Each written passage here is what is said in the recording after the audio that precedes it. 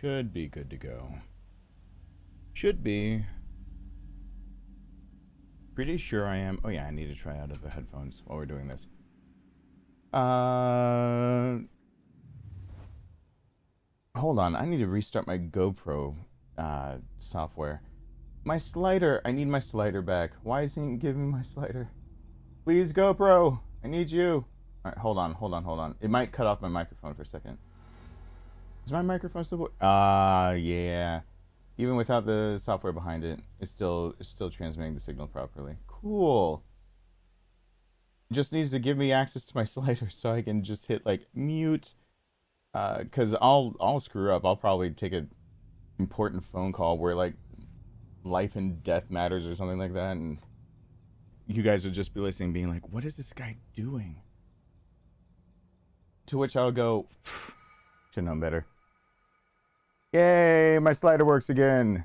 Good. I need to be able to hit a button and go, no. Whoops. Okay, oh, I need to turn the AC on as well, because it's hot.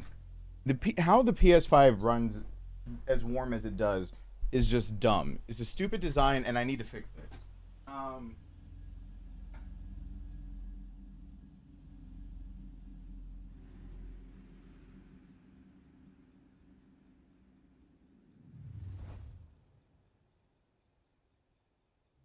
For anyone who for everyone who didn't know, the PS5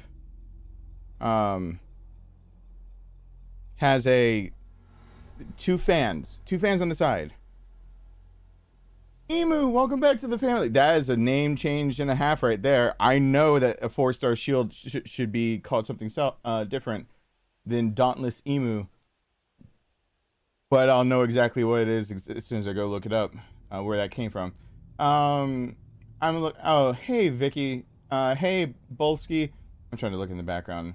Felipe is hello there. True Inner One, Richie, Blue Knight, Pipkin, Angelica. I tried to catch a few. Fire PTSD.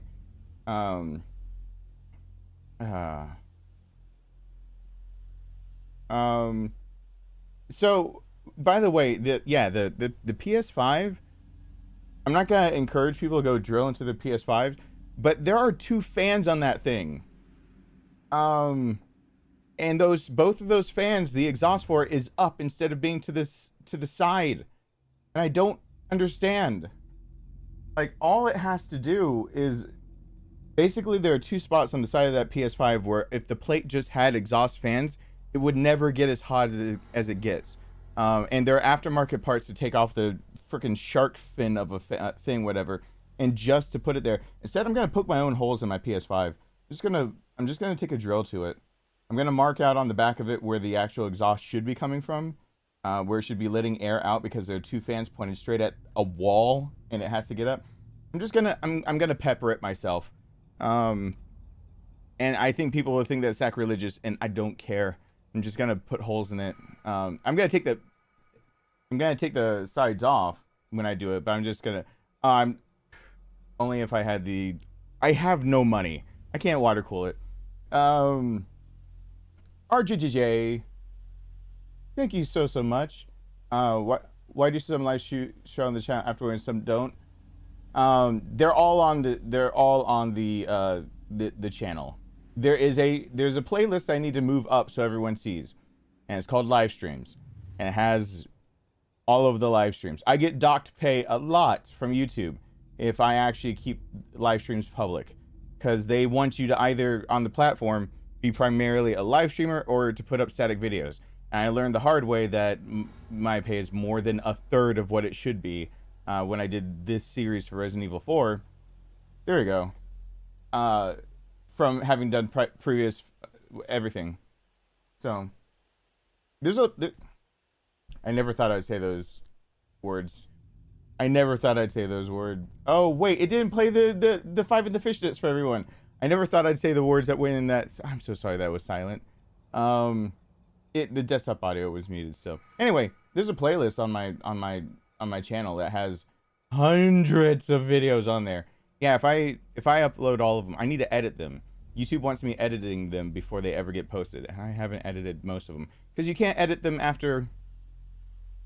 The limit now for me is 6 hours, I believe. I believe I can go 6 hours. If I'm at 6 hours and 1 second, I can't edit the video through their editing program. But all of them, okay, we're getting into the game. So I still have to beat that. This is a fresh. I'm on. Hey, it's my PS5 controller, but not corded because I'm on PS5. See, look at that. It's a PS5. So I'm not on my PC like I originally played through on this game, which is still a jarring thing. The PS5 does not handle this game nearly as well as my PC does. Now, given my PC, the one that's in here right now has a 3080 Ti. The one that needs to be moved in here, that is the new gaming PC that's not chugging. All the hard drives aren't completely full. Actually has space to put new games on it. I'm out of space for this thing to put games on it. Putting Resident Evil 4 and Dead Space on it was like it. That one has space for a few more than that because it's not just a 1 terabyte solid state drive. That one's got the 12th gen core and a 4080. Shouldn't chug it all through this game.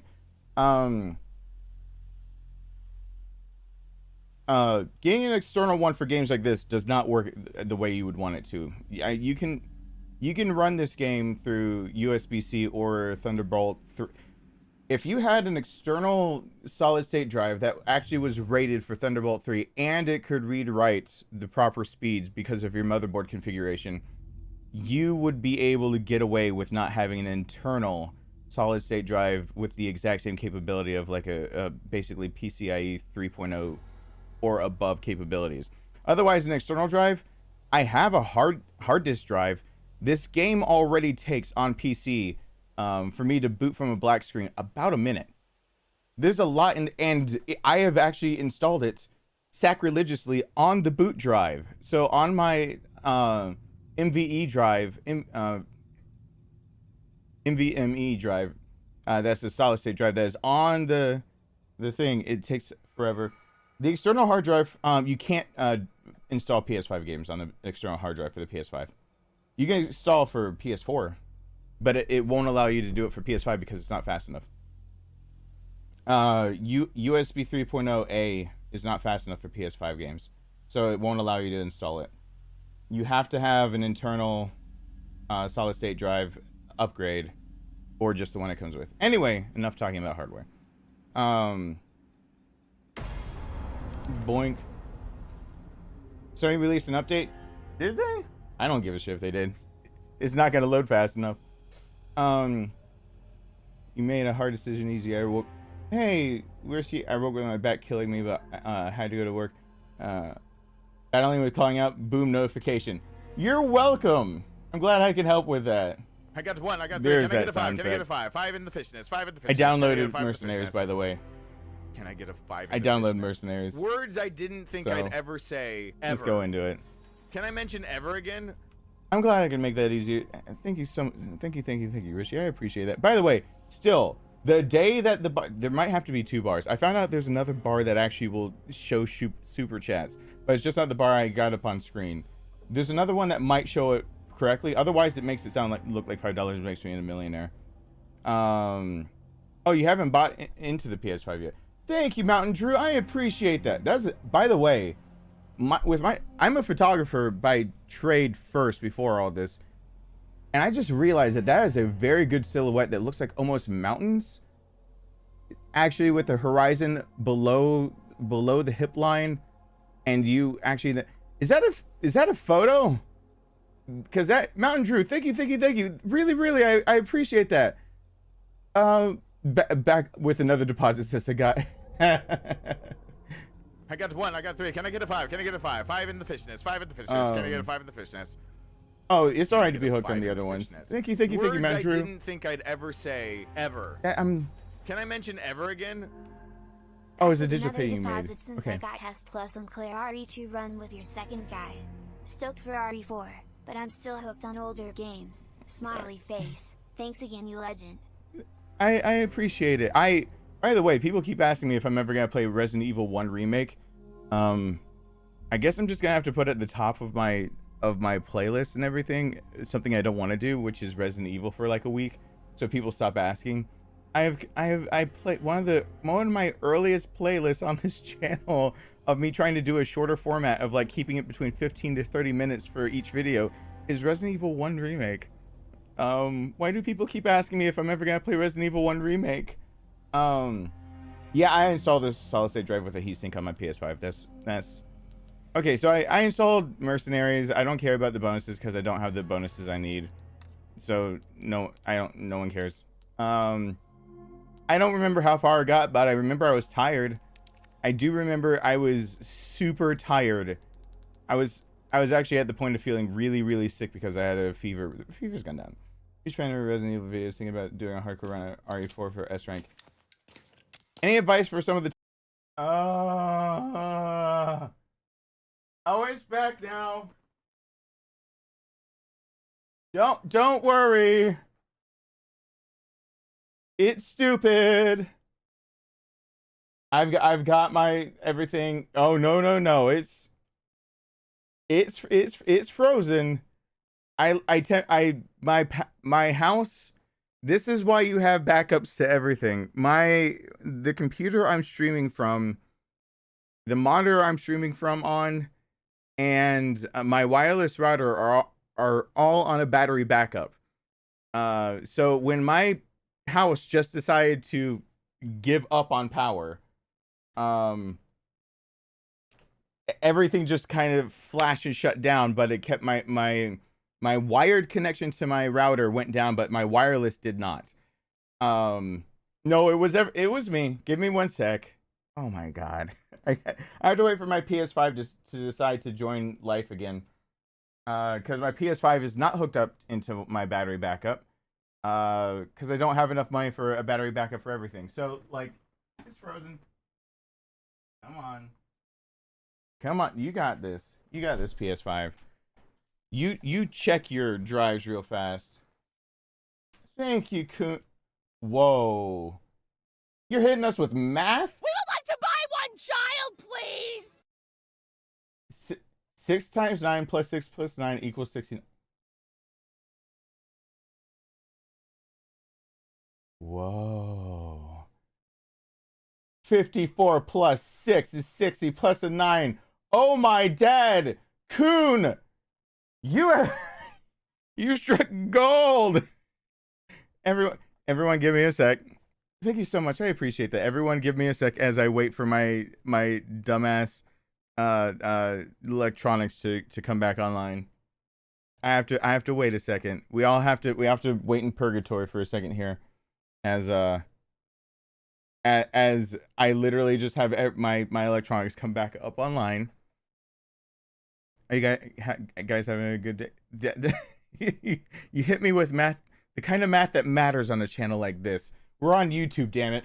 This is the math that matters. Please, PS5.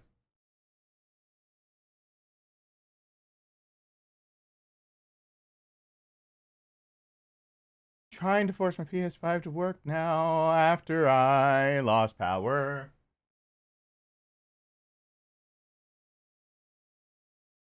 See, when you lose power with a PS5, there's something important that happens, and everyone should understand. It nopes right on out of there.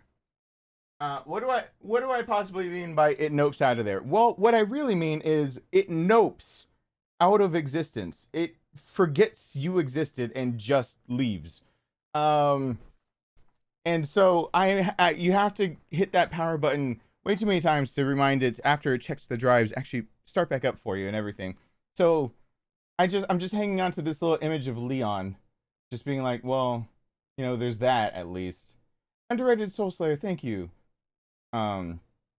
Just got done dealing with the In Tune with Harpoon challenge for Delaga. Oh, blasted. A sea shanty.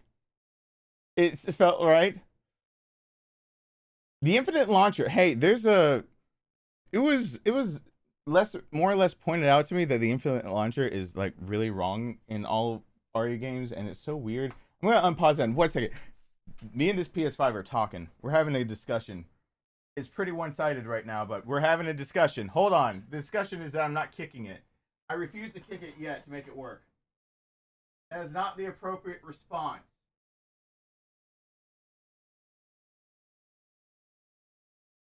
Do not kick your PS5.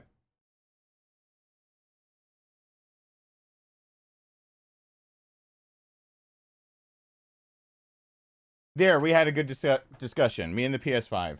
And now we cooperate. Now how do I get it to show for you guys again? There it is. My PS5 is back on. Yay! Now how I make it that the PS5 is recognized again? Elgato! Deactivate. Nobody panic. Activate.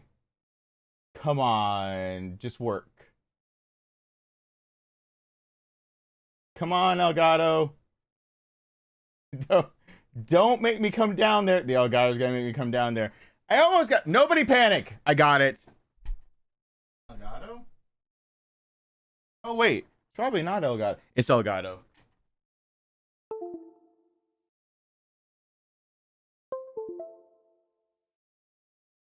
Word to the wise, don't lose power in your house randomly.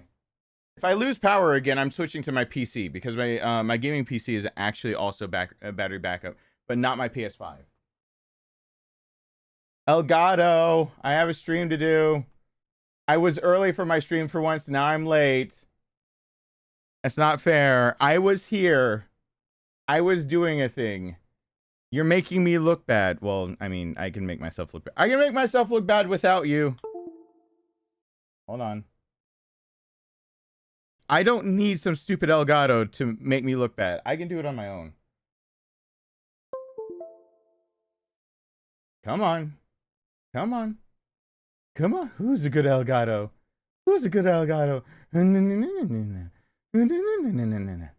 on, Elgato. You can be a good Elgato. Elgato!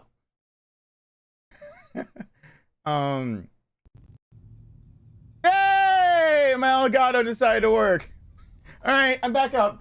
I'm back in the game. Thank you, Undeterred. Thank you, Paul Fens. Hey, Cece. Okay. I stayed calm. I never kicked anything. I got one. I got three. Nothing. Can I get a five? Can I get a five? Thank you, five Paul. in the fishnets. Five in the Thank you, fishnets. Can I get a underrated five in soul the say. fishnets? Undeterred. Underrated. Can I get a five Undeterred. in the fishnets? That's Words it. I didn't think I'd ever say, ever. That's Can I good. mention ever again? I was playing, I think, when I said that, I think I was playing Resident Evil 3 Remake. So I was actually answering a question right before that happened. And Paul, thank you. I got one. I got three. Can I get a five? Can I get a five? Five in the fishnets. Five in the fishnets. Can I get a five in the fishnets? Can I get a five in the fishnets? Words I didn't think I'd ever PS5 say, failure DLC. ever. Pretty much. Can I mention ever again? I don't like watching people play games much, but I love watching you play dude. This is my thanks for helping me get the platinums in RE2 and RE3. I just platinumed RE4. You just platinum Mario 4, so you should know some of what I'm about to say. Thank you so much, Paul. Thank you, thank you, thank you. Burners OP. Sarcasm, you're supposed to get it out of your system earlier. Thank you, thank you, thank you, Paul. Hashtag to everybody that's already being so kind while I'm having technical failures. All right. So, for somebody that was asking, here's the thing. There is no such thing. This time around,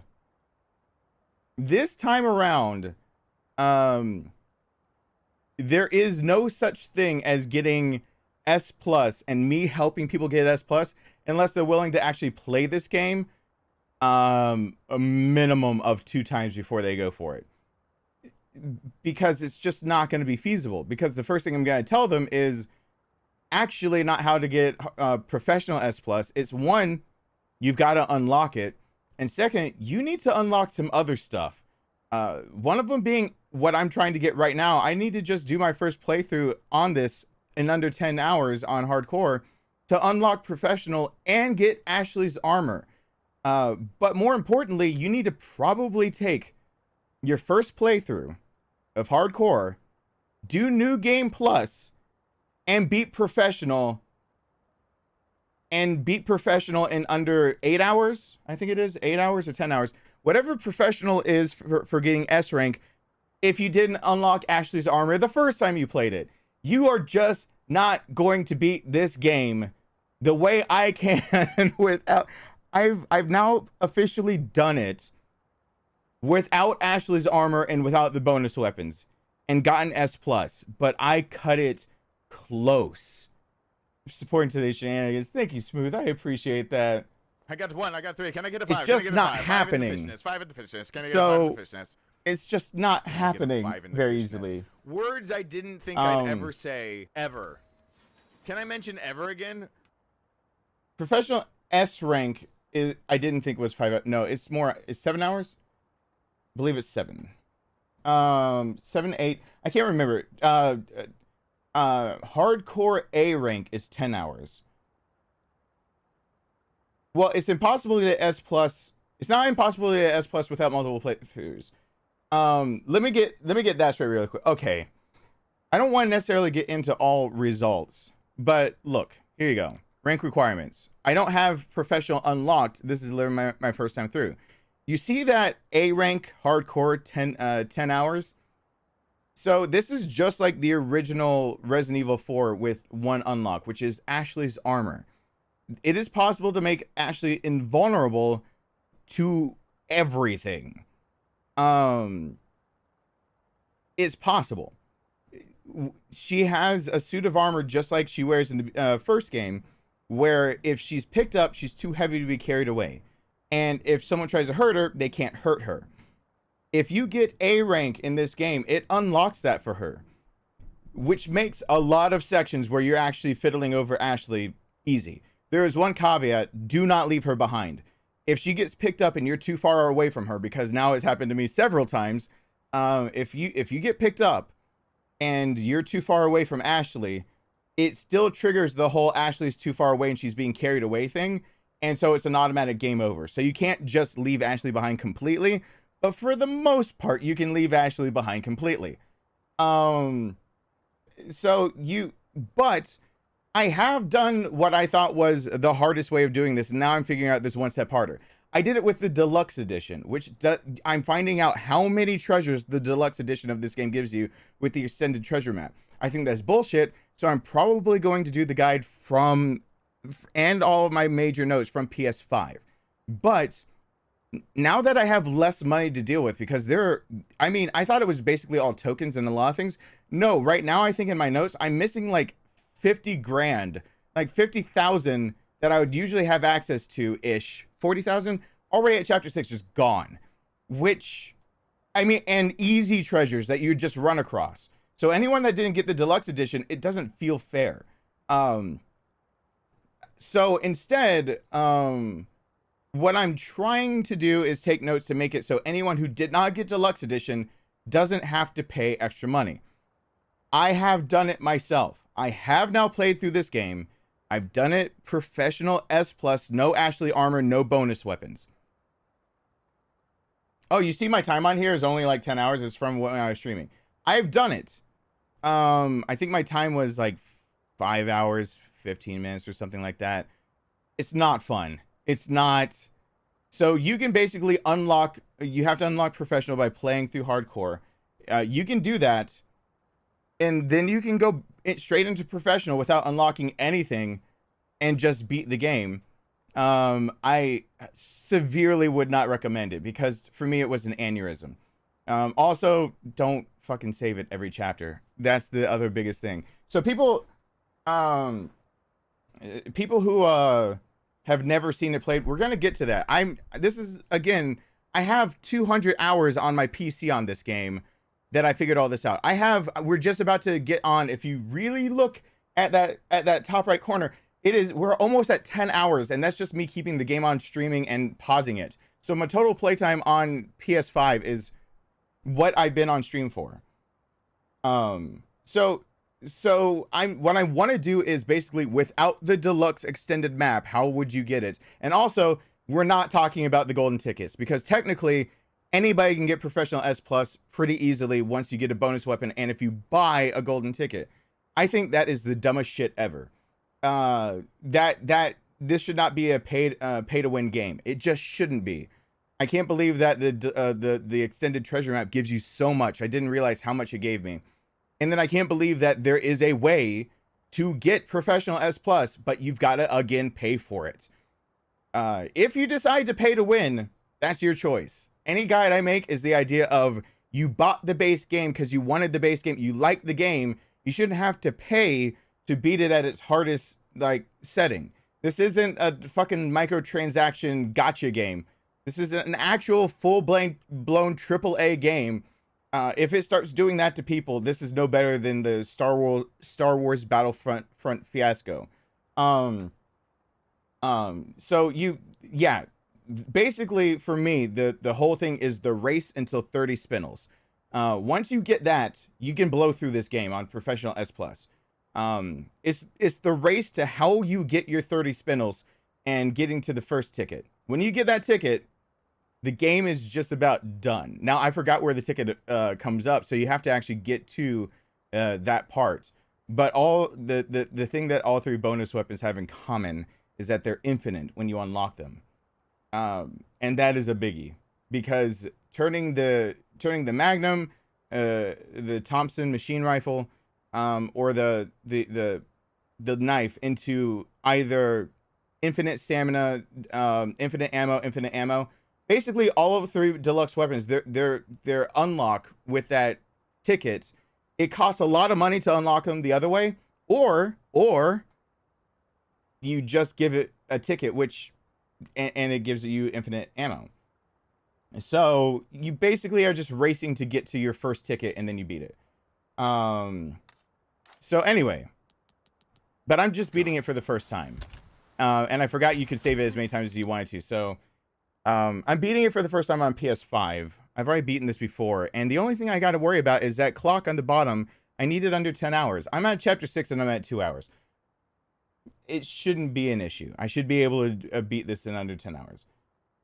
Hey, Lisa. You're attempting the hardcore S+ run. You're only on chapter 2. Do you have? Lisa. I will help you. I'm here to help. I will get you. I will help you get your S+. It's not right now. It's not as scary as it seems. Oh. I was gifted a new pair of headphones. And while the gifter might stay a bit anonymous, the gifter was inspired by Patrick Carrier saying what I should advise to other people. Coon, thank you so much for gifting 5 memberships out there. Thank you. I appreciate that. There's a good way to get past the village. Chadwick, you've got your shield back. JP, you got your shield back. Blarg, Big Turbo. Yeah, I'm gonna help you. I'm gonna help everyone I can. That sounds like a Messiah or God complex thing going on. But by the way, there's only so long I'm gonna have these cans on before I feel very sick and I have to switch back. These cans will make me feel very sick very fast. I'm not used to them yet. Oh God, I hear myself. Here they are again. So, we're back at it. And it's my, oh God. Do I hear? Yeah. Do I?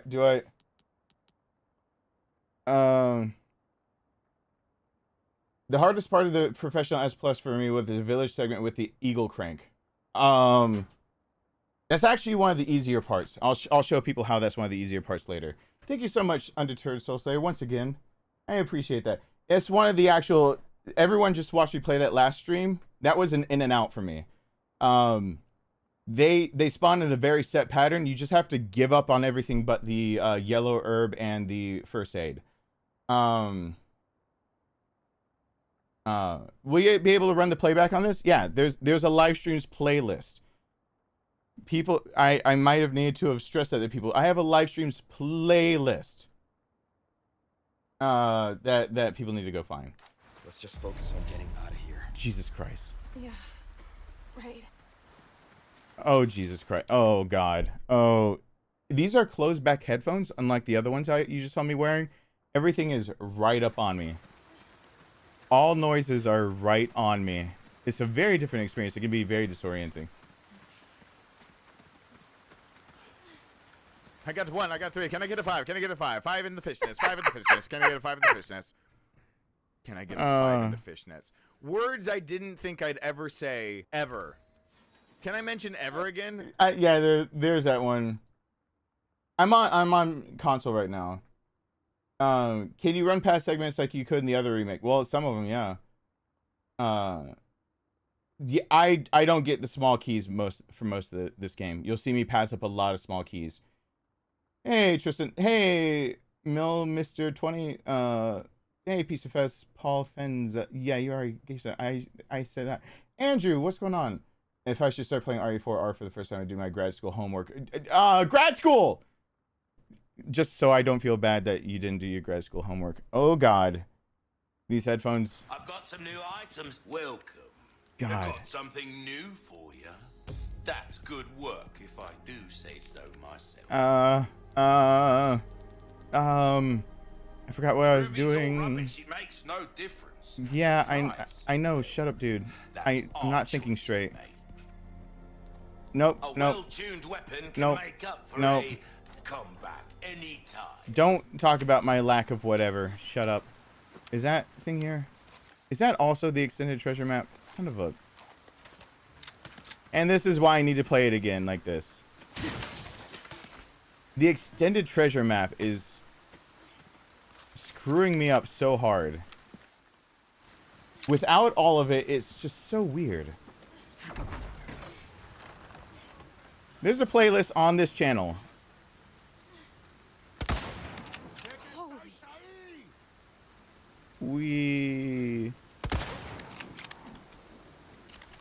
They can now come through this door. Guess we're doing this.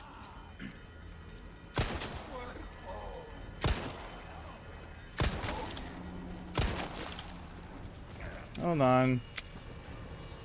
Hold on, dude. Twisty son of a bitch.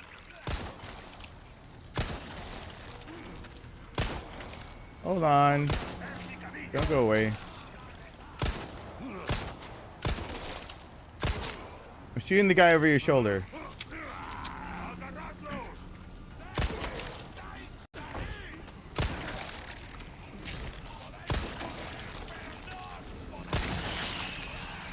And you should probably stealth this part. I'm not going to do that because I don't have to follow my own advice.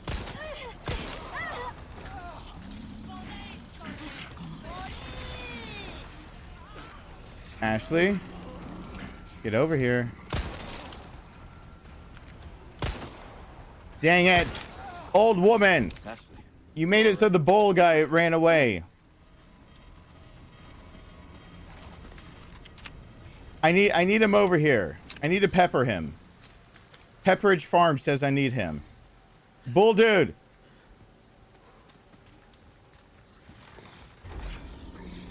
Dag gummit. I gotta open the door again to get him over here. Ashley.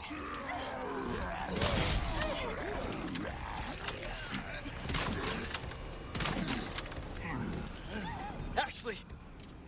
How'd she get incapacitated?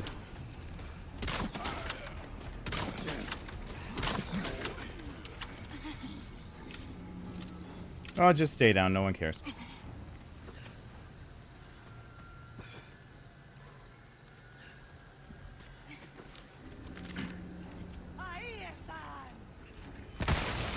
You're serious. Yeah, that's what I'm wondering too. You serious? You okay? Yeah. I don't care if you're okay.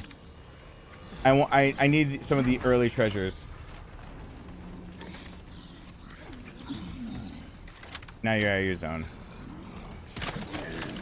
Thank you.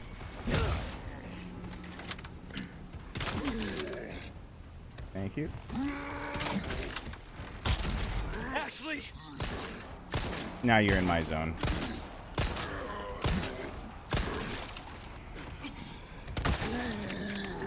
Thank you.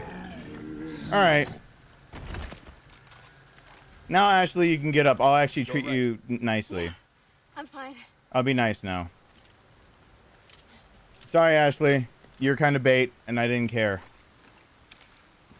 I used up more ammunition than I wanted to. I don't care about you, Ashley. Wait, what was it? Wait. Diogo, I'm glad it was helping. I'm trying to for this game. He was the best agent they had. Is that an answer to somebody's question? I don't know. I was about to say best agent they had for Leon. He's the only one they had that they could blackmail. There's that. Does blackmail count?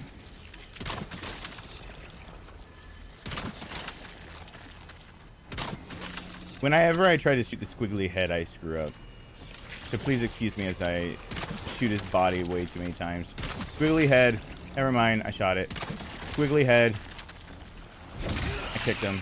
Yay! Alright. Because I need the stuff that's in here. Now I'll be a better player. I'll go through. Because I needed a lot of rifle rounds, but I'm gonna end up dying to the awful people, the sisters.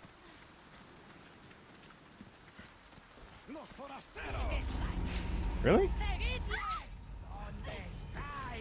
She can step in that?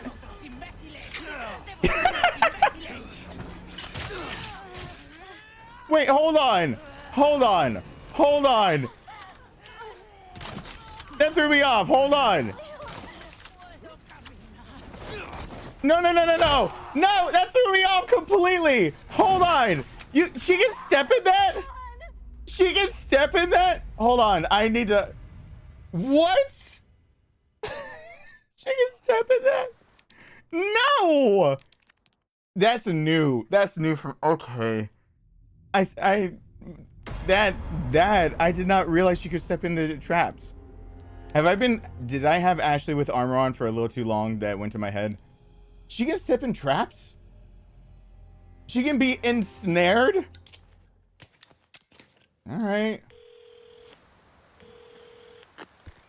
Let's go.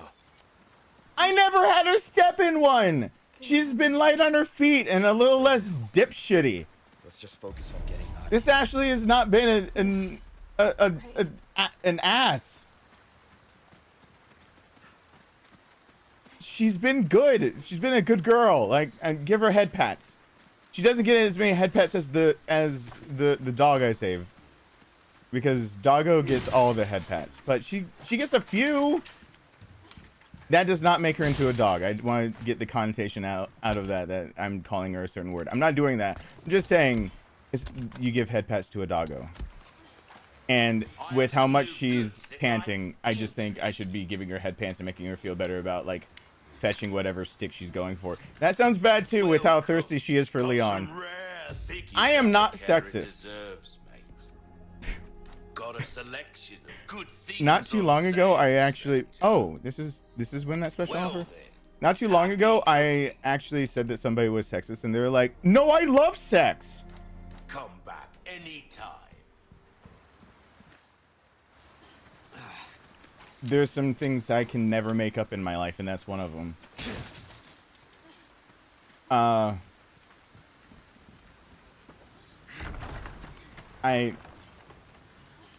We've got company. Never thought I'd have to ever say that, or like specify. I'll try. All right, I'll be nicer with. Are you? Oh wait, hold on. One more time. I forgot about that guy. I've been running and gunning this game a lot. This is exactly why we had to come back in a fresh save.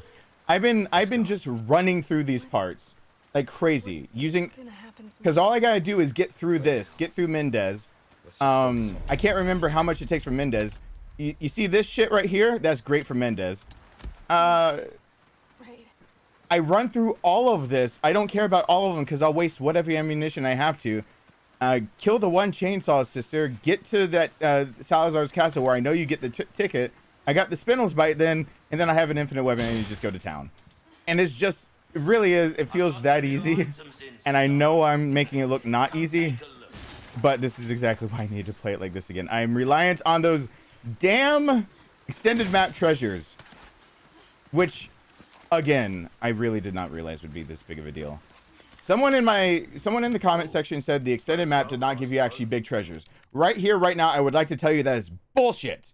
The extended map gives you so much damn treasure, it's not even funny.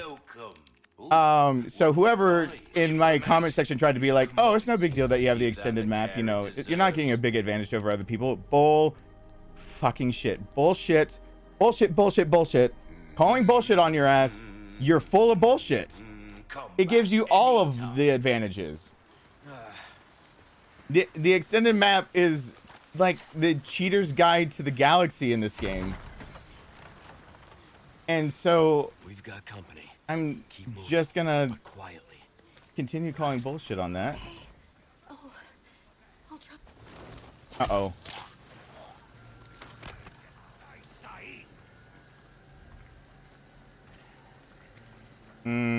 Here I went. I didn't know how big of an advantage it was at all. Now I do. Yeah, it gives an extra crown. If that says anything. Yes, it sure does. But by the time you get the extra crown, it doesn't matter. It's the early game stuff that really, really matters.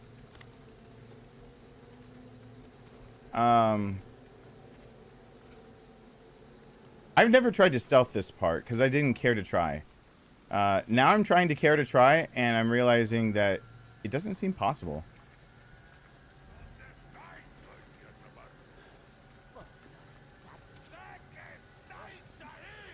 I mean, I can get at least 3 dead.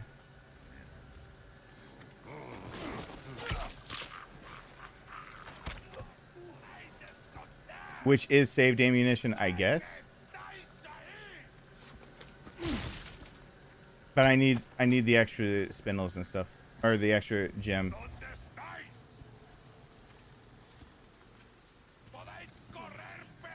Oh, I guess it is possible.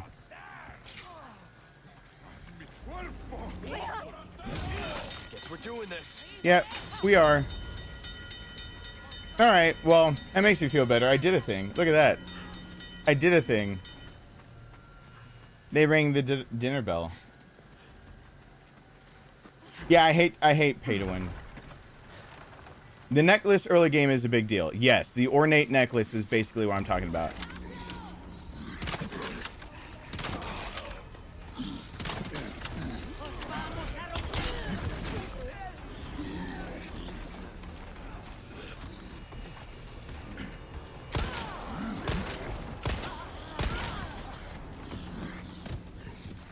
That ornate necklace is a ridiculously big deal. When I didn't find it, I was very, very confused, and then I realized what it was. Hey, Mike. Come chase after me again. No, nope, too fast.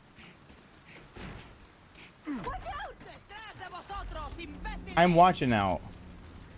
I'm watching out. I want the world to know. Whoops. No! Stop running so fast. I'm trying to use little ammo on you, if none. Jesus H. Come after me. You get behind me. Here comes... Don't tell me the big boy's coming first. I don't like dealing with you first.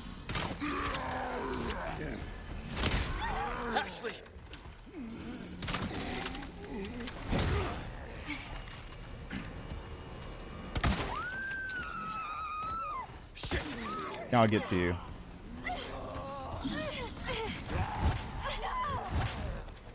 Yeah, that's actually an advantage for me.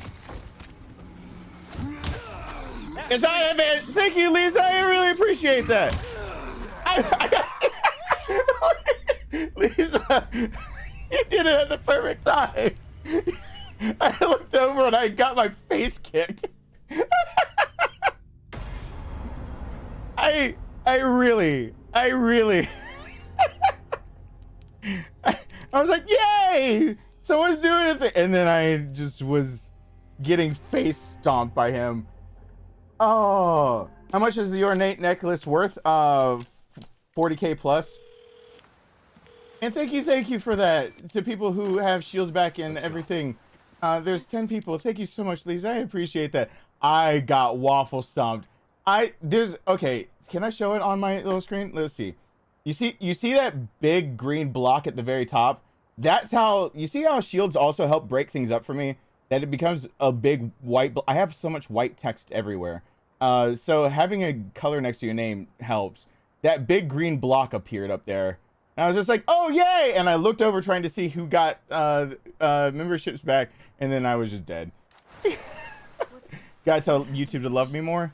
Well, right they'll. Let's just focus on getting out of here. I feel like I should be playing some Frank Orange with talking about some unrequited love. Like I want YouTube to love me. But yeah, that basically when I'm talking about pay to win, this section, for example, let me just say a for example of how much different that necklace can be if you decide to sell it early and sell it for about 30,000 instead because you have the jewels for it. So let's say you actually do have that necklace, and you have the jewels, which I do. So you see that I could actually do 2 and 2. That should be the 40K plus right there. Let's just see what I could get. Oh yeah. Well, shotgun finish, or the sniper rifle finishes the bolt gun. Early on, having the bolt gun, and then what weapon do I not have yet? The TMP. So having the TMP at my disposal and then the bolt gun actually maxed out, that would be a huge deal, and it's just not there. So that's a stupidly stupid thing to do to people, and I guess people can just be stupid if they want to. I'm going to kill all these people. It's so dead now. I'm kind of tired of doing this part over and over. I'm tired of people having to watch me doing it too, so we're just gonna kill people dead. Everyone's fine with that. We've got company. We're just gonna kill a few people dead. That's it. Got it. Okay.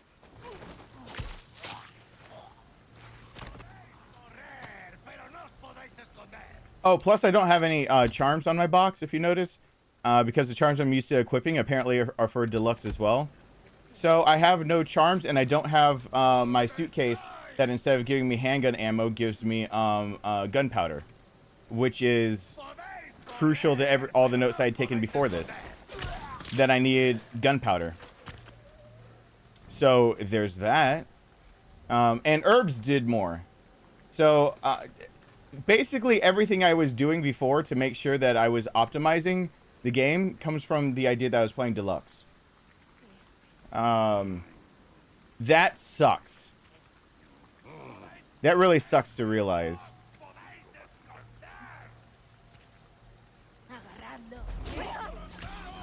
Guess we're doing this.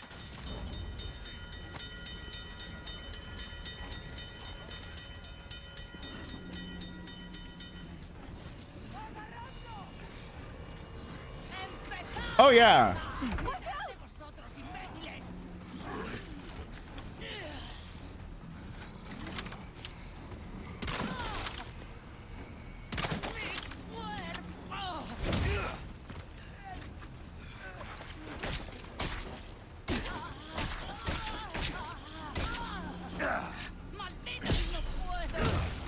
How are you still going? How are you still a thing? Come at me, bros. Ah, here comes one. Oh, is it the bro himself? The broiest of the bros?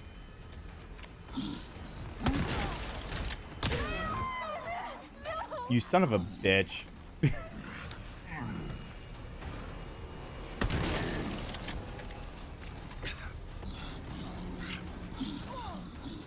You bumped into her!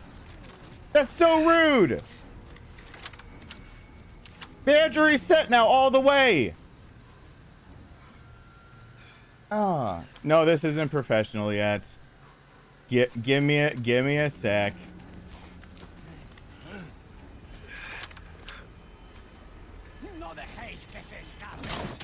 I died again!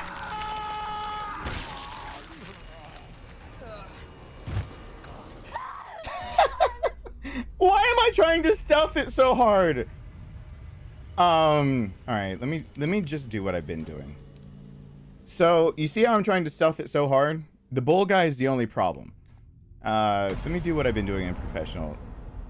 Ashley's usually in armor, so there's another way you can try to do this. And this is actually one of the places I save when I'm going S+, because this is exactly what I do. I go in running and gunning. And so there's another way to do this. You kill the first 3 guys, and then you lure the rest into bear traps. Actually, I've been killing the first 2 and then luring the rest into bear traps. And then dealing with them as necessary and just running circles. But technically now they can kill Ashley. Which is why I said having Ashley vulnerable is a pain in the ass. So, yeah, this little section is pretty easy if you just run by it. That's one thing. Or Ashley can't die. I'm trying not to just run by it because right after this, you gotta kill the Chainsaw Sisters. And also, I want treasures because I realize that I'm lacking treasures significantly. But I'm just gonna try to do it normally. Which means that we don't get to get everything. Life isn't fair. What the fuck ever. I have a spinel, so I can't waste this. Oh, wait, I can save it. I have no limitation on saves right now. Oh, also. The elegant mask will matter later.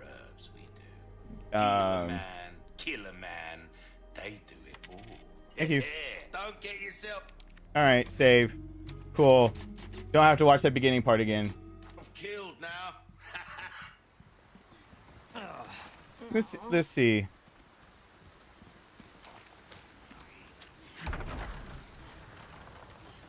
We've got company. Keep moving, but quietly. Got it?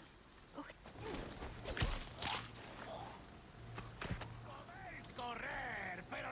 I run around like a psychopath in this part.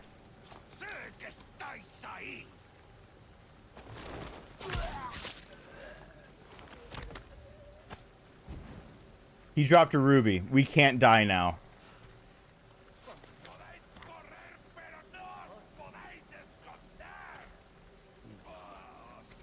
Oh, he tripped in one.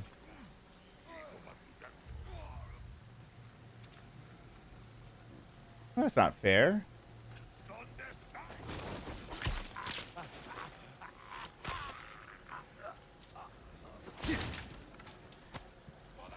True King, thank you, thank you, thank you. I appreciate that. He tripped one. Guess we're doing this. Come on, come on, come on, come on, come on, come on. Who's the first victim? Oh my god, you can't all. She hit it and... What? What? What's wrong with these people? Why did they all miss it? I just need to kick one to knock back the rest of them, and we run for the door. We just run for the door. What's wrong with them? Come on. Stop dodging the bear trap. Why were they dodging? We've got company. Keep moving. Just dodge the bear trap. Don't dodge the bear trap. Step in the bear trap. That's all I was asking. Step in the damn bear trap. Oh. Yeah, the ruby's gone. It's fine. Everything's fine. I actually never realized you can go around the back of that barn.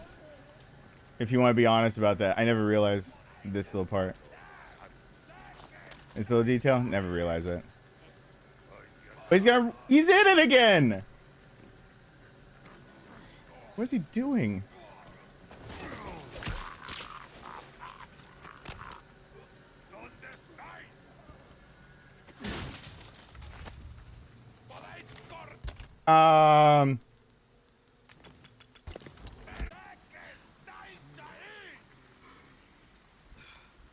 Ashley, come on. We're going. We're doing this. I don't give any shits anymore. I have no more fucks to give.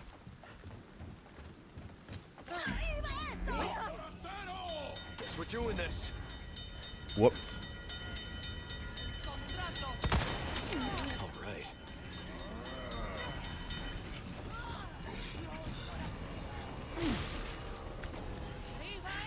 No, no!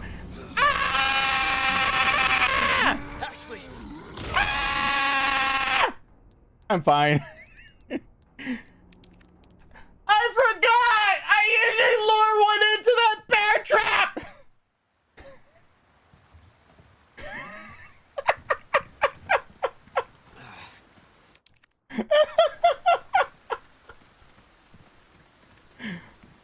Oh.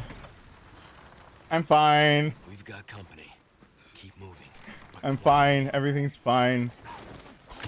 Everything's fine. I've got this. I swear. I swear everything's fine. Hey, Johnny. I swear everything's fine. Yes, that is a trap you're supposed to fall into if you're an idiot. So I guess I just called myself an idiot, which is fine. Everything's fine.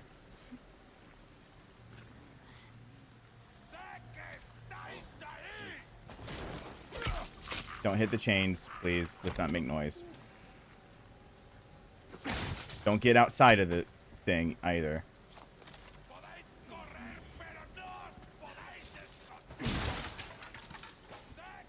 No, not money. I don't want money.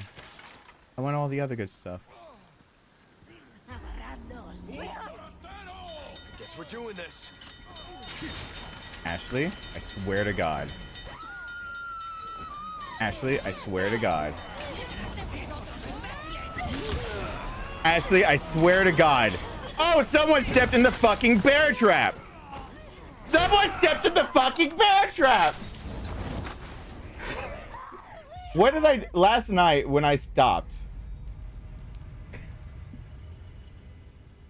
When I stopped playing last night, I got past this part just fine. I got past this part just fine. Was it last night? When did I do this last? I don't know. I'm already a tired boy. I want to be able to just waste ammo, but I know I shouldn't. Because technically you could just shoot the bear trap. You can not be an idiot like me and you can just shoot the damn bear trap. But quietly.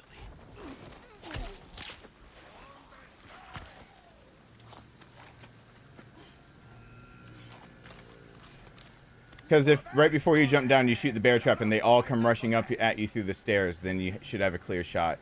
If Ashley doesn't get whatevered, and you only miss out on that one cabin of supplies. So... Thank you, Lorna. At the moment, I haven't paused because I'm an idiot.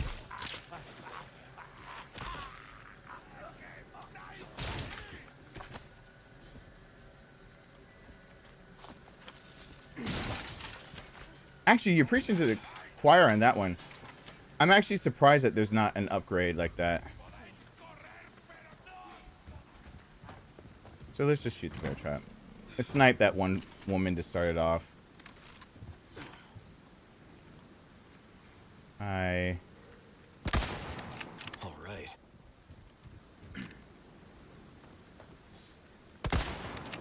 Holy. Oh. That's right. If you snipe him that far away. Oh. That's what I was doing.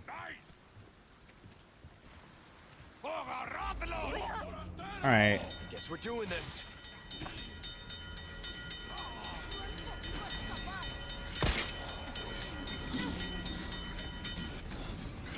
Ashley? Fucking Ashley! Fucking Ashley! Ashley!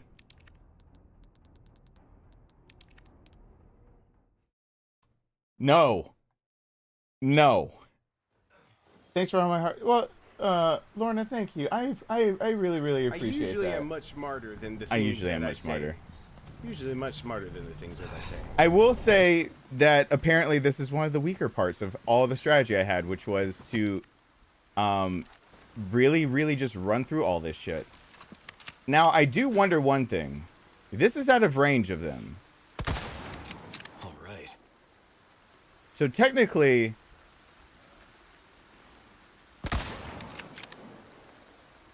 Technically, even if they are on high alert, shouldn't they actually not have a thing right now? Shouldn't they still be unaware because I was out of range when I took those shots? We've got company. Keep moving, but quietly. Yep. Got it. Okay. I'll try. Never mind.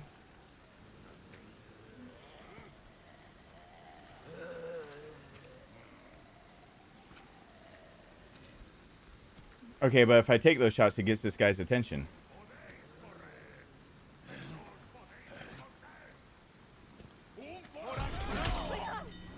Nope. Let me investigate that, actually, though. That's interesting.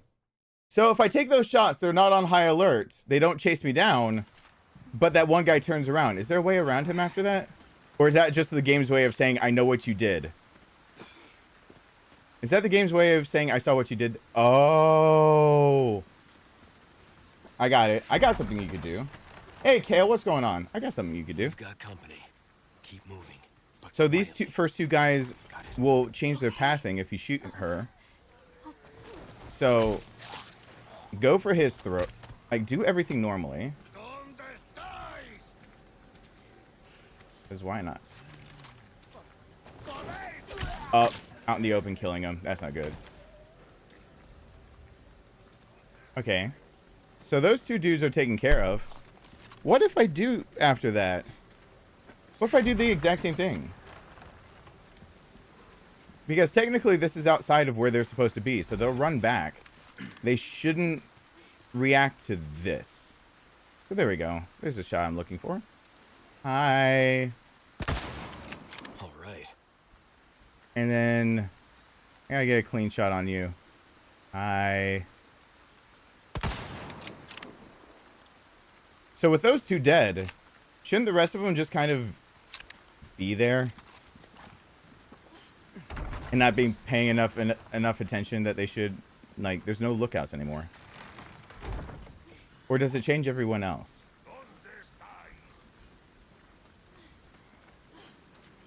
Nope, it changes him too. Okay, so there are 3 you got to take out.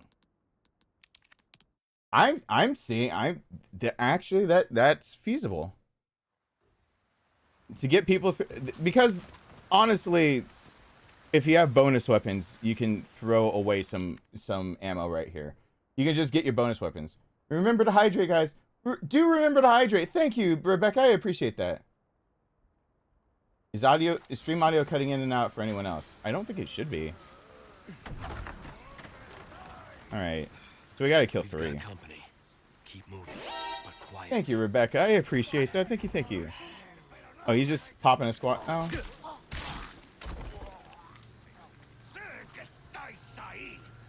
All right. So I'm learning. I'm learning now that I don't have my run and gun techniques. I can't afford all of the things at the same time because I don't have the deluxe map. I can't just have my cake and eat it too type deal. So we're exploring things to do when you can't just have it all. Shut the fuck up, woman. Oh, now she has to be looking my direction. All right. But better.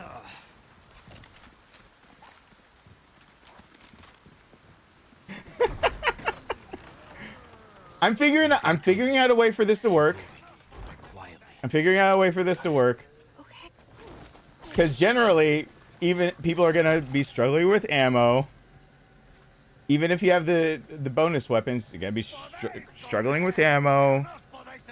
Not everyone's gonna have the deluxe map. We have to go by the idea that you can't have crafted like a bajillion things about right now. Or gunpowder. I can't believe the charm that gives gunpowder is so important now. All right. That damn woman. I ran across to get those other barrels. She didn't fucking care. I ran to get the yellow gemstone. She didn't care. I bump into one chain and she's just like, the fuck? And We've got company. Keep moving, but quietly. Got it? Okay. welcome back, Freddy.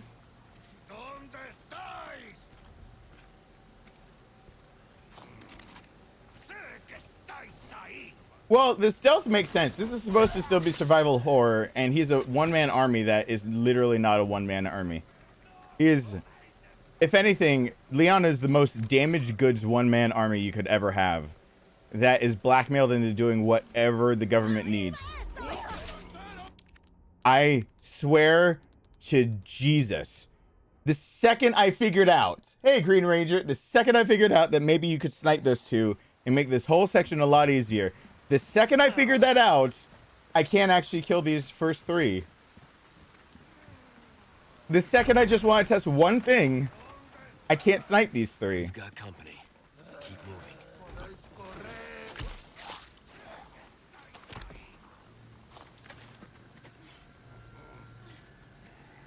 It is the curse of the tuning in before you have to go to work. I hope you have a good day at work.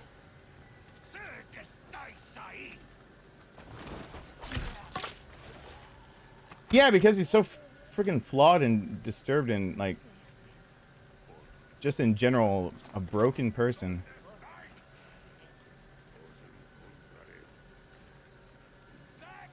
Is she catching Ashley?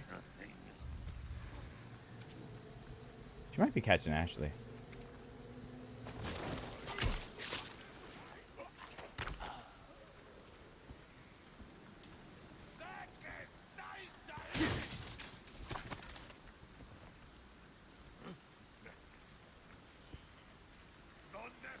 Yeah, she might be catching Ashley. Guess we're doing this. Mother of God. Okay. So for anyone tuning in, I'm testing out the viability of, you can snipe those two outside the zone and they don't raise the alarm. But the first three enemies all turn around if you do that. So the whole point of this is, how many can I get with a knife before basically I'm screwed?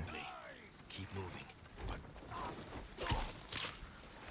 So, because the first three turn around if you don't get these three in the neck before you get through the gate. So you have to be way outside the gate and snipe them down.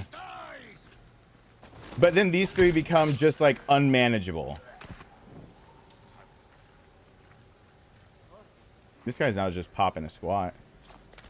Like, he just gave up. He knows I'm gonna kill him, and he does not care. Guess we're doing this. All right, so let me think of it a different way. Let me kill the first two, snipe her off, and then see if I can't, I don't know. Does me shooting off sniper rounds from then on out give me away? Because they seem to be drawn to the sound. So let me try a different tactic, because that one is, I would frustrate people of having to reload the same section over and over. Keep moving, but quietly. So instead, I'm going to snipe her, and then basically, with the idea that everyone else can be sniped. LoopyTube, thank you so much.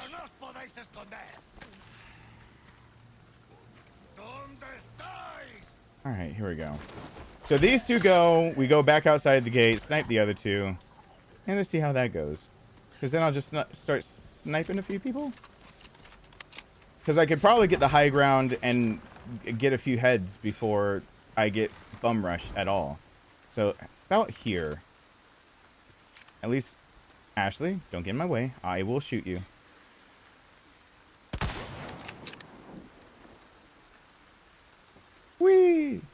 Where's a good clean shot for you?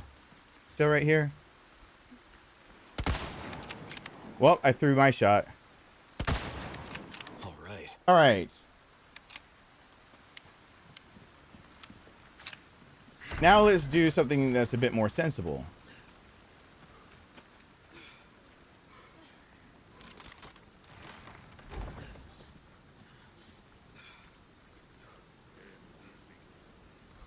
No, he's still facing the wrong way after that. Guess we're doing this.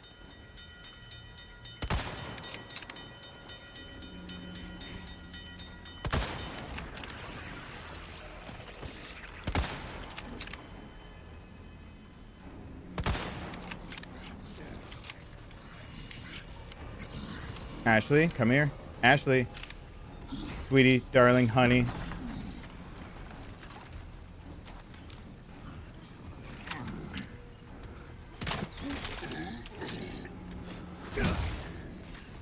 Out of the way. No, you don't.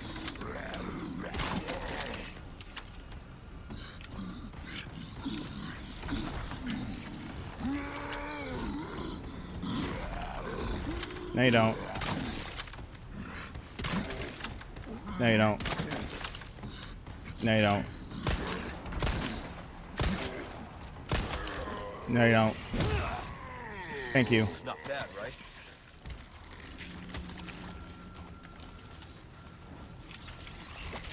Thank you for coming out of your zone, too. Needed that.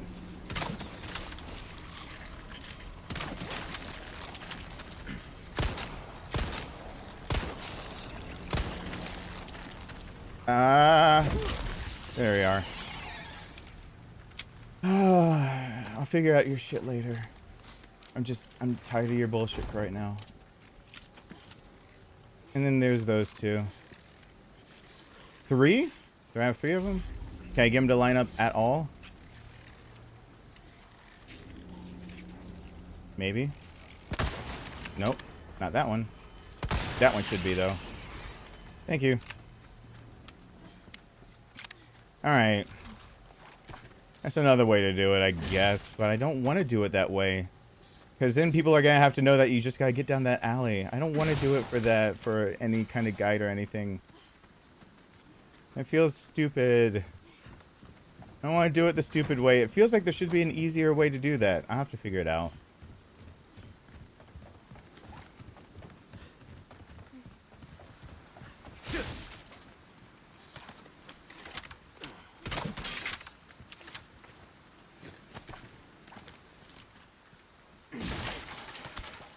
Alright. Well. Get that piece of stupidity out of the way. Because I'm not going back to that. And I will forget about these. Since I refuse to go back to that. Oh yeah, this one barrel that I forget. I'm saving it. So we never have to suffer that again. Yes! The way I usually do that is just shooting him down the alley with the sniper rifle. However, you need the sniper rifle ammo. Rebecca Chambers won't be back in any of the games, hopefully. I say that, I just saw that. But I have a good reason for saying that. Whoops. Okay. So, even though she actually has a full-on story arc that comes across in the movies and in some of the subsequent games, if you're reading close enough, she actually got so traumatized that she refuses to fight again. So at 18 years old of going through everything she did for Resident Evil 0, she's this full-blown scientist that's actually in Revelations 2, I think, as backup of you realize some of the tech you're getting is her studying this stuff. Resident Evil 5, she's part of one of the scientists figuring out what the hell's going to happen. Like, she can't be on the front lines again. Oh yeah, it is in this one. I don't want to just teach people to use sniper rifle ammo there, like in Sniper Alley. Here's another part that I never quite figured out of what to tell people.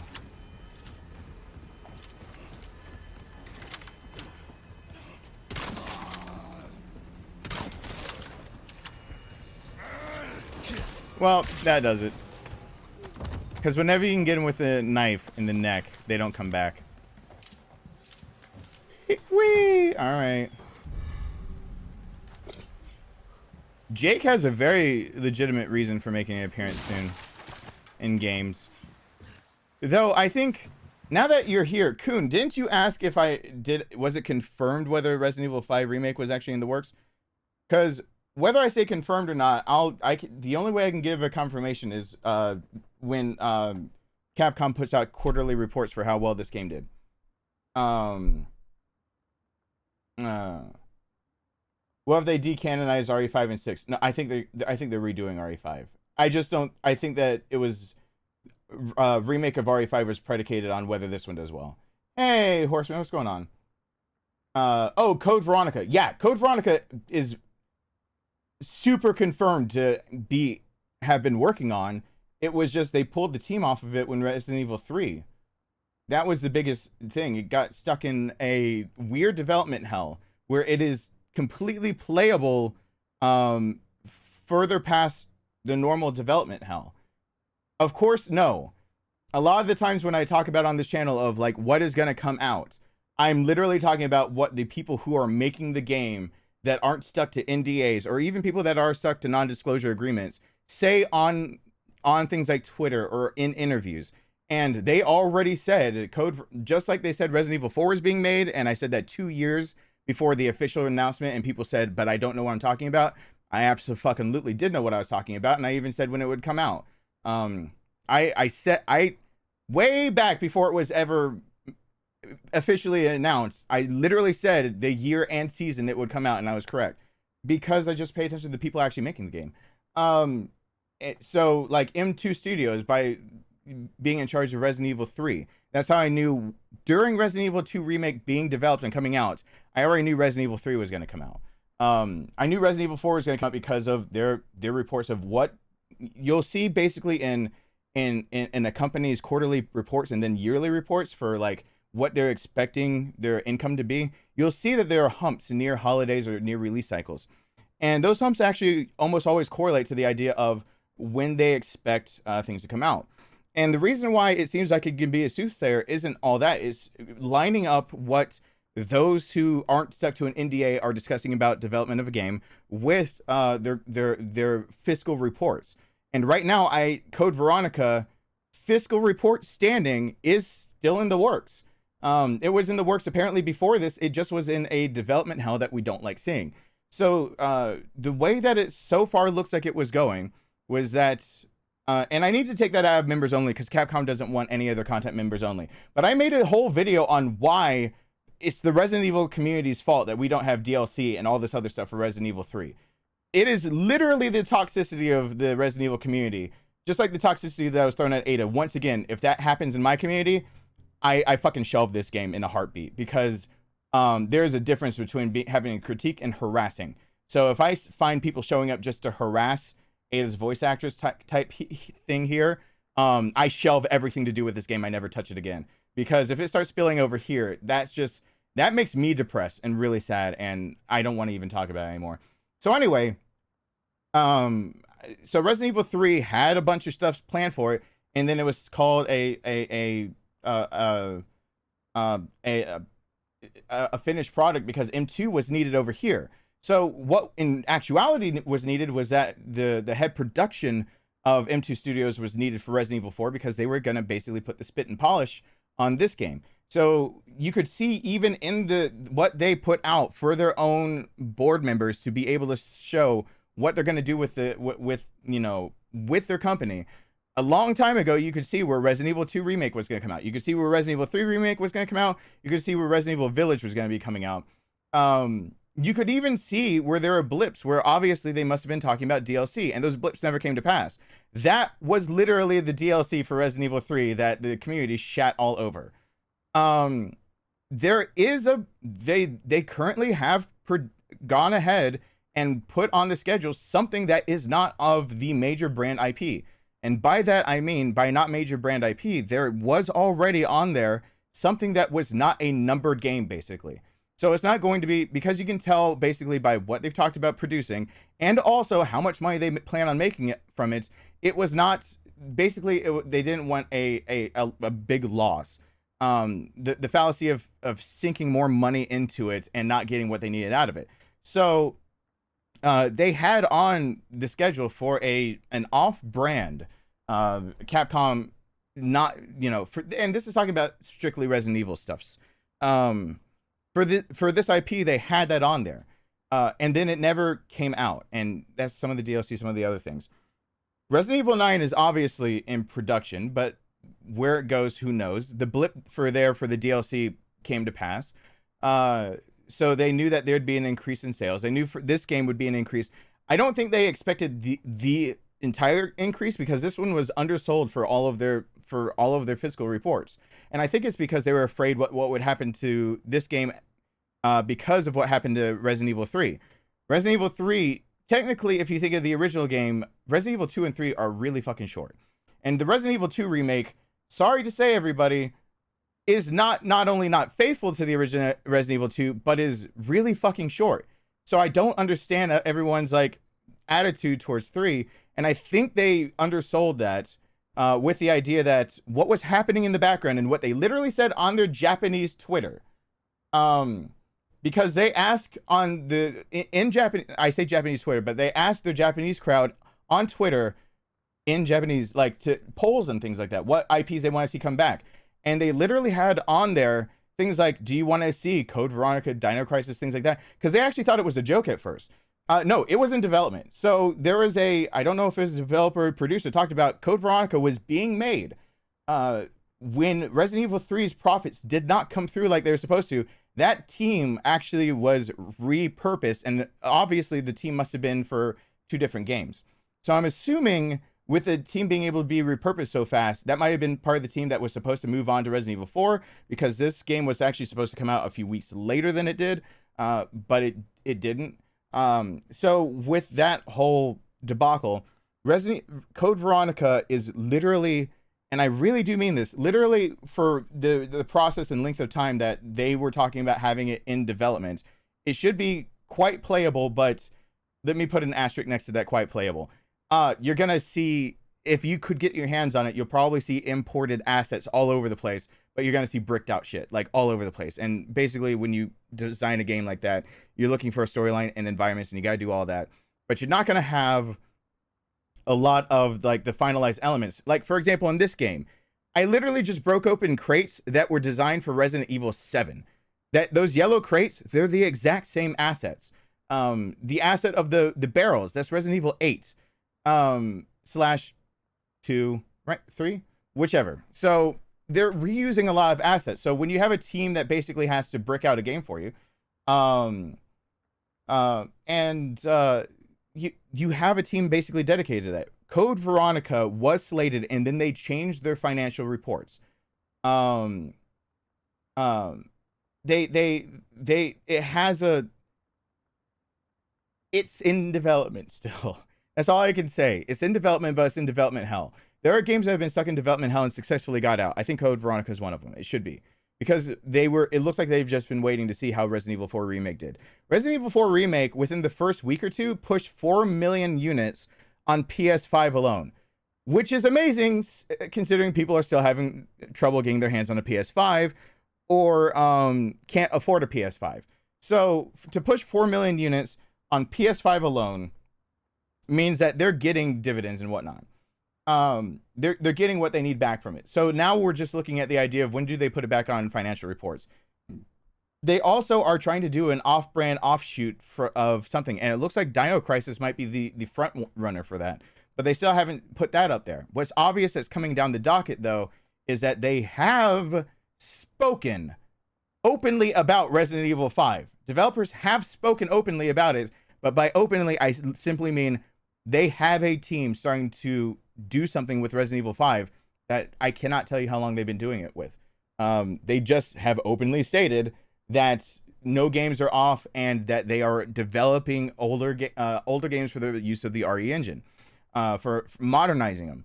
So Resident Evil 5, especially with the ending of this game, is really there. It's being made. Code Veronica is And when we talk about development hell, usually games are, so there are two versions of development hell. The first one is the development hell that happens, and thank you so much, Horseman. Saw you savings for surgery. Yeah, I probably will have to have the another kidney stone actually pulverized too. So, dadgummit. So the first stage of development hell that people usually don't know about is that it's storyboarded and they started getting a team together and they had to pay the team, and then they didn't know what to do with all the assets because they started making something they can't use. The RE engine is proprietary engine for Capcom. Thank you, Sports, Shorts, and Entertainment. The late stage gave me Resi 5 Chapter 3 vibes. I need to just play the game. Thank you so much for that. I really, really appreciate that. To try to wrap this up so I don't get on a tangent, because I don't have all my stats, figures, everything. I don't even on the monitor have, I do not have on the monitor the usual stuff that when I talk about and do breakdowns, I don't even have the notebook where I have like Capcom's financial everything together. So I'm kind of speaking off the top of my head, and I really don't want to misspeak because I don't want to put out false information. But you can tell a lot about a company from their financial statements, their quarterly and their annual financial statements for the upcoming year and for the current year. And when they have those blips, they know that there's a major game release that they are depending on. You can even see where they downplayed what they thought Resident Evil 4 would do, but it has such the downplay on it, part of it you could say, it's got the team from 2, 3, 4, and another team that from another game that is in development hell, all on it. The team of this one is what, 4 times the size of Resident Evil 2? So this game had a lot of things, and they needed to make 7 and 8 the way they did to give this game enough assets. So they, like, you know, Salazar's Castle is basically Resident Evil 8 Dimitrescu. If you don't believe me, go and start just taking screenshots of Dimitrescu's Castle and compare it to Salazar. Salazar is more than 2/3 of this game, 1/3 of this game. Everything needed for Salazar's Castle is basically made in Castle Dimitrescu. So it works. They needed all those assets, and obviously what they were doing was bricking things out. Now is the idea that they are making enough money that Code Veronica should be coming back out. And Code Veronica was always going to be one of the ones they wanted to come back out, as well as Outbreak, because they are trying online play again, and Outbreak was supposed to be a multi-online player. And I said that a long time ago, that they would probably be an online player game because they're missing out on that fan base. What happened? RE-verse, Resistance, whatever. All of those things happened, and people still thought I was just talking like out of my ass. By the way, my son made a really funny joke where I said someone was spewing crap out of their mouth, and my son's immediate reaction, I have it written down somewhere. I said someone was spewing crap out of their mouth, and he said their butthole must be getting jealous. And I could not keep a straight train of thought with my son.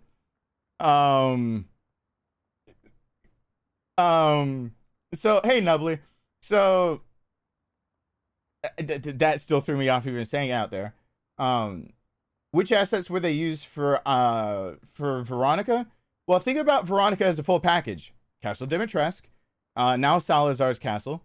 All of the assets that you basically need of, like the turrets, the graveyard, that's 3 has got some of that covered.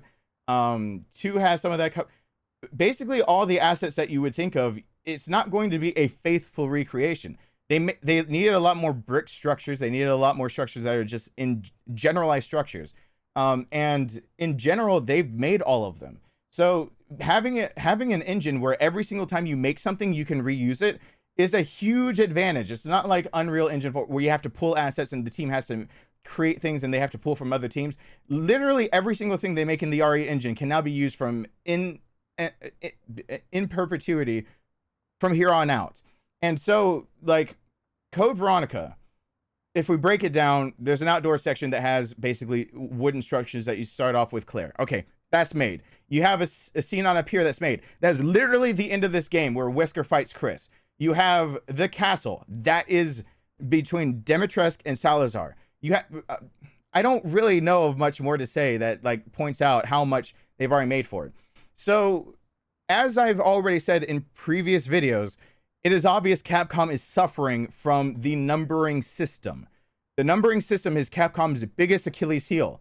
That is why, if you go check me right now, that I was never lying that Also, 2 years ago, I said Capcom will not continue, before Resident Evil 8 was actually officially announced with its name. So was it 2 years ago? More than 2 years, 3 years ago? I said Capcom would not be continuing the numbering system with their games. If you would like to check, Capcom has a say in how their game is publicized, and they have a say on YouTube. That's exactly why I have to take videos out of the members only part of my channel, because Capcom can say I can't have emojis that are their characters, and I can't have things in the members only that are videos about their games. It has to be publicized to everybody. They also have the ability to say what your game can and can't be publicized on any other platform, including YouTube. Go check the tag for Resident Evil 8. You will not find Resident Evil 8 on YouTube. You will find Resident Evil Village. You will never find the number 8 for the official tag of this game. The official tag of Resident Evil, not this game that we're playing, but 8. Basically, Resident Evil Village's official name is not 8, it's Village. Where they made a name that they could specifically put the Roman numerals into. What they actually call Resident Evil 7? Resident Evil Biohazard. They don't want the numbering, and it's because numbered systems actually gate you away from thinking that you're not caught up enough to be able to play it. It also gates you away from one other thing. It makes you think that anything that's not numbered is actually just a optional side story. And Code Veronica, a side story, it is not. Code Veronica is one of the most integral stories. You could actually ditch Resident Evil 3, except for Leon's... The original Resident Evil 3 has a thing from Leon talking about his story. You could ditch everything about Resident Evil 3 except for Jill. Well, Jill being infected, I guess, is important because it's Wesker's last missing piece. But Leon talking at the end of Resident Evil 3, Resident Evil 3 can be ditched completely in favor of Code Veronica. You must know Code Veronica to know why Chris and Wesker go at it so hard. You must know how he lost his humanity. Spoiler alert. I know Code Veronica was supposed to be RE3. Yeah, I do talk about that before. That the naming system was weird. They didn't have an official name, but an official number was actually supposed to go to Code Veronica at first. And then they changed it to that. Wesker even having lost his humanity, and then the idea of why the Revelations 2 is even important. Really stressing that the Wesker children were different, and that is why he could survive injecting himself with a modified version of the T-virus and live. It's because he's genetically engineered to be able to survive genetic mutations. So Wesker's story doesn't get played out without Veronica. If you start a numbering system, you actually make people think. If you release Resident Evil Code Veronica, it's not all that important. Now, Resident Evil Village has done so well that most likely they need 9 to now come out because 3 didn't do as well. And the reasoning behind that would be something more simple, but I'd need to see a financial report from them for the next year. Once I can see that, I can tell you more or less what's going to come up. Resident Evil 3 not doing well was a big stumbling block for them. They could have handled what would have been ideal was actually going to be the idea of Village coming out, Code Veronica, and then Resident Evil 4. And that's because people would have seen Village, seen that Village and Resident Evil 7 kind of are a standalone product that you don't need the old games, be able to put out Code Veronica, which answers a lot of questions and gets you invested in characters, and then give you a trailer like they do at the end of this game for Resident Evil 5, which is the climax of Albert Wesker's story. They weren't able to do that, so now they're going to be struggling for the idea of how do you add in Code Veronica again. My best guess would be to continue on with the no numbered system. So Resident Evil 9 will not be called Resident Evil 9 either, most likely. And they're going to probably go to doing that and probably Dino Crisis. Dino Crisis is the one that the Japanese Capcom official Twitter said was the winner, I believe, of what IPs they should bring back. Because, also spoiler, they thought it was a joke that people wanted this game remade at first. A long, long time ago, right before this game started being developed, they thought it was a joke that the community wanted this game being remade because it had been remastered so many times. And then they actually put up a poll over there. And the moment that poll came through is when we've ever got the first developer ever coming forward saying they're on the official team for Resident Evil 4 Remake. Like, they're actually listening to their community over there, and it's really weird. So it's a lot to say that they're going back to old IPs. Unnumbered games are their weakness. So yeah, most likely I'll make a guide. Wesker is super dead. Wesker is still in the background, and Wesker's characterization now is better than ever. So is Ada's, because if you're looking at it, there's one more, and this is pure speculation, but literally every single time I've said something is pure speculation, it's been officially announced. So I'm willing to put out another pure speculation and say, of the pure speculations that I had no basis for, that would have been Village and 4. And I was correct about both of those. So I'll put out one, and I'll say 2 for 3 is good enough. Pure speculation. It looks like even if they do separate ways, they're actually trying to set up Ada to have her own video game. And I'm putting that out there only for one good reason. They're actually giving her a character arc. They're giving her a better character arc that can't be explained in the original Resident Evil 2. No longer does she have a good reason looking like she's bound to... Like, she says... in the boat, if you catch Leon S. Kennedy, like she knows who he is, of course, but she's acting as if she's been looking over his shoulder. Why? Well, you've got a lot of different ways to be able to give Ada her own video game, and you've got a very good reason to give her own video game. Ada's story is the one that's lost the most. She is actually active before Resident Evil 2. How does she get trained? How was she enlisted by Wesker to do anything? Resident Evil 4, right here. How is she still working for Wesker, and what made her jump to, I can't remember the organization, Neo Umbrella, but basically she jumped ship. At the end of this game, basically she's going to work for Neo Umbrella, I think. Or maybe not, because that's kind of skipped. And then Resident Evil 6 shows that she had turned her back even on them. And she'd always had a hinted at morality code. That hinted at morality code was the idea that she can't stand the idea. Basically, she can jump into the fray after shit's hit the fan. She is all okay with being paid to do horrible things as long as somebody else started it, basically. And that has been Ada's MO from the inception of her character, taking off La Femme Nikita. La Femme Nikita was a film that her characterization was many times taken off of. That's in that film, and there's a TV show. Basically, her handler dies, and that's what actually breaks her. In Resident Evil 6, they kind of play off of that she actually puts herself on the line finally for Leon. So she has a story arc that they've been trying to build, but they haven't been able to build it successfully. Now they've purposefully left out parts from 2 and this game that they've shown her, though, they literally show her turning the helicopter around and staring down Leon, which is showing that she's turning to think more and more of Leon's way of thinking that, and a mirrored line that everyone forgot. If everyone missed this whole thing in the boat ride, she sees the boat twice, and she's in a helicopter when she sees it the second time, but she feels removed from it so there's a good characterization in this game that I'm going to put in an analysis, especially for people who don't watch my live streams, that Ada listens to Leon going to the island. Leon says, you tried to save 100, 1,000 die. Something like that. Or you try to save 1, 1,000 die. Or 100 die. Something like that. He gives that line. You tried to save 1, 1,000 die. Something like that. And she seems pretty stoic to that because the director literally told her to deadpan and be stoic. I don't think the first Resident Evil needs to be on the docket, but I can see it being done now. So she goes, and then Wesker at the end says 100 will die so 1 may live. And then she asks, are you talking about millions of casualties? He says billions. He says, so ambitious. And she hangs up.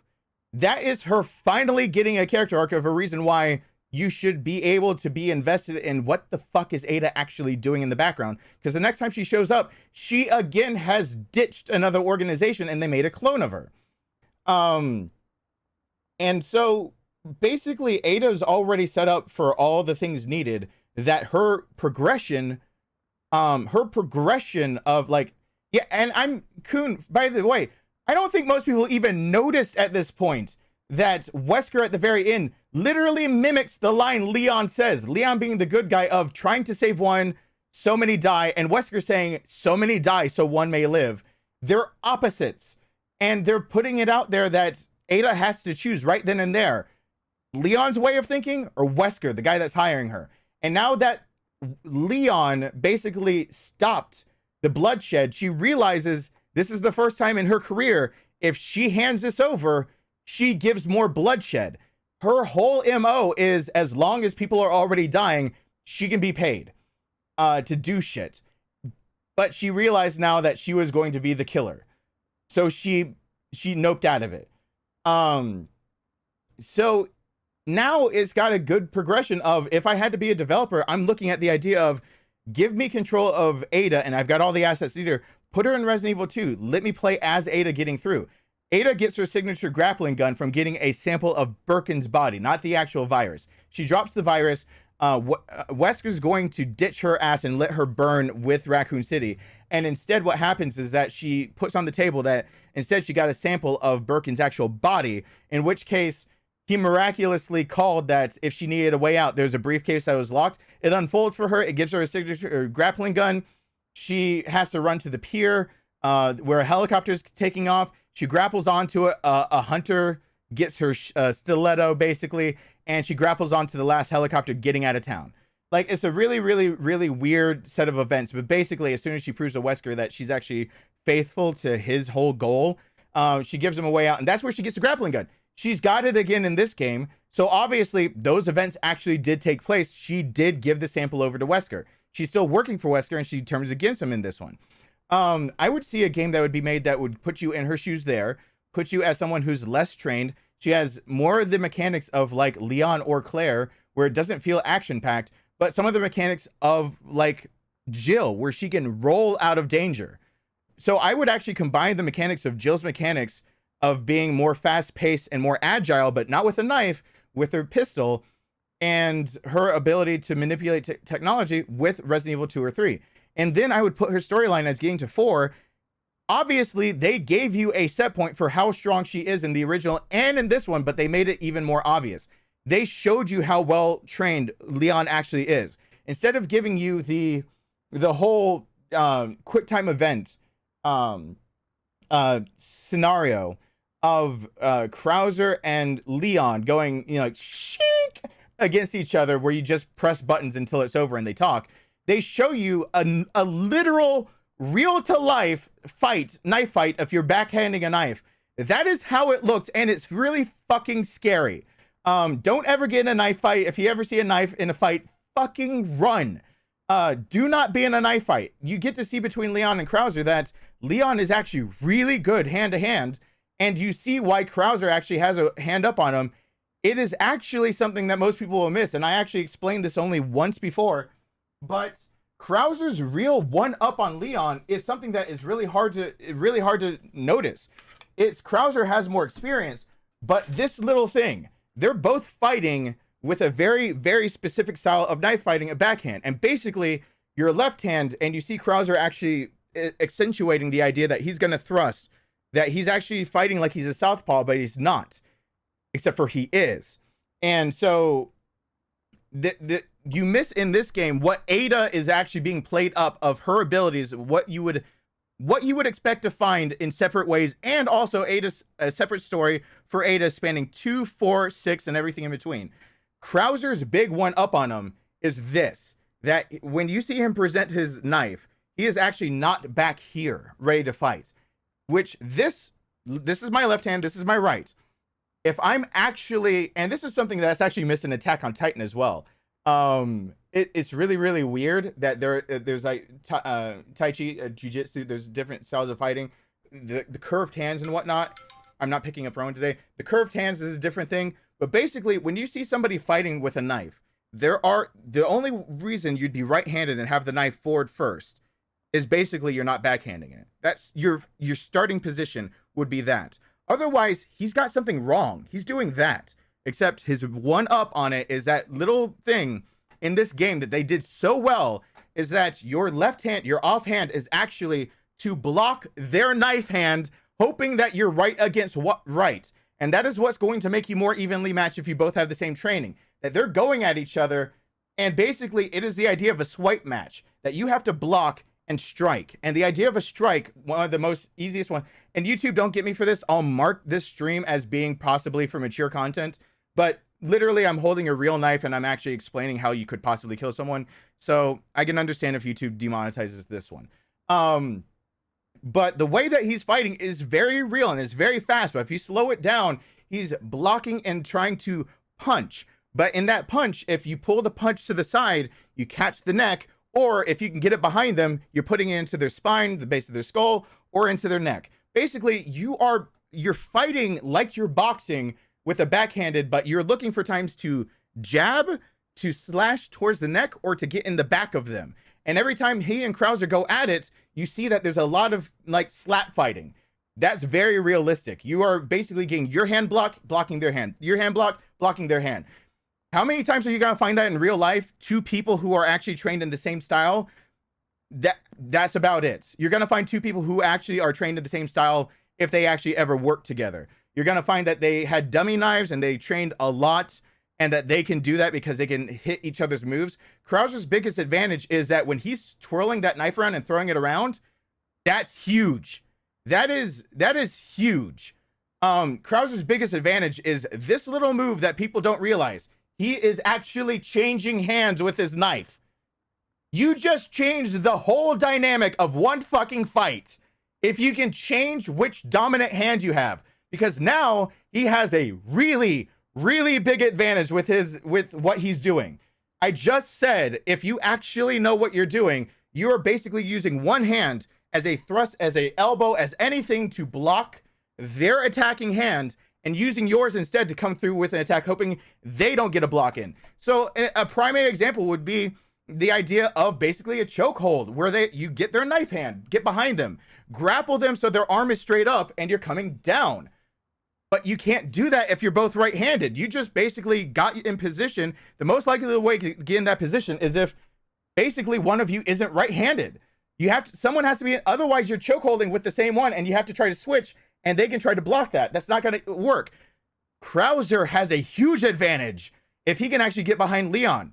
Chokehold, and Leon can try to take a swipe while he kills Leon. It's that easy. Krauser being able to basically switch which hand the knife goes in is fucking huge. And I'm surprised they put it in this game. That's Krauser's biggest advantage in fighting. I say all of those things that are missed in this game, all the little nuanced things of like them basically having a slap fight, but that is a very really dangerous slap fight to ever have. And Krauser actually presenting the knife first, which you don't present your weapon first, but he's fighting like a southpaw. And that's proving that Krauser actually can take either fighting stance. A southpaw is somebody who is left-handed. And you're basically, if you think of, you don't even have to think about it. You don't have to be a fighter. Get up, stand up, and think of when you think of like, put them up, like put up your dukes. You don't have to be a fighter for that.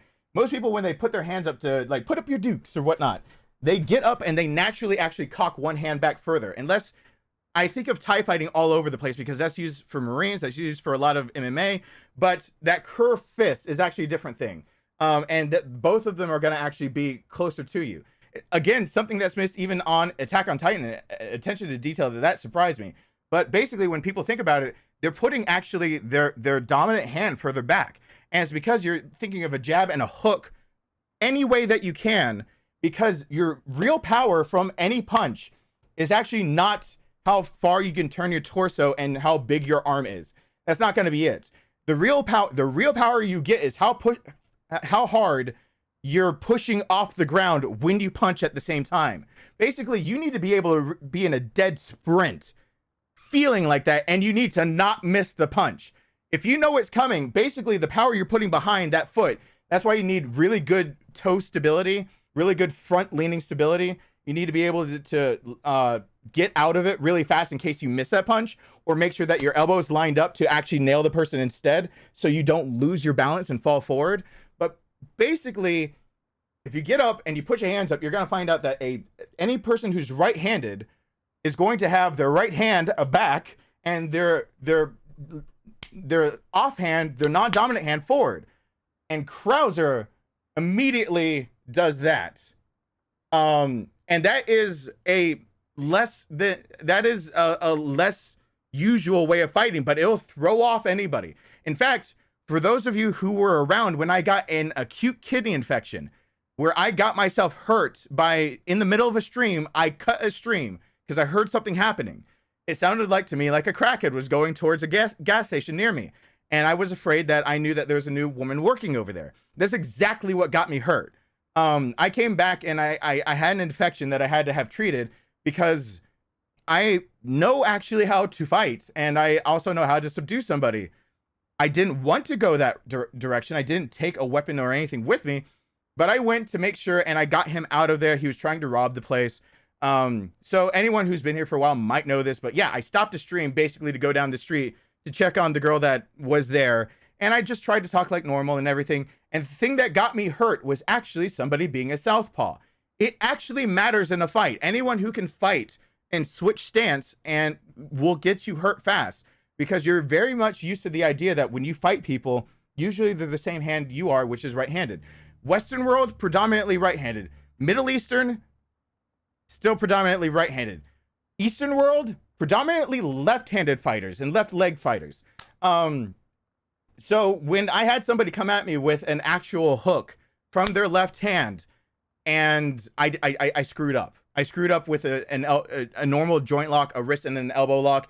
And before I got them in it, because I got them out of the building, I was waiting on police. They tried to get in my car, and then I realized they knew where I lived.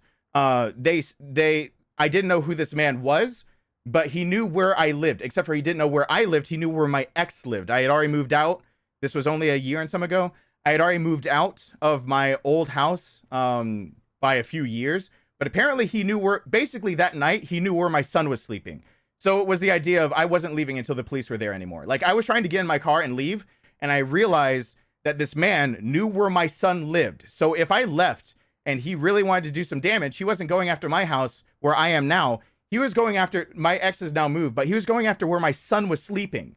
So that kind of put me in danger right there that I wasn't leaving. And then when I tried to get toward my car to put us in between it, he tried to open the door being like, I just need a ride, man. I just need a ride. He tried to get in the car and the door was locked, and he got angry and he came over to take a swipe at me. He rounded my car, my Kia shoe. And when he rounded the car, I was fully aware of pinning him against the car, anything I could do, expecting that most people that are cracked out are going to use their dominant hand. That was a big mistake. I got his left hand instead, and I messed up the wrist. Basically, you can lock someone's wrist, lock their elbow at the same time, and you bend them down. And in that bend down, if they try to stand all the way back up, they'll break their own wrist, they'll break their own elbow.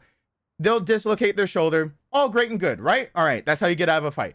I didn't get him in that hold fast enough, and he was able to get his right elbow into my side. And it was bruised up, and I got an acute kidney infection. I had to get antibiotics for it. It wasn't fun. And it's because he had leverage. For a moment before I had him in an actual lock, he had leverage and was able to get his elbow back. Why I had to apologize to my son for that night was because him being a southpaw almost cost me my life. If he had any weapon, instead of think of the length of any normal knife. Instead of an elbow coming and jabbing me in the side, that is called a knife under the ribs, and I might be dead. That is no joke. I apologized to my son and told him if it comes down to that, either I call the police or I don't use less than lethal means ever again.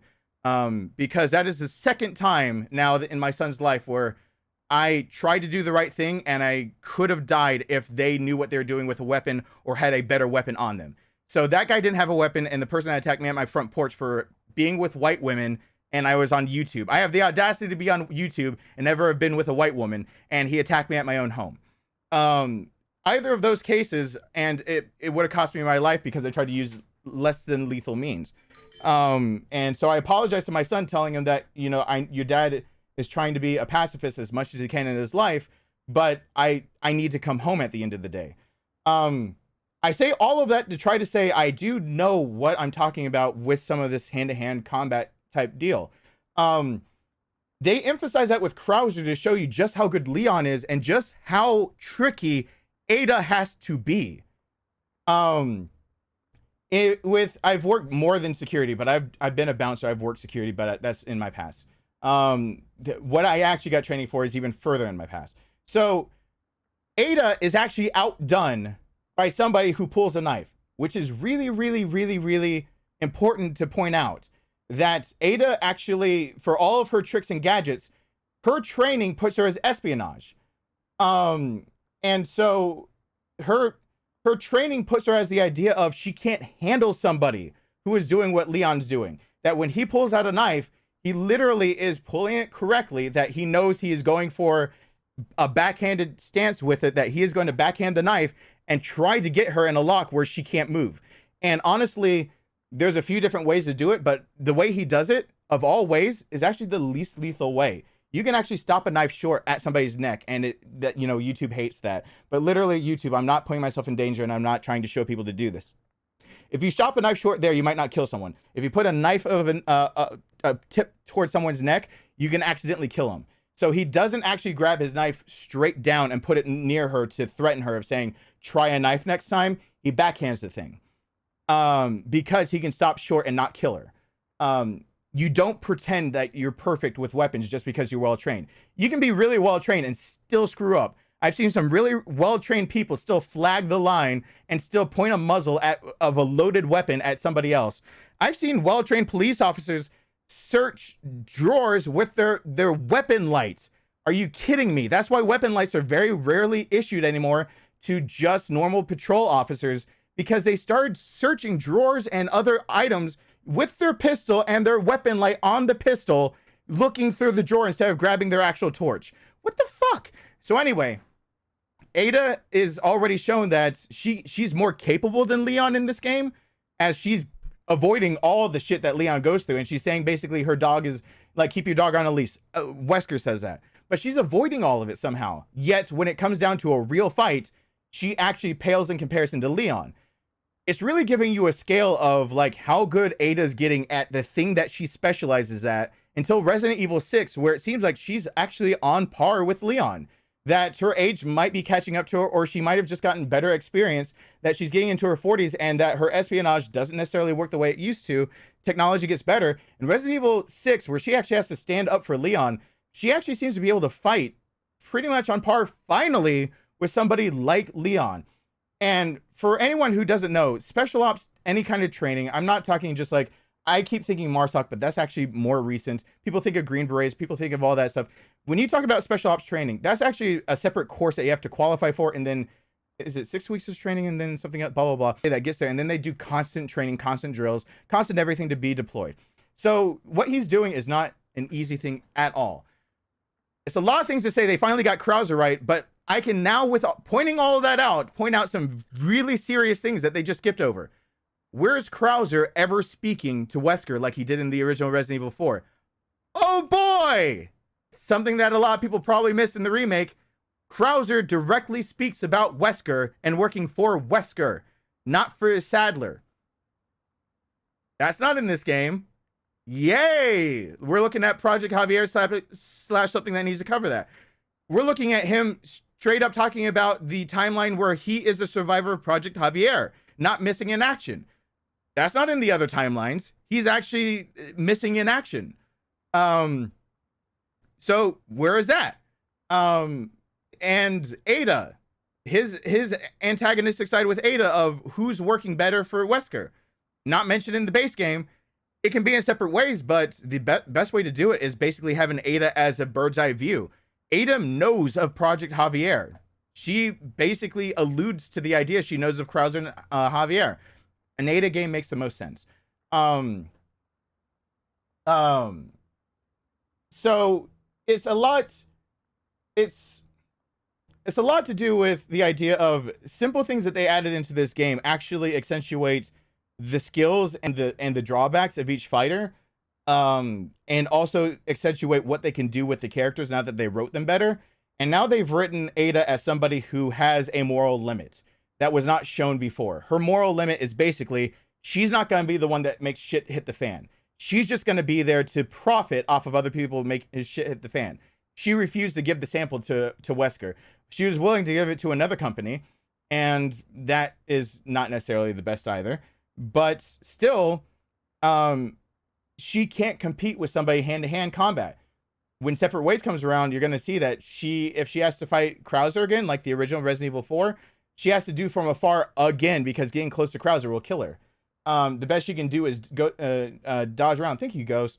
So does that explain a few things of why I know, like, we started off with how do I know about Code Veronica, looking at their fiscal reports and talking about things that people might miss, might not know, about what happened with the Krauser fight, which honestly, unless they were your sparring partner, you're not going to be able to get that many hits in.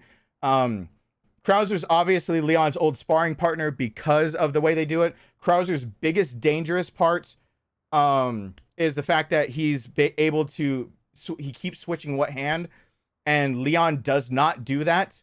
Switching which hand is not typical in a fighting, in any real train. Like, you get trained with both hands. But Krauser going through all that, not bringing up Wesker, having his own reasons. Obviously, Sadler this time is actually being controlled by what he thinks is a god, which means that they all now brought up that there is a Las Plagas that is even in more control than the one they have, which would set you up pretty well for the events of dun dun dun Resident Evil 5 and 6. Because if, for those that remember in Resident Evil 5, there's a little bit of a plot hole just saying the progenitor virus, but it seemed like the Las Plagas actually got over this somehow because they are morphing like it is body horror over there. They just gave you a way to make Resident Evil 5. They also gave you a way to show what Ada did. They also gave you a progression of if Ada had her own game. Of she starts off moving more like Jill, but still kind of more newish to everything.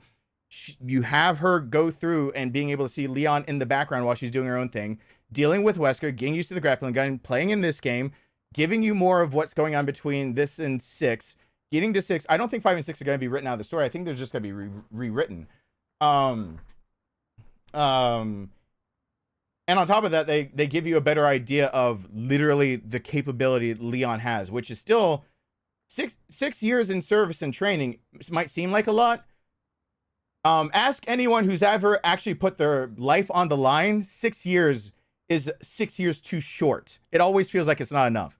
If your life is actually on the line to fight, all of your training always feels like it's not adequate enough unless you're in your specific, and this is where I need to stop. I was about to say your specific, like, occupation, because, for example, Marines have 33 occupation, different, yeah. So unless you're in your specified lane, basically, you don't get to be an all-arounder. And if you have to go out like Leon's doing right now, there's no such thing as enough training. There's just not. You will live 100 lifetimes still feeling like, and to put this in perspective, when your life is on the line, no matter, you can have decades of training, and all it takes is for one person to get a lucky shot. I mean, I hate that in video games many times. I mean, the Las Plagas are specifically attaching to the nervous system and taking over control of the body. If the body's depressurized of enough blood, they're dropping dead. That makes sense, actually, if you talk about anatomy. If you depressurize the body and the muscles can't pump anymore, you just found out a way to actually stop somebody that's infected with the Las Plagas. Including the idea of severing their spinal cord. The Las Plaga is manipulating the person's spine and the nervous system. They're a parasite that takes over, like a lot of other parasites in the real world, that force their host to do certain things.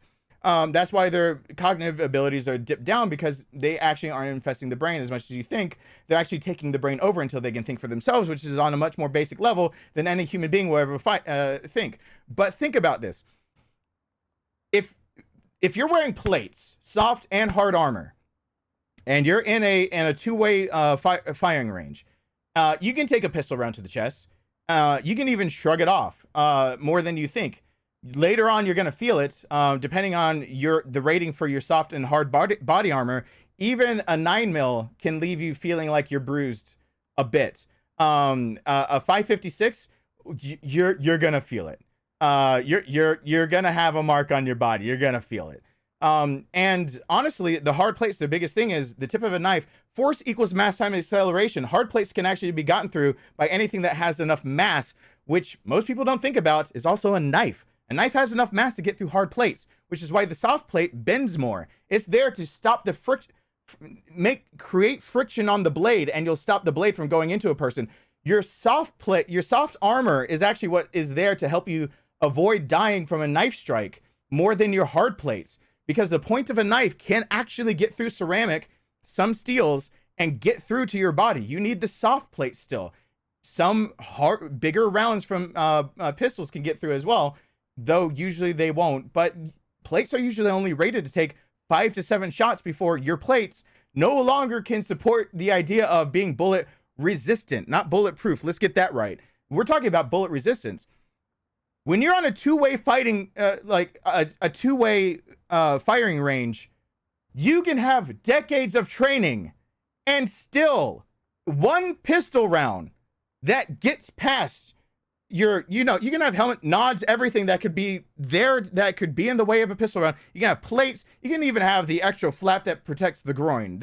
You can choose to finally, that they're optional. You can have off your belt, soft armor, or sometimes hard that doesn't get in the way, that can protect the groin, because when you talk about someone getting shot in the groin, that is considered one of the least honorable ways to actually ever shoot somebody else, because it is very lethal, but it is very painful and is dehumanizing. So you don't see them often in use or in practice. But yeah, combat diapers. I was trying to get away from calling them what they actually are. But for anyone who's actually been in it, what I'm trying to get at is that a good stray shot from an inexperienced person who picked up a weapon yesterday can still kill you. Somebody who just picked up a Ruger 1022 shooting a 22 long rifle round, it's a rimfire round. They get lucky enough. They don't hit the plates. They don't hit your helmet. They get you through the eye. They get you near the ear. They get you near the temple. You're still just as dead. It's scary. Given your temple's probably covered, a lot of things are covered, but you're a lucky shot from an enemy combatant, and that includes knives too. A lucky jab. And again, it takes more than you'd think to put someone down, or less than you think to put somebody down. If you think that a shot to the face is a guaranteed kill, you're dead wrong. It's more or less gonna be a kill, depending on the caliber, but there's possibility that they're still gonna have to bleed out, which is very graphic, but this game shows it very clearly that people have to bleed out. So do other Resident Evil games. And they have enough time to return fire and kill you too. So there's a lot of different ways to show that no matter how much experience you ever have with knife fighting with anyone, it never feels like enough. So they're showing you in characterization that this is still scary for Leon. 6 years of being trained. And remember, the opening cutscene still says he almost didn't come back with his life. The mission he's talking about is being part of the extraction team for Operation Javier, which means he is 4 years into training. If I have all the dates correct now for what they're going for this game, 4 years of intense training and multiple missions, and this man still doesn't feel like he's trained well enough. That's a big deal. And yet he can still deal with Ada, but he can't deal with Krauser. And Krauser has a technique that one-ups his, which is just switch which hand the knife is in. Any grapple now, and Leon's dead.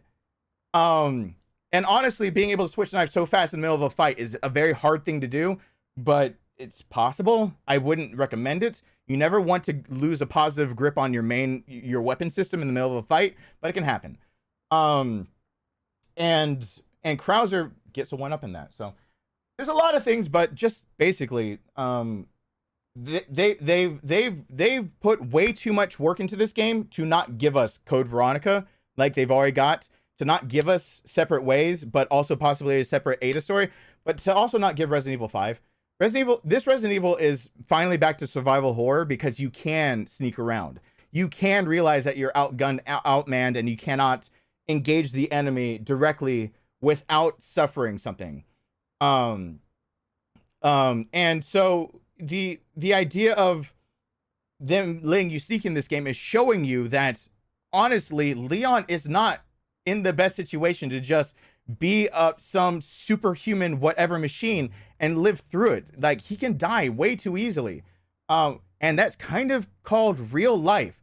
Leon did not go in even with a full setup. He didn't go in with soft and hard armor and actually have a primary weapon system. A pistol is not a fucking primary weapon system.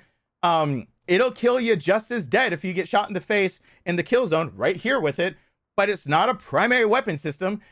He goes into a village and has to get a shotgun. That's a primary weapon system. Let's not get it wrong. He picks up a Remington 870 off a wall. You do not want to get shot with buckshot off of that. But this game even gives you a better idea of the spread with some of them. The spread off of the striker is more realistic to a shotgun. Shotguns don't just way out.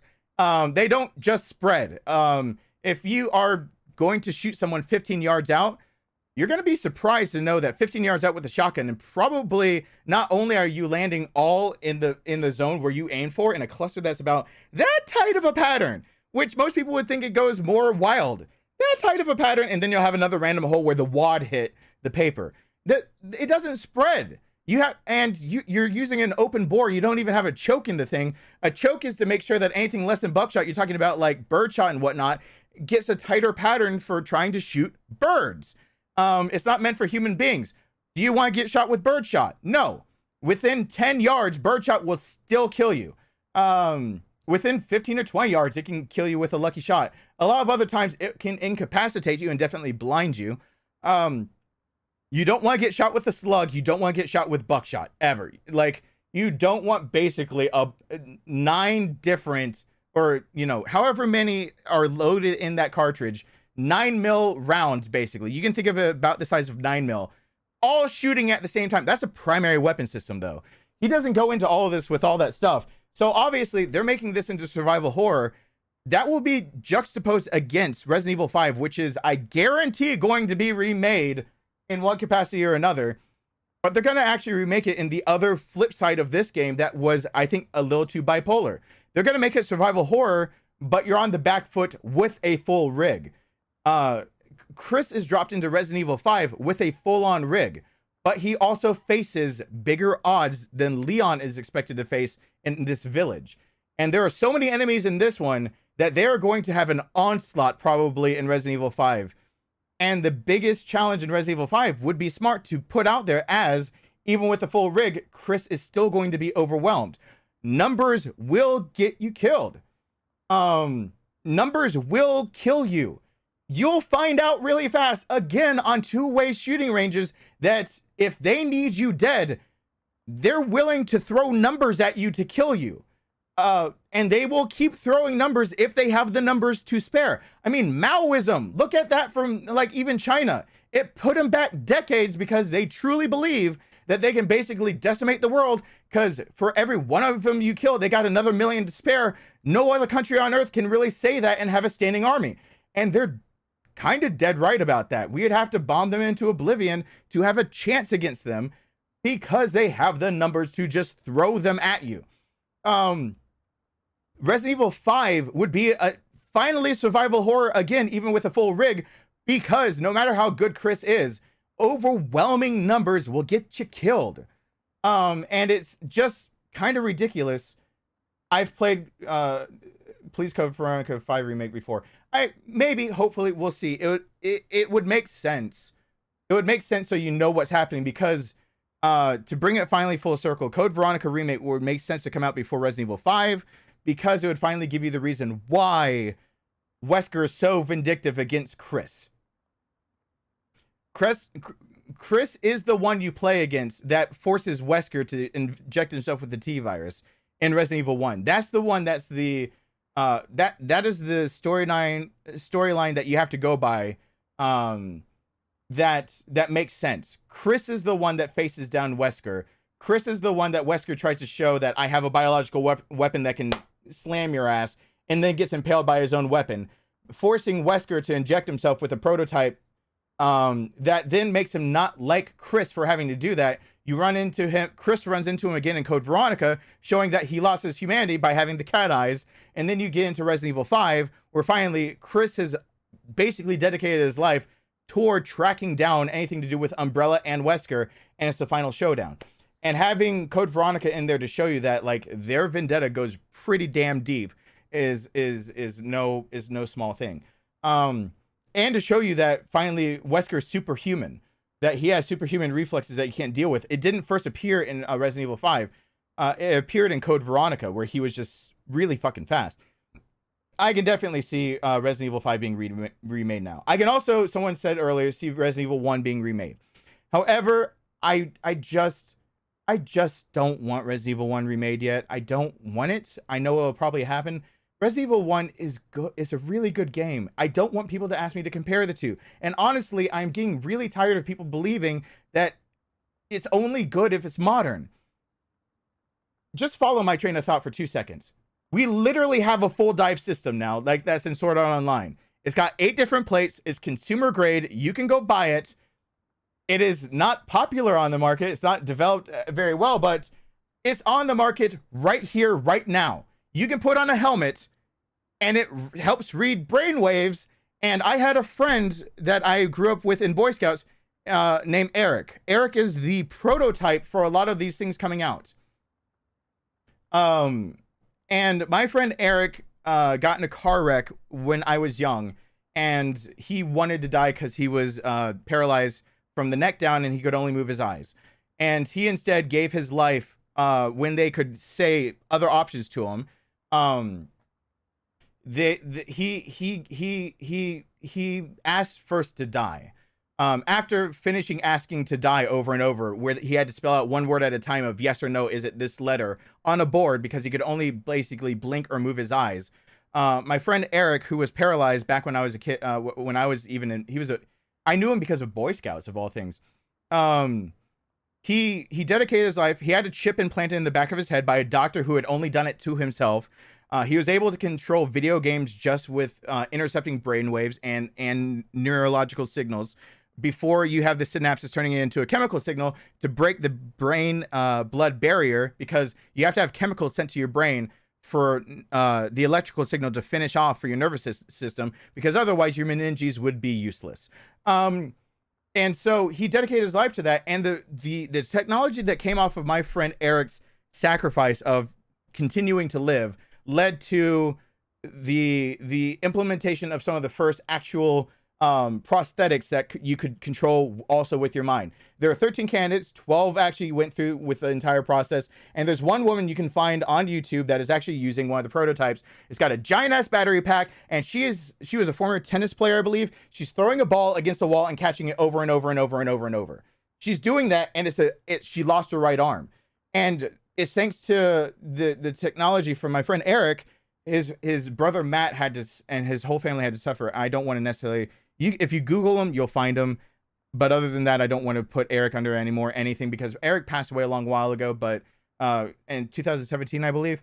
But the technology he helped pioneer of putting an implant into the back of your neck, yeah, that's the last piece that most people won't do for that system. That system is ready for a neurological implant to actually also be there to help you control this. It's 8 different pads that go on the helmet that block out everything else. It's crazy. All right, I bring that up because we are literally, it came out in 2022. It came out in 2022. Sword Art Online says that it comes out in 2022. So technology is kind of really weird that that's a thing. In the same year that that Sword Art Online was supposed to come out as a game, there is actually a full, what you would consider a full dive rig now out on the market. So dead set on remakes having to be now. Nope. The future things of Sword Art Online, when they're trapped in the game, is 2022. Sword Art Online starts in 2022, which is crazy. And then 2025 is Alicization? No, is it that way already? I have to go back. But anyway,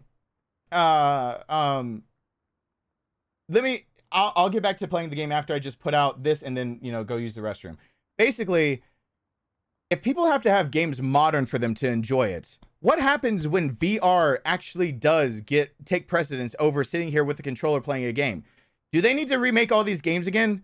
Because you can play as many of them as you want to in VR, but eventually the idea of being able to visualize something in perfect, like, human beings see around the idea of a 4K monitor, what it can do, is about the maximum a human brain can process. The only reason to get a higher resolution than 4K is you got the screen too big and now you can actually see the pixels again. So 8K monitors are only good for above, I believe, 60 inches. So it was on 2014. Oh, there we go. When they beat the game, it's then. That makes sense. Okay. So I was thinking Alicization is 2026, but I might be wrong on that. So So anyway, if we're always talking about getting better visuals, if we actually, and the HTC Vive Pro 2 is in 4K with enough to almost get you completely immersed, do we need to remake this game again? That's kind of my question to everyone. Like, how many remakes do people have to have before they just enjoy what they already have? This is a big step forward from everything we've already had. I don't understand people's obsession with already good games being made again. Resident Evil 5, in my opinion, is just not a very good, well-rounded game. It has good multiplayer co-op, it has very good elements. Resident Evil 6 is a train wreck. It has a third of a fleshed out game, and by a third, I mean each segment was basically a prototype for its own separate game. Resident Evil 5 and 6 just don't do justice to now what they've done to it 4. It doesn't make sense anymore. It doesn't follow in continuity. It's not survival horror. Now you've seen what happens when somebody who's very capable actually comes up against other people who are capable. In Resident Evil 5, Chris is under very heavy firepower. You can make that game finally into where Chris needs to duck and hide as well with other elements. Like, Chris does need to not take straight fire from everybody. Chris will get himself killed, and he's not a He-Man. He's not Superman. He's not just shrugging everything off. The idea even that there's body armor degradation in this game. Yes, spot on. If you're taking small arms fire, guess what? Not only do they need that, you're getting bruised up. I don't know what people think it's like to get shot with a smaller caliber or with a pistol caliber round or a slower moving round. Basically, soft armor is meant to stop slower moving rounds, other than something they get correct in the game. They give you the Punisher, which is the FN 57, right? Correct. That is actually using what's a cartridge that's usually used in other small arms like an SMG. It's using a semi rifle caliber cartridge. It's a caliber of a cartridge that's used in the Punisher that they get correct in this game. It's made to penetrate, but it leaves a tiny hole, and so it can penetrate pretty well. But you see, even in this game, it's not the most powerful. Its biggest advantage is its penetration power. It's to do things like, if you're going to use it in a real world setting, knowing that you're going to come up against combatants who you might have to deal with that they have soft armor on. Something that 940, 45 might not get past, but that 5.7 will absolutely get past soft armor. It will actually be able to bust through soft armor. In this game, the only thing that's the only unrealistic part is that he can patch up his armor, but his soft, one, they have the description a little backwards for what the soft armor actually does, but then on top of that, I don't recommend it. I don't ever even recommend someone take a sandbag from a shotgun to the chest to try to simulate it. You can take hits to soft armor. There's nothing saying that you won't get fractures in your ribs or internal bleeding or bruised all to hell. Trust me, you will get bruised up if you're taking hits to your soft armor and you live through it. You're hurt. It doesn't feel good. It feels really bad, actually. Even with plates, if you get hit with a heavy enough caliber in the wrong place, let's say like plate is usually this shape where it's a cutout of trying to get as close as it can to vitals, but you need mobility for your shoulders, so it usually cuts down right here. Then it's a plate that ends toward the rib cage, maybe a little further down than that. Your plates aren't as long as you think. They're not covering your abdomen as much as you think they would. You can get them longer, but a normal standard issue plate carrier is like doing the bare bitch minimum. And it's because like it's getting hit even with a plate in near one of those corners and it taking it, like if you get hit near one of these spots, you're bruised again. It hurts. It fucking hurts. It's not fun. It's not a fun time. So I don't know what people think Warfare is, but this game is actually bringing in a lot of good points. In fact, even they fixed the striker in this game. The striker is a very small I believe it's African origin firearm that has more of a revolver type of its action is more like a clockwork and you can think of it as more of a revolver cylinder inside of it, where you actually need to wind it like a clock and then load each shot. And now every time you take a shot, the one that was chambered actually clicks over one space like a clock would, and you've got to actually rewind up the cylinder to replace the rounds in the striker. They fixed a lot of things and made it more realistic. Yeah, and yes, Mike, that's exactly. Plates cover, basically, for those who don't know, even plates are only supposed to cover your vitals, but your vitals straight on, which is why there are a few things that in older games. This was never gangsta style in Resident Evil 2 when Leon that is point shooting, where literally where you put your hand out to and then you would grasp is literally the way that you would have to shoot one-handed. And the Navy used to run drills off the side of their ships. Marines used to, in history, ride with Navy because they're supposed to be first in. So a lot of lingo between Navy and Marines are the same for that reason. And there's a lot of drills where you see them holding the other arm to the side. There are even drills where you see people actually bracing themselves, getting further on into the before World War I, where there are drills for shooting one-handed, and the other arm is way out here. And it looks almost like they got their arm ready to drive a truck, and they're shooting a pistol. And it's because it was believed at one point in time for shooting a pistol that you needed more balance so that you would actually over here put your arm out. And so it's not just a stylized thing to do. You would put your arm out over here to get better balance, and you're literally shooting like with your elbow back and way over here. That was the whole point of it, to get better balance for one arm shooting. You don't do that anymore, because if you turn your body sideways to shoot somebody, you have soft armor there, but not hard. One rifle round later, and you just went through lung, heart, lung. If anyone's wondering why you don't go sideways when you're talking about having access to hard plates, you might have a smaller profile to shoot at, but oh, go get your kids for school, Mike. But that smaller profile comes with the idea of your plates can't take the hit anymore. So one rifle round later, and you got long, heart, lung, and you're super dead. So you present the front of your body, and then we've learned more that like there's the Israeli frame of point shooting, because that's where we get the deagle from, and we've got a few different styles that come around, blah blah blah blah, and all of it's off the idea of we learned that using two hands is better than one. Definitely don't teacup that shit for holding a pistol. But all of these things are actually being made more and more real. I don't want older games to be remade. Honestly, I think Resident Evil 1 Remake is a masterpiece of a remake. I think it's one of the best remakes ever made. I do not believe that we need to try to re-up something that's perfect, because if people were already bitching about Resident Evil 3, what happens when they change one goddamn thing from Resident Evil 1 Remake? And guess what? The only reason people didn't bitch about Resident Evil 1 Remake is because how shoddy the original vocals were from Resident Evil 1 and how everything was so bright. They turned it atmospheric, and they did something important. They added something that wasn't in the original, Lisa Trevor. So you have Lisa Trevor, you have all these other things. You've got a lot going for you on the Resident Evil 1 Remake. What are they supposed to do to one-up that? Really put it first person for you? They have the assets for the Resident Evil engine now. I'm not going to be surprised if it comes out. I just don't think it's needed. It's just not needed. There's so many more things that Capcom could give us than putting a whole fucking team behind one goddamn game that's just not needed. It's just not.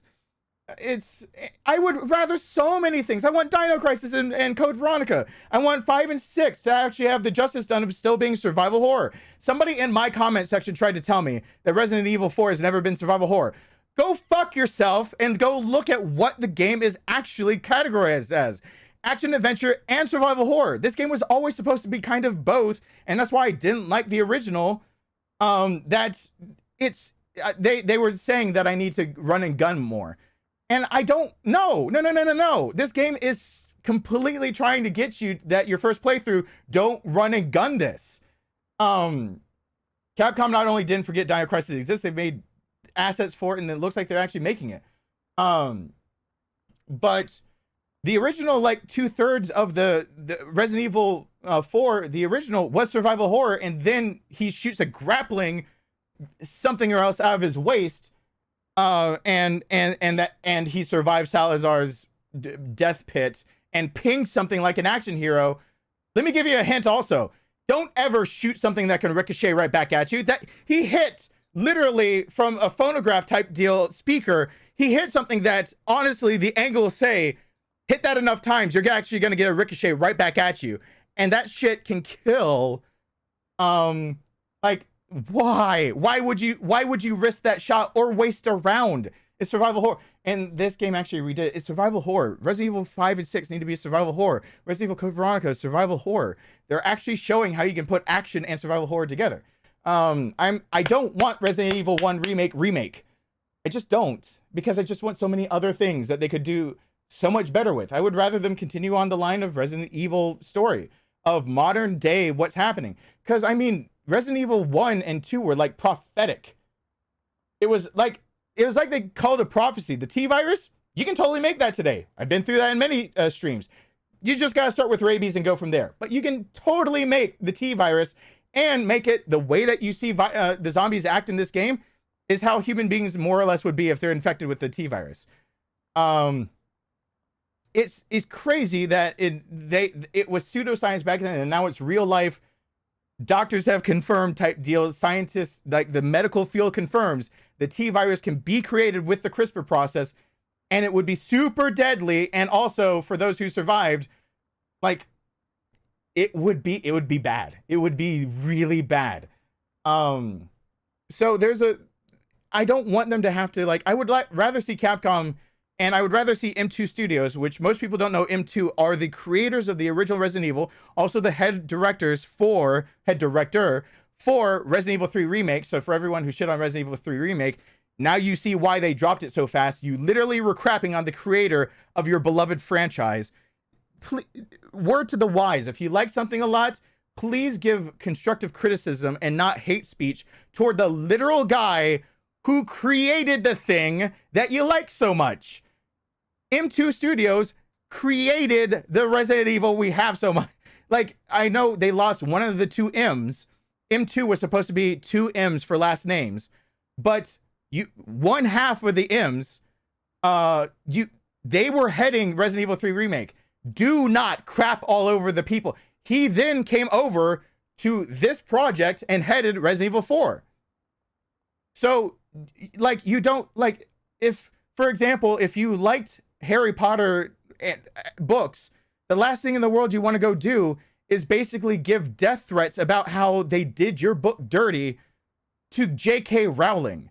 Like, if you liked it so much and you want the idea that it could get better or change or whatever, the last thing, and that's not to say character, I don't want to hear about J.K. Rowling's character, like, or her as a person or anything like that. It's just to say, it'd be like the Goblet of Fire coming out and a bunch of people coming out being like, that's not how my Harry Potter would act. I don't like this. Send death threats, just spam the publishers and everything. Just basically shit all over the franchise and then just be like, but where's my 5th book? I know I just shot all over you, the creator of the literal book, but where's my 5th one? Do not shit all over the literal creator of the game and then expect them to give you more. He did. M2, in the credits, you can see what I was talking about. I said it goddamn near 3 years ago. M2 was going to need to move from Resident Evil 3 Remake to Resident Evil 4 to flesh it out and finalize it. That's exactly what they did. And you can fact check me in the goddamn credits to this game. M2 is actually head for everything for finalizing this damn game. So the creator of the original Resident Evil made sure he was on this project and Resident Evil 3 Remake to make sure he got it right in his head for his original idea for his franchise he helped to build or created, basically. And then everyone wants to shit on him but be like, but where's my next one? He doesn't want to fucking do anything for you, you asshats. He doesn't need to. He's got the money. He can walk away. Don't shit on the dude that gave you all the things you like. I want to see what this guy can come up with if he's not beholden to the past. So I would like 5 and 6 to be remade. And then I want them to get off the, and Code Veronica. Like, B teams can take care of that. The story's already there. Like, that's why I said M2, the one M is gone. Also remember that there's a few, but anyway, I would like to see 5 and 6 actually get the treatment of getting better. And I would like to see, like, the idea of Code Veronica, they already have a storyline, so they don't necessarily, like, just like Resident Evil 4, you can put a team on it and they can get like 80% of the way there, and then you can tweak it.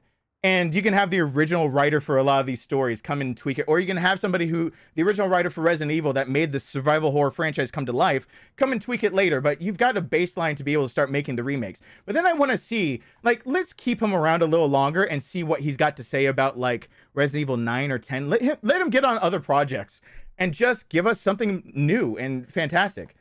Like, I would just love to see something new and fantastic. So yeah, Resident Evil 5, God, taking those up. Oh my God, my whole world is different. My ears might be bleeding a little bit. I need to unpause things. Thank you, Roger. Thank you, Johnny. Thank you, everyone who did that during a long ass rant. But anyone who's ever Ghost Gamer, everyone that didn't get things played yet, I'm using the restroom and getting some water. YouTube is telling me. By the way, when I say YouTube tells me to play ads, let me show you guys something. Let me point this camera over here, and let me full screen this shit real fast to let you guys know why ads have to be played, and that's either every 6 hours, or I play them, or I let them automatically be put in.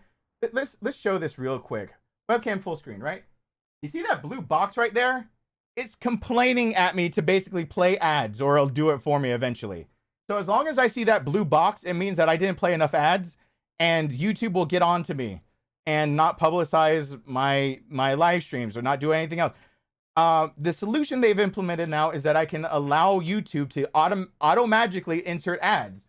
But if you see that this box right here, let me read it off to you and expose YouTube's little back alley bullshit. Now would be a good time to insert ads. Creators earn more money inserting ads the more viewers that are watching. Give it a try. The thing they don't tell you is that if you don't hit that button, the advertisers don't get paid, and so they have every reason to publicize and put on the front page anybody else streaming that's willing to play ads other than you. So even if I'm live streaming, I gotta hit it. If it comes up, that's basically my warning of, bitch, you didn't play it enough. So anyway,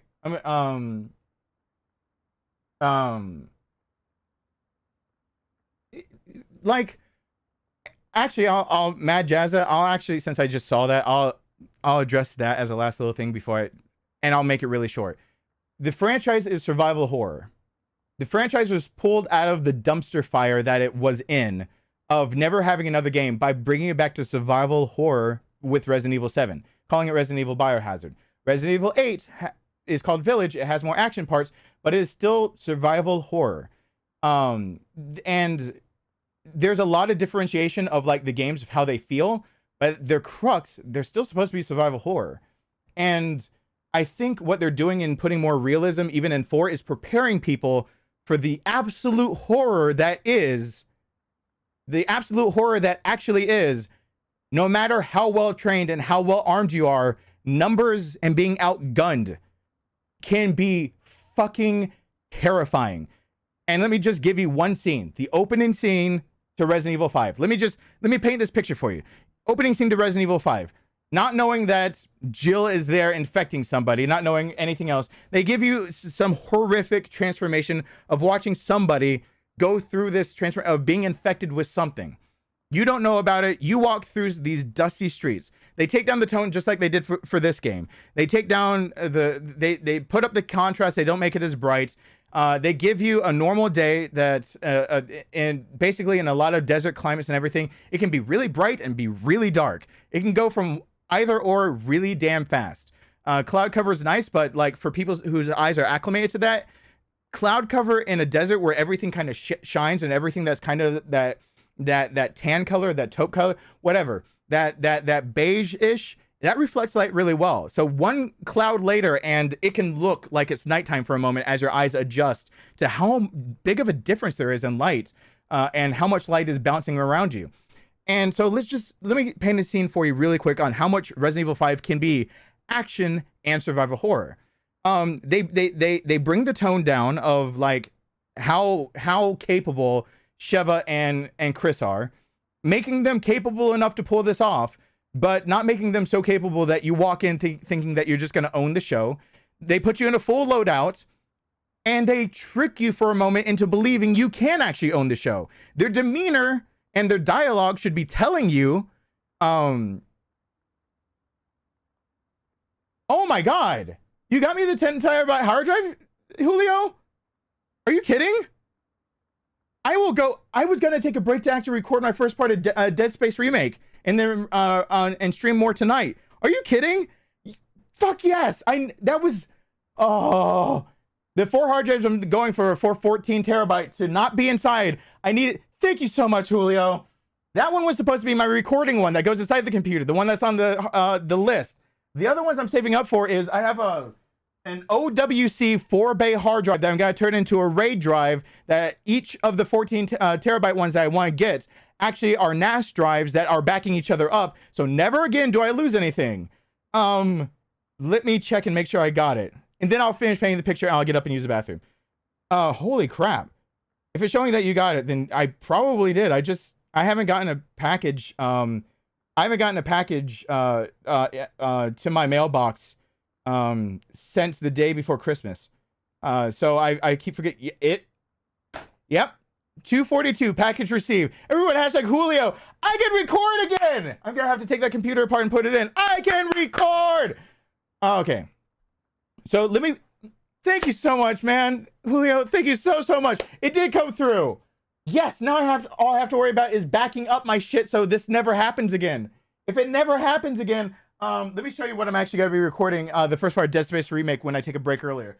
Because later when I take a break, I'm going to take one break during this stream to go shower.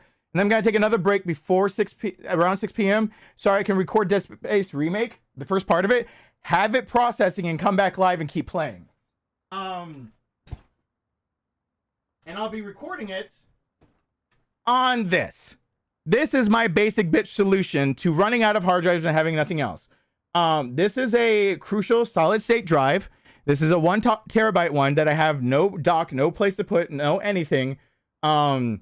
It's writing fast enough by USB 3.0 A, and it's got enough room on it that in this 1 terabyte I can actually record temporarily, unless it gets over it's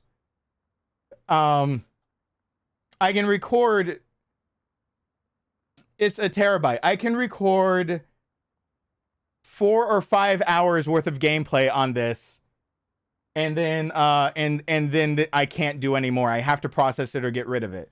So that was my this is my basic bitch solution to being able to give you guys more content of running my hard drives crashing on me and not doing enough and blah blah blah. I just have an enclosure that's open that I have one other 1 terabyte that was made for another computer, and if this one ran out, my last ditch basic bitch solution was to put the other one in and have to basically get rid of the Windows system that's on it, because it's actually made for I would be ripping it out of a Windows computer that it has a boot drive on it, and a Mac can't write to that. I'd erase it and put it in here and try to record more. This is what I've resorted to.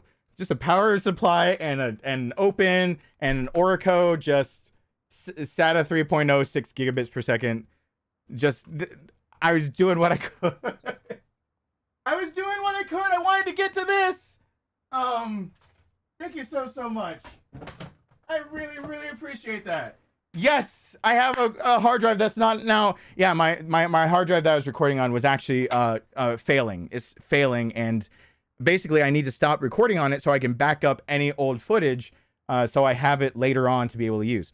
Because I'm still going to do an analysis of this game. The analysis of this game is going to be very important, because I think what I'm even talking about in this live stream, people are missing about not only the fighting, the combat aspect, but the ability to give you survival horror elements. There's a lot that this game actually gives, and there's a lot of characterization. There's a lot of good things that actually do need a good basis of, thank you, Kuhn. I need to play those alerts. I need to use the bathroom. Let me paint this picture and then I need to use the bathroom. Oh, by the way, this one wouldn't work. It's broken. I thought I had one that would do it, and then it's broken, and the hard drive inside is actually busted too.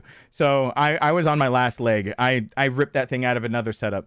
So let me paint a picture for Resident Evil 5, why it can be remade, and then I'll play alerts and just play the game. Here you go. Let's do this. Imagine with me that you open up to Resident Evil 5. They take down some of the brightness, as in they give you more shade of going through a village. So the brightness from overhead, you're still in a desert type setting. You're in a more, let's not say desert, let's say arid. You're in a more arid setting still, so you're going to see a lot. They changed the contrast in the sky. Most people don't know that desert sand skies look different than Western skies, look different than European skies. The sunlight, the quality, the colors that come from it, you'll never see a fucking sunset in your life like you'll see in the Middle East. If you've never been in the Middle East or near the equator and seen that sunset, going off to where you can't tell, just like you can't tell on an ocean, where the sun and sky, like where the sky and sea meet, you also don't know what it's like to actually look off into the middle of nothing and continue to see nothing but the waves of heat that come up off of it, and the colors and the refraction and everything.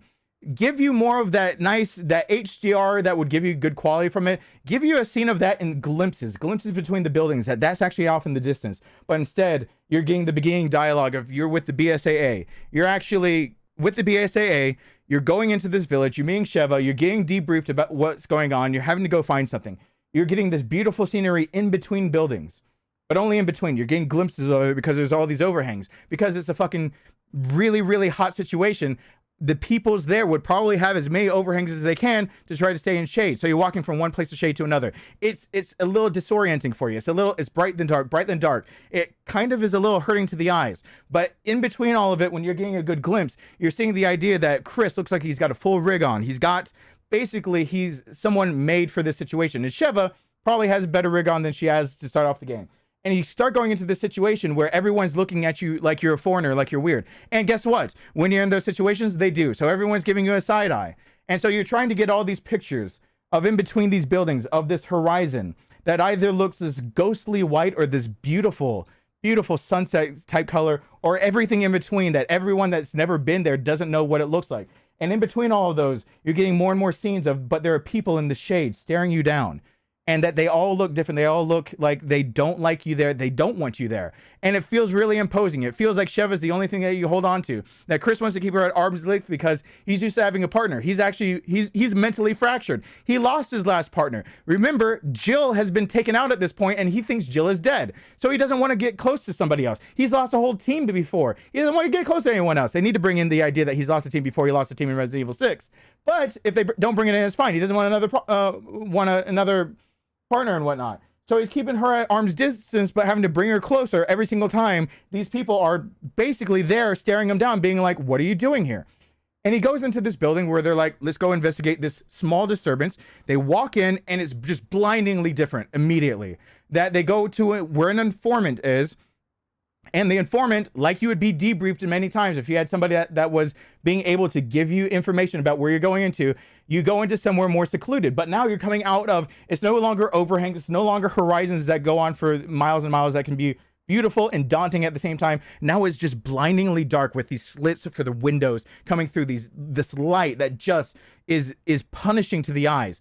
And you have someone debrief you in a hushed voice, as if they're scared to even be there, trying to say quickly something and get out of there.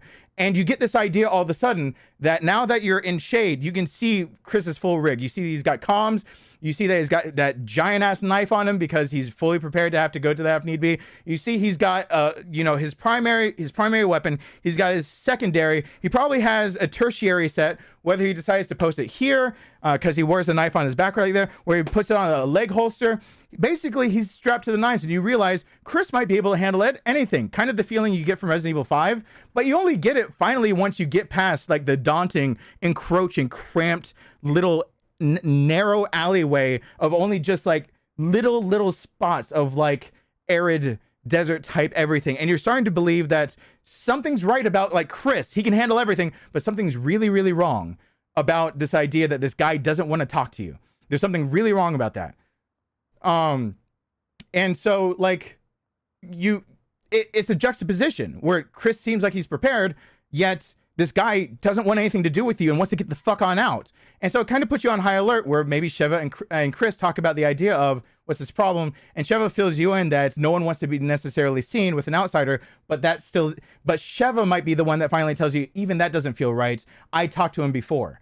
So, you know, Sheva gives you a heads up that maybe something's absolutely wrong with this whole situation.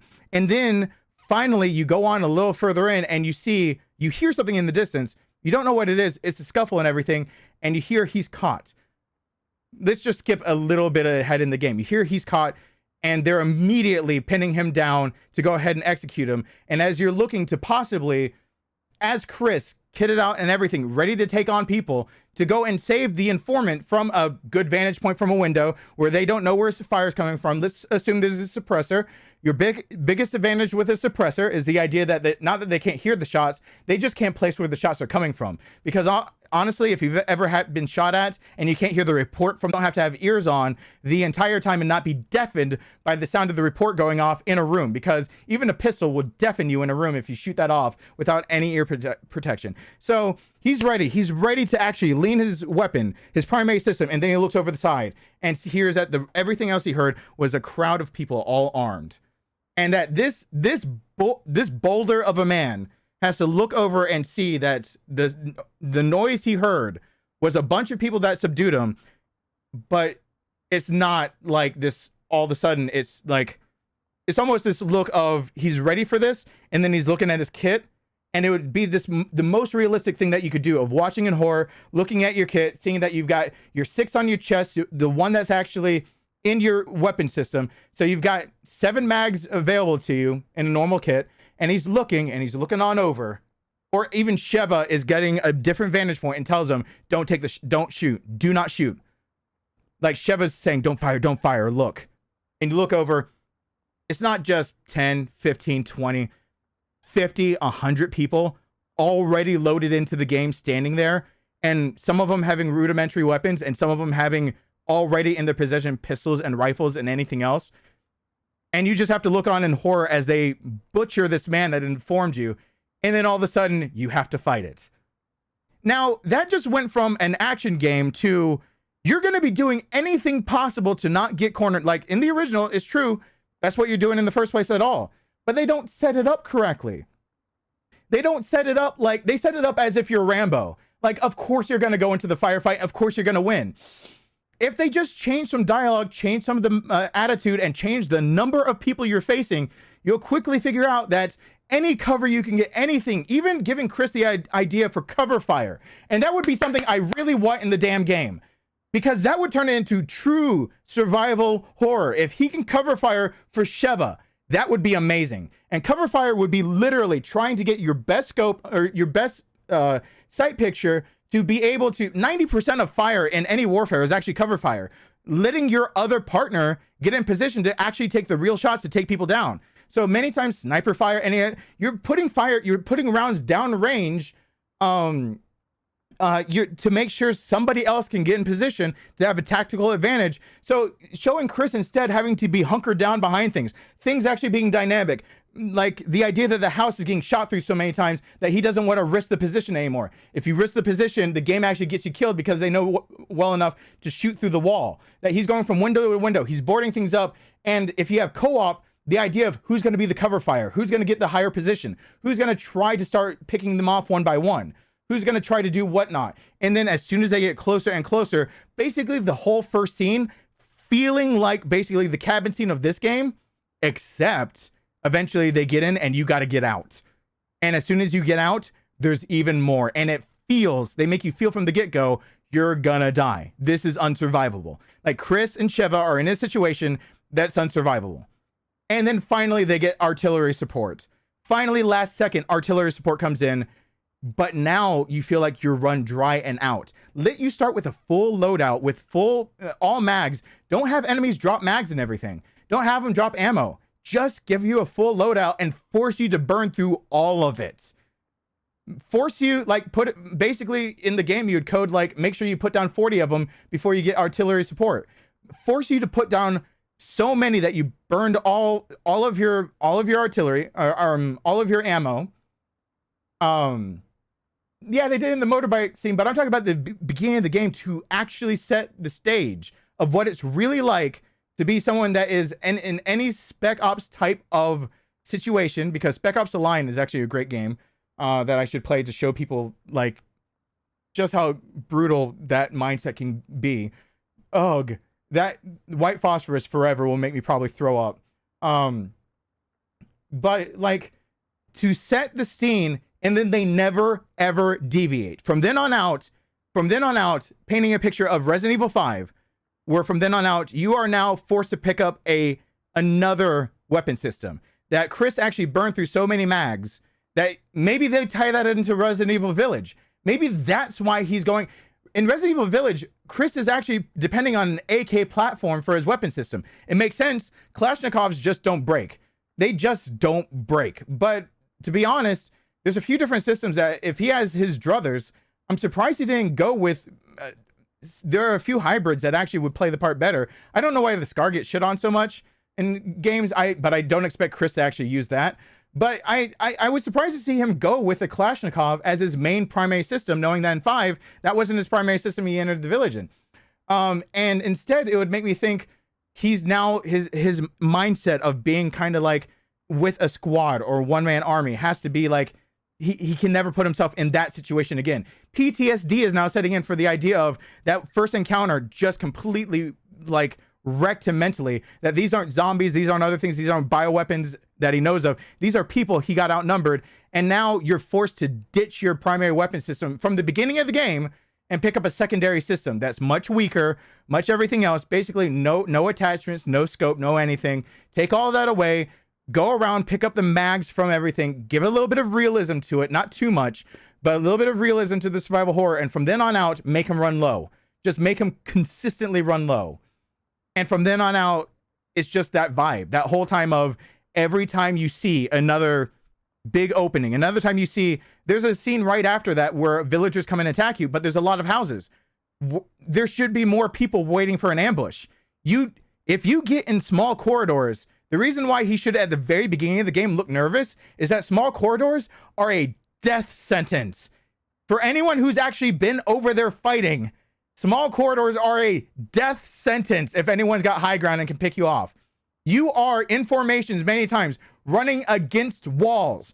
You do not want to be stuck in that shit. And Chris is stuck in it and just runs into the middle of it. And the game kind of expects you to jump over and over into things. You don't want to be in that. That's the last thing in the world. And yet Chris just lives through it because he shoves Sheva up somewhere, drops a ladder down, they get through it, they get through a door. Fuck all that noise. Throw it out the window. The second Chris sees that, it's immediately like change of plans. It's immediate change of plans. Like they're immediately going for, where do we find cover? Where do we come from? That's when she finds the ladder. That's when you're trying to find high ground. That's when you're doing what you're doing in this game, where they put more sneaking and subterfuge and the idea of like feeling more like Ada type sections, but like what Leon's doing, crouching. They're trying to be quiet. They're trying to pick their spots. They want to pick their fights. If they're going to ring a bell loud, they want to ring it with a high ground, knowing that they've got things ready to go to survive. They never want to run into a death trap. And from then on out, everything to Chris and Sheva looks like a death trap. And everything, and they should just design the game around that. When they take a boat to an island, it's a death trap. When they go in hallways, it's a death trap. When they go into places at small corridors, it's a death trap. And Chris is constantly, you can even have a dichotomy of Chris constantly having a death wish, where Chris goes through his cycle of like, Chris has his own character arc that they're playing up even more and more and more, where he has regret and resentment, and his vengeance gets the better of him. And Chris's vengeance is a big set piece for this whole entire game franchise. His vengeance against Wesker, his vengeance against people who would take his partner away, his vengeance against people who did that to Ethan, his vengeance against not doing, he should have told him, slams the side of the chopper he's on. Like, I tried to save him, I couldn't. It's always, they use bioweapons though. Put us to Europe, just like he did in Resident Evil 1. He went to Europe. That's why he's not in Resident Evil 2. It's always vengeance, vengeance. And if he finally wants to go on a vengeful streak, having Sheva tap on his shoulder and be like, no. Let Sheva be the reason, being like, but I don't want to die. Like, make this whole, like, tug and pull of Sheva doesn't want to follow Chris into these hallways of death, these alleyways of death, these places where you don't survive as easily, because Sheva's basically saying, I want to go home. I want to live. Like, have her be the voice of reason of Chris saying, change a tactic then. Show his progression into the guy who can be the leader of the Foxhound. What is it called? Fox Squad? I don't remember what they call him in Resident Evil 8, but basically show how he becomes a leader that leads in 6 and 8 squads that are special to him, because he's one of the founding members of the BSAA. Show how he becomes that leader by showing him actually listening to Sheva, wanting to go home. And then now think about what happens in 6. How torturous it must be that he finally listens to his men. He gets close to his men. He depends on a new Wolfhound. Thank you. He depends on a new partner. He's depending on a squad. And then he sees them die and he lives. How much better would it be for 6 if in 5, the whole time they're showing him finally going for a vengeful streak, showing that he basically has a suicidal death wish of going down in a blaze of glory and completing his mission, but Sheva shows him this different perspective of not everyone wants to die for the cause. Like, Sheva's scared. It's not to say she's a coward, it's just to say she sees a different way that doesn't get them killed, and she wants to go home, where Chris just wants to get the mission done and he doesn't care if he dies.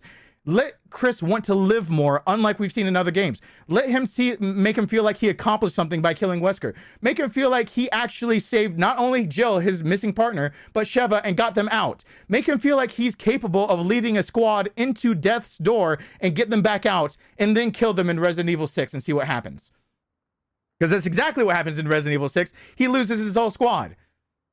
And then now you've got good characterization. You got a reason why he would never do that again. You got a reason why he wouldn't run and gun. You got a reason why, if he even has his partner, I forgot his name, in 6, why all of a sudden it would feel more like Leon's section. He's going to engage the enemy in a way to get him home. He's never again going to endanger people. So it can't be all this action. Like, all it can be is survive, but be vengeful, but get to the object, but everything. Piers, that's right. So you've got things like Piers, yeah. And then you see that they obviously are taking some of these notes because they did it in Resident Evil 8, where he has got the Wolfhound squad, whatever they're called. He's got the Wolfhounds with him, his own squad that he's leading in there. But you see that they're doing it from afar, very calculated. He has people with specialists, and the specialists of like any munitions, any explosives, anything. He's leading these people more confidently, but his confidence is only brought back after the events of 6, when he sees everyone die after he thought he was capable of leading them, because Sheva in 5 taught him how to basically value life again after he doesn't value it because he lost his partner, Jill, who he finds alive. Like, so much characterization, and they could just make it all be survival horror. He would never again, if they did it that way in 6, just run and gun. He wouldn't do it. He just wouldn't. So playing from Leon's section to Chris's section would feel pretty flawless, because Leon is trained more for just him. He's a special operative that goes in solo. Chris is trained for a squad, so he would actually have his back against the wall of looking to command someone like Piers, and then be like, and also like he's looking for all angles and realizing, unlike Leon, who's used to working with 1 or 2 people, he's looking at Piers and going, and that's all I got. So he's never going to run and gun. He's got to remember Sheva. He's got to remember Sheva wanting to go home. Piers wants to go home. Piers is too self-sacrificial in Resident Evil 6. That can be his crux in Resident Evil 6, where every time Piers is just like, I'll follow you into hell. And Chris is just like, no. I almost put Sheva through hell. I killed all my men. Don't say that to me. His PTSD going, no, I can't risk another life. I can't do it. And him refusing to go into those situations, making it all survival horror, where every single time he's confronted with an enemy, it just feels natural for Chris not to run out there and gun it. But in 6, he just runs and guns it.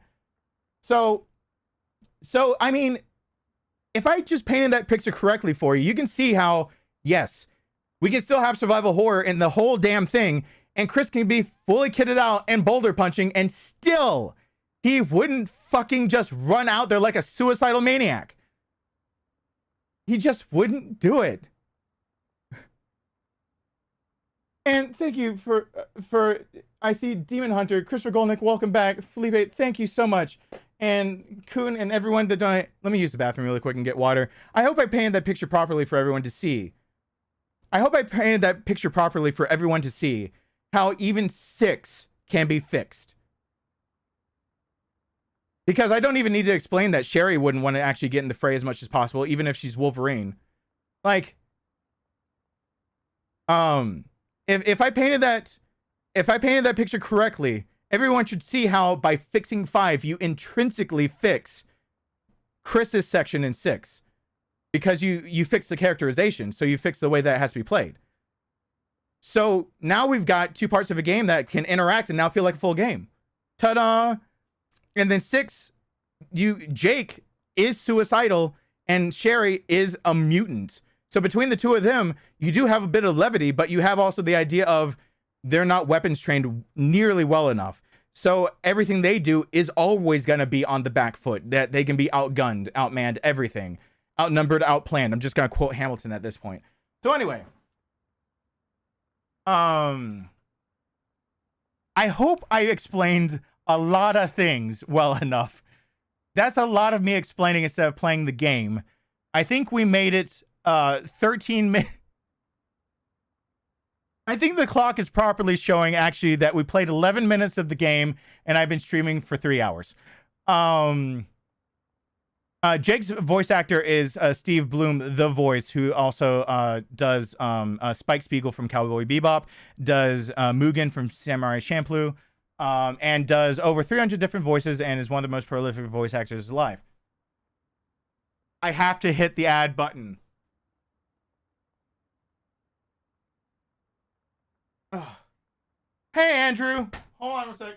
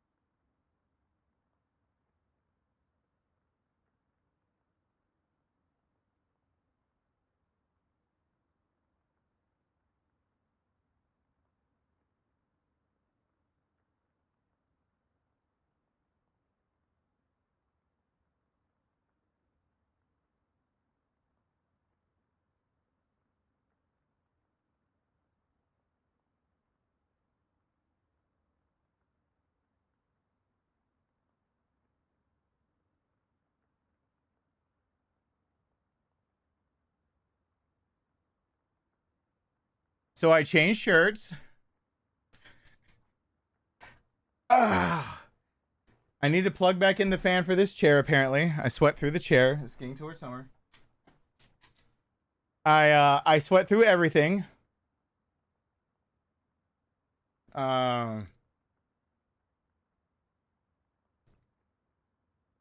And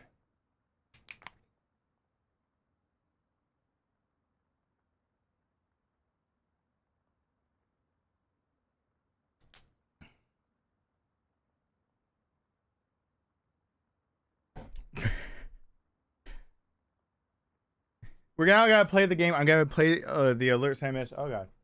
Wait. Do. Hold on. Do.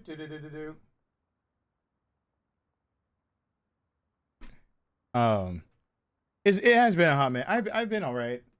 Alright is a relative term. I've been alive. I continue to live. And I am still alive now. I'm passionate about good story writing.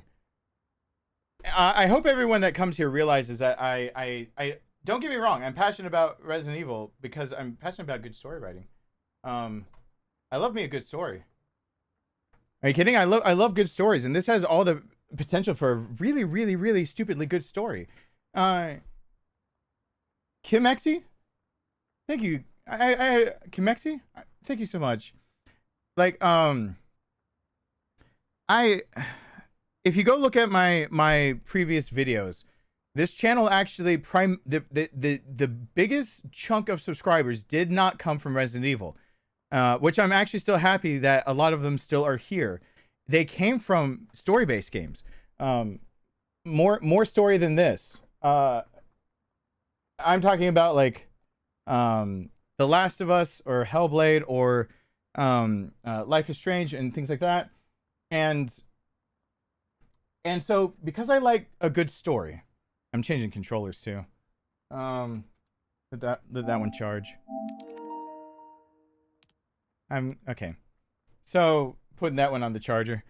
Because I like good stories, a lot of my passion comes from the idea of I want to see the story done justice, and I want and it's a brand. Like Resident Evil is a brand. And if we get straight the idea that the brand has been done an injustice because of its story, and then how do you play out that story in a game? You can see a lot of my passion might actually be coming from frustration that there's so much potential, especially from a brand that had no right to succeed. You have to understand that also that Resident Evil is definitely an outlier, and there's a reason why Resident Evil 4 did so well.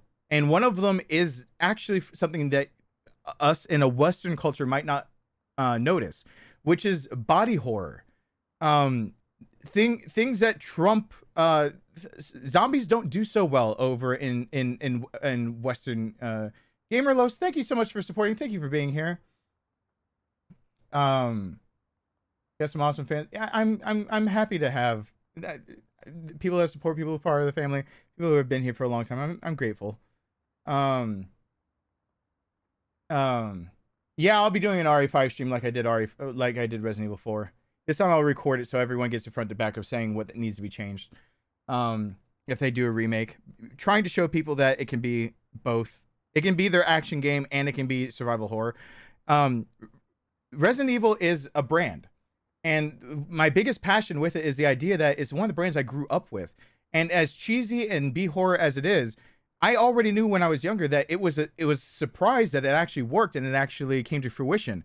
For example, Madhouse is notorious for not finishing out shit.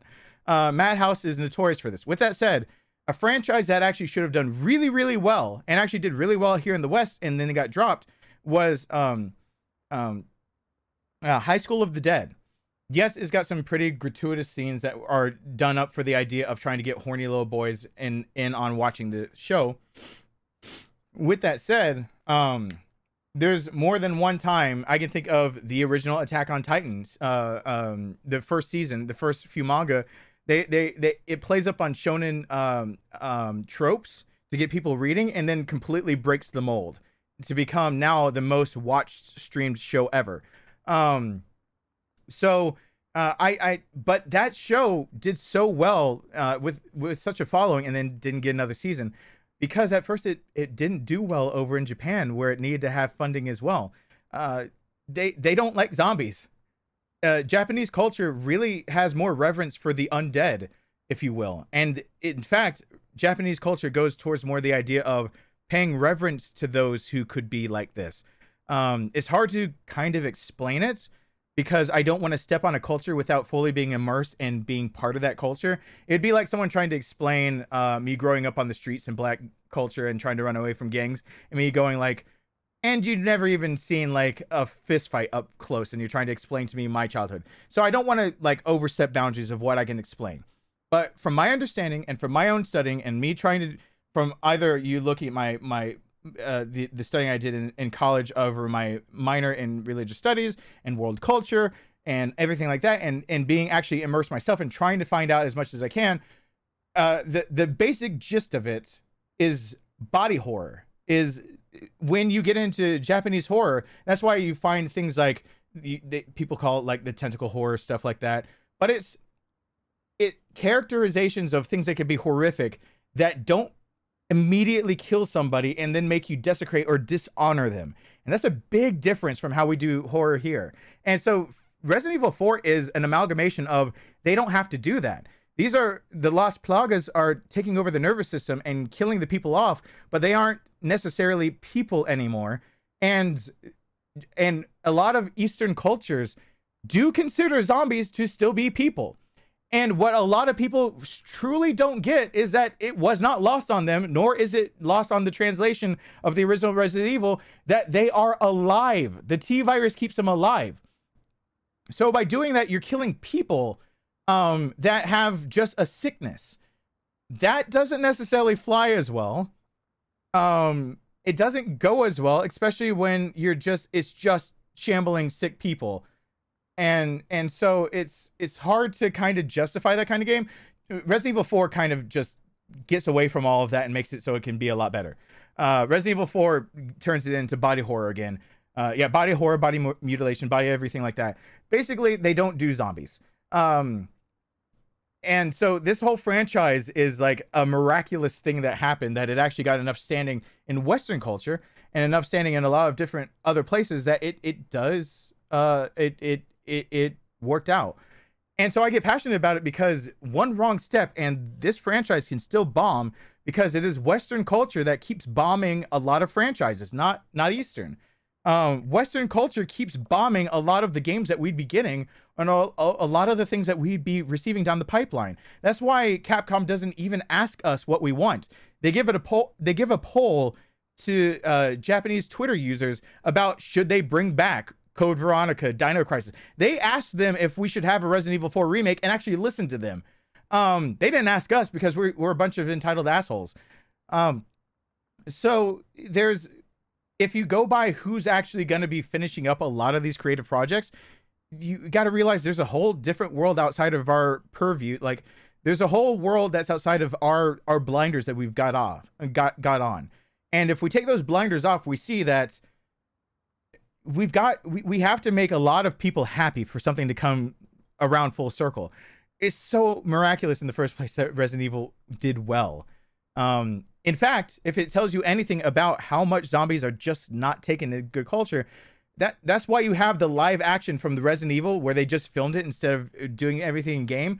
It was English actors that live in Japan for any English needing parts. So in Japanese film, if you need an American looking person, there's a bunch of basically B-cast actors that aren't good actors at all that just live there. And their job basically is to take all these parts where they need an American role for something that's lower paying, but will, get the bills done and everything like that. And so that's why you get those first roles of like Brad, no, of one of the dumbest screams ever of like Brad taking the chopper away and everyone like running and like the showing like their like freaking player stat cards of like Barry Burton, and it's just like a live action guy holding a revolver, and Jill dressed like she is. It's all, by the way, she has a shoulder pad to differentiate her model from other models, but like they have just it's just so weird what they did. But to get back to the game, the fact that this franchise survived this long, I would like to make sure that it keeps surviving and doing well. And I do not depend on the Western audience to actually make it do well. Yeah, the cheesy campiness of it really is what helped it survive even over there. That's actually the truth. A lot of the horror doesn't match up with what they like. This is exactly what they like. Are you kidding? Resident Evil 4's body horror. This is body dysmorphic, or not body dysmorphic, but technically body mutilation, body horror. This is it. This is the kind of horror that you'll find over there. Go watch Parasite the Maxim. That's it. That's the kind of stuff that you're gonna find more. That's more taken kindly to. And if I guess I could paint the other side of the picture, that same manga / anime that never was finished up, High School of the Dead, part of it is out of reverence for the creator. Like, it was two brothers that made it and one died, and reverence for the deceased, because now they have a different reverence for the deceased than the Western culture does. We can say zombies, they're not human anymore. They're totally still human to them. You don't do shit. For them, the idea of spirits and ghosts and things like that, that's a big deal for Eastern culture. So you don't want to just go trampling on the culture that's making the game. Instead, you'll find that there are games that are horrific for them that are really good horror titles. What is it called?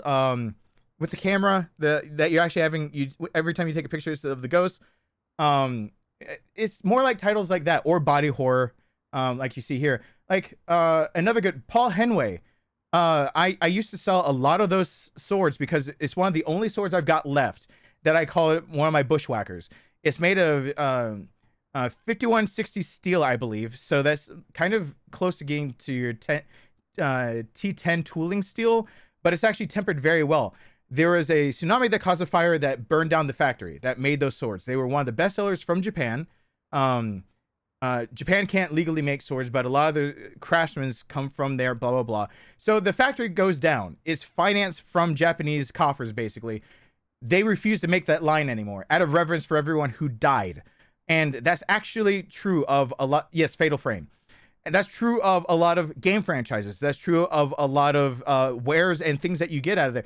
Like, people die, they revere their legacy and who they were by ceasing to do anything that could tarnish their legacy. In fact, it goes back to the days of people thinking of a samurai, which the Code of the Samurai came 3 centuries after what people think Code of the Samurai was living by.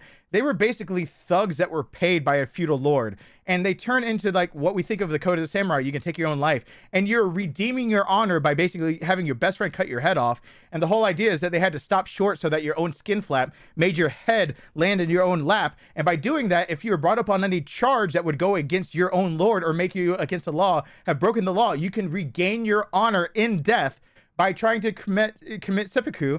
And during that, it would be too excruciating of pain. Most people can't finish it, so they had somebody who was very good with the sword decapitate them and have their own head land in their lap, and therefore they are atoned for their own sins that they committed in life, and they die with honor.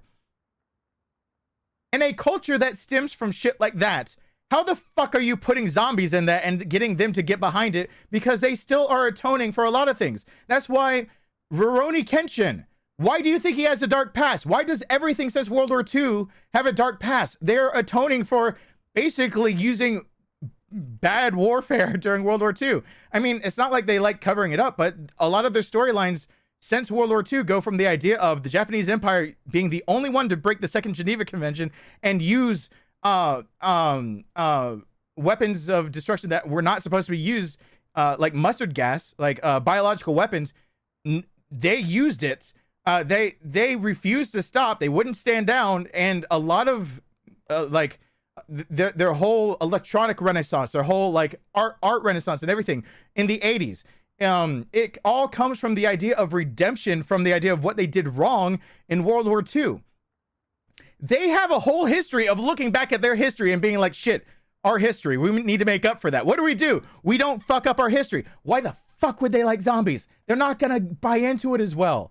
So like, let's remember, if the Western culture shits all over it, we might lose some of these great ideas that are coming out of Eastern culture studios.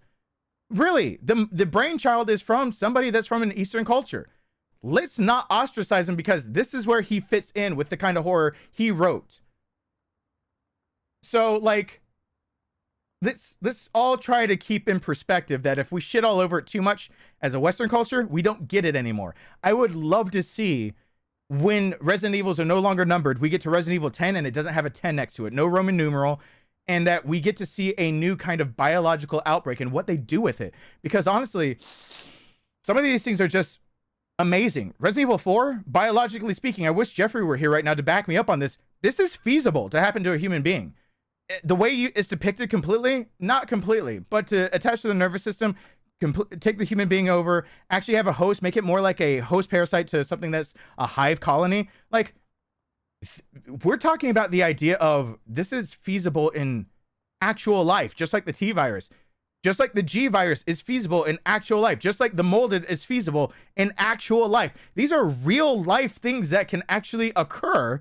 And they might be far-fetched and seem like pseudoscience until they're not pseudoscience. Resident Evil 1, to make damn clear to everyone, is no longer pseudoscience. If someone wanted to make the T virus, they 100% and a child's allowance could make it if they had access to a laboratory that had the CRISPR process available to them.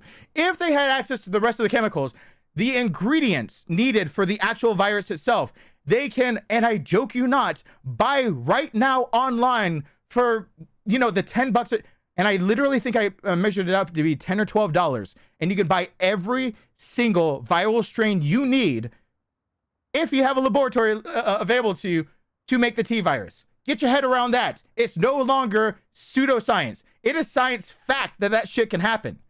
It is science fact that if that were to be spread, it would spread dramatically, kill a lot of people, and those left would be very alive and very pissed off because measles and rabies and encephalitis and all those things with a raging fever, with the idea of masticating to bite to spread it, that would all enrage them, and it would make them actually go after people that are not infected if they saw them, to spread the virus, because the virus wants to actually have a control over being able to spread it to other victims. And if there's any part of it that has to do with rabies, that's why people with rabies bite, because saliva transmission is very, very, very, very, very rare and low. So like, you have to bite a lot and like dig in teeth a lot. And you have to do a lot of things, but technically, if you've got all those other things that can infect them, including being airborne, waterborne, now we're talking about saliva and bloodborne, all of those things together, this is a very deadly virus we're talking about. That would be absolutely, by simply creating it, you have broken the law. Don't get me wrong, you might be executed for that shit. We might be putting you in the history books with the Rosenbergs for treasonous acts and executing your ass in the US. That's no joke. So don't try to go off and make it. You just committed biological like war crimes, and you're gonna die for that one, most likely. Don't do it, but someone could do it. A parasite controlling its host, like you see in this game, happens to this day, even in mammals. Do they sprout random things like blades and everything? Some of them actually do. Some of them actually do spread defense mechanisms. And most of those mechanisms are to be eaten on purpose. And being eaten on purpose, it means that those blades are less to hurt and more to stick in the digestive tract of a lot of different things that would then eat the thing that's infested first, so it can take over a mammalian body like a bird or something like that. Yeah, they do. They sprout like this shit. It's crazy. So there's a lot that goes behind the idea of this science is crazy accurate. I will say the least accurate of all the games is probably the links they go to in Resident Evil 8. If that doesn't scare anybody about what this world is now capable of and what M2 Studios came up with, then I don't know what is, but I would love the mind that could think that this reality could be a possibility. I would love them to actually write a brand new story. I would. I do. I want to see it. And I don't want to see Western culture shit all over it and make it so it's not possible. Are we clear? Okay, I hope we're clear. Oh, giant spiders can't happen because they work on a hydraulic system. They crumple under their own weight. Our atmosphere doesn't allow it anymore, Kale. I have a counter argument to that. But Jeffrey's explanation of why giant spiders can't happen is actually very feasible and physical. Giant bugs usually have, basically, you can think of them as a hydraulic system for extending and manipulating their appendages or their arms and everything, especially anything that's coming from thorax, blah, blah, blah. That the bigger you get that bug, the more likely it is that they will crumple and just die under their own weight. Kind of like the idea of an elephant. But if you think of the structure of an elephant, their bones are hollow and their ears are what let them live. Their ears being so big, the blood circulates through their ears and they flap it and they cool their body down, because you have to worry about the inverse square law of growth. And the inverse square law of growth, and not light this time because I'm not talking about photography, I'm talking about living mammalian beings, is that every time you double something size, you need to basically make it 4 times stronger for the structure to hold it up. So there's a point at which you can double the size, but you can't make it 4 times stronger, and it will crumple under its own weight. Also on top of that, it's the idea that every time you double its size, you have to have 4 times as much heat dissipation if it's something that is warm-blooded. So all of it comes down to the idea a mammal can only get so big under atmospheric conditions as we have them now. Why were there big bugs in history? They were either in the sea or we had a different atmosphere. And that's actually, both of them are very plausible. There's a reason why we have petrified forests. I don't give a shit if we're talking about the Bible or not. Most likely this world experienced 2 different floods at some point that were worldwide. Those floods most likely didn't come the way you would think, but one of them probably popped our atmospheric bubble.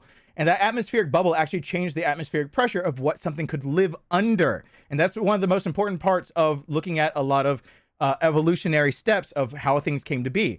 That possibly second bubble pop, which might have been around an ice age, made it so that atmospheric pressure was actually now more intrusive to the idea of a bug getting bigger and having a hydraulic system hold up its body weight. And people who don't like the idea of the whole world flooding, one, it's just the way it is. I'm sorry, whether you believe in something or not, I'm just going by science now, because we have 2 petrified forests in the world and something stuck in the mountains and we don't know how it got there. We shouldn't have ships in mountains unless there is water that doth riseth. Like, it's just how it works. So anyway, one of those probably popped a bubble that was actually containing water both underneath and above the what we consider like surface level, not under sea level. So there's a pressure of water most likely underneath the earth. So we're talking about different layers of the earth. There's one layer that was probably water at one point in time in our earth.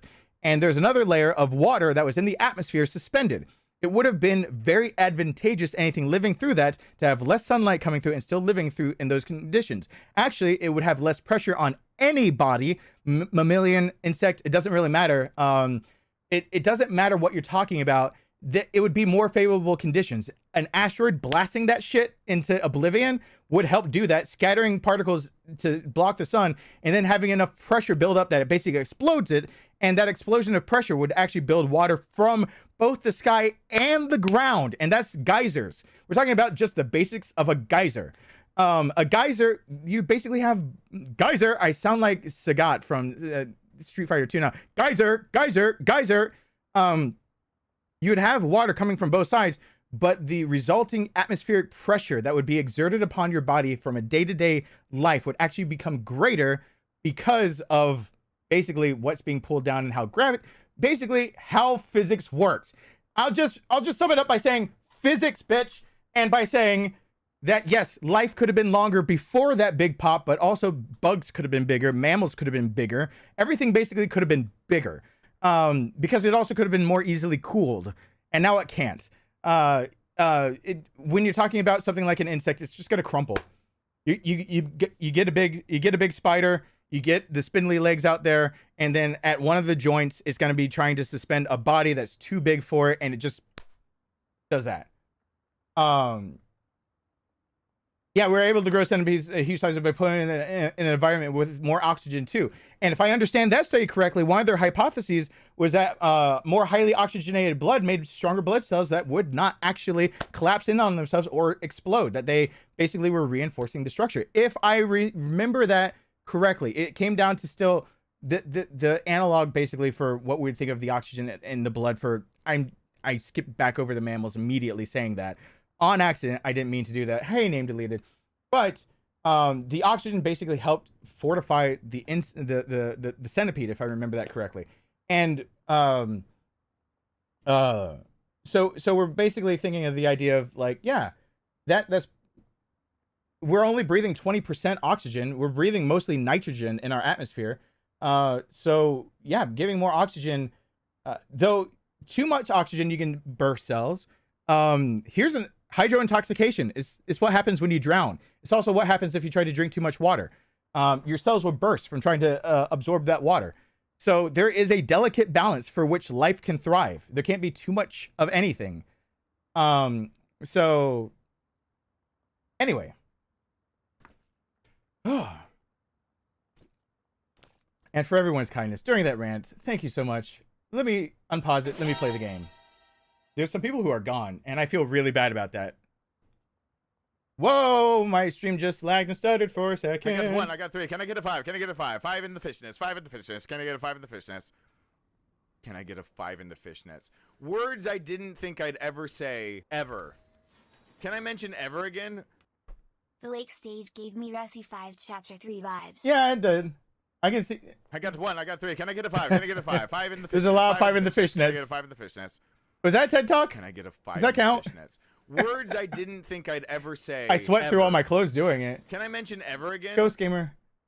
This is a one more thank you to everyone again, because it's been a while since I unpaused these things. I got 1, I got 3. Can I get a 5? There's a lot of 5 in the fishnets. fishnets. Horsemen, sports, shorts, and entertainment. Ghost Gamer. Can I get a 5 in Roger. the fishnets? Words I didn't think I'd ever say, ever. Thank you, guys. Can I mention ever again? Bloody rubbish. I'm glad it was education. Larissa, I'm glad you guys liked it so much. Thank you for the tip. Luckily I'm not a female, so I don't mind just the tip. This is for being a light in the darkness, pun, and to help with anything you want. Love the videos you make. Well, thank you, Roger. I really, really appreciate it. I really, really do. Both the 5 of the fishes and that. And yeah, I want to take a poll one day of how many people get turned away because of the quote unquote rants. I'm cooped up with knowledge that I've gained somewhere, and I don't mind if people don't agree, and I don't mind if someone actually comes around and says you got the knowledge wrong, but I just don't want to just sit here knowing shit and die with it. If anything, I want this channel was originally supposed to encourage people how to have a civilized debate about any subject. I'm talking about, again, reality of what this channel was on September 23rd, 2015, my brother's birthday. This channel was created for the idea of teaching people how to play games and have civilized debates where you don't have to come out of it agreeing with each other, but you can come out of it knowing more. And so the whole idea of the channel was to break games down in the first place and to talk about the science or the aspect, or basically just take any media and bring it back to real life of talking about how you can just wrap your head around the world around you and become more educated even while you're enjoying a game. That was the whole point of the channel. And for people to at least, even if you're calling them rants, I never think of them as that. I always think of it as, if tomorrow I die with everything I know. My knowledge does no one any good in the grave. But if even one person goes, that's interesting that he said something about like the insects in this, or there being parasites that actually exist like that, or the T virus is a legitimate thing, and they start getting into biology or virology, or they get into natural sciences. They start wanting to look up about our physics, about how the Earth was, or about astrophysics, even going from the smallest to the largest, or quantum physics, the smallest, astrophysics, the largest. And everywhere in between. If anyone hears all this shit and then just wants to go look it up, I feel like I did part of my job as a human being, because it makes them go off and learn something that maybe I knew. But again, if I'm the only one that knows it, what good does it do with me? So there's that. I usually am much smarter than the things that I say. Usually much smarter. I'm glad people like it. As long as they keep the boulder punch in all in Henri 5. Johnny, I want him to smack that boulder and then break knuckles on accident. That's my hope. They accidentally I'm bricked gonna let you in on a Knuckles. little-known secret of comedy. Smack- Bad things aren't funny when they happen to Daddy. What about Mommy? Oh, Mommy's fair game. Go for the throat. Oh yeah, there is a Thank you 69. for this outstanding rant. You are the best. Also Thank you, Kun. 69. Thank you, Kun. I appreciate that a lot. Thank you. And then in between all that, there was Demon joined. Christopher Golnick joined the family again. Felipe, welcome to the family. Sarcasm! I just talked about that boulder punch. We would like to buy one child, please! No! Get rid of the boulder punching! We'll get rid of the Kim Exy, thank you. And then Yankee, twice in a row. Thank you. You were 10 when you played it, now you're 40. I'm 37. I watched my brother play it. I watched him play the third one over his shoulder, even though I owned it. I try to know my stuff. Oh, you guys can't read all those things. Yeah, love your rants. You know your stuff. I try to stay up to date as much as I can. I try to think of it as being a Renaissance man. Hey, GJD. Well, welcome officially to the stream while you can be here now. Hey, Gio. You just got a platinum trophy for PS5 version? I'm working on it. So anyway, if any one person even wants to go and investigate any of those topics, whether it be like, you know, Eastern culture, I talked about like the Middle East and like its sunsets. If even one person like looks up what the sun looks like from different places and the sunset, I had somebody come here from across the pond, and they had never seen a sunset that had the reds that the U.S. has in it, and I never really thought about that as being something that would be at all life-changing. Isn't that cool? Like, is that cool to anyone else that can awestruck somebody? Like the reds that are in this game, if you play HDR, not every, if you go far up north enough, into the UK, into the Netherlands, into anywhere, into Greenland, they're not used to that in the sunset. Is that weird to you?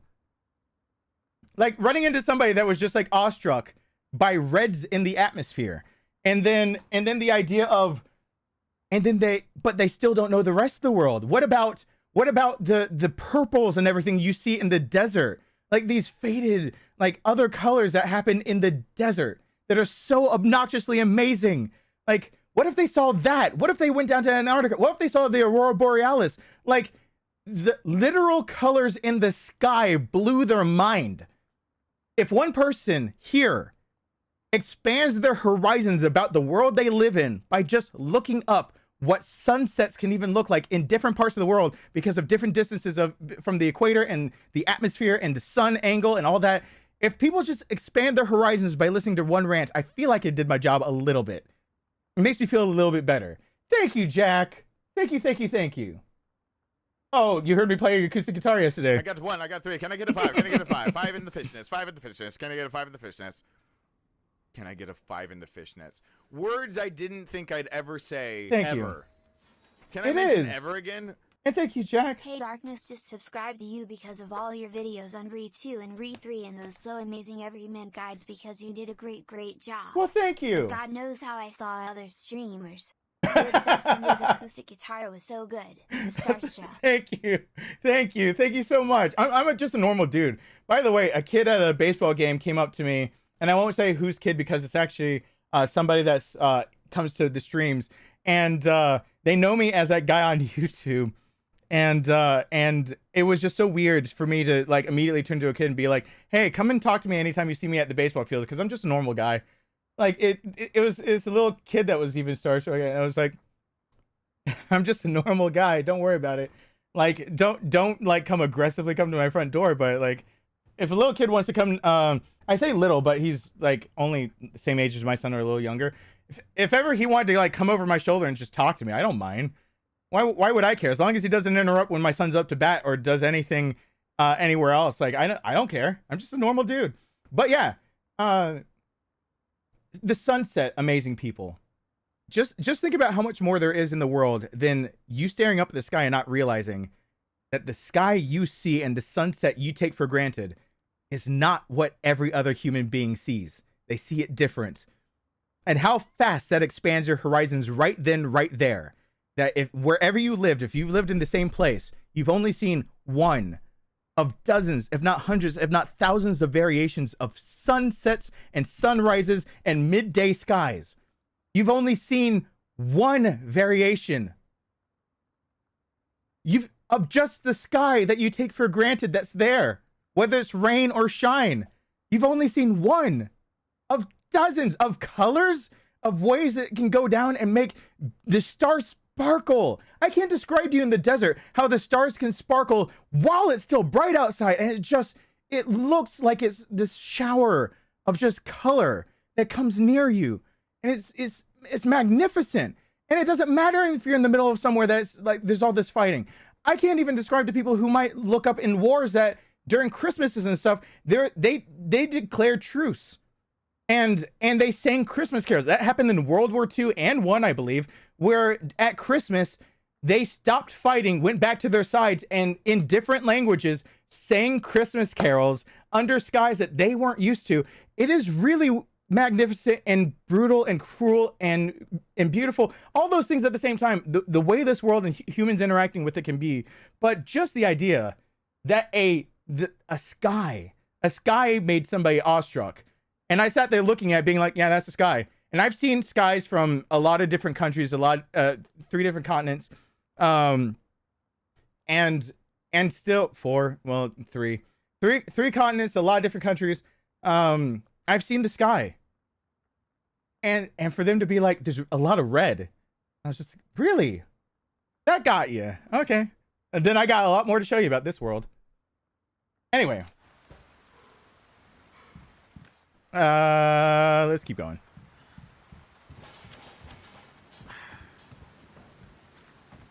Part of me wants to go back and save it. Oh yeah, there's checkpoints. I have grenades back.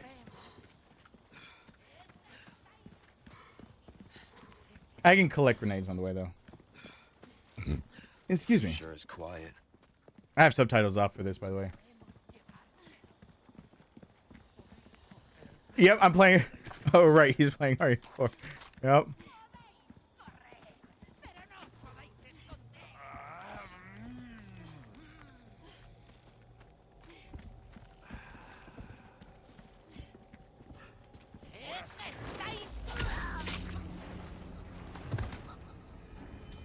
Yep, Coon. I sure am.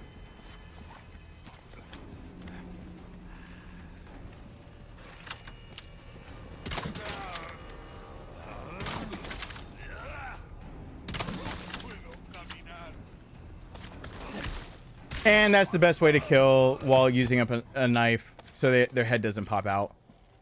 I should have just killed them because I have the space and distance and everything needed. I'm going the distance. I'm going for speed. Let me just butcher that song really quickly. Hope everyone had a great childhood. Let me run right over it.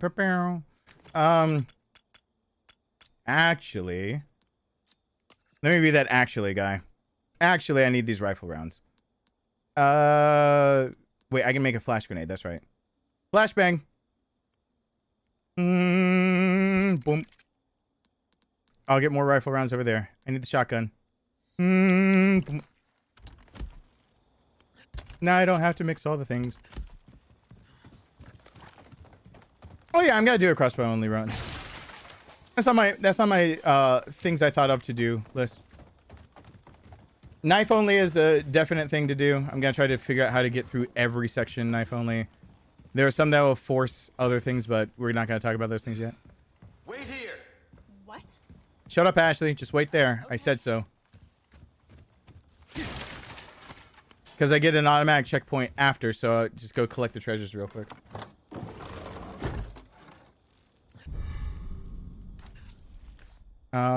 I don't think I get the other treasure. Mother of God. The deluxe edition basically makes this into cheater mode for money. So I really do have to play it on my PS5 and not get the deluxe edition or the extended treasure map so that everybody has it accessible to them to get S+. Because this is stupid. This is super stupid. Mendez is right after this, so I can't use those up yet. I forgot how to do Mendez's fight the way I have in my notes because I didn't actually draw out a little diagram. So I'm trying to think of what to do for this exactly, and I think I've got to do it the get out of dodge way, which is not the way I want to do this fight, but you know, to each their own. If I had my druthers, I'd do it a different way. Oh, but I have the flashbang. Thank God. I don't remember what else is in here. I have the flashbang. All right. I have to make a pimp decision, and I think I'm going to make the one that gets me out of here faster. Let's see if I can pull it off the first time. Okay. I need to play the cutscene because I need to remember which one has the actual crank. Great.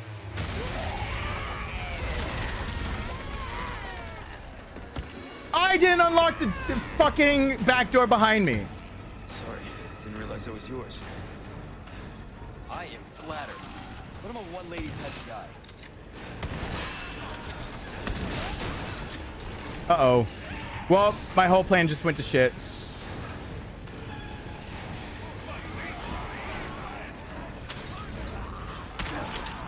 How did he get me? All right, let's just let's restart from that. Whoops. Yes, Jeffrey. Oh yeah, I didn't drop down yet. Yay, okay. Everything didn't go to shit. Whoops. Because I don't, if I get my druthers, as soon as I can, I nope out of here. So depending on how many that I need to kill, because I don't think a lot of people are going to appreciate if I do something and then... Depending on how many I kill to kill the one with the crank handle, will now dictate how I treat the rest of this. If you kill the one with the crank handle, get all the treasure like I just did. Get the crank handle, throw a flashbang, and you can actually... The second she dies and you put the crank in, Ashley comes, no matter what. Or you can just hit the thing if she doesn't. But that's when she's popping out, when you get the crank handle. That's what I figured out finally. And then just do it and run through the door and that you're done. So you don't have to deal with all this. Mendez is a pain. Because I always forget how to deal with him. I do know how to deal with them in a different way. I'm going to do that first. I am flattered, but I'm a one-lady type of guy. So the reason this door is important, because if I deal with him in a different way, he's too busy throwing shit.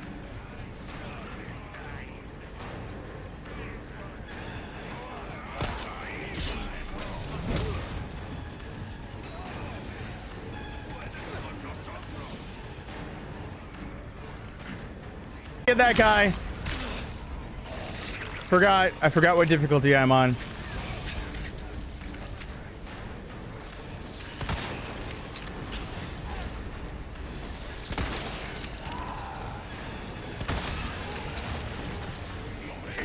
Nope. And I forgot where I was on the edge. If you don't get the idea of what I'm doing, I'm about to line them up.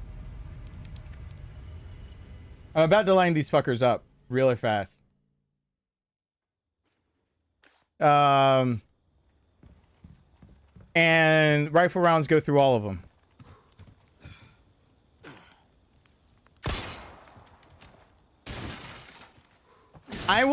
Mendez is not necessarily the easiest boss. Let me put out there really quickly that once again, being at one of my streams, I might have beat Mendez the first time around pretty easily.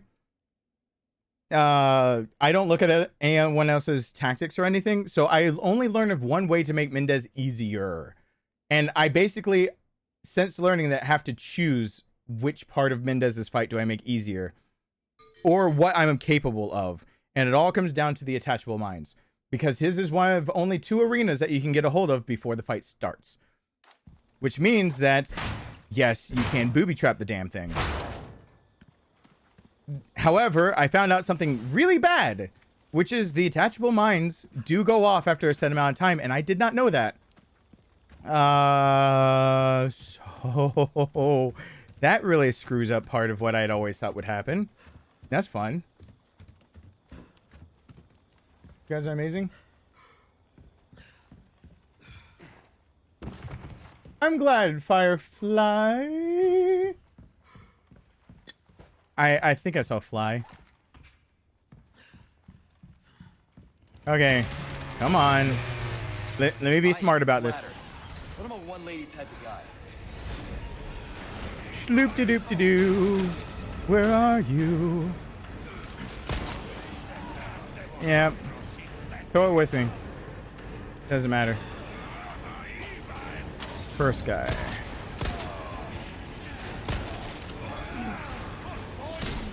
Better for me. Damn it.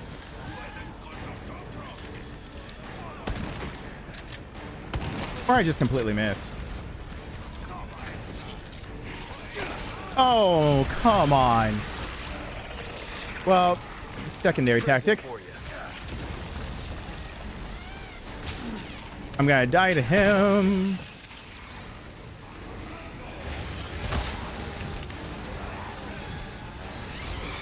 I'm gonna die because I'm an idiot. I missed my what I should do is just restart. But I'm not going to. Because I'm annoyingly persistent.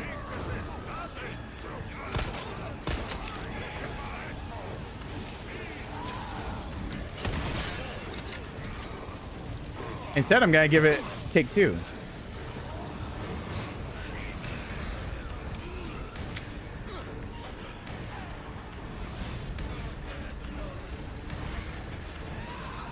All right, now with take two, which is literally what I was just trying to go for the first time.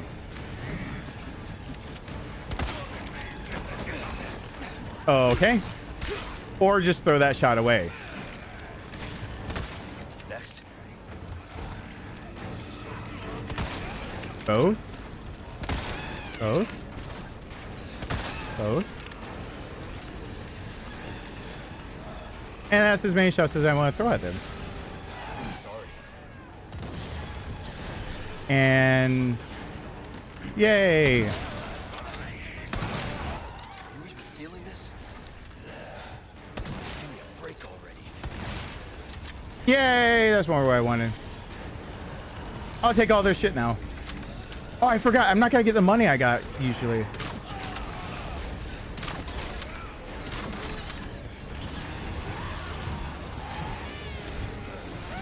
I keep forgetting I'm not going to get this money anymore.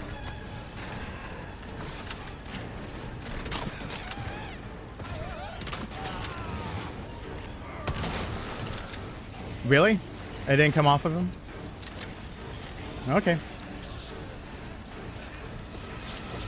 No, we'll go with that. It's fine. I only have to beat this in 10 hours, so I can take longer on some fights. I'm about to give up bolts, though. I have to. Why'd I use the bolt throw? Now I have to kill them. My dumb ass forgot. It says I have to give it up.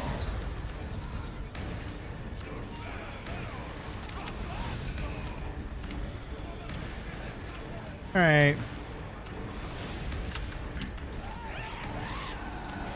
Hey. Hey. Not the easiest to hit you in the head. Hey, what's going on, girl?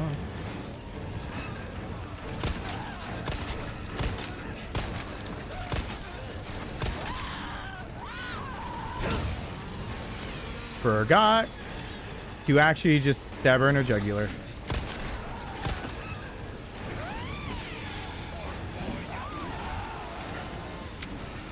Dude, I need you to drop that bottle right now. Thank you. Thank you.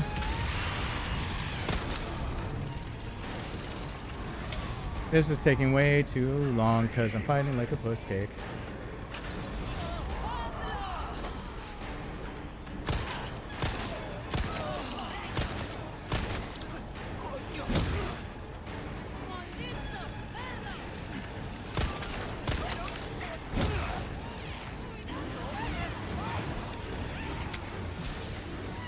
This is not how you do it for a faster run. You get the crank lady and run away. Let me really emphasize, this is not what you want to do if you're trying to go faster. But I threw away all of my bolts on them.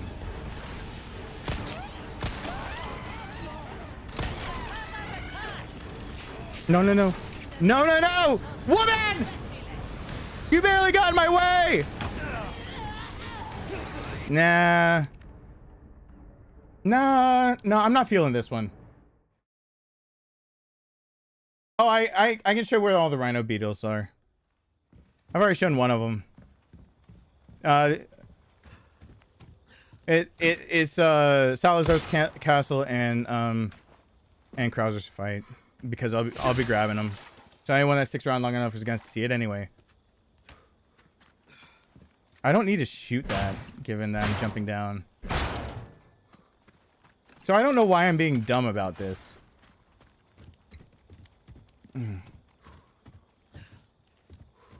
Oh, the charms, they have a pattern.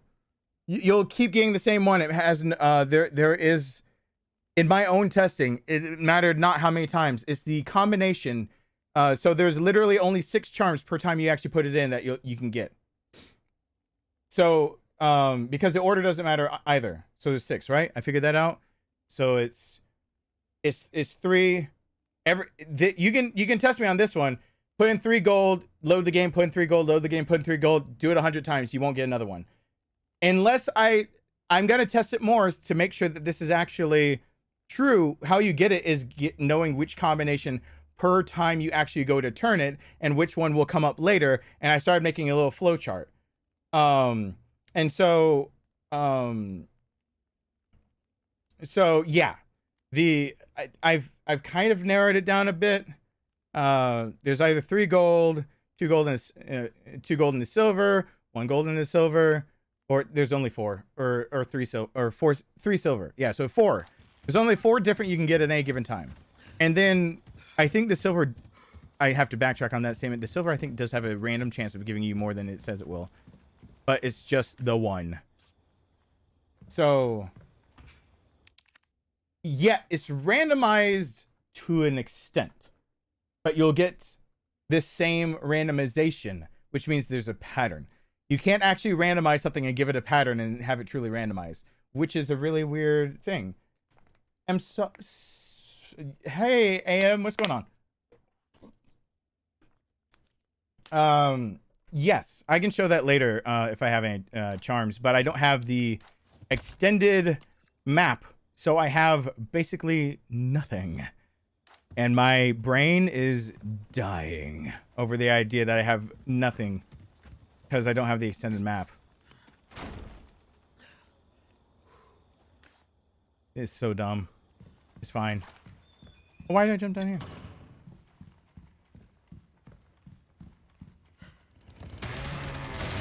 Oh. My preferred charms? I was trying to start it off. I'm not all the way sure, Wolfpack. That's why I need to try out. But for any given time you go to the actual machine for the charms, there's only 4 it can give you. And it does not matter if you try to do, like, let's say you have 2 gold and 1 silver coin. It does not matter if you do gold, silver, gold, gold, gold, silver, silver, gold, gold. It'll give you the same charm every time until you use that permutation. And then it gives you 4 new permutations. I misspoke when I said 6 because I just did the 3 coins and then the 3 other because math is hard. But there's only 4 permutations every time. So basically, if you are at a save point, you can just try all the 4 permutations and see what you get. And then you get 4 new permutations. So if you're truly there, what you can try out is get 1 permutation and then try out one of the 4 that comes after it. If you've got enough tokens to like do it twice. And then you can try out 1 permutation, try one of the other. So technically, every time you go to any machine, you've got the second charm has 16 different things it could possibly be. Technically, it has 16 there. So you're guaranteed to get 2. The first one can be 1 and 4, but the second one has 1 and 16 if you're willing to give up your 1 and 4 first one you got. So that is also to say I have a hunch that whatever you just got probably is what's determining the permutations for what you can get next. So that's what I need to test out. Flatter. But I'm a one-lady type of guy. But I actually have no charms on my box, and I was trying to do that for the idea of one day if I make a guide for everyone, that not everyone will have the same charms, and I didn't want everyone to suffer for that. So I thought I was going with the basic charms that everyone got, only to learn that that's deluxe alone. Shit. I'm talking too much. I need to just beat this part because it's stupid that I haven't beaten it already. I was going with just the handgun rounds and the green herb, and really wasn't putting much else in it, only to realize that yes, those come from the deluxe edition, and now this is showing me without the deluxe edition this game gets actually much harder. So I'm changing tactics in some places and testing things out so everyone has a fair shot of beating the game. I do not want to put in a, hello, here's an everyman's guide. First thing I need to tell you to do is spend more money. I don't want to fucking make that guide. So if anyone has a standard edition, I can't pretend like they've got deluxe and have the extended treasure map. And those treasures just don't show up if you don't have it. It is a big hit so far. Oh, Anonymous. Wait, there's another one that came up. I missed it. I'm so sorry. We would like to buy one child, come here. I like rants and watch channels, dork out over subjects I find interesting. Yes. Bosses with small helpers always annoying me in games. Oh, yeah.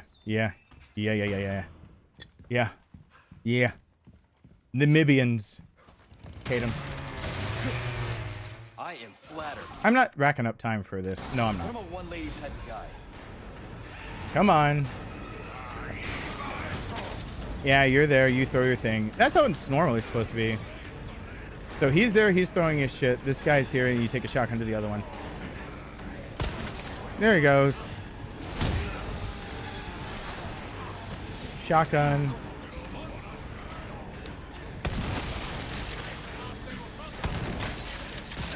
Ow. Not how it's supposed to go.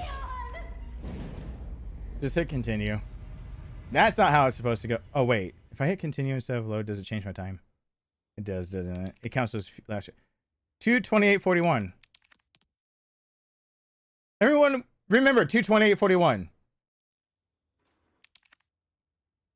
For next time. I don't want to have to quit the game right. What if I do quit the game? 2:28:41. Huh. Let's see if it actually does it for the autosave, too. Because I didn't think about that. I never thought to look at this. I might have last night or the day before. I was too tired. 2:16. It does matter even for the autosave. Fucking hell. Yeah, you have to quit the game. You have to load it before you die or quit the game, I think, are the rules.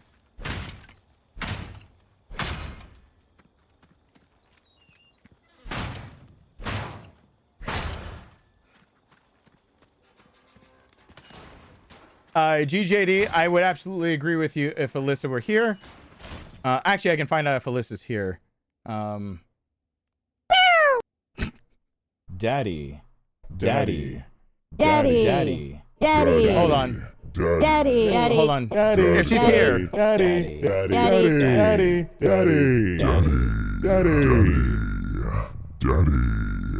Oh, my son just requested to get Amazon Prime Video for free. Okay. If she's here, she'll say something now.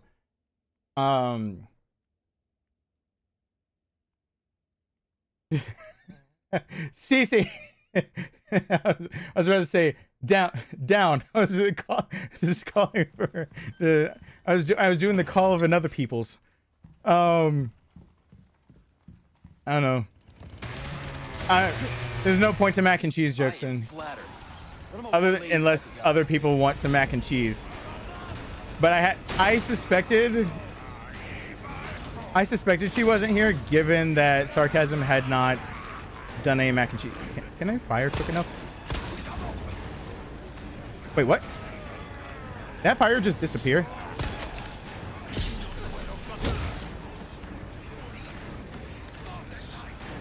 Bifurcation. Oh, no. Hold on. So that guy really is going to just explode that head every time. Have I sniped him so many times I didn't notice? No. Oh. I know what I was doing. Okay. Yes, he's going to pop that head every time. I was luring him out. I'm an idiot. I had more ammo to spare at this point. Was stronger because I had upgraded weapons earlier because of the treasures. So, oh, I got a hand grenade. We can't fudge this. I got another hand grenade. I have one that I wasn't counting on. I can toss that shit. I can toss it. Hey, Russ, what's going on?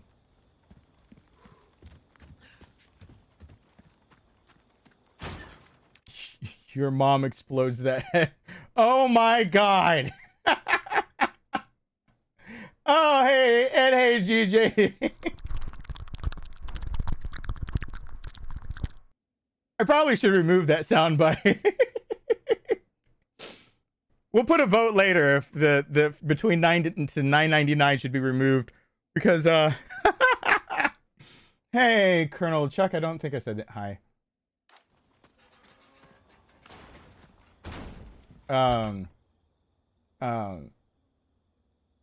Yeah, it is possible.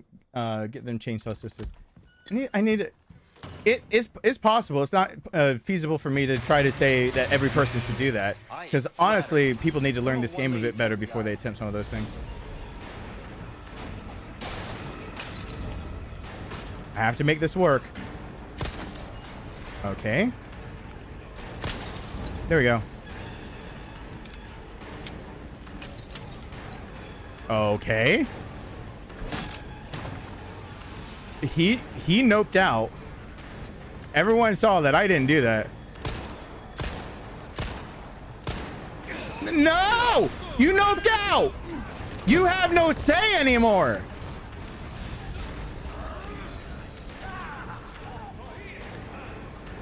Present for you. Sorry.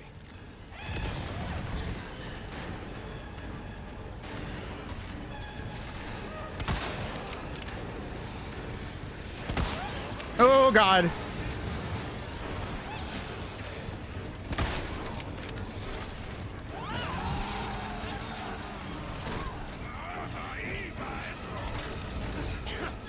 Let me shoot it. Let me shoot it. Let me shoot it.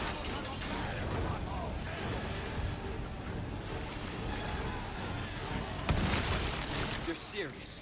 Yeah, they're serious.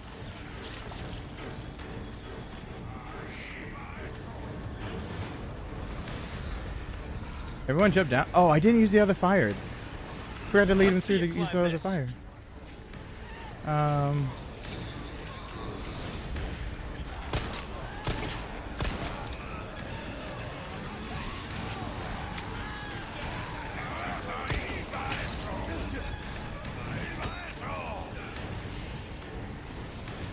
Whee! That girl is on fire. Slow down.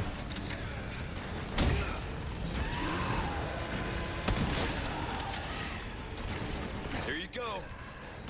There you go.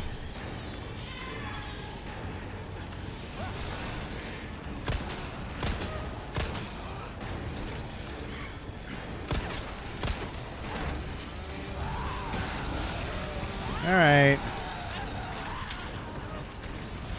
Environmental hazards, here I come, because I'm sucking at being a good gamer.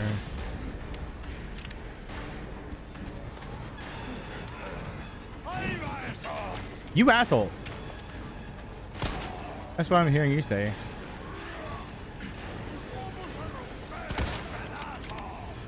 Oh, I forgot those barrels. How could I forget those?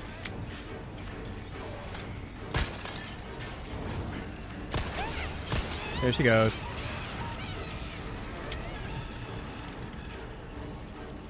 Yay! Now I threw too many shots into the rest of them to justify leaving him alive.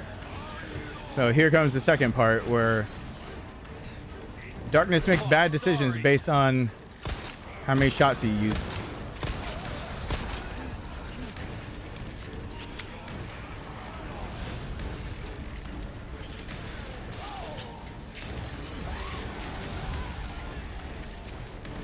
Hey.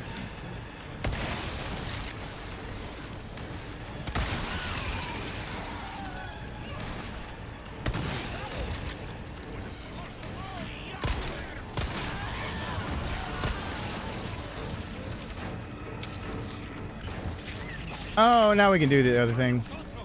Yay! Now I can be more conservative. Whoa.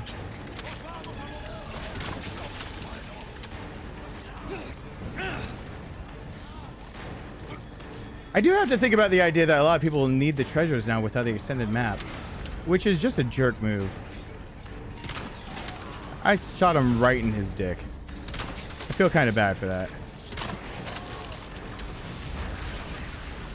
Okay, he's back alive now. No longer feel bad. I missed every shot. Truly no longer feel bad. Truly my feelings of badness go away when I start being on the losing end of it. Oh, did I not use one of the things?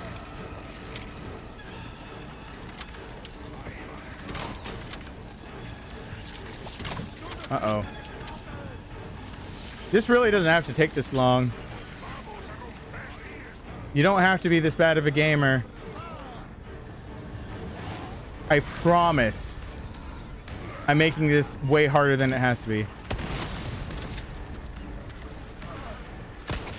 One down.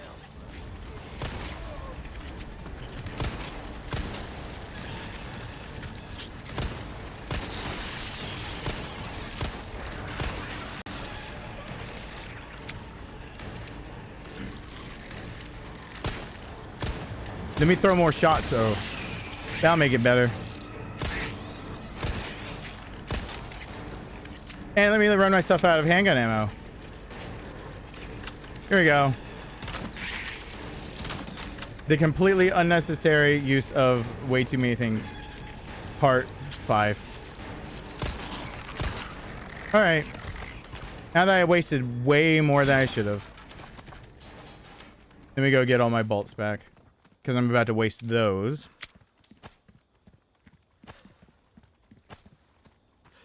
Yeah, don't do that. If you play this section, don't do what I just did. Just use the fucking flashbang as soon as the girl with the crank drops it. Literally all you've got to do to beat this part. And I ran myself out of so much ammo that I'm wondering my justification for this. Like I'm questioning whether that was worth it. Literally all you've got to do is, and it's super duper easy. Focus everything on just the one with the crank. Have a flashbang. Is that all the treasure? Because I ran him around in circles so many times. When you're about right here-ish, throw the flashbang so it gets all of them. Then just use the crank. And it's done. It's done. It's that easy. I made it way harder than it had to be. No, I'm okay. I guess. You did well back there. Seems this isn't your first time running from Way harder than it had to be, because by the time he's finished doing it, he's actually I've been hit a few times, and every time it surprised me. He's actually in iframes, not for the whole crank animation. At the very end of it, when he's finishing it, that whole thing is a giant iframe. He can't be hit during it, and so I did not realize that was there. So now knowing that that's more or less a fact of how just the game works, yeah, just throw flashbang. Just don't even deal with it. But all of that was all dependent on the idea that you already had enough money. So you get another flashbang so you don't have to worry about it. But now people are going to run out of fucking money. Because I'm doing this for people who don't have the extended map as well. Which means handgun ammo drops more often, but everything else I need, well, fuck that noise. So this is going to be really fun. Because usually by now I've got so much powder from having the attachment, the case attachment for powder. I forgot that's deluxe edition. That I make shotgun shells and just shotgun everyone in the legs during this part. Forgot that. because I'm an idiot. So let's just see how this goes. Let's just see how this goes. Hurry!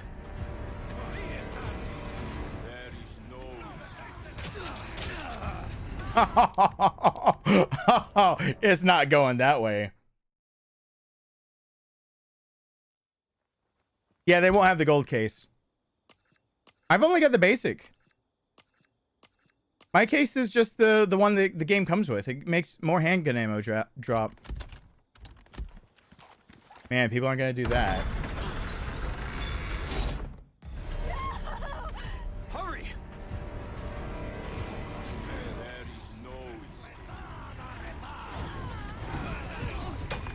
Just run. Don't worry about them.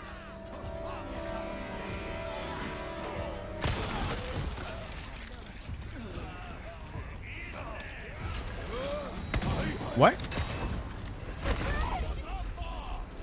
I actually thought that actually gets through that. All right. Well, I use a shotgun shell that I would usually use anyway, so that's fine. Listen, Now I'm looking for all these you're the crow's one he nests wants. to see if there's any that I don't pay attention to. Run. What about Hey, you? there's a typewriter. I'll do my job. All right. Why not? Now let me go ahead and say something about how my channel works right here, right now, and remind people of how this works. On Series S and been having saving problems with Clear. Apparently it's been a problem since RE2 came out on Xbox. There's a problem with saving, yeah. There's corrupted things. Okay. I don't mind the video calls because it just doesn't make any practical sense. And plus a lot of those things were really weird. Okay. Someone said this in my comment section again, so I know this exists. There's apparently a glitch right here. You won't ever fucking telling me to use anyone. Apparently there's a glitch here. I know kind of how the glitch would work because technically what someone tried to, and I erased it, but what someone tried to say you could do and how it's done to glitch this area is a glitch I already found on accident. And I found it so early on that I had to cut it out of one of my original videos. And if it gives you any clue of how early on I found it, it surprised me enough that I actually told people while I was playing this game that there was a glitch that could be used to possibly skip major segments of this game. That it is apparently now people are trying to pepper my comments of videos with talking about it. This is the wrong channel for that. If anyone ever comes here talking about that glitch, it'll just get erased if I see it. I will never encourage it and I will never teach it. But I know exactly what they must be talking about because I accidentally did it and I got confused because where I did it, it obviously should never be done because I skipped like 20 minutes of the game on accident. And all I did was I panicked. So apparently panicking can get you a lot of places. But I panicked and I maybe not there. I could see a place that could save like 15 or 20 minutes. Probably saved me only like 5 or 10. So I won't teach glitches. I won't use them, and people can never bring them up again, possibly, please. Well, all right.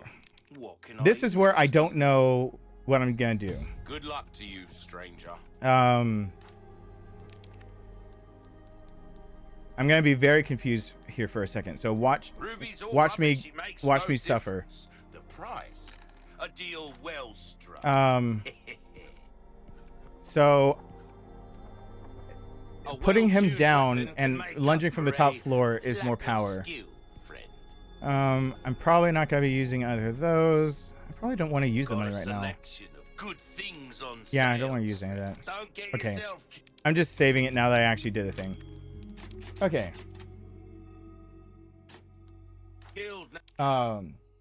You think it was patched? Good. If we were talking about the same thing, I hope it was. I really hope it was patched. I ran into it. I was really Lucky Charms with extra marshmallows that you can order on Amazon. All right, this is where I have to experiment. Oh, damn it. What are these gonna give me? Money. All right, until they give me something good, I don't have to. I don't remember how many I need for this, so forgive me. And I don't remember where I put these, but Be careful. watch this shit. I have to. It's gonna take me a few to figure this out. I need this all together too. All right. I don't remember where he stands.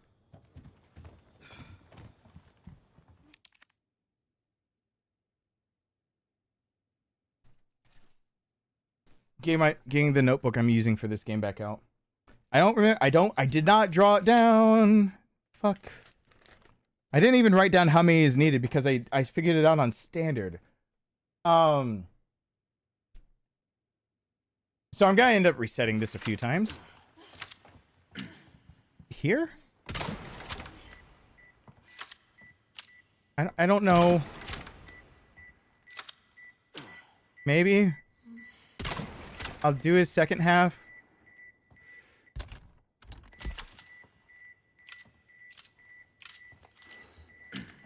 Does he stand there?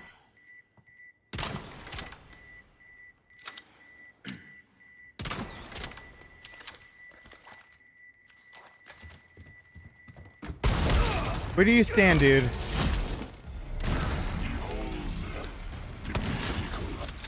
Should've known you were one of those. All right, he does stand there.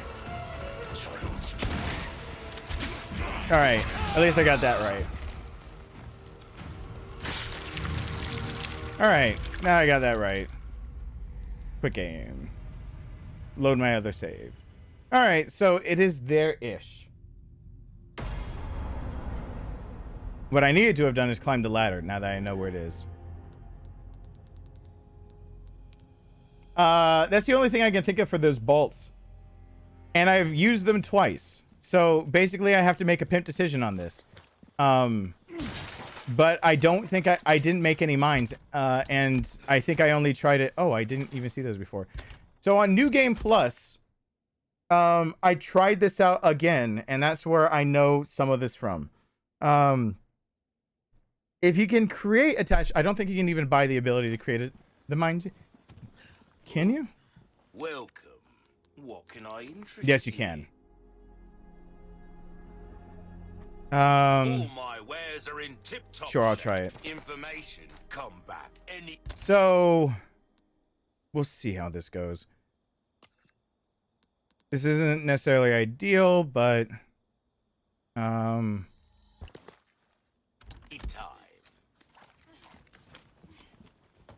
and that puts me with how many? 9 and 9 bolts. Cool.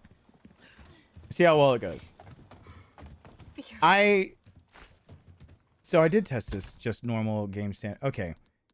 You can, if you kill them fast enough, they blow up. And this is where I figured out they blow up. They blow up after enough time. If you can actually kill him fast enough, you can actually put him in the rafters too, because his animation makes him go up in the rafters.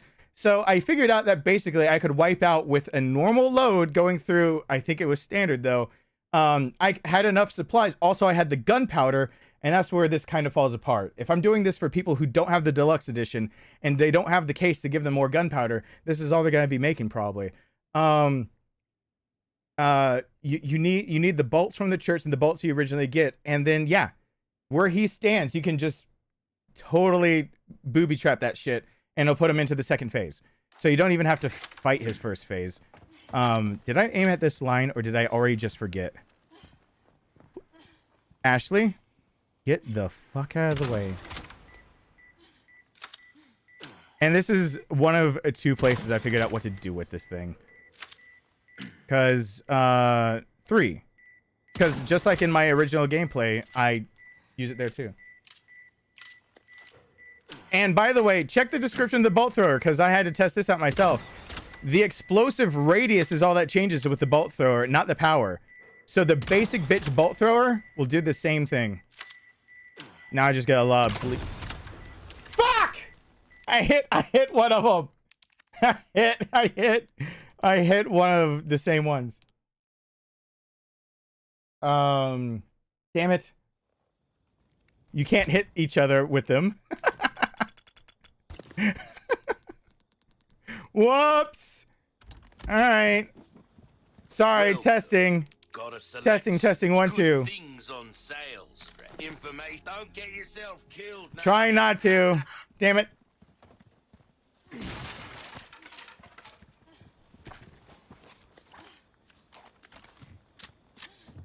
I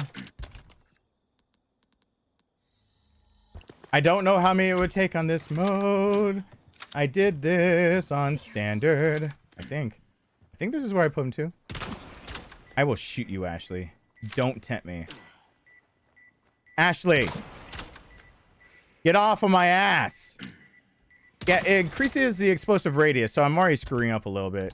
If I want to be able to lay the ground with all the traps, if I hit any one of those, they explode. Again. And they actually have they dip in their trajectory, so aiming at one should avoid it from hitting another.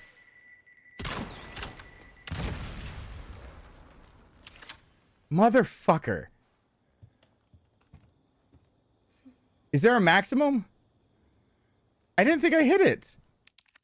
What's that? Is it just going off really, really fast? Is 6 just all I get? You know what? I'm not going to create those. I'm not going to actually spend that money on those. Because that's not where... I'm going to just do the fight with the 5 I've got with me. Because that was... How many did... It feels like I only needed what I would pick. I think on standard I didn't need to craft them. I think on standard I put the ones I had down, crafted them, and then shot a few into the rafter. I think. Ashley, I threw the shot! Ashley! Son of a bitch! No, it's the timer. It's probably the timer. Give me some space. They go off on a set time.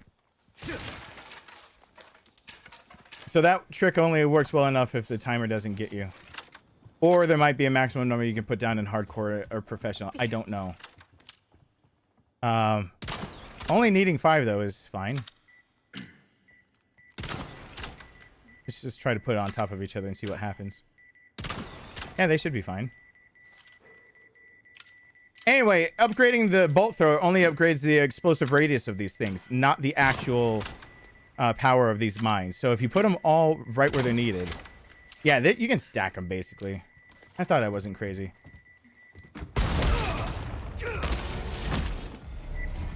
Fuck. Okay. It's the floorboard. It's the middle one. It's like where it makes an X shape. I overshot all of them. All right. So what does that X shape look like from above? I'll take a picture with my camera if I get it right. Hold on. We're experimenting because I don't remember shit that I did. Be careful. Okay. On the ground. There. Ashley? Okay, it's all right. Okay. There? Kind of where they converge? Maybe? Could you hold it a little bit more steadily on, please?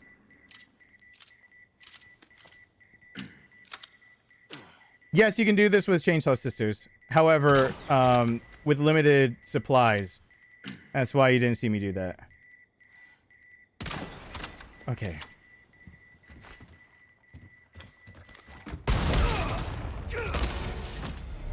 Should have known you were one of the bugs.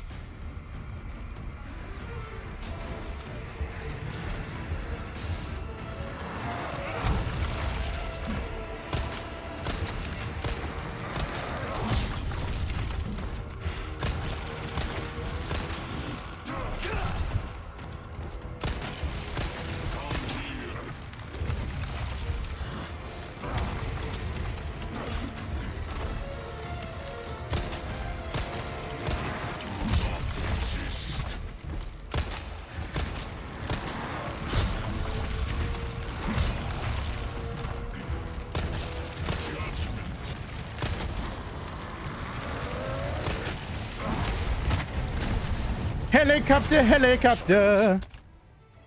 I probably should have just put a shotgun blast in his back. Oh well. Too late now.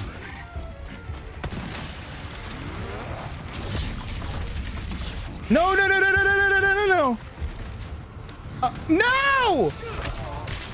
That's where I needed it.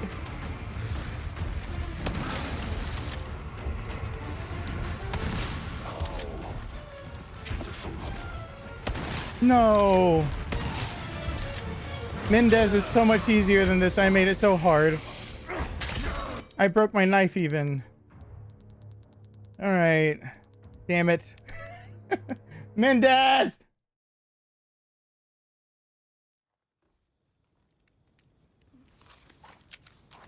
I gotta figure out the easiest way to make you die, and it's his eye. And lunging from the... Oh my god, I got 4 rifle ammo shots. Oh, okay. Resaving it, because that shit's good.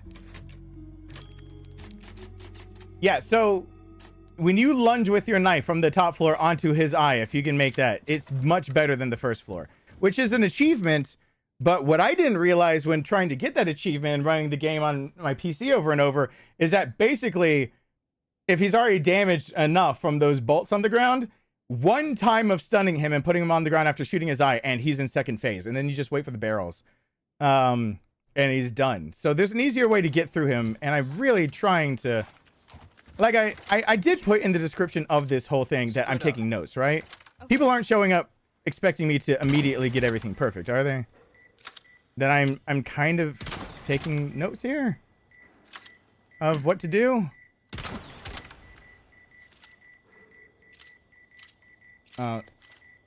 Significantly, from what I've seen, yes, lunging from the top is a huge difference than trying to stab him from the ground. And I mean, pretty damn huge. That lunging at on Mendez's back basically is a guaranteed good way to damage him. Like hitting his eyeball, a fuck ton of damage. Getting onto his back, even more.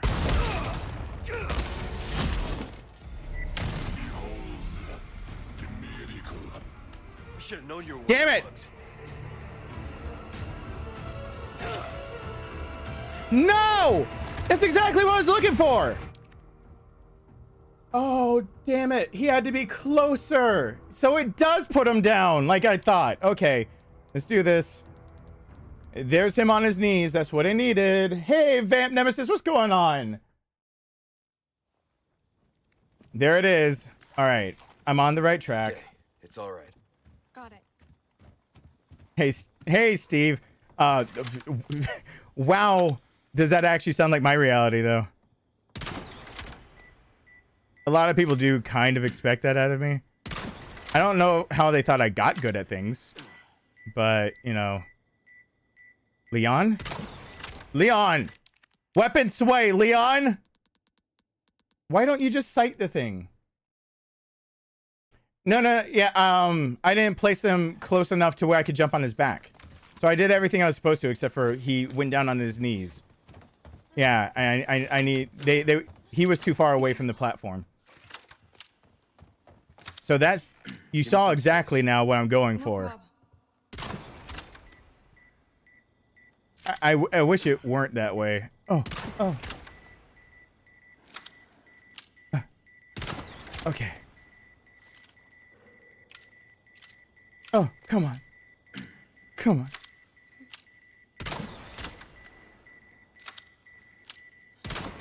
All right. Is that far out enough? Come on, Mendez. Do this.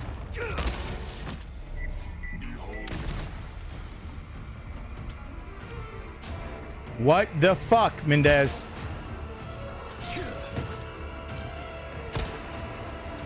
There it is. That had to have done something.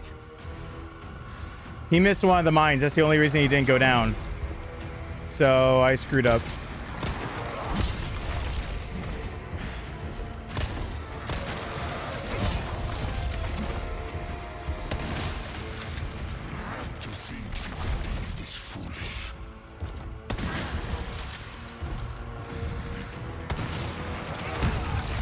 Shit.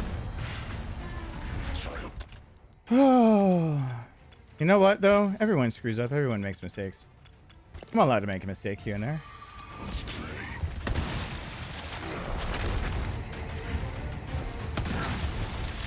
Go down, Mendez.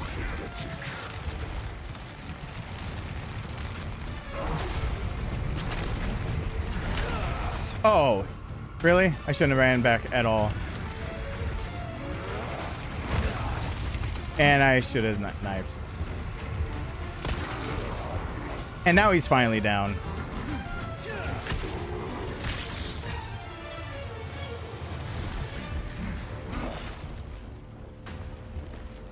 Mendez, you're doing me dirty here. I'm trying to show people an easier way to kill you.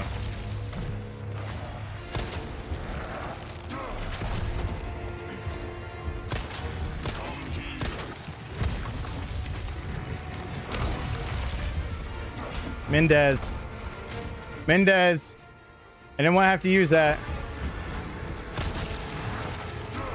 Mendez. Why aren't you on the ground?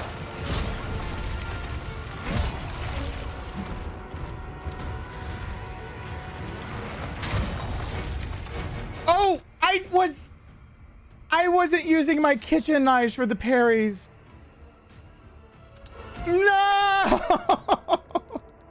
That's why I was saving kitchen knives for. To run them through so that I didn't have to worry about it because I don't have to make bolts for a while. Why, my dumb brain? You switch over to the other real knife when you're gonna jump his back. Which means that, yeah, that's the only thing. That's the only thing that might be different right now. It might just be that I don't have my power up far enough on this. Come back anytime. We'll see. It might just be that I don't have the power up on that far enough.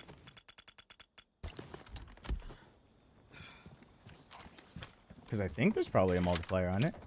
I think there's probably. Be careful. Oh, okay. So, just all of them aim for that spot. Never not aim for that spot. Wait for it. Wait for it. There. Come on. If all of them can hit Mendez, please. 5 of them sure as hell seem to do it. No! Come on. Well, there's one that probably didn't go. Let's see. Testing, testing, 1, 2.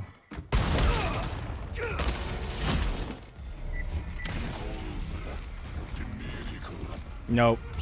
It detonated the other ones. Which might be very bad for me.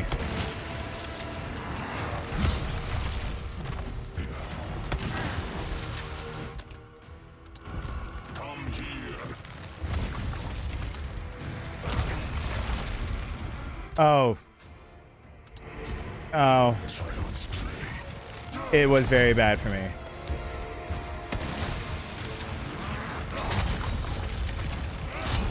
It was very bad for me. I don't think he got nearly enough of the explosion. Helicopter, helicopter. Let me down.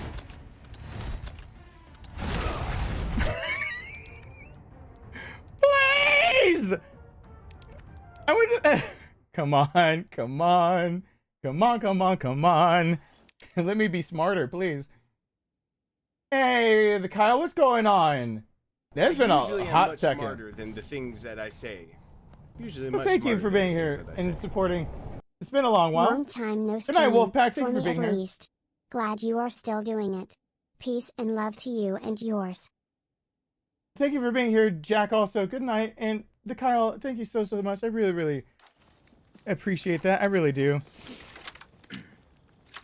This is why boss fights should probably be a place where you actually have saves. Be careful. Okay, you're good. Okay. All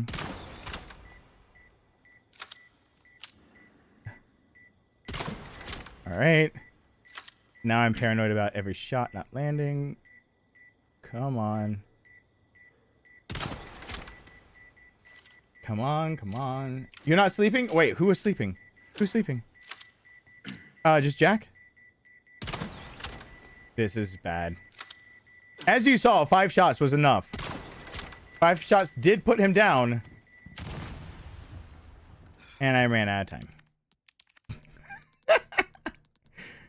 Come on, me. I can do it. Come on. I'll stab him from the ground if I have to. I'd rather just get this done with than fiddle around with it. And I know the other one does explode on him no matter if they auto explode or not. So if it's auto exploding on me, the place to put it is here. Spread out. Hang on. Get off of me, Ashley. That's where it's the place is to put it if they're actually auto detonating. Whoops.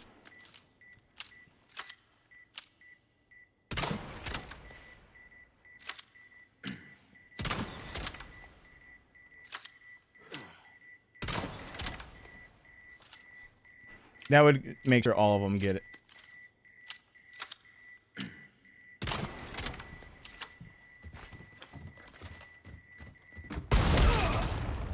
And just stab him from the ground. Should have known you were one of the bugs. It is. I'm just not landing all the shots exactly where they need to be. Knives.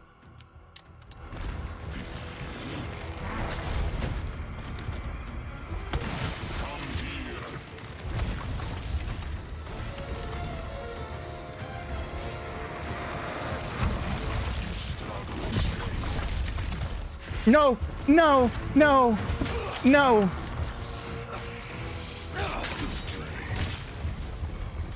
Why am I being so dumb? I have stage fright. I swear, this has never happened to me before. Baby, this is the first time this has ever.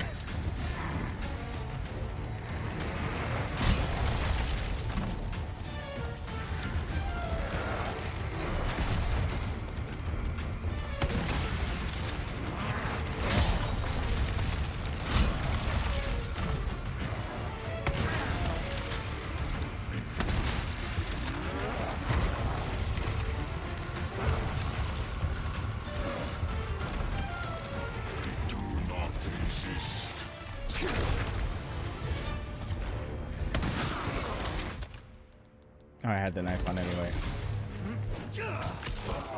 That had to have done something. I did not evade. He, in fact, did not evade.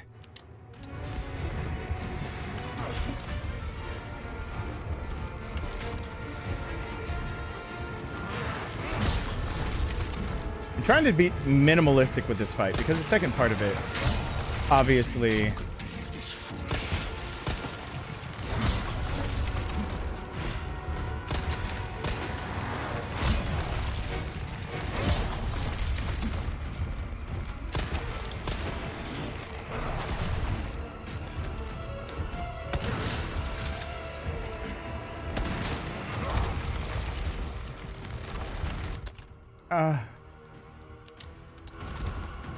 Judgment. Nope.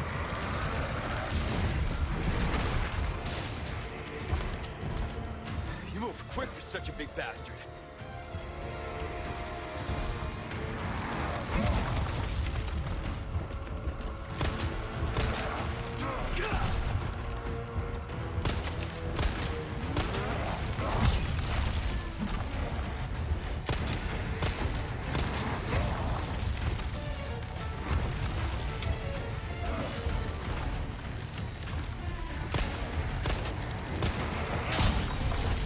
Nope. Now my next.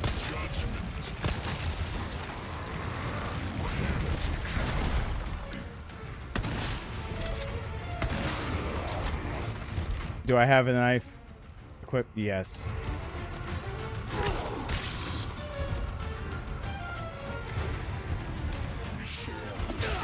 Oh, he can grab me off the ladder. I actually didn't know that. I've always gotten on and off the ladder without incident. I actually didn't know that.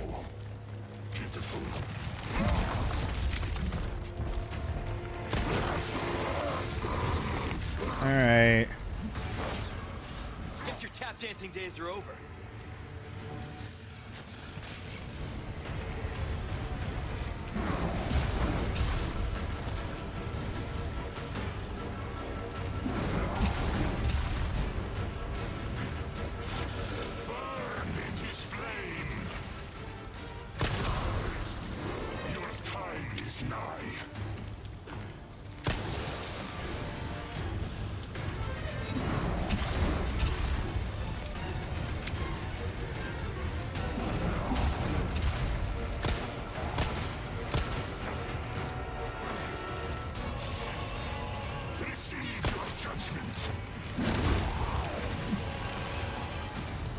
Nimble son of a bitch. Usually when he goes to that side, he likes the barrels. Nope.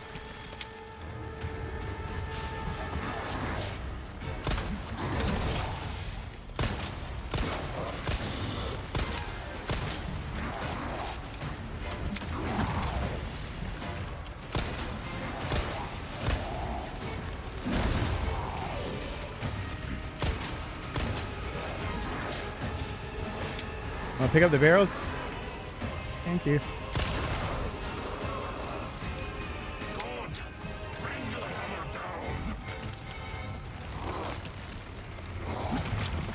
Ah.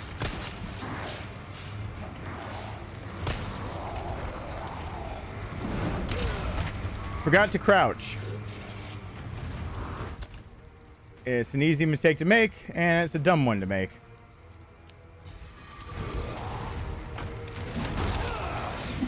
That's also another dumb one to make, and I made both of them back to back. I feel great about myself. I am very glad my self-worth is not actually tied to video games, because I would feel like shit all the time.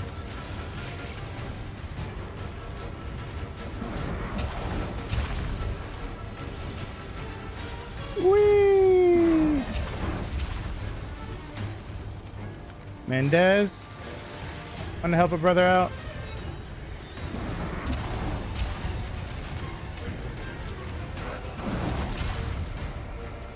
How dare you disobey his will? There they are.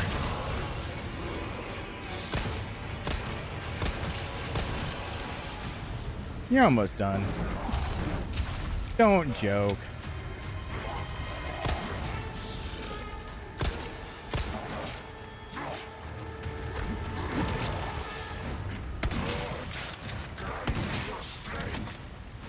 Running out of options, huh?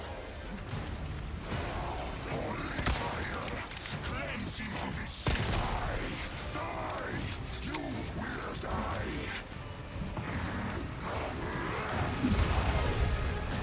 die. There's got to be a better way for the second part. Oh boy. Well, I screwed that up, didn't I?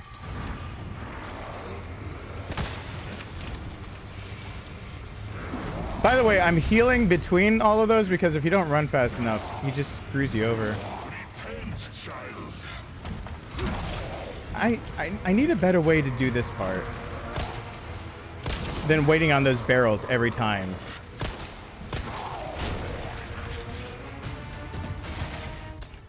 And I only got this knife.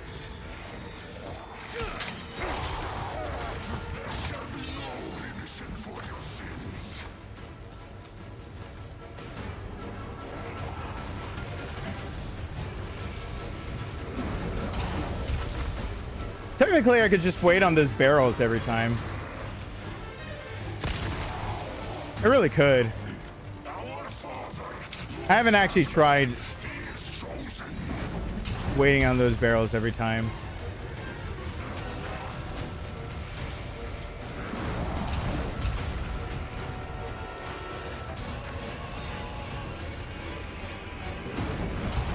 But running lower on ammo, why not give it a try? What's the worst I could do? I have to play more of a video game that I actually bought to enjoy? Dearie me. If this fails and I don't have enough ammo, I'm going to be forced to play a video game. I mean, I say that facetious, like tongue in cheek. but still.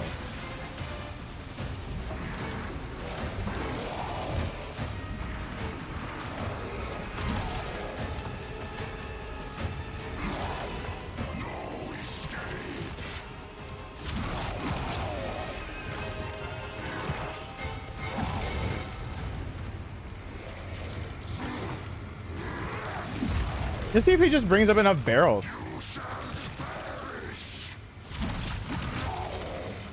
You want to bring up more barrels, dude? Ow.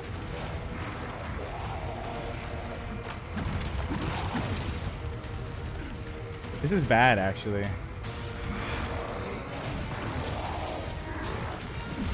But I've really never tested to see if he just gives you enough barrels.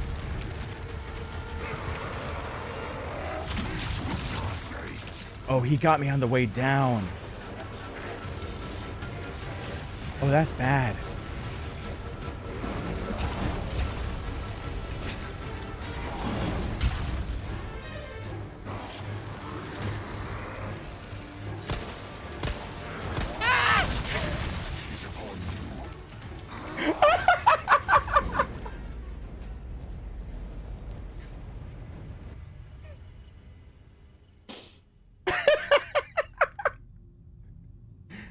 I want to test something out. I'm totally doing well. I'll totally continue doing this. There are the barrels, finally. My idiot ass. I look over, the price of oil is too high for him to be just throwing them at you. Oh, God.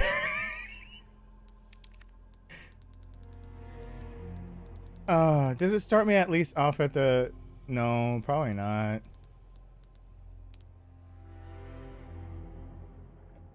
Oh. Well. Okay, you're good. Okay. Almost got this.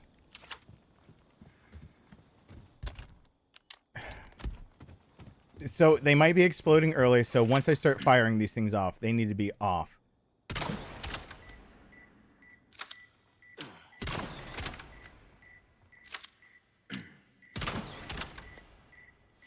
Just stab him from the ground.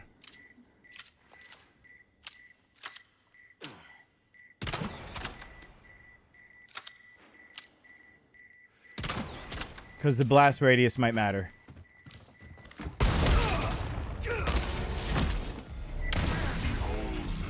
Wait, I barely got it off. Should have known you were one of the bugs. Hold on. Hold on. Hold the phone. Hold the phone. Hold the phone. Hold the phone. Hold the phone.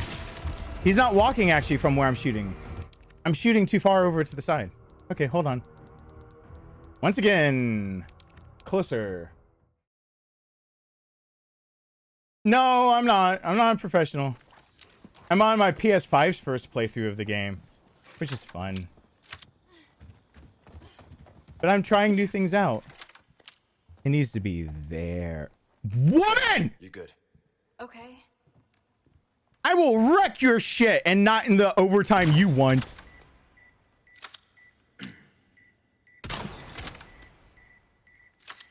Come on.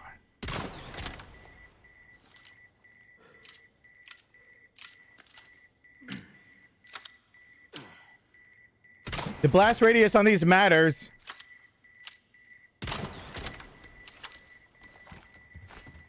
Let's go.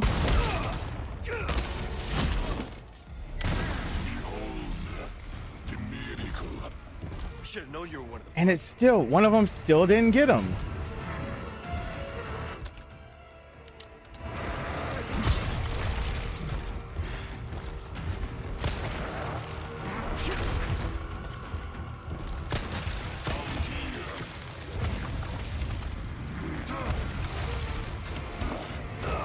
What? You were nowhere close, you... No! All right. You know what I'm gonna do? I'm going to do something unthinkable, unheard of, unspeakable. Welcome. Got a selection of good. I'm going to add one more mine. sale. Well then, come back. I'm going to put one more mine just in case that's actually what it is. One more mine.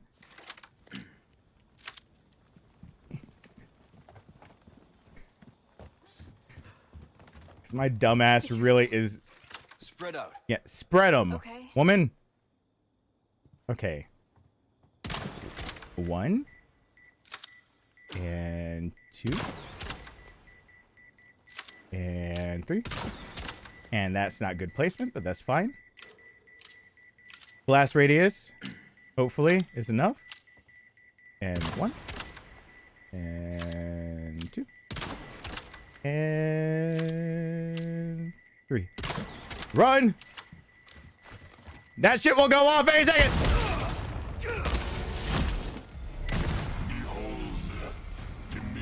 Wait, is he going to the ground? You son of a bitch!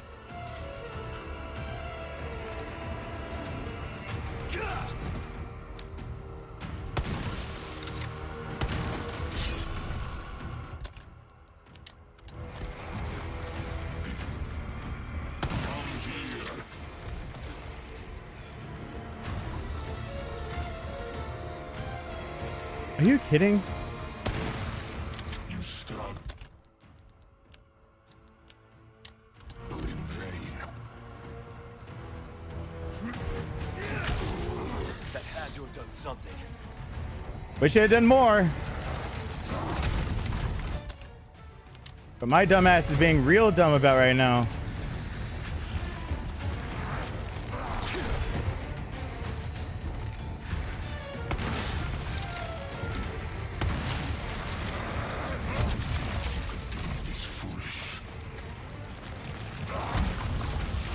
Oops.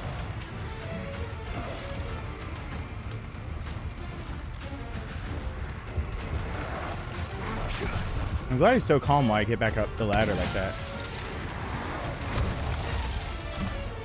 Come on, dummy.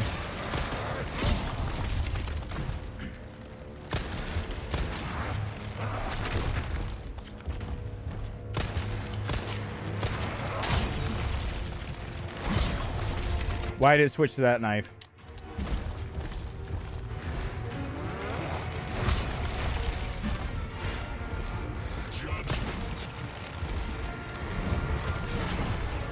Helicopter, helicopter. You move quick for such a big bastard.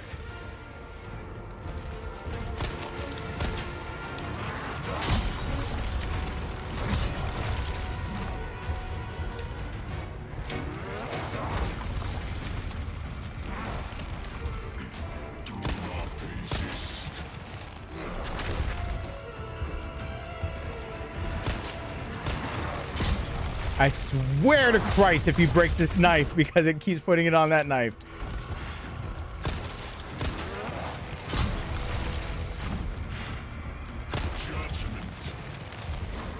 Nope.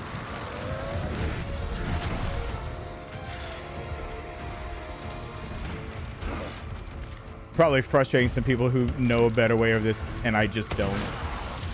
There it is. I will put this in your back. Stop being such a little bitch.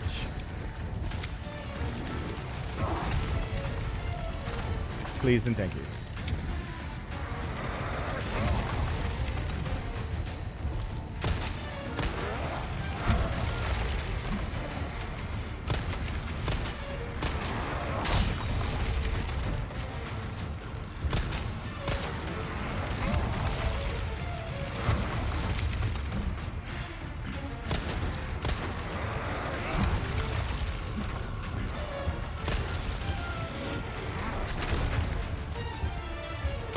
All right, now we do an experiment. By the way, phase transformations. Let's get this straight. Phase transformations in the middle of a fight do count toward the timer. I don't know why they do, but they do count toward the timer. Now I'm just gonna see if I can blow them up with barrels to save ammunition. If you don't hit skip cutscene, that goes against you.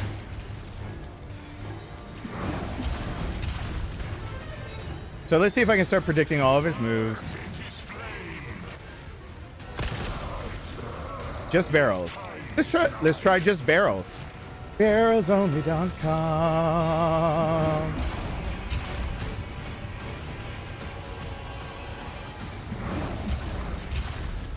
How many barrels would it take? There's a kitchen knife behind me. I have another kitchen knife. Whee! Nimble son of a bitch. Whee! No, only barrels. Only barrels. No, I have to see how many barrels it takes to kill you. Please only throw barrels. That's the 2. How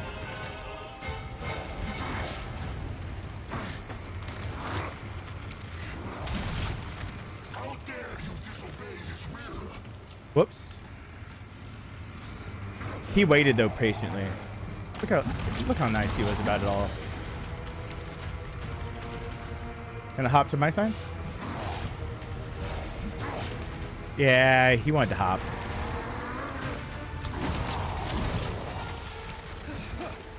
I got set on fire a little bit.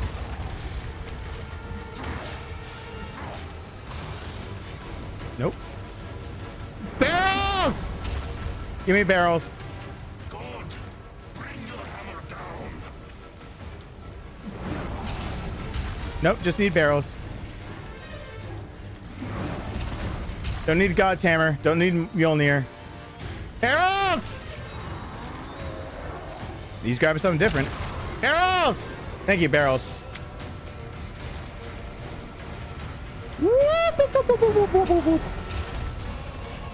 Uh-oh.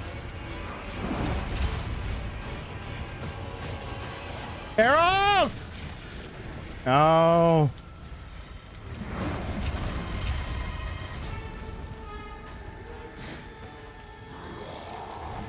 He's lunging forward. I don't need you to lunge forward, dude. I really just need the barrels. I jumped in the fire again. Just give me barrels.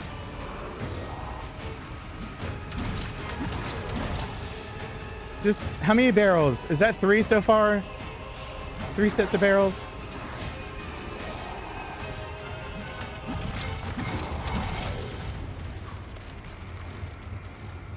Three sets of barrels, right? 3 barrels.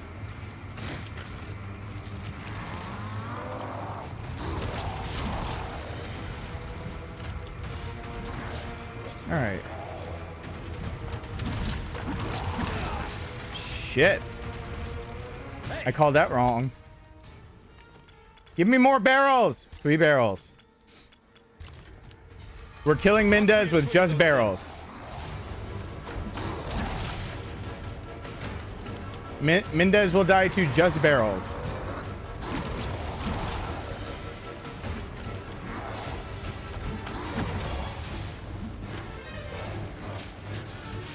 Yay! Give me barrels. No!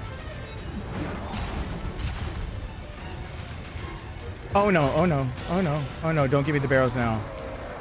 That's barrels. Back at you. All right. 4 barrels. I can spare the time. I just need to be under 10 hours for Ashley's armor, so it doesn't matter. This fight can save a lot of ammo if the first you just go for Ashley's armor. If you just barrels, please. Barrels? Nope. Barrels. That's 4.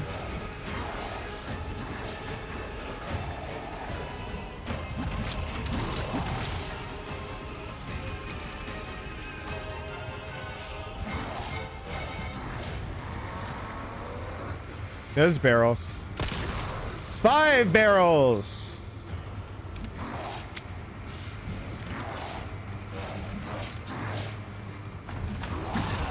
Oh, I didn't hit evade fast enough.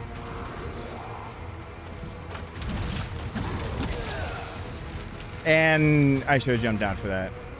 So that's 2 goofs on my part.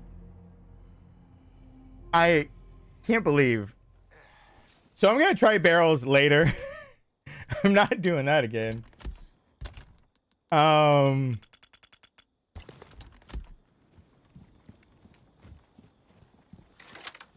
We're gonna try barrels, not right now. Be careful.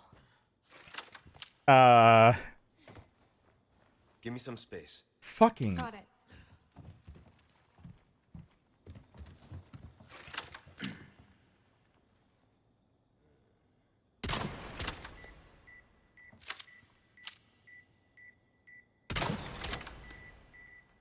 Come on.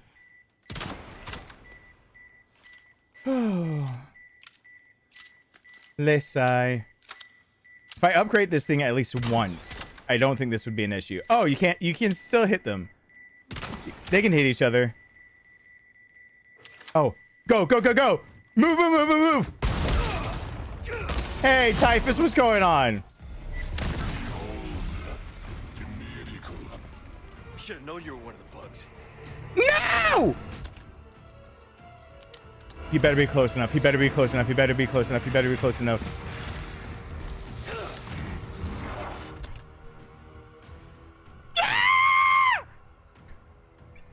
Why? Why? Ah! He stepped on it. He fell to the ground. Ah! Hold on. Got a selection of good Hold on. things on sales. I'm spending the money on the explosive radius. As comeback. I'm spending the money on the explosive radius. You son of a bitch! You son of a bitch! It's all right. It's all right. No need to lose our heads over that. No need to lose our heads over that. You son of a bitch. Woman! It's all right. I will shoot you so hard. You will know what my chef feels like inside of you. Just not the way you want at all. Oh. Come on.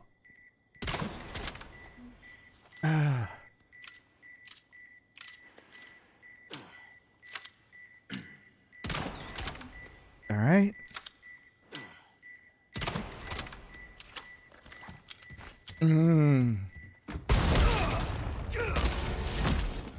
Should have known you were one of the bugs.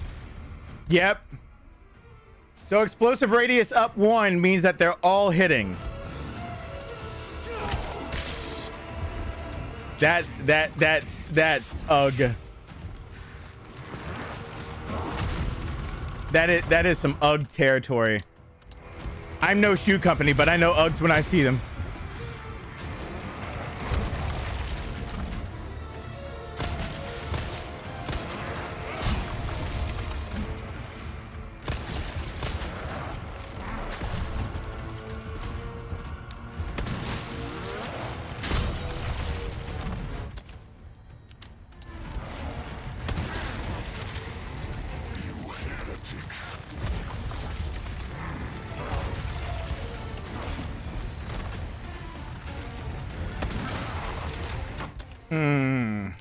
That looks juicy. Wait, what?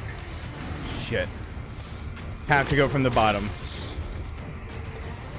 Mendez just found out how to turn me into a bottom bitch. All right.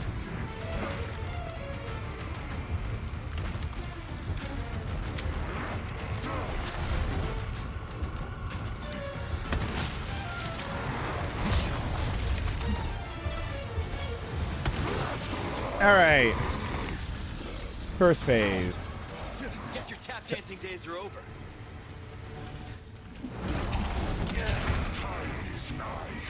Oh, well.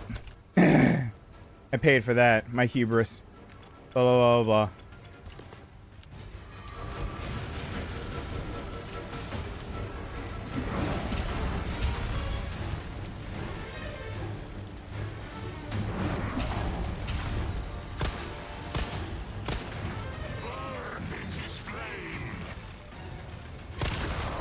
Back at ya.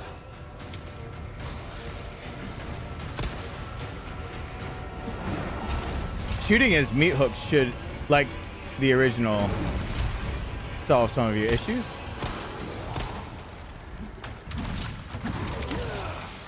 Why didn't I jump down? Hey, watch where you're swinging those things.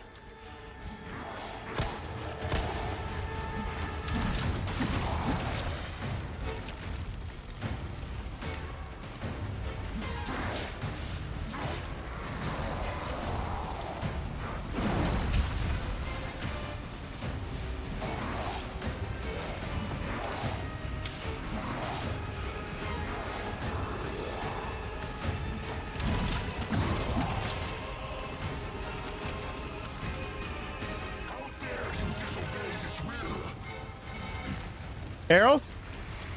Thank you.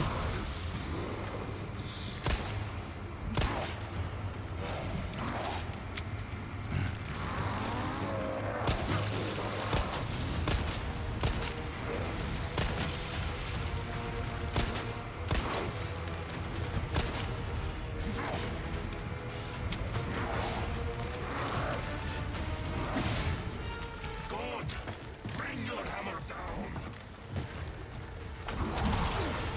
Whoops. Oh my god, I died. No. I died to the... I'm dying in the dumbest ways. Oh. No. But I wanted him to die to barrels. I wanted him to die to barrels. Now I know that how well I explode and my radius for doing so matters. I thought that just mattered between me and... You know what? I'm not going to finish that sentence. That's probably not appropriate.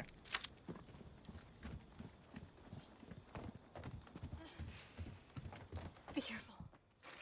Spread out. Spread them. Okay.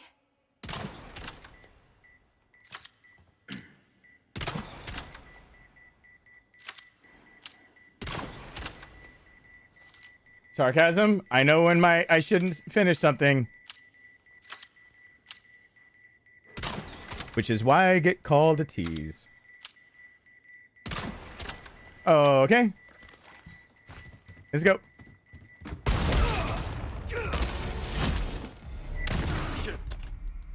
Know you're one of the bugs.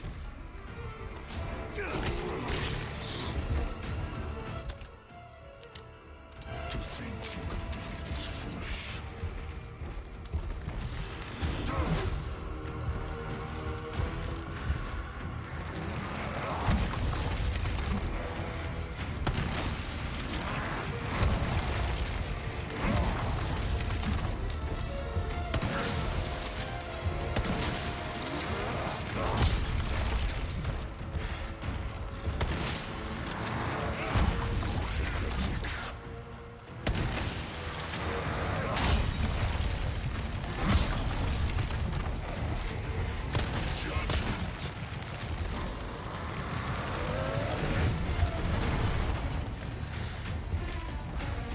Helicopter, helicopter.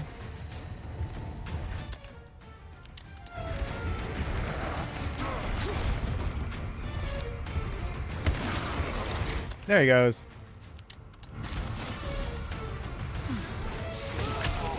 Bazinga.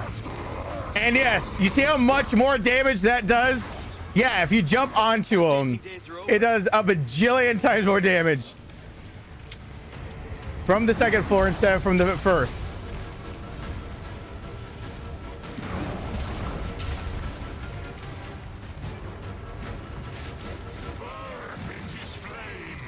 Arrows. Your time is nigh.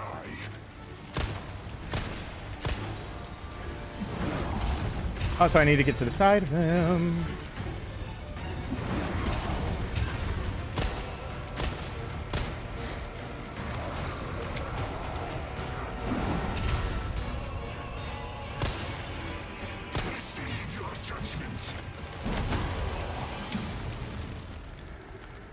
Son of a bitch.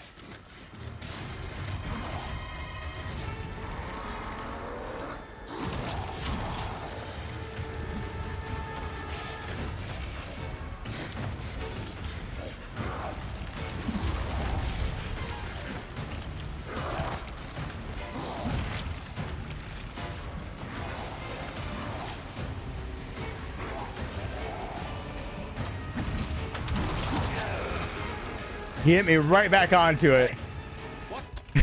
I was like, I think this is my chance to nope out. And he said, the fuck, bro? You just knifed my eyeball 1,000 times. You can't nope out.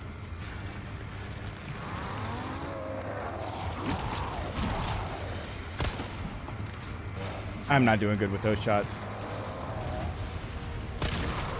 Back at ya.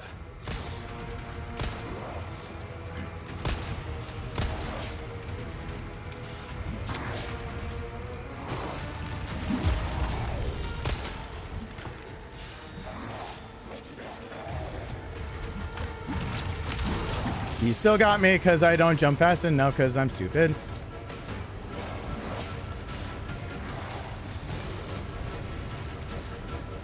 Thank you, Gio. I think I saw that out of the corner of my eye. Barely. Give me barrels. You're back there. You're in perfect barreling position. Nope.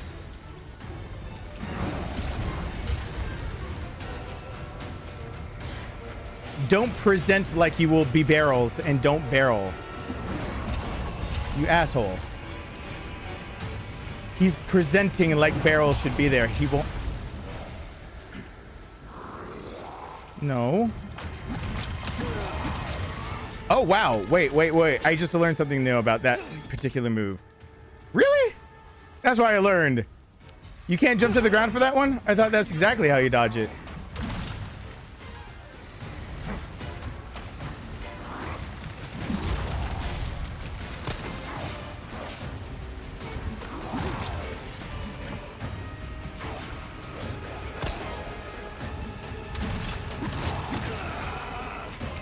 Nope.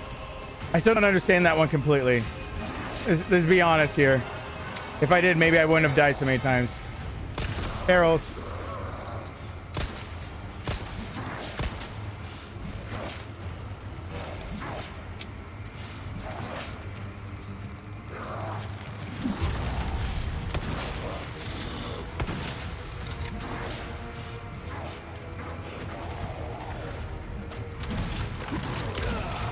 Oh, he still got me. Hey, look at that.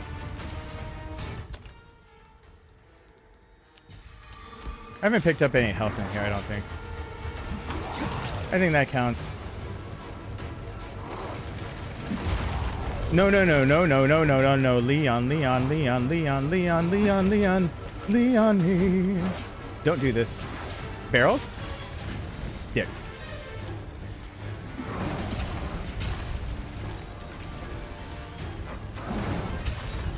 Barrels? Yeah, barrels! Please die.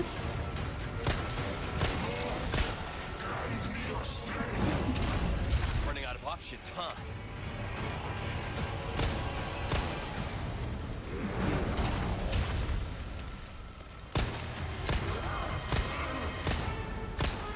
Repent, child. I'm gonna have to work on him.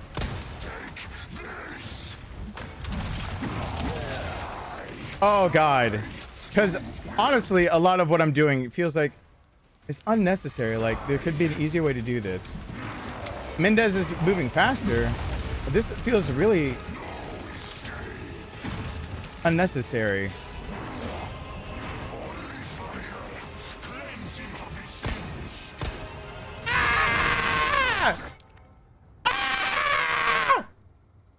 All right, hold on. We have a rule here on my channel. Every time I get hit by barrels, I have to reload. It's not what I want to do. It's what I have to, because I have morals and standards and other bullshit keywords that make it sound like there's a reason, but there's not. But I have a lot of bullshit that I can say, and I'll sound really, really convincing. And since I'm the one with the microphone, and yeah, that's how it works. Be careful. By the way, thank you, Gio. Hold on. I got 1. I got 3. Can I get a 5? Can I get a 5? 5 in the fishness. 5 in the fishness. Can I get a 5 in the fishness? Like a burning man. Words like I didn't think I'd ever say ever. Can I mention ever again? At least he's not finishing early, lol. Hey, nothing wrong with, you know. Wait, does that put new meaning toward nice guys finish last?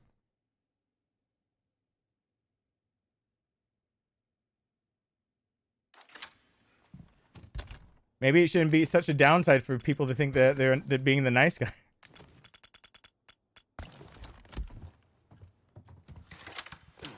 Hold on.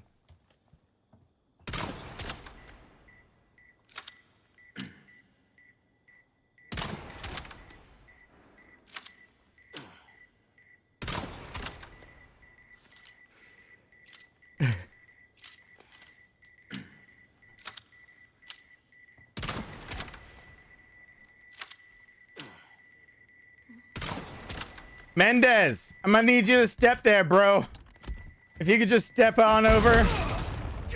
Mendez! Hi. What's up?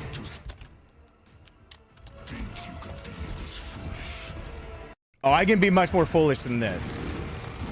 You are underestimating me.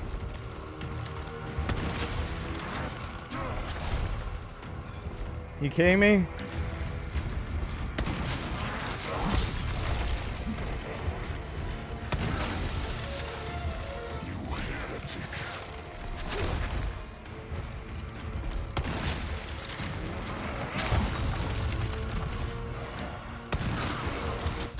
There it goes.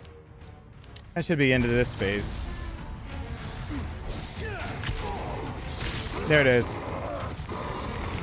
So it's the end of this phase. Now if I can just nail this one.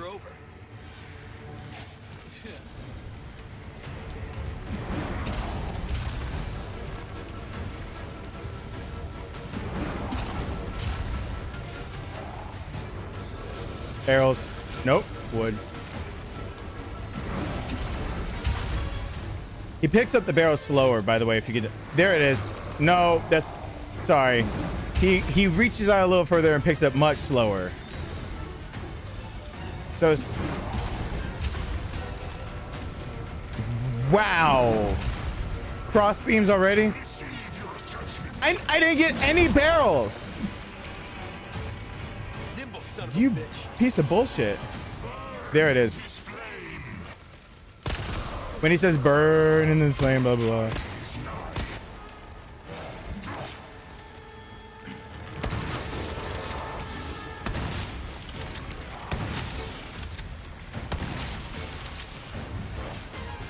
Oh, can you actually stab him during that? I wonder. I haven't actually tested if that critically stuns him. I bet I could stab him.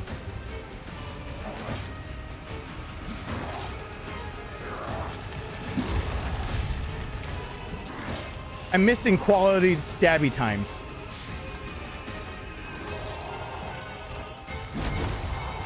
Wait, what is my watch going off? Coming April 16th? I don't need to know when anyone comes.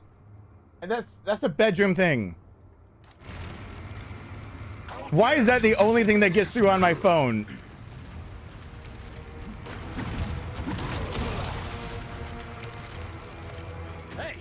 Wait, I think that got through because Sarcasm did a thing. Thank you, Sarcasm. Where you swinging those things? There are barrels. Hi.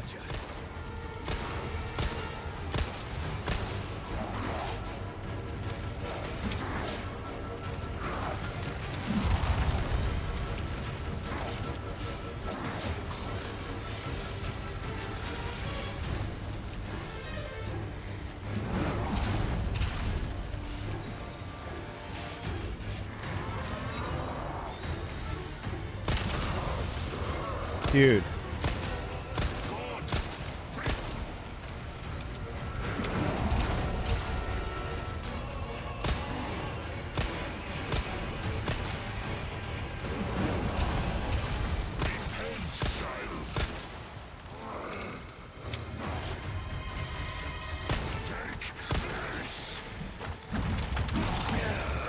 All right, whatever side he's on, he's gonna stop on the or finish on the other one.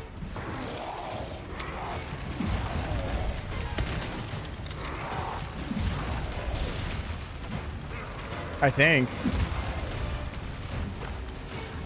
Barrels?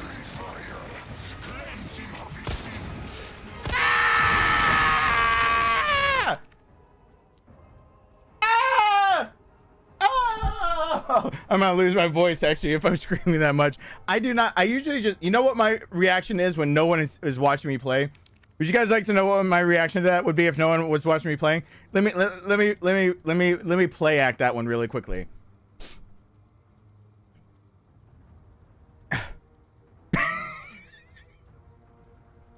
When I feel like I'm actually talking to other people, I have the same psychological effect that other people have, which is that when you believe you're talking to somebody else, you actually make more noise when you speak than you normally would. I want to knock them off those fucking rafters. I want to test that, but I would have absolutely. That my reaction when I test things over and over in my own home and just sitting here would be, and I'd be.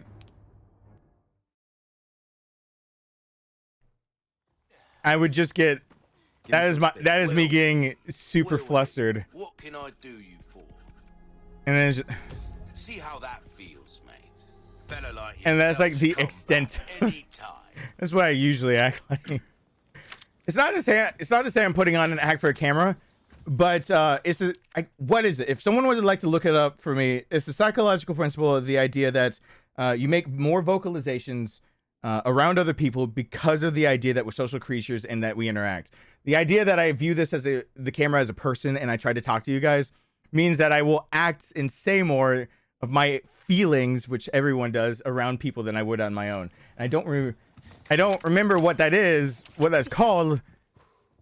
I know I have the psychology degree. Why don't I remember everything? I fucking suck at remembering terminology off the top of my head. Cause TMDA anyway. But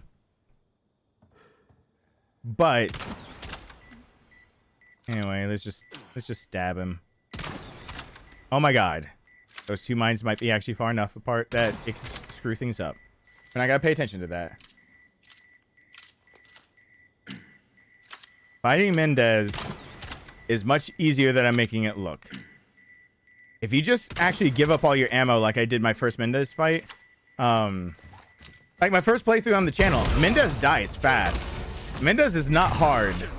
I'm just an idiot. Like, there's a big difference. And Mendez's back eye is like the trick. And I don't... Maybe I need to be flashbanging or something. But I'm being a supremely big idiot.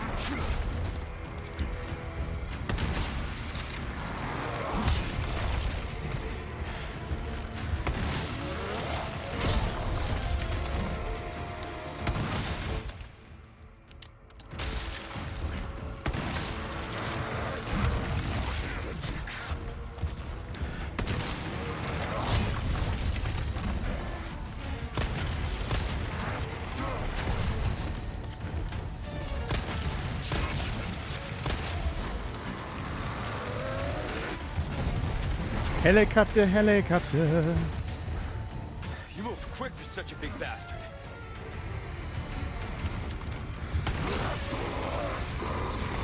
And there that goes. Guess your tap dancing days are over. Now if I could figure out how to get to his back eye, because I've never actually fought him more than let's see. Let's put it in perspective. How much have I actually fought Mendez? This is the most I've ever fought him.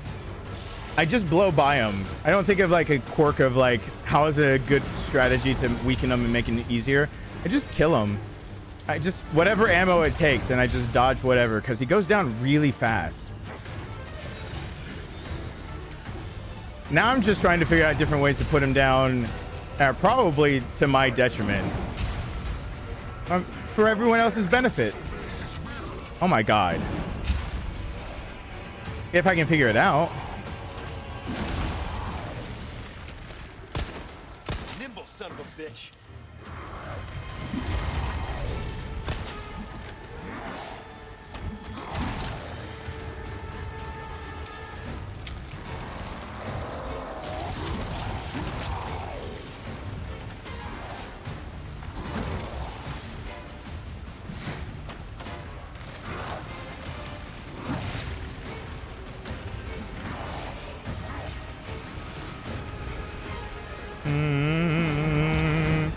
Wah, wah, wah, wah. I'm singing other songs in my head right now.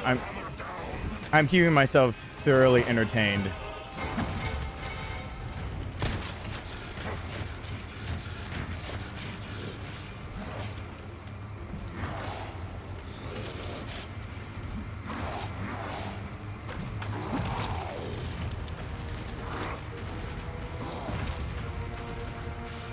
Whee!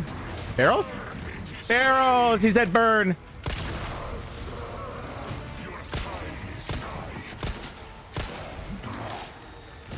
My time is Bill Nye. He said it.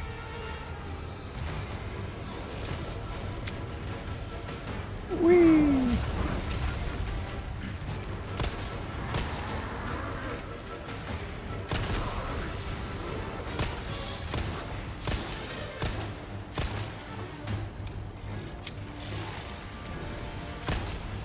Getting a little tired of his shit. So...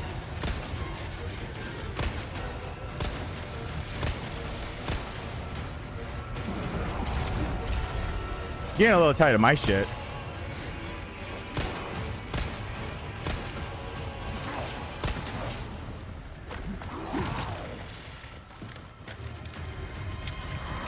Helicopter, helicopter.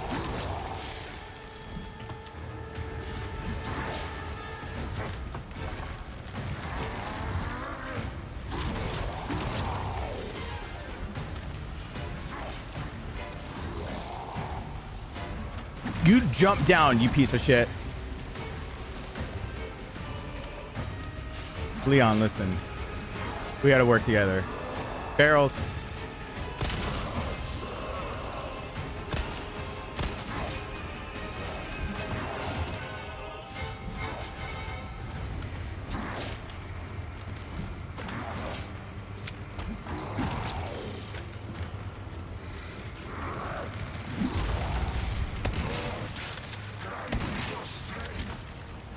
Running out of options, huh?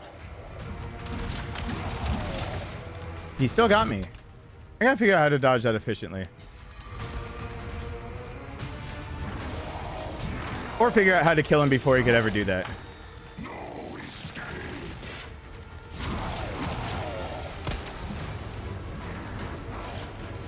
Please?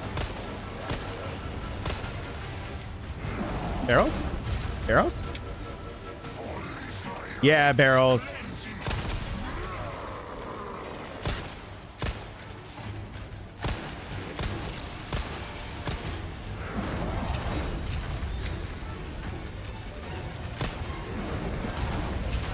Barrels. Me getting hit by something random that's easy to dodge.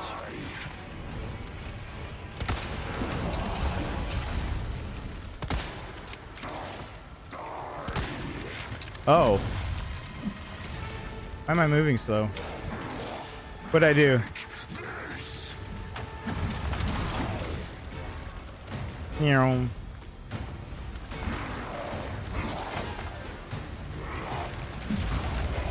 I still don't have the TMP. I forgot. I didn't get the TMP. Probably could have done with that during this fight. Helicopter, what do you think happens if you do a flash grenade about right now? Huh.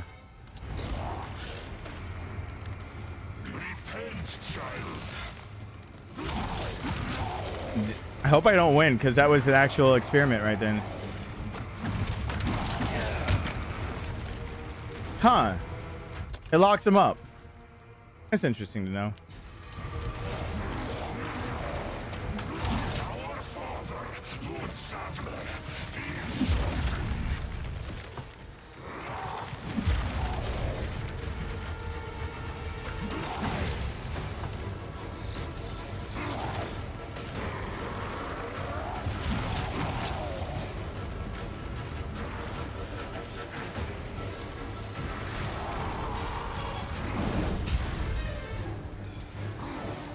Carol?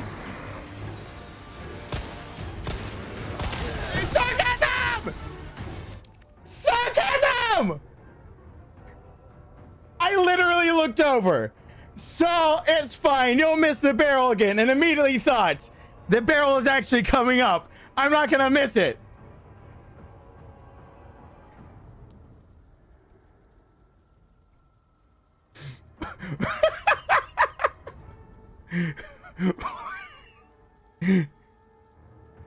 I wasn't aiming. I was looking at sarcasm thinking, I can't miss the barrel. This would be the worst time to miss the barrel.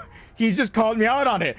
I was all of my brain energy was over to the right over here looking at looking at what. It's fine. You'll miss the barrel again.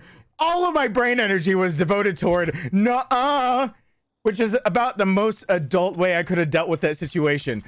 Everything I had in me was toward nuh-uh. What can I interest Nuh-uh. This kind of work is about finesse, stranger. Let me come back anytime. That's how I used up my mental faculties right at that moment. Nuh-uh.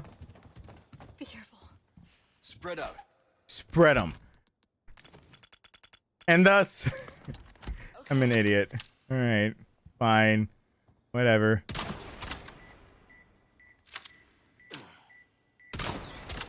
Oh, great. And those look nice and spread out too. And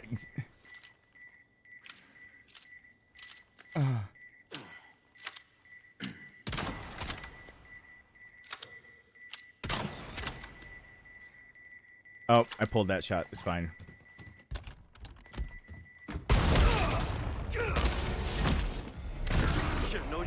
You better still go down. Thank you.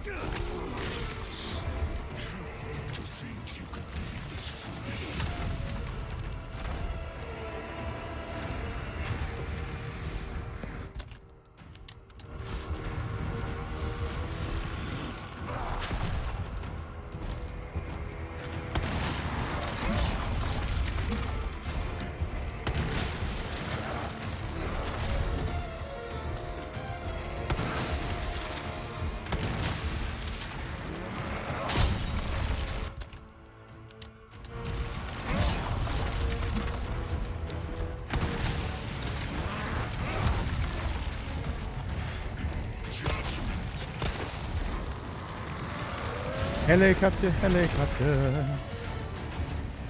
He didn't reload any. Quick for such a big bastard. He didn't reload anything.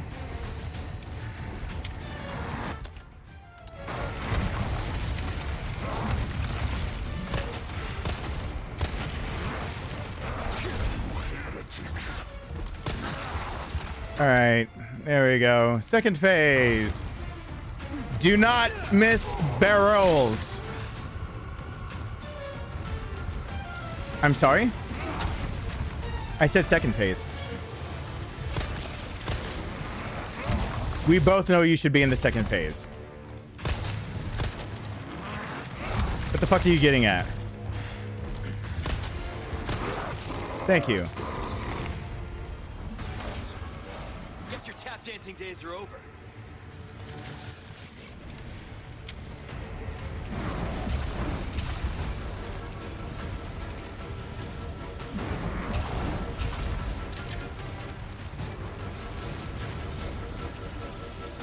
I wonder if he's between swings and I actually throw a flashbang.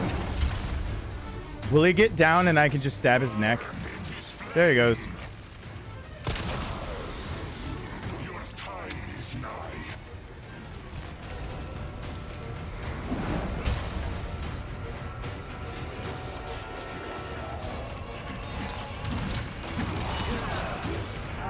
Nope.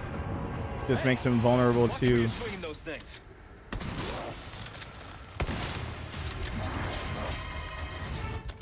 I should evade. I wonder what tactical advantage that has then. If any.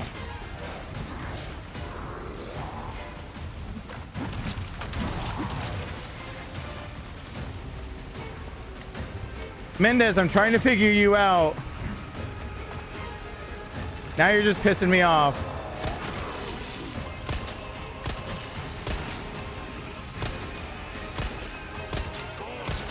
Bring your hammer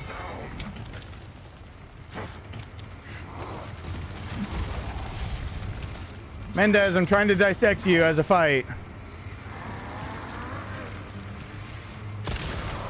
Back at ya.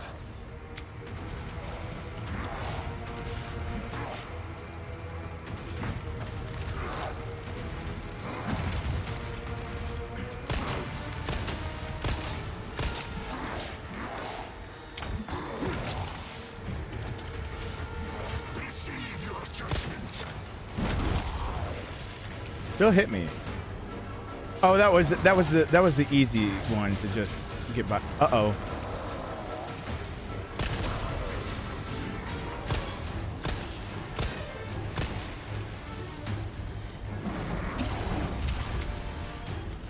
So why would he be stunnable with a flash if he couldn't do anything about it? You don't need like a break from the fight. You need him dead. What am I? I'm probably missing something. Running out of options, huh? I'll figure it out later. Fire. Thank you.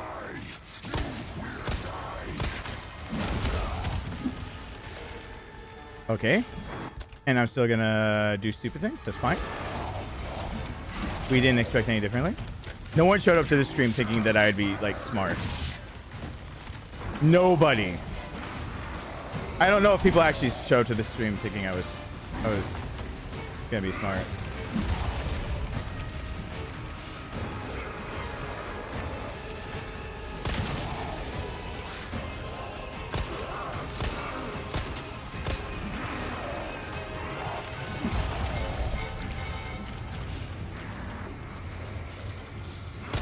Repent, child.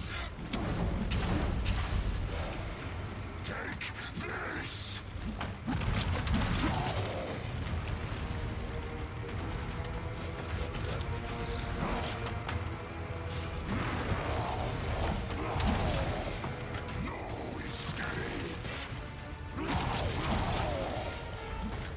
You want to give me more barrels? Motherfucker! Why am I like this? What is wrong with me? Throw a grenade. Oh, he's not even right here anymore. What is wrong with me? What?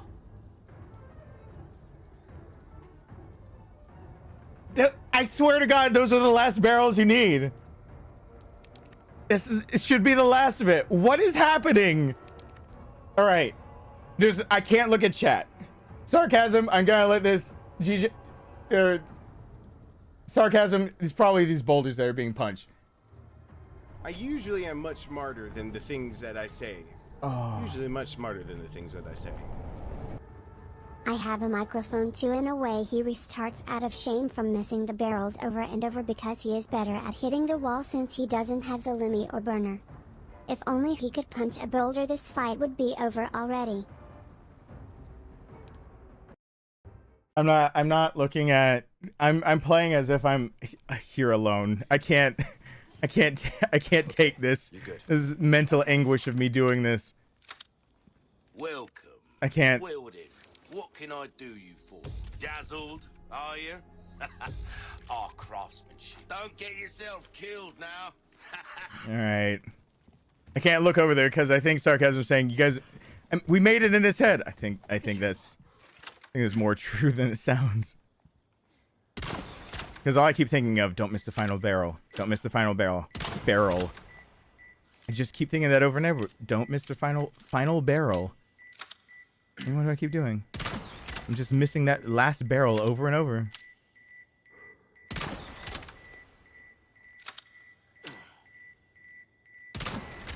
If you had more stability with that, I wouldn't have to upgrade that. No, I have it. I don't have to worry about it. Alerts are paused. Everything's paused. Everything's fine. Mendez will just step on that. You should know you were one of the bugs. To think you could be this foolish.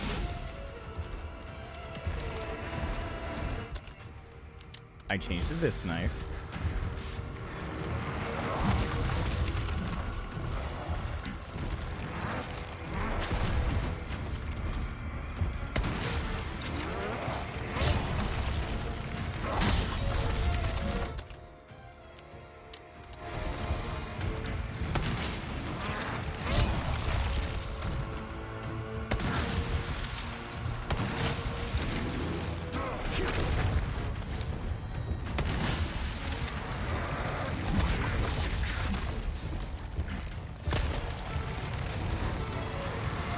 Helicopter, helicopter.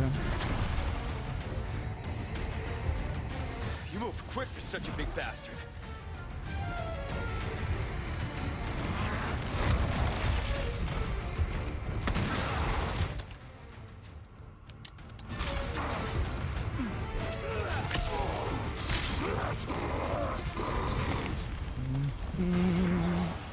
Guess your tap dancing days are over.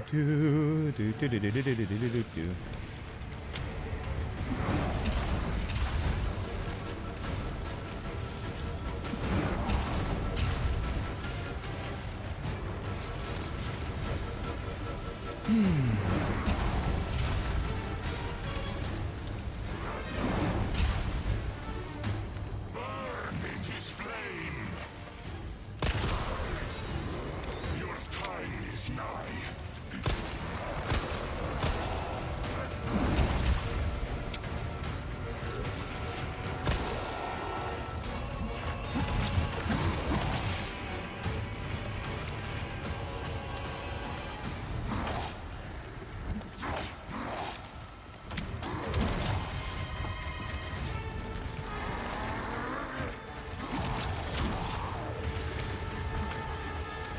God, bring your hammer down.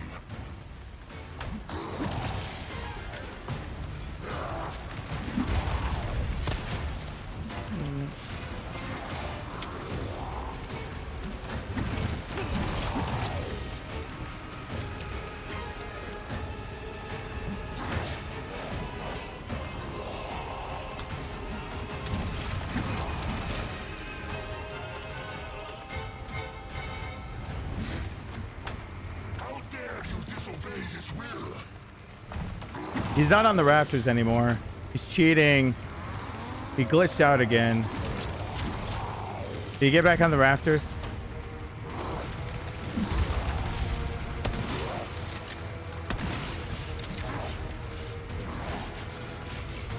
Receive your judgment. He glitched out. Mom, Mendez is cheating. It's my turn to play with the beams, but he keeps cheating.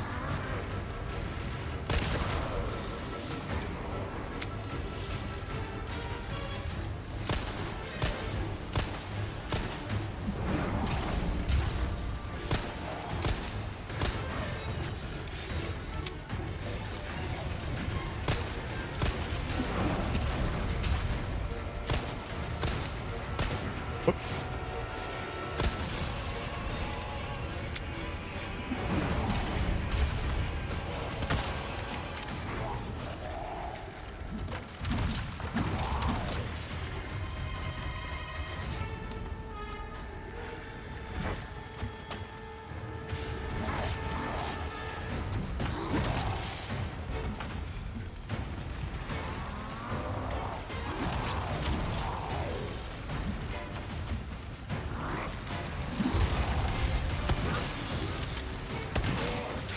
Grant me your strength. Running out of options, huh?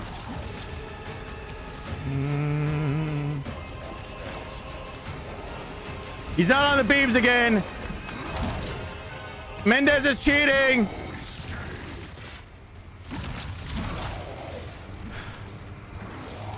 I'm glitching Mendez. Holy fire. Cleanse him of his sins. That's probably the end of the fight again. Yes, my head is fucked with immensely. I think it's a permanent fuckage. No.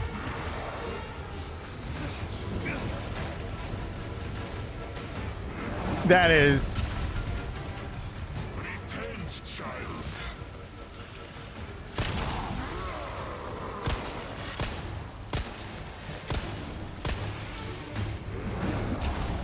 I think I've been traumatized now. I have to miss some barrels.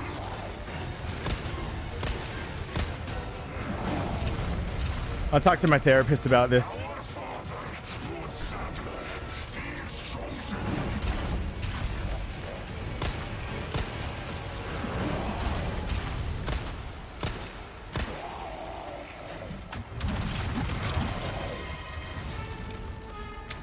Now, if he just stops cheating.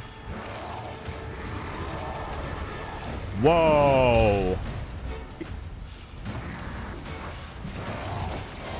Like I didn't notice that. Uh-oh.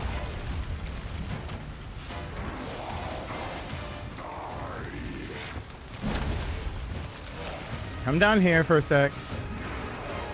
Uh-oh.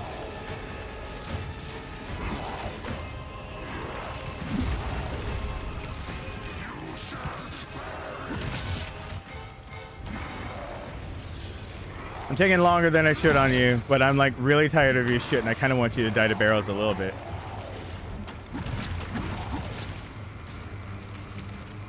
Part of me still wants you to die to barrels. You're not on rafters! You're cheating!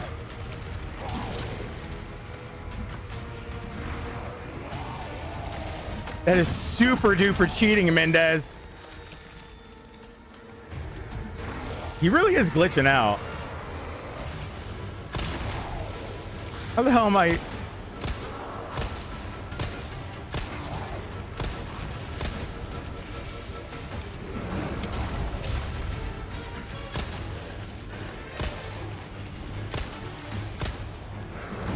Strangely enough, I never once ran into this glitch on PC. If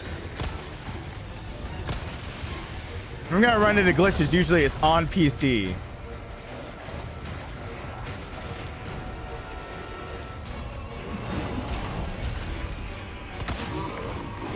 All right, that penetrated to his eye. Got deep penetration. Mendez is dead. I don't give a shit anymore.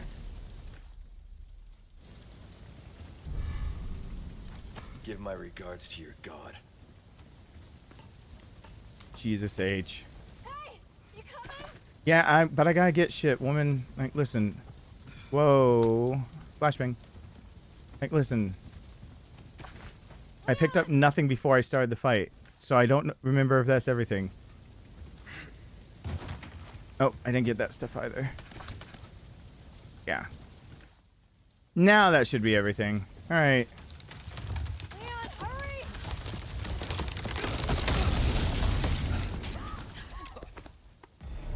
This fire's bound to catch their attention. Let's keep moving. All right. Leon, I'm not gonna turn into one of them, right? I won't let that happen. I promise. That was a little ridiculous. Thank you, Blue Knight. I just did. Sarcasm. I don't know what you said, but I have to ignore it for a moment. Out of fear. I think Mendez is gonna haunt me tonight. Oh my god! All the treasures are gone.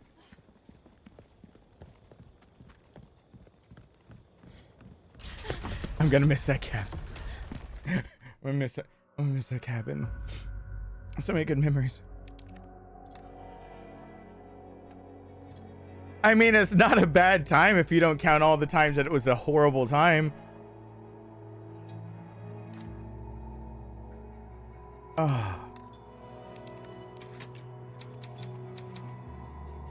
I want to be able to try that again, though. So I'm going to be up here. I want to be able to try Mendez and other things to do with him.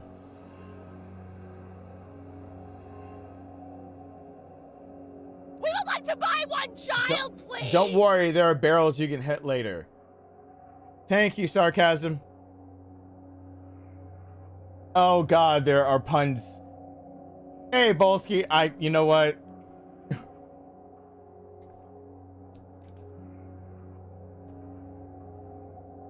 Wait, Darkness get Redhead Ashley. He is so disappointed. That's not the first time. By the way, I also have to change what cans I'm wearing because I feel super duper sick with closed back headphones on for this song. But I was determined to see it through with those. Oh god, my ears can breathe. For recording and final mastering, usually use closed back headphones, not necessarily for what I'm doing.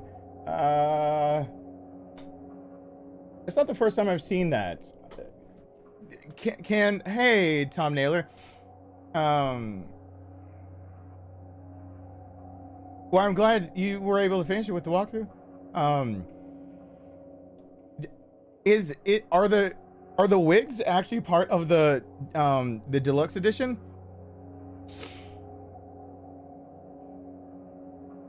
That's a legit question. I literally have not even tried those things, but I haven't seen one. Are the wigs part of the deluxe? Because I do believe I picked up like a blue one right there, right? I don't remember my own playthrough. I just edit the things. Yes, wigs. Well, that's bullshit. Well,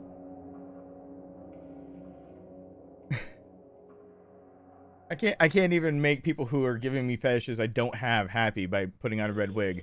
I don't have one to put on. All right, Ashley. Luis just said. I got it. Guess we better get going.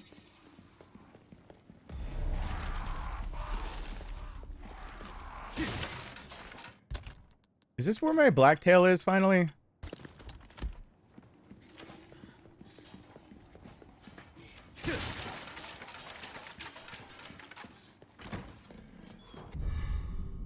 I think my blacktail actually shows up here.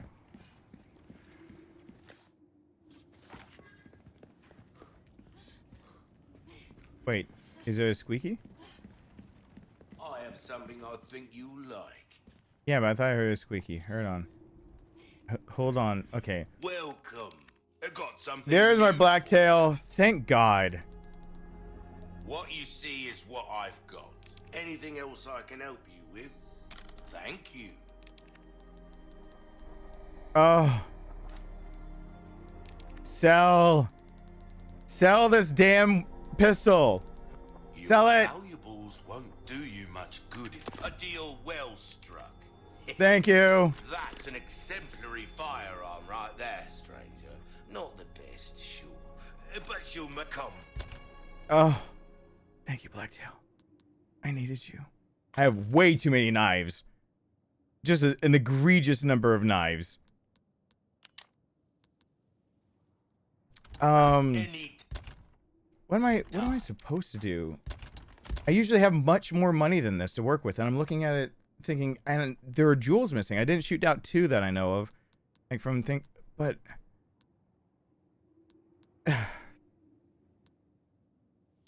this is actually me being a little frustrated at Capcom for doing this. Why did they put so much behind having to spend a little extra real life money?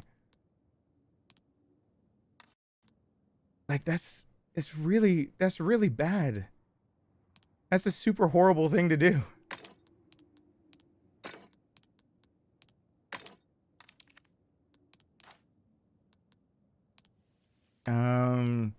Insects will give me more, and therefore I don't know how many, but any I snipe will give me more of that, which means I can forget about the elegant mask for a second and just get this. But why? Welcome. Infinite rocket launcher is only New Game Plus. What can I do you for? Can't get it right now. If you want a fighting chance out there, you best tune up your kit. Ooh. I got a golden ticket. Da da da da da da da da da. Back is killing me. Years haven't been kind. So, which weapon will you be given a shine to? Give us a shout when you want to tune it up. Anything else I can help that you one. with? You have a ticket, do ya? Shit. Nice.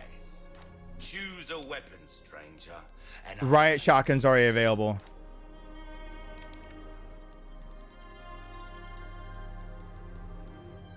Rubbish, it makes no difference. The price, well, that's our choice to make. Well then, what can I do you for? Fuck. All my Son of a wares are in bitch. tip-top shape. I assure you. No. I need to though. A ticket probably needs to be spent on the riot gun right now. It's 1.5 times damage. I don't need the striker. It's the riot. Will that be all? The riot needs to be done. I'm gonna play it like that because that's how I've been playing it. I'll buy it. Thank you. Ah, that there's a real boomstick, mate. It will reduce your target to a bloody pulp. That hurts, but Try that on for size. That's good work. and then I'll if come I back do for say so everything else myself. later. Anything else I can? Don't get yourself killed now. All right. That's painful to watch me do that. That was painful for me to do that and watch me do that to do it.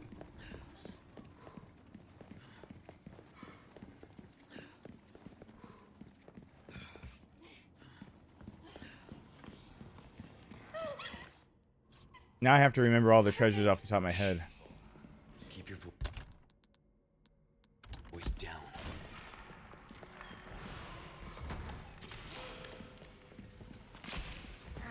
Not putting up with your shit, doo-dah, doo-dah. Not putting up with your shit, oh, the doo-dah day.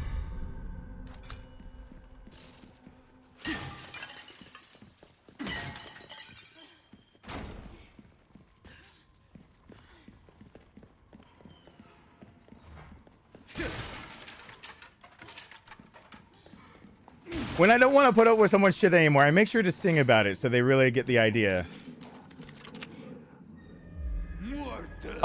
If you're on oh, by far. Okay. Quickly speaking, if you're actually have enough inventory space, the Riot beats the Striker any day of the week. For some reason, this game, for all of its realism, screwed up against shotguns, except for the Remington 870 and the Benelli M4. Is that an M2 or an M4? That might be an M2. Now I'm thinking about it's a Benelli M class. The Striker is. I want to say M4 because I'm just so much more used to that one. But the thing I lost my voice from Mendez. The thing is, shotguns don't spread like that. That's not how spread works. Spread doesn't just do that. You have to put a choke on it to change anything. And if you use the same ammunition, the length of the barrel is actually helping to create a tighter pattern, sure. So if you get a 28-inch barrel with the bead on the end of it and you put in a tighter choke so that you have bird shot, yeah, you get a better spread for being able to shoot like things that are flying, getting a duck. But when it comes to close quarters or anything that you see this game doing, I don't know if he's shooting buckshot or if he's shooting slugs. If he's shooting slugs, it's more egregious. As long as he's shooting buckshot, there should be no difference between that Striker and the Riot shotgun. There's just not. Especially between that, the biggest thing that gets me, the M4. I'm gonna keep saying the M4 because I keep forgetting that also this was back when it could have been the M2, and I'm not looking close enough at the Striker. So it's the Benelli M series that the Striker is. And what he picked up off the wall is a non-extended tube mag on a Remington 870. Remington 870, most people think of them as black now. It's one of the most, if you've ever seen a shotgun in your life, it's one of the most prolific in the world. You either saw it on that or with black furniture that's possibly plastic or something else. But if you saw it with wooden furniture, it's probably the exact thing you saw. Other than that, it's the Mossberg. Mossberg 500 series is the other most well-known, and because they're the most well-used in the military. And most well received and bought in a civilian world. I think Mossberg makes I think Maverick line, model 88, which is whatever its Maverick 88 is the same thing as the Mossberg 500s, but you can't take off the foregrip and modify it. So a Mossberg 500, Mossberg 580, both of their modularity, and I think it's the Mossberg 580. That's the one that usually people think of having the heat shield. So let's say Shane, Walking Dead, the shotgun he's using, that is a Mossberg. But that's definitely a Remington 870. There literally should be no difference between that Remington for how long that barrel is. Literally no difference between that and the Benelli, other than one's semi-auto and one's pump action. Other than that, it is the same projectile at the same speed coming at the same face. And it really shouldn't be any different, because if it's really that you can get an upgrade and you're getting an upgrade for capacity for anything, the Remington 870 comes in, you can get extended tubes. You can get tubes that are longer than the damn front of it, and they warn you if you want that mod on it, you can get a tube long enough that you can't shoot anything but slugs out of it. Because if you shoot buckshot can bounce off the end of your tube. You can get ridiculously long. You can make the barrel longer and do everything, whatever you want to. The Benelli it makes no sense.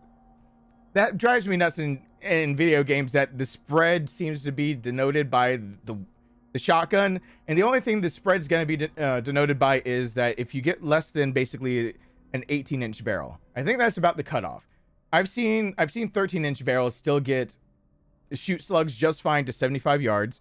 I've seen 11-inch barrels. I wouldn't recommend it, but I've even used an 11-inch barrel. I can't remember what line. I think it was a Benelli, which it was a butchered weapon from the get-go, and it just looked cursed. But if you have a rifled slug round, I could ping. I think there was at 75-100. I was pinging 75-100 just fine. Shotguns shoot much further than people ever give them credit for. And if you have a rifled slug, yeah, 100 yards out, you'll reach out and touch them. Any day of the week, it is something I can put money where mouth is. I can put my child's line on the life. As long as I'm used to the shotgun, there's no reason in the load that I'm using. There's no reason why out of a full tube, I'm not missing, if it's 8, I'm missing 1 shot maximum from that. It really is just that simple. I got really good with rifled slugs in a shotgun. 100 yards out on an 8-inch plate. That's why I know I can reliably hit over and over and over. That actually breaks my immersion really, really fast in video games. Shotguns are not these short-range things. Like, you're really, really, like, you've got to cut that barrel down really far, and then you're having the idea of too long of a barrel. It can bounce around, but the choke is already trying to make the pattern bounce into basically a smaller, because you got a wad that's behind a lot of what you hit. If you go to a range and you shoot a piece of paper to see how well you're doing with your aim, you're going to see actually 2 holes when you shoot a shotgun. You're going to see first, if it's buckshot or birdshot, you're going to see the pattern of the spread. And usually if you're within an indoor shooting range, you can put it 25 yards out, which is usually the maximum for a lot of indoor shooting ranges, and you're still not going to see really a spread. You're not going to see many rounds going off target. For buckshot, let's say you have 9 in that shell, maybe you'll see a spread that 1 or 2 could go off paper. The rest of them are hitting pretty much center mass. If you aimed at center mass, you'll see another hole in the paper, and that's the wad. The wad comes out flying out and will hit things. And more than once I've seen in training and whatnot that you hit a target and you'll see the wad just stuck to a more solid target, and it's kind of funny. So there's that. But the wad sometimes in closer ranges for birdshot can actually be the thing that does more damage depending on the range. When you get into outside of 15 yards, that wad can sometimes do more damage than the birdshot will. But if you have no matter what size barrel, the way that shotguns work is that if you're shooting buckshot or slugs, you have an open choke, no choke on the end of it. And a choke is literally something that screws on the end of the shotgun that tries to close it down to make to control the spread and the pattern. And every now and then you'll put a choke that is an open choke to help control muzzle rise if that is a problem with a semi-auto or muzzle flash. And muzzle flash is actually kind of hard to explain as well, because muzzle flash is the expanding gases coming out the end of the barrel are not always ignited completely when you discharge the cartridge. Muzzle flash is actually almost never seen on the first shot from any rifle, from any shotgun, anything, because usually it's many times muzzle flash is the ignition of the gases from usually a follow-up shot, whether it be by heat dispersion or just by the other shot now putting out enough energy to ignite the gas that's in the air that's discharged from the weapon the first time you shoot it. Pistols are a big exception to that you'll see muzzle flash no matter what. But, and getting to short-barreled rifles, you'll see that you have a discharge, you'll see that you hear the report, and then you're gonna see a bit of muzzle flash no matter what you do, because you made the barrel so short that's under 16 inches in the US. It means you have to actually legally have a license, or rather a tax stamp, and it be engraved properly or with the manufacturer that it was made as an SBR short-barreled rifle. And because they can be more confined, concealed, and a bit more dangerous, quote unquote, they're actually less lethal. It's their concealability that's the problem. A shorter barrel means that you have less muzzle velocity, and so that round is actually going subsonic faster. So even when I'm using this sniper rifle that I'm about to use, the what is this, Mauser? I don't know. I'm not looking. The rounds go subsonic way faster than you'd think. The exit velocity is very different than the when you hit the target. So if you are taking fire, let's say from 200 yards, 200 meters out or whatnot, you're hunkered down and enemy fire is coming over you. There's a really weird sensation that you're gonna get if you've ever been on a two-way firing range, which is you might hear the report, but if they've got suppressors or anything, or they're actually shooting something that was subsonic in the first place, you're not really going to hear anything. You're just going to hear these really fast pitch. It's really hard to describe, especially if they're going over your head, or you're going to hear it impact something and hit, like if you're in a sand dune, the other side of the bunker, you're going to hear these things and you're not going to be able to know where they're coming from. It's just going to be poof, poof, poof, poof. And it's a really weird sound. And the faster it's going, the more you hear it whiz. It's terrifying, let me tell you. You don't want rounds whizzing above your head. But anyway, the basics of all of that is whether you need the striker. The striker's technically it's a more compact shotgun. It does more. If you're on New Game Plus, it's fine. If you're looking for the best one here, the actual best representation of what a shotgun can do and also puts out more power, you want to stick with the Riot. The Riot upgraded barely edges out the striker, and the way it big time edges out is that if you have good aim, the striker bifurcates a lot of people in this game for some reason. I personally have never seen someone completely bifurcated by buckshot, but I have seen that half of somebody go missing. So it is a gruesome picture to paint. Buckshot is devastating at close ranges, and yes, I have basically seen a chunk of a person just go missing from buckshot at close ranges. I've never seen someone bifurcated, and I don't know of a spread that can get that for you. I don't know how short you have to cut a barrel down, and I don't know how much buckshot you got to ram in that fucker to get that to work. But in this game, the striker, if you shoot at the waist for most enemies, you don't have to worry about them turning and having the Las Plagas come out of their head, because the striker has, for some reason, this line that comes out that basically edges and just kills everything, or its damage goes in a line, and its critical hit rate is very, very high for some reason, and every critical hit means that if it hits the midsection, it will cut them in half. The Riot gun doesn't do that nearly as easily. You have to hit right at their belt buckle in this game. So I honestly, there's a few, I actually have to use the restroom. I know that sounds like a rant. It's not. There are some games that just get things right, and I'm consistently baffled. I'm consistently baffled why Resident Evil and Capcom get so many things right. So I talked earlier about knife fighting. I talked earlier about them looking at tactics. I talked about earlier about, thank you so much, Heisenberg. Thank you so much. Benefans, sorry, into our, thank you. I really appreciate that. Carlos. That sound bit. Always glad to see Jill's ass, but I didn't know I'd be glad to see your little Puerto Rican ass. Are you Puerto Rican? I don't know if that's racist. I made a very snapped decision on his ethnicity. Enjoyed your RE4 videos. Looking forward to more. Unfortunately, I can't jump into streams often due to work, but love your content. Been a fan since R82R. Well, thank you. I really, really appreciate that. Everyone hashtag over there. Thank you so much. The only reason that this rant actually, thank you. That's so generous and kind. The reason this rant ever came up is because that's actually immersion breaking for me. The fact that the striker, one, and there's one particular thing that does it for me. In the original, the striker is way too big. The striker is a very, so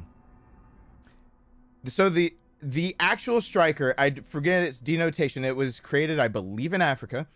And I described earlier, you can think of it more as a cylinder as the mag, and it's almost like winding a clock. That's what you have to do to, and you never see that animation. So the striker already breaks my immersion by the idea of he never winds it, because you have to wind it, and it winds a spool inside that is basically going to be the thing that acts as the spring to push the next round into place. Because instead of pushing rounds and possibly having a jam, you're pushing in like you see it loaded. To make it simple, it's more like a revolver cylinder, and you load it, and every time a shot goes off, it clicks over one like you'd see a revolver or a pocket watch. It clicks once over, so the next round is lined up in the chamber. And because it does this weird click thing, every time you reload the striker, you should be actually going towards where the drum mag is. You should need to wind that back up. They don't do that. That's fine. But then the spread and everything, they've done so much to get fighting in this game more realistic. They've done so much to make it feel like the weapons that are in 7 and 8 actually feel more like their real life counterparts. Again, I never went on that route, but 7, the idea that an over-under double barrel shotgun actually, an over-under beats out the, I don't remember what model they had back then, but it's probably a Remington 870 again. It's wooden furniture on it, so it's probably a Remington 870 that's in Resident Evil 7.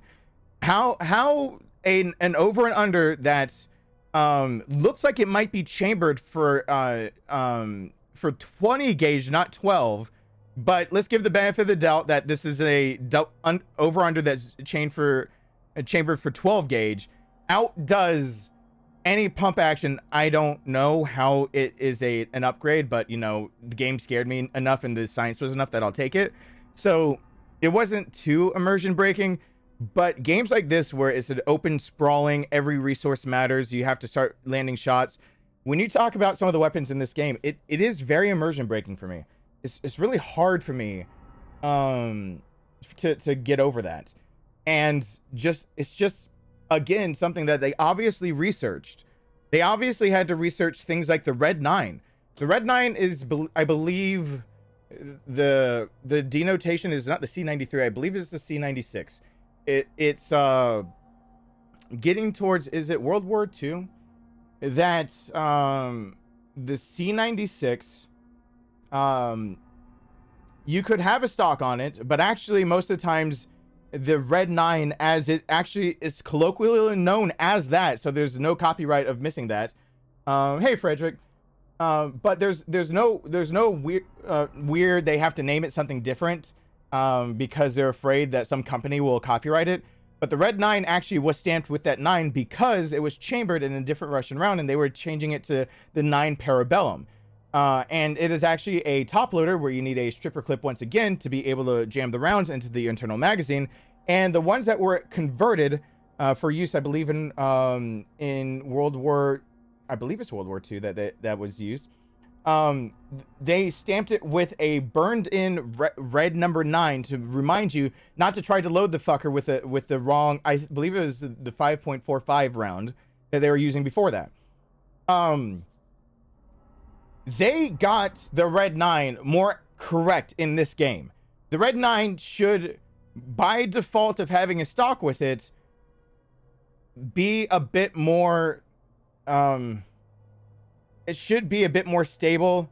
It shouldn't necessarily be more powerful than the Blacktail or anything like that. And actually, it's not. The Blacktail and the Red 9 full power basically are doing the same damage. One's like, because of the multiplier, one's like it's basically 2.4, 2.7, but it's 1.5 times multiplier and whatever. They're basically doing the same damage. The Red 9 just has the a little bit longer barrel, so you can give it to it that maybe there'll be exit velocities that are faster, and it has better stability because of the stock. Now, most people who ever had to use the C96 or whoever have had their hands on a replica of it will know that it's actually a really shitty handgun or a really shitty carbine. A carbine that works like that. It's just shitty. It's you can get so much better out of so many things, because the real way that it used to be holstered, and people don't usually know, is the there's a few weapons that are like that. The Matilda in this game is, I fucking just forgot. It's that's not the V, but oh shit. Anyway, the Matilda, the stock that comes on the Matilda is actually how you holster the Matilda, the real life counterpart. So it is the predecessor, I believe, to people calling the Glock the what do they call it? Like the Tupperware gun. The Tupperware pistol, because Glocks used to come in a piece of, yeah, the VP7. There we go. So before that, there are two Tupperware pistols, and that HK, yeah, there we go, the VP70. You can actually, in that stock, store the pistol, and the stock is actually there to do something that they replicate in this game very well. With the stock there is a little latch that comes up, and that actually enables the burst fire. The burst fire is only enabled on the VP70 if you have the attached stock. It cannot actually attain full auto, or it's just a semi-auto pistol until you have the stock, and then it is burst fire. So it's the stock that's actually doing the conversion when you connect it.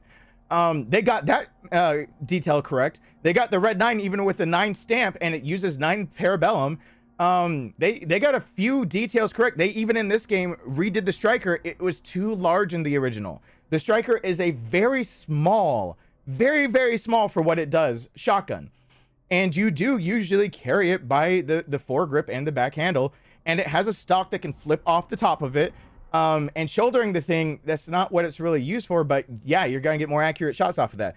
For them to all of a sudden do all of this research and then like to do all that research and then like fudge it too many times, it just takes me out of it. It really it's hard, because like I said before, I've seen tests, I've seen real life, I've seen a lot of things. I've never seen any shotgun come close to bifurcating. Now the damage that you see these weapons do is actually a bit more realistic than you think when it's in close quarters. You do not want to take buckshot to the face. I do not know of someone who's lived through buckshot to the face and actually having the bead on them when it happened. I do not know of that. I do not know of somebody who knows of somebody. I don't have an acquaintance of an acquaintance of an acquaintance. If they had the bead on the head, you don't live through buckshot in close ranges, and from far ranges you probably still aren't, because you're just shooting basically, to put it in a very blunt way, you're shooting a lot of ball 9mm ammo about the same size, a bunch of them at the same time. You don't live through that, and it's grossly devastating. And I've even seen, yes, there's a channel that you can go check out that probably will save me from being demonetized.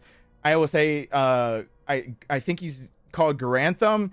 He actually tries the same thing with buckshot on a ballistic dummy, and you'll see exactly why he has to be monetized in other ways, because it does the same thing. You get up close, and I think it rips the rib off of one. I've seen a chunk of somebody come off. I've seen a lot. I've seen the exact things that it shows in the game, but you can't use birdshot. Slugs are devastating. Slugs are just god-awful devastating. I've never seen it bifurcate somebody, and I hate that. So yeah, it's just weird. Someone, Garantham, I thought it was that might have done it. Yeah. So yeah, it's a lot to take in, and yeah, that's my rant on that. It's just hard for me to, it's hard to me to visualize. I mean, right now we're already playing with something that to me is an atrocity, which let's get right what's happening here and why this hurts. That is an ACOG. Ask any Marine what that is, and that's basically PTSD. Because when you train on the line, whether you're PI or you're a California boot, you're probably gonna be trained at least prior to 2006, I know, or before. As soon as those came out, you're gonna be trained with that on your M4, M16, whatever you're thinking the designation for. The M4 is actually a shorter barrel, the M16 is blah blah blah, and then the M4A2, like the A1, A2, A3. Those designations are usually about the buttstock or the optic or whatever. Basically, you can, like the M16A4 actually has a detachable top rail, so you know it doesn't have the iron sights. You don't have to actually mount your optic to the top. I believe that's the M4 designation on it. So an ACOG, but it's an ACOG on this. I'm looking at this and I keep thinking, I thought Enfield and first and Enfield, whatever. And then I thought, no, Mauser, this looks Russian. The trigger guard's messing me up. The action was messing me up. Like that's, I think, because the wood's going down too far. There's a few things that are just off about it. It's got where you would technically connect bayonet. I think a few things are too far. You can't do that though to this weapon. I mean, this is where you put a rail on this weapon if you're thinking about turning this into what's known as a they've called them Ranger, they've called them scout rifles. If you wanted to make a scout rifle out of this and have a lot of eye relief, you could put it there. You might have problems with ejecting on this one. You might have problems with ejection on this bolt action because that extractor for this particular rifle, and I am forgetting the actual model of this because I know I'm getting it wrong because that trigger guard being at that angle is wrong. The wood actually being so far out is the Springfield. Thank you.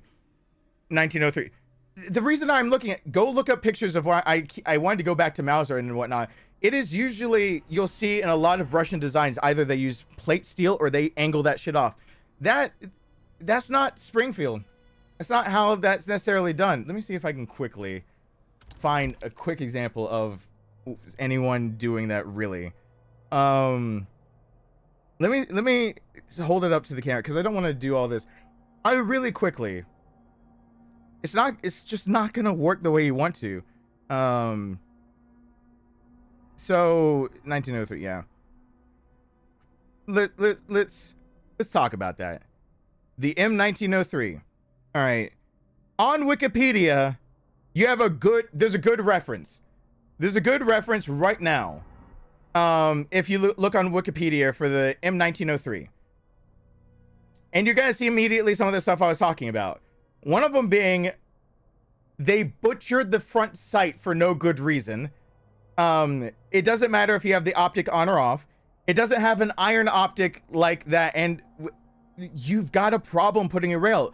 I'm sure you can weld it. I'm pretty sure I remember this Springfield Armory, as well as when I keep saying Mauser, like any of the basically Kalashnikov / Vietnam / anything that you think of those era of getting in between Korean and Vietnam of what could be used. And I'm mixing and jumbling a few of those because I'm just not in my completely straight state of mind. Think about what you'd find in that and then try to put a fucking you can't just take that specific design and put the rail on it. You might actually have it hit the top. You might really you might have it hit the thing. And it's just the trigger guard is rounded off. There it is, like it's supposed to be. They didn't castrate it by taking off its front sight. Like the Springfield doesn't look necessarily like this. It looks really familiar, but you can't put a rail there. And on top of not putting a rail there, it wasn't in service at the same time that the ACOG was even being used. So you're sticking an ACOG on a rail that you have to weld onto a rounded top that you would have to level off, get someone to specially make for you, and the extractor actually extracts the rounds Really, all of that era, all the extractors really extract the rounds right over your top right. If you're leveled off with anything from that era, a lot of the rounds are coming off of you, and that's especially a 30-06. A 30-06 is gonna, the extractor is gonna try to pull it not to the side so it doesn't get in your way. It's gonna try to pull it right over, and so you've got rounds that will come at you, and sometimes those who keep their eye really hard on that line are gonna find that they've been pinged before because it comes so far off. How do you fit the ACOG over the place you're trying to get the empty out of? You can't do that. It's so frustrating. So there are things like that where I'm desperately trying to justify it, of being like, this is basically one rifle, but it's kind of an amalgamation of a few, because it got a few things wrong, and then after that they butchered it. And it seems like they get so close, and then I see something like that, and it's like, oh, it's a Benelli. That's a Benelli. Oh God. I've never owned a Benelli where I did not modify the fuck out of it, because I never liked charging handles that actually are the finger grip, because with gloves that finger grip feels like it comes off. So you can actually go ahead and get a circular one that is you know, any kind of knobbled, but that's probably the M4, because I keep wanting to go to M4 for it. And so the Benelli M4, they got this correct. Off the top of everything, yeah. That's the same thing you would do to rack this bolt is the exact same modification I've many times as an armorer put on AKs, where it is, because it is so hard to sometimes grab that small indentation, where depending on the way that you train, pinky or index finger, with gloves and possibly with jumbled hands, there is you get it and you basically put on top of it Alex wrench, and use an Loctite and Alex wrench, and you tighten it on, and it turns into a circular knobbed. You can grab it whatever direction you want to, and it's more just grip and beef to it. But they get this so damn correct. The safety's even off. You see that little red right there? Look, they even have the safety off, and they have the red. So they modeled this obviously after an actual Benelli M4, complete with your standardized your scoop out, so that you can actually get down sight, good cheek. Make sure that your cheek is well welded onto the side of that. And a lot of people, the stock for the Benelli M4 is actually a little too low down. You can be trained with it, or you can get a riser for it. It's meant to raise up and down, but some people don't like the way it raises and they want it at the angle. So they did. That's for me to say, for putting so much effort behind the goddamn Benelli M4 and the other one. Why did they do that to the striker? This is not any different. And on top of that, they don't even have an extended mag tube on this. So it says ammo capacity 7. I'm pretty sure I want to call bullshit. If I remember correctly, the standard with it being where it is, where you've got instead where you should have your 2-point sling on here. I want to call bullshit. I think this is 4 or 5 rounds. So this is kind of bullshit. It's not any different from the Remington 870. It's just pump action versus semi-auto, and that's it. And they obviously did the research, and then this, and then they did this to me, and then they did that. I mean, I don't even see how physically somebody got that on there very well. They're making it look like, and look, you will not find a single Springfield with that shit. Why did they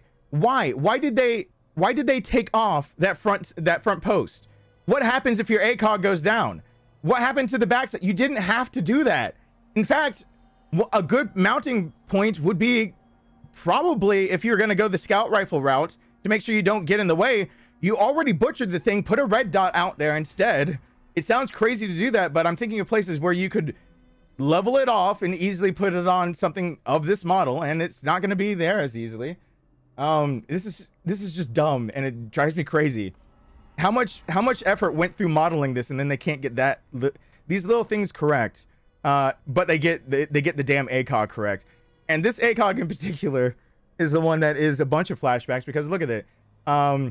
That's gonna be And it looks like it's going to have a battery instead of the one that's just the pure optic, which is just be a fluorescent tube that comes down that catches the light, and you see the optic light up. It doesn't work as well in the dark. It's catching ambient light to light up the inside. It's more reliable because it doesn't need batteries. But with the tube actually covered like that, there's some that are actually hybrids or some. I'm not as familiar with optics as much other than what I've used, and I've always used you know what, I shouldn't say how I was trained. I'd like to not be on that subject, but in my past I've had one type of ACOG. They're 4 times magnification. That's how they come stock for a typical ACOG you come across. So another thing you can't do with an ACOG is that's not happening. That shit just doesn't happen. That's not how an ACOG works. It's not a variable scope. And the scopes that you would put on it for this era still also would not necessarily be variable the way you think about it now. They'd usually be fixed sights. Even with the Springfield 1903, that would have been into Vietnam. It wouldn't have been as much issued to U.S. troops. It would have been in use during that war. But the Springfield 1903, you would not have seen as many variable scopes on it, especially with the round that's in it. So it's just kind of, if you can hear me rant about it so much, it means I didn't just, the fact that I messed up which rifle it is means that I'm not perfect. I'm not going and looking everything up and just wanting a reason to rail against it. It's that I intuitively know that in my past, I knew all this shit like the back of my hand. And now in my present, I'm running into this shit, and I know I should know it. And I think someone says Springfield. I go, oh yeah, Springfield. And the first thing I go is, but it can't be. Look at that. The first thing is look at the trigger guard and look at the rail. The trigger guard is squared off. No, the fuck it isn't. No, it was not. And then they castrate that front sight.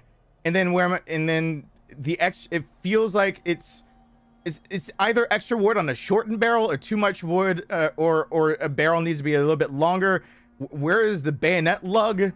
I'm not seeing that either. This is going to be in use when you're still using a bayonet. Most people don't remember that every single rifle that should be in this game should still be equipable if it is military use of any sort, with a bayonet lug. So you should be able to get that on there. Where the hell that is, I don't know. It's just, what the fuck did they do to you? Why did they have to? And why did they have to put an ACOG of anything? Why? It's not the worst thing I've ever seen. This isn't as bad as it gets. This is just bad. I mean, this is probably as bad as it gets. I can think of, historically speaking, these don't have much power. So this bolt thrower does exist.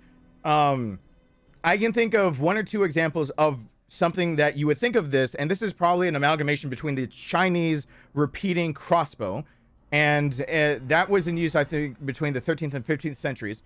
So you can go find the Chinese repeating crossbow, and you see that it takes a box on top of it, and that you have to rack back still the string over and over.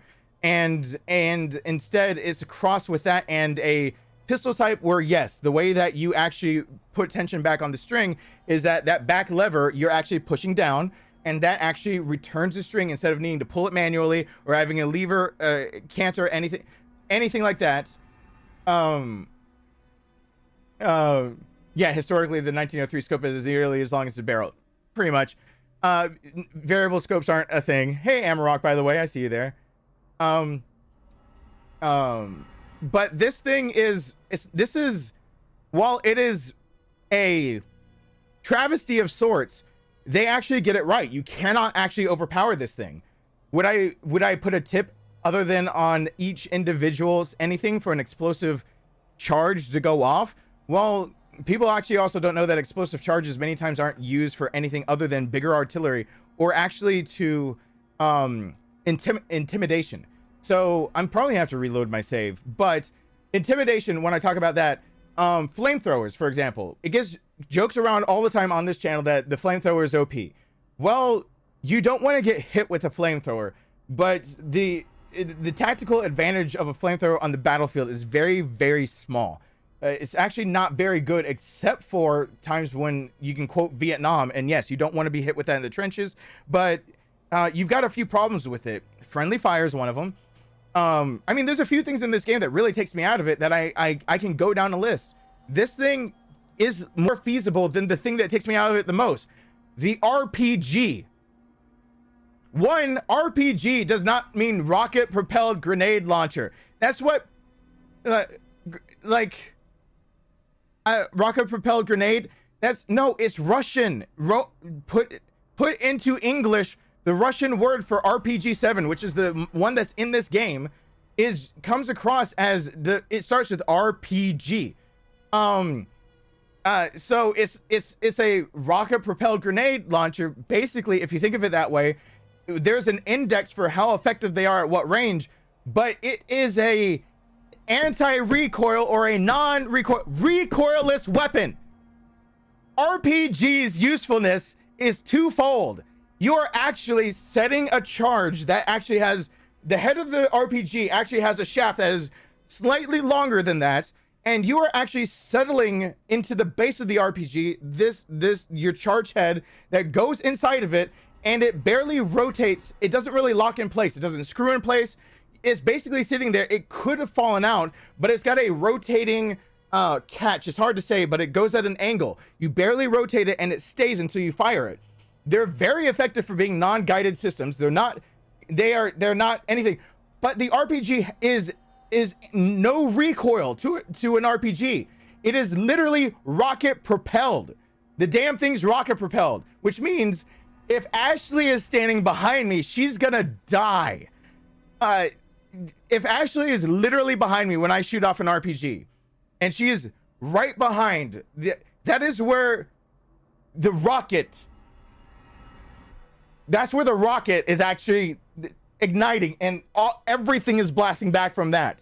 You're holding, basically, when you use an RPG, you're holding the sheath, if you will, for the grenade, the payload. You're not going to feel anything. In fact, if there was any blowback, it would be useless. And it would really, really, really be useless. Oh, wow. Emerald, you got it. Yeah, that's what RPG actually stands for. I cannot pronounce that. That is Russian. Yes, the payloads of modern RPGs are like I'm getting the designation wrong. Is it the M29? What is the grenade launcher that they show in Resident Evil 8? It's the same, where it has to travel a certain distance before it would detonate its payload. Yes, you'll find modern ones that, yes, it has to, before it is armed, it is, it has to go a certain distance because it has to be able to go. But in general, the other way to use it is you can use it point blank. There's nothing saying that if you're in a pinch and some reason that's the only thing in your hand, that is a giant fast-moving subsonic round that will absolutely put someone on the floor if you hit them in the chest with it. I mean, it might not be doing what you're supposed to, and you don't want to pick it up off the ground and try to reuse it, because that thing is primed and also is dirty. It could actually gunk up the weapon or have an accidental discharge. But there's nothing saying you can't hit someone right in the chest with the damn thing and it wouldn't detonate. That's true. RPGs are most well used for the idea of, and this is originating, I believe, with those who are fighting back, going toward conflicts that would be towards Gulf War type deal. I think it might go further back than that. But one of the most effective ways I ever found to use the RPG is actually to dig behind you, dig into the dirt, and aim it straight up. Instead of trying to track and follow something, since it is not guided by anything but itself, it's rocket propelled, so it needs to be able to kind of go in a straight line. It's got a way to make sure it's got some kind of spin on it. But after, I think the index for the RPG says at 200 yards, you have a 0% chance or 1%. It's something ridiculous. At 100 yards, you drop down to like, what, 50%? It's something really, really stupid of like 100% chance at like 25 meters or something like that. And then at 50, all of a sudden, like, it is gone down to like 90 something, but at 75, it's like 50, getting towards that. It's some, I don't remember the exact numbers, but an RPG's efficacy of it hitting exactly what you're going for it's not very accurate. The most accurate you can make it is to dig a hole behind you stick the damn thing in the ground and point it straight up, waiting for something to come overhead with barely degrees of, basically think of it as heavy munitions that go straight in a line instead of being lobbed like you would for somebody that is throwing mortars. So you dig it into the ground and wait for a helo to go over you.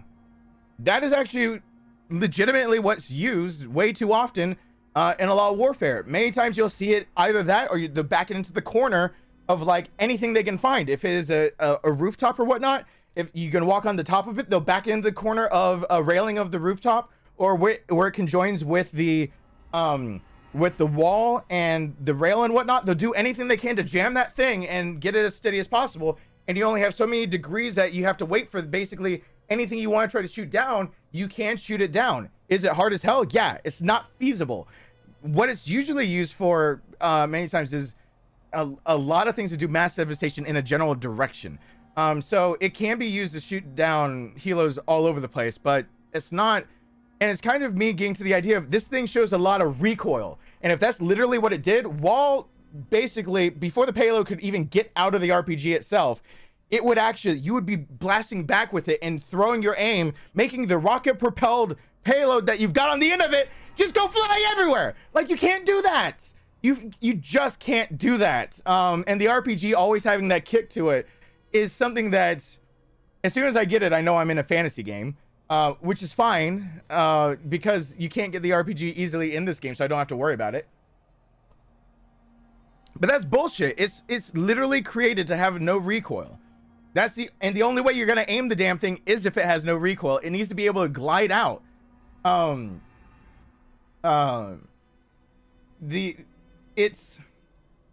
Flamethrowers are the same thing. We've joked about the flamethrower. The flamethrower that's in Resident Evil 7 is, God help me, is it a jerry-rigged home deal? Like, of course it is. But flamethrowers in reality, the tanks for flamethrowers don't bust open. I don't like the bolt thrower except for having to do certain things. JM, I showed with Mendez what can be done with it. It is. It's a lot of these things are the creative liberty. I can let go of the RPG because you don't get it early on and it's really expensive, so you're not going to be able to use it often. But that's basically for like cinematic or for like, you know, just to show, you know, it feels kind of lame, if you will, for some people to have the most powerful weapon in the game. Just you hold it and it goes like it just, and you don't move. There's nothing that goes with it. Like, for some people that's lame, but that's reality. And they're mixing too much of false with fact, and it drives me crazy. The RPG is the biggest offender. This shit is the literal definition of the damn thing needs to be no recoil for it to work. And fire being used in this game is being used legitimately. And when they're using the Molotovs, actually, that's when it's scariest, but they're not showing it breaking over them properly. The scariest thing about a flamethrower is actually just the psychological detriment you're putting on your opponent. The other side sees fire, gets scared of fire. The person sprayed with the fire sure as hell is having a bad day, if not dead. Like, that, don't get me wrong. It's not that it's not deadly. It's just that the person wielding it probably is also going to die. The person wielding a flamethrower is not just going in somewhere, and many times when you see historical uses of flamethrowers, you see them clearing out basically people who have burrowed into like any kind of shelter, any kind of enclosure that you could try to get the flames in there, which the liquid that comes out, people usually don't understand, or anytime you can basically scare the shit out of them. The holes in Vietnam, yeah, it was used effectively, but also it eats up oxygen. But the real scary thing about a flamethrower, the really scary thing is that it's basically glue.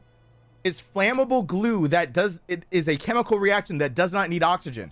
So if you get hit with a flamethrower, I'm glad you did that, Sean. Thank you so much. A flamethrower, basically, you don't even want to use it up in the holes if you have to. any kind of bunker, any kind of anywhere where you can try to basically spray and decimate a foothold that the enemy has, you're basically giving up the life of whoever's got it, because they've got a 3 tank pack. Every single time you pull the trigger, basically you in the most known models of a flamethrower, you are basically spraying until the tank runs out. So you have 3 blasts, if you will, for a flamethrower before it's done. You're not just half-assing it. It's kind of like a fire extinguisher, where when you start depressurizing the fire extinguisher, all of the pressure comes out. You blast until that tank is empty, then you're to the next tank, then you're to the last tank, and then the flamethrower is finished. And what you're dropping on someone is nothing if not just making it akin to napalm. And napalm is one of the scariest fuckers in the world. I was thinking of pillboxes in World War II, but you're still giving up life. They don't explode. When you hit you would have to hit it with heavy artillery, and it wouldn't probably ignite the way you think. So, like, a flamethrower's tank is not just exploding because you shot it. And yeah, it's basically mental warfare more than anything else. In fact, in Resident Evil 7, it being used against Marguerite, whose thing is bugs, is probably the most realistic I can think of to try to use it against things that are mutating, that small insects covered in that shit would not survive and suffocate. And it is the scariest thing about it is that if you see one of your friendlies get hit with it, a flamethrower, which they're supposed to be worldwide banned, but they're still issued by a few different militaries in the world that give it. You can basically name off the military in the world that still issues flamethrowers, and I will probably tell you I do not approve of their country's military tactics at all. Probably bar none. I don't think anyone who the 4th Geneva Convention barred the use of them. So anyone who's not going to go by like the rules of war basically is already fighting in a way that you don't want to fight with them. But if you see a friend of yours basically get hit with a flamethrower, the first thing is to stop, drop, and roll, right? Everyone knows that when they get hit with fire, they don't go out.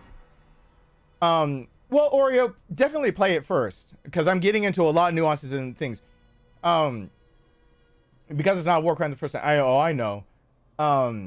Resident Evil 2, I'm glad, Sean, that I was able to get you that. I need to take a break and come back, because I'm getting on a lot of tangents on how the game actually does break my immersion.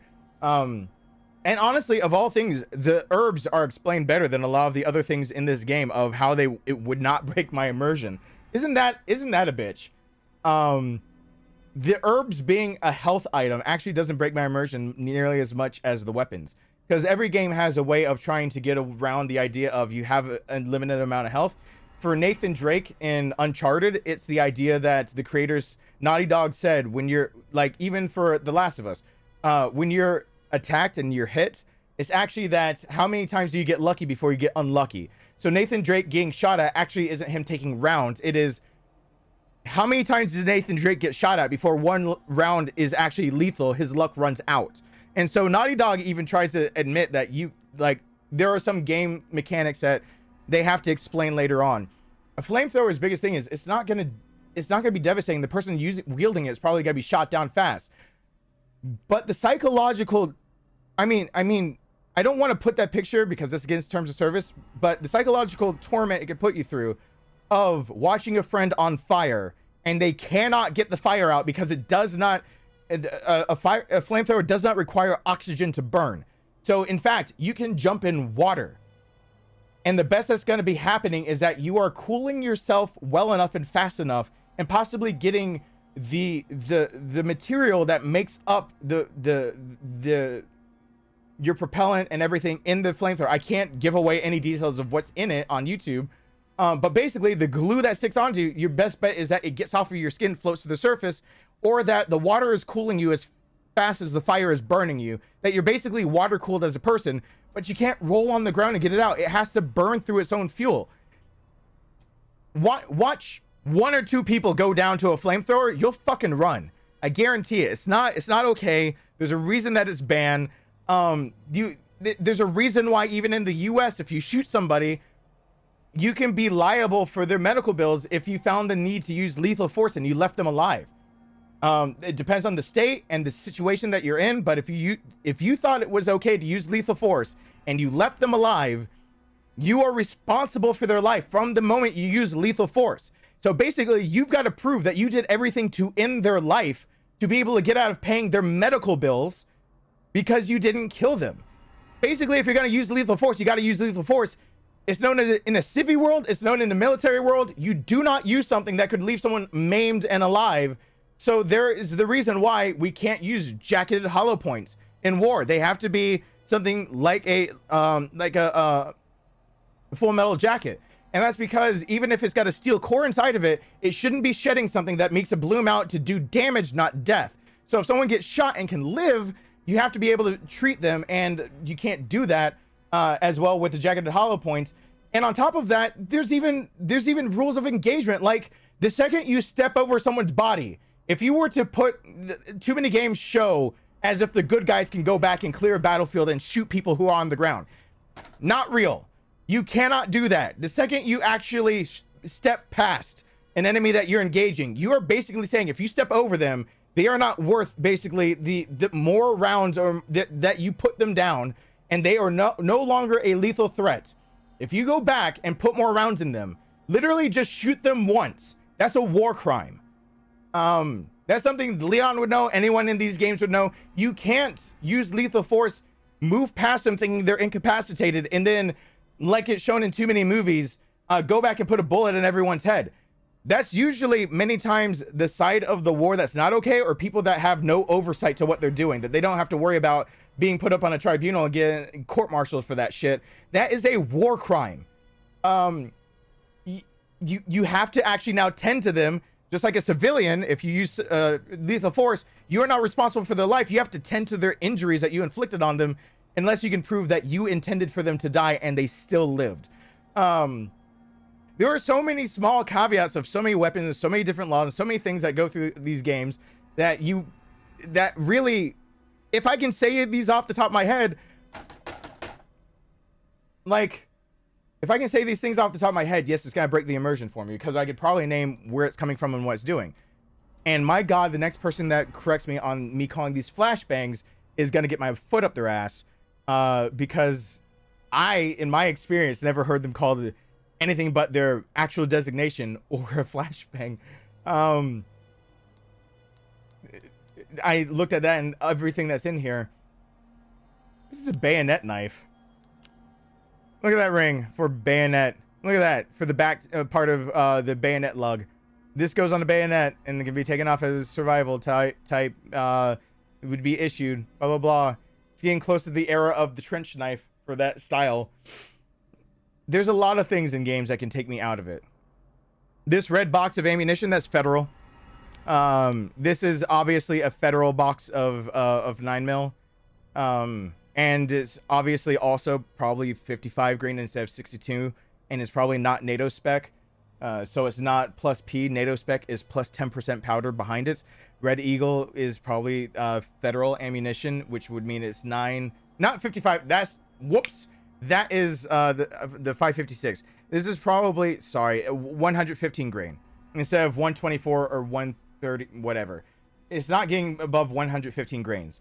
Grain, by the way, is an old measurement for how you measure not only the weight of how much powder you put in a charge, but also how heavy something is. So it's really, really weird for a lot of things to be renamed, but I get over this because Federal would have had to license their name to this game for that iconic red box and that eagle to be in this game, and they would have had to pay for the rights for that to be there, and then they could have gotten slammed by boards for the game being a little too realistic. There's so much graphic violence, but of course they have to think of that. And then it's saying handgun velocity, handgun hunting ammunition. I'm afraid not, friend. If you're hunting with 9mm, you're being cruel to the animals that you're hunting. And if it's handgun velocity in this red box, it's most likely 115 grain regular load. It's not going to be doing what you think. It's not NATO spec, which is usually, someone can quote me if I'm wrong, I believe it's 124 and it's plus 10% powder inside of it. I can get over things like that. This is a play on the heavy field. Is actually a play on the Russian boxed round of that still has bears on it, and I can't remember what it's called, but it's Wolf something, and they have another line that's actually also shotgun shells. It looks pretty much like this. Widespread high velocity buckshot, which is why I know this is 12 gauge, and since every game says 12 gauge, seeing an over and under that looks like it's a 20 gauge, which is a smaller shell, got me in Resident Evil 7, but I was just like, I'll get over it. Like, when I can go through one at a time and just be like, and this says enforcement, law enforcement. I think what they're going for with this box with the antlers on the front of it is Hornady, which, okay, I think they're going for Hornady because I'm kind of running dry on things, but because it's specifically saying 223 Remington instead of saying 556, which you can shoot both. But oh, that's Winchester. Winchester put enforcement and tactical on the cartridges back in 2004. That's why I thought Winchester, and then I looked closer at it and I thought the law enforcement ones I didn't think were actually marked enforcement at the top. I thought it was bottom and side. I thought I should be seeing it there and side or bottom. So like that's why I thought this might be Hornady instead, what they're going for the box. But anyway, there's just a lot of things that, you know, can be immersion breaking. There's a tip on this that's silver. It might mean that it has a steel core to it.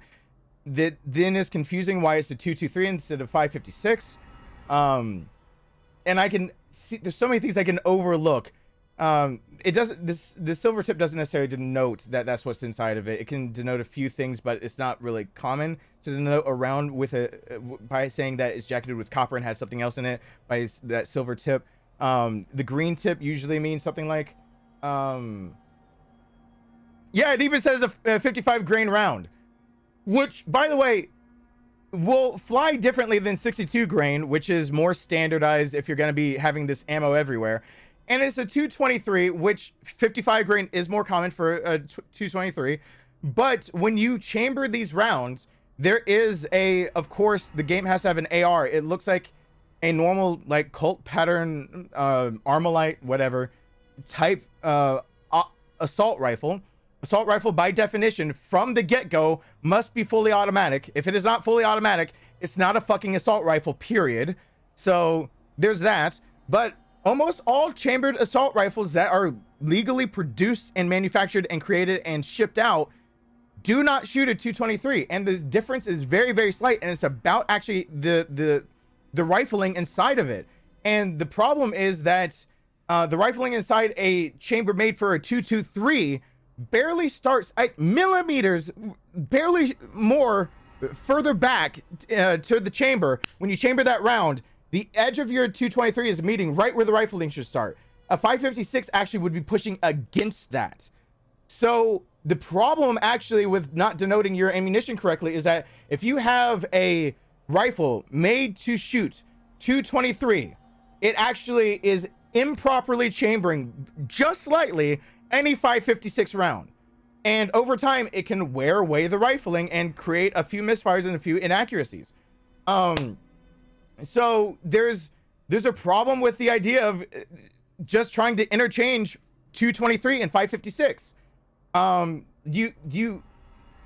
yes, the standard twist is a 1 in 8 twist, where 223 is a 1 in 7, or surprisingly now a 1 in 9, which is I've only usually seen in competition rifles. I'm not used to it being a standard, but a bigger bore 223s. I've seen Smith & Wesson's done it. I've seen they start with a D. D&D defense. D&D, the 2 Ds. They do a 1 in 9 twist, chambered in 223. But if it's chambered for 223, you need to shoot 223 out of it. If it's chambered at 556, you can shoot either out of it. It's really, really weird that that's a thing, but you know, I overlook all those things. And yeah, I my first idea of a white box Winchester is white box ammunition. White box is Winchester. Everyone thinks that about white box ammunition. Winchester actually used to make a NATO round for pistols as well. They took those off of shelves. You used to be able to buy them in the US from Walmart of all places, and they were actually really good practice because they were, for a 9mm at for 223, it was one of the only ones I remember having a 62 grain round. Those will fly in a different trajectory than a 55. It's a heavier round. You've got more to compensate for the drop. There's stuff like gravity.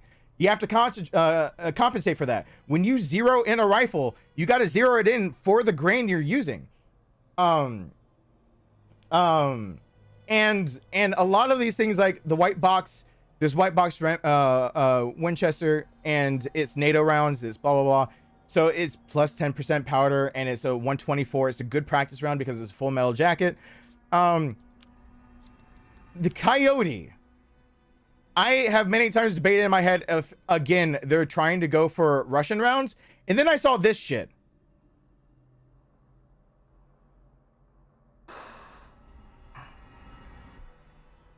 I believe this might be a Russian brand again. I believe it might be. Because just like the green box that I know comes with, I can't recall, but I know that is actually more commonly seen in the 762 by 39. Thank you, Lord Zach. I really appreciate that. Oh, I know most ARs use 556 or 762. 762 NATO is now adopted even by British forces, which is a more recent adaptation. Random time to ask something. Yeah, the weight of the projectile matters a lot. The weight matters. This is a 9mm Parabellum. So the side of this box is telling me that the submachine gun ammo, and, you know, correct me if I misstep here, while there are ammunitions made for submachine guns, usually you don't see it marketed as a submachine gun. You see it marketed as made correctly for fully automatic. The brass is actually probably done a little bit better because the semi-auto you can clear jam a little bit easier. You don't want your fully auto to jam. This is the same as the handgun ammo. 9 Parabellum is 9x19. Unless somebody knows something I don't. This is a fucking 9x19 round like the handgun shooting. Why are they different? 9mm Parabellum is the designation for a 9mm. And yes, that is true. It is true that submachine guns usually are going for, I believe it's subsonic, to make sure that you're not burning up your barrel and that you can put a suppressor on it quite easily and use it at full auto to not give away necessarily your location. There's a few reasons to use it. Submachine guns are actually going out of style and coming back into style of the idea of to use it in military forces. Usually you would actually just go with a shorter barrel on a normal rifle. There's no reason to not use a 5.56 round in that circumstance. If you need bigger firepower, the most all-around one that is in current circulation right now arguably is the 7.62, the by 51, not by 39. That's the Russian round. And if you needed penetration, you would actually go with something like the 300 Blackout, which is literally can be loaded in the same mag as a 5.56, I believe. But it's a 300 and it's actually running super fast. So it's going supersonic every time, and it's for penetration. It's a small ass hole, but the idea is to blast through soft and hard armor. So the Blackout, isn't it supersonic for the Blackout? It's moving fast, but it's small, right? Or is it, do I have that wrong? The Blackout is a newer round to me, and I actually never was in armor during it. But like, there's a few different, there's just not too many things. And then it just is like, for use in submachine guns, New T, Ohio. It's high velocity, so it's going supersonic.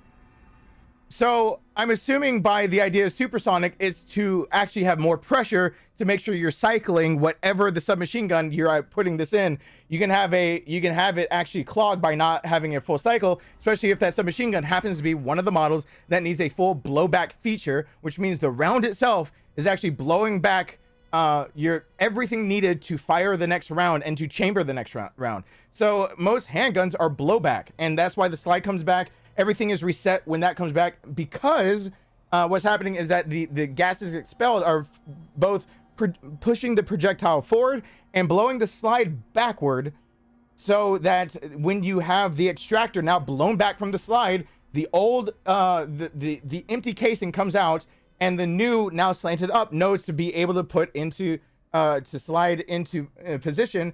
The new round is slammed forward into it when the recoil comes back, and the spring that you compress now slams the slide back forward on a handgun.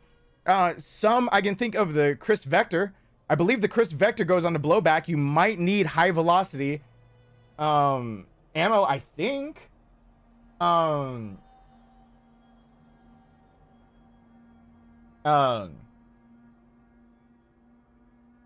5.56 might be charging faster delivering. Yeah, I know the blackout right now is used for penetration, and I believe, but not necessarily for its stopping power. Kind of like the exact same thing as in this game as the FN 5.7.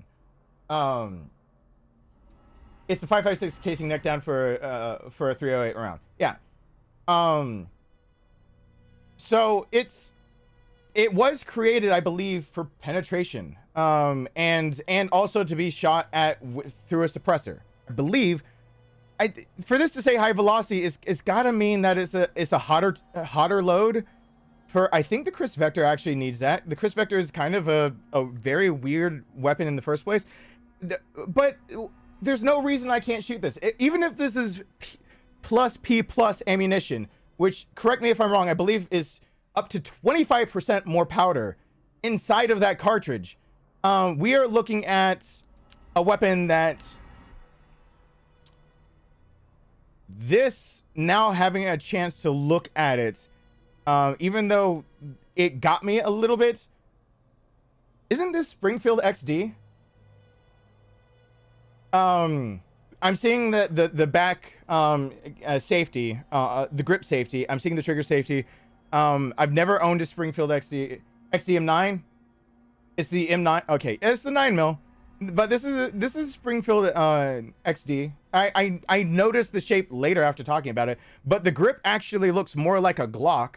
And so that's kind of what's tripping me up a little bit. That back checkering that you see, that I was talking about kerneling on that the striker, the Benelli M4 before, that you could get a knob that's cylindrical. You can put it on to be able to have more kerneling and get a better, more positive grip when you're trying to cycle it through. Like that's and even the Gen 4 and Gen 5, I think, for the Glocks now even have the finger groove, so that's kind of a little confusing to see the back of it a little bit like that. But other than that, this looks like a Springfield XD.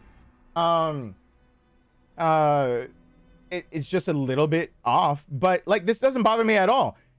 The XD, I believe, is rated to be able to shoot even civilian version plus P+ ammunition, which I believe can be up to 25% up. I have that exact weapon system that side play as an indicator for the weapon being charged. Really? Oh, wait. What side play? Oh, we're talking about. Never mind. I'm getting thrown off track a little bit, because honestly, I actually never. Me and the polymer revolution never got along, so I'm not actually a big fan of the XD or Glock. That is not a Glock. If you can show me a Glock that actually has a safety that is standard, below the sear and everything, below the grip, if you can show me a grip safety on a Glock that comes out of the factory that way, I will correct myself. Except for the thing that, other than the stippling on this grip, this is exactly a Springfield XD pattern.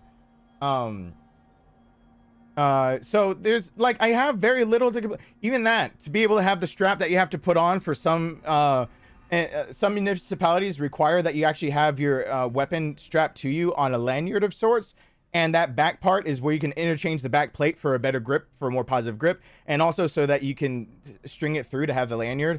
Not the self-defense force, but the police peace officers in Japan are most likely to use things like that in cultures that you're used to seeing that in. But that's where you install it. Is it really the XD9? Does the XD9 really have that stippling on the back? I always thought that was Glock because not the slides, the bottom. This is the only thing the grip made me think. Is stippling actually start off that way? Really? Okay. I told you I didn't like it. The stippling like that on the back of a Glock is the same. It doesn't have the lines. I'm used to the stippling being once you wear down any Glock. The stippling looks like it's flat blocked out instead of the pointed that it starts off with. So I assume that because I haven't handled an XD9 in over 10 years. But it made me think of that. All right. So anyway, see, I don't mind being corrected. If that is actually this is great. Like, I mean, there's nothing wrong with this. Here's where I need to truly be corrected as I use the bathroom. Someone else can look it up for me. Isn't the XD9 rated for all ammunitions? Even if they don't recommend you shoot it, it is rated to be able to handle all pressures, meaning that submachine gun ammo supposedly should be able to be shot through that blacktail right there.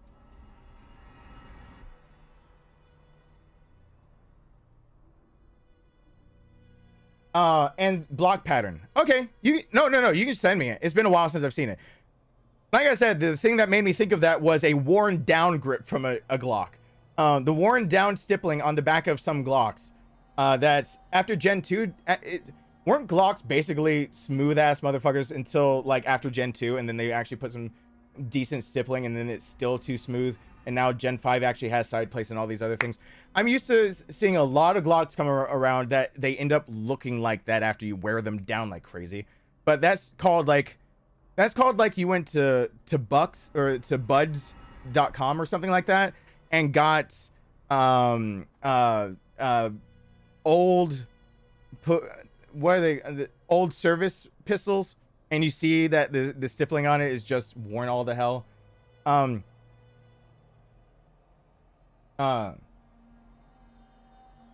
So this just, to me, it just looked like a rated for P, not P plus P ammunition. Thank you. So there's a slight chance with that information. There's a slight chance that it being called high velocity, that this ammunition might not do as well in that Springfield. Slight chance. Most likely this cycle's just fine. Just fucking fine in that Springfield XC9 up there. Cycle's just fine. And just drives me crazy. So when I go on rants, this just remember that a lot of the things I don't have encyclopedic knowledge. I don't remember everything that I ever got trained for. I might have been a weapons with armor, whatever you'd like to call it. Might have been trained for that. Might have done that. That doesn't mean I've been that for the past 10 years. I haven't.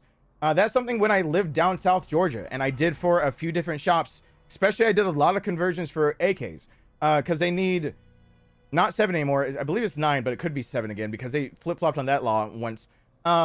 That you have to have 9 U.S. made parts in any. It doesn't matter if it's Czech, Russian, whatever. It doesn't matter where the AK pattern rifle comes in from.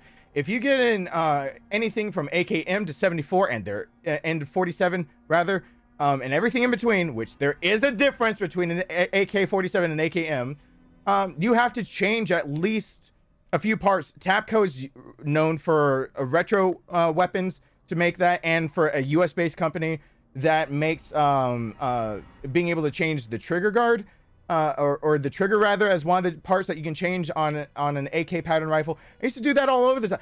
I don't remember every single thing I came across, but when I come across something that's grossly wrong, I absolutely remember it.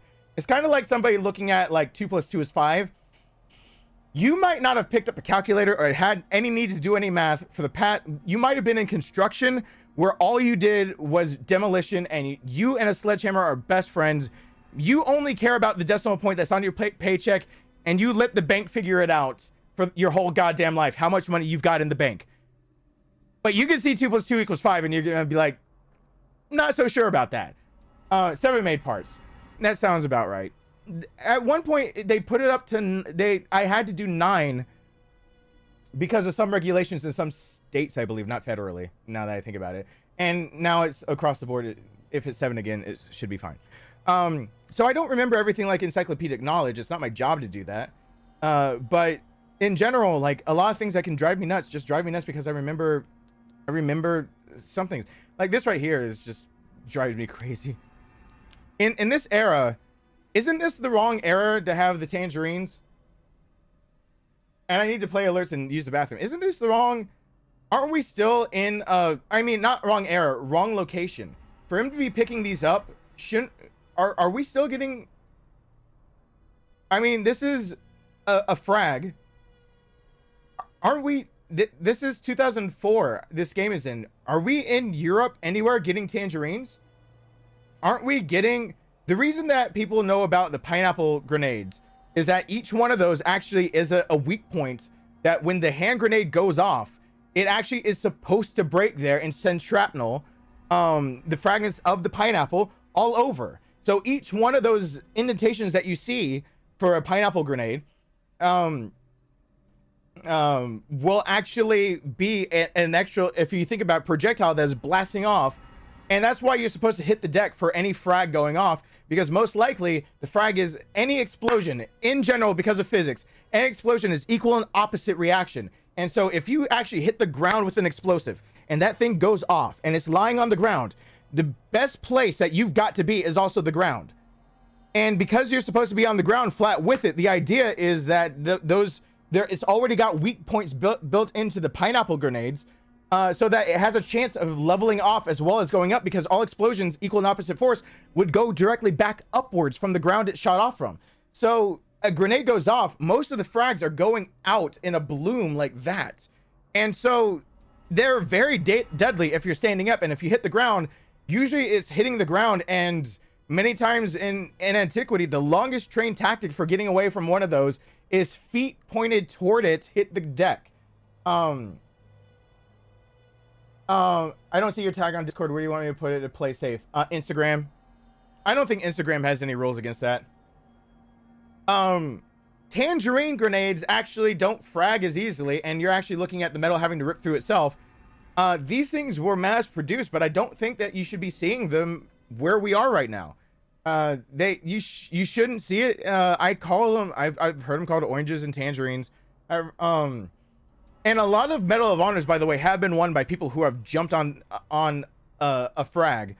And these frags actually were even in use back in, I think, Korean War. They might have been. Do pineapple grenades belong on pizza? Yes, they do, if they're edible. My Discord tag is darkness #6667. I did not choose that. That was auto-assigned to me by Discord. My Discord tag is darkness #6667 to find me. I don't know. Anything, Twitter? I can, if I remember to go check it. I don't know why it wouldn't let you on if you're part of the Discord, you should be able to send it to me. Oh wait, we have obligatory mac and cheese and things. Thank you, Led Robster. I appreciate that. I need to get off the subject because, like, lethal metal fragmentation. Yeah, chunks of metal are dangerous, but literally you hit the deck for a reason. I don't know if people know that's why you hit the deck, because basically physics, that the explosion is going to hit the ground and bounce up. So basically it's the idea of, let's even think about the height of off the ground that it's going to be, that you can have something that is circular like that. Let's make it easier by making the mass, the circumference as big as possibly something like this mirror, or the Resident Evil 7 CD that's sitting here. So let's say any part of this that fragments comes off of the top. Well, we've got actually an explosive force coming off the side, so that's going up and out at that angle. So if it's on the ground and this is the ground, you're going to get hit by that if you're at that angle. If you're at this angle, you still have an explosive force coming out. You're going to get hit at this angle. It's got to be in line, because as soon as you get even here, sitting on the ground, most likely if you hit the deck, it will ricochet because you finally have it at an angle. You have probably, if it's literally this round, someone can do the trig of figuring out that's the length that's right here. The charge would be right there, the hypotenuse, and then actually doing the trig instead. And it's not much leeway you've got. That hypotenuse gets really small, really fucking fast. When you're trying to figure out that triangle that's going to be created of it in line with the ground before it bounces off the ground. So hitting the deck and having your feet closest to the frag is usually the best bet. If you got a helmet on and you got enough things, I mean, hitting the deck at all and giving yourself the least amount of space to be hit by the thing is probably the best. Your helmet might be able to actually take it just fine. And a lot of the survivors of people who have gotten the Medal of Honor and jumped on a frag actually use a flak jacket or their helmets and put it between them and the frag and live through it. If you don't believe that, just go Wikipedia recipients of Medal of Honor that got it posthumously, and those who got it still alive. And a lot of them that got it alive were during conflicts that they put their helmet over the damn thing. But because physics says that if it's pointed down, it's going to ricochet and bounce right back up, you hit the deck for anything that's explosive. You hit the deck.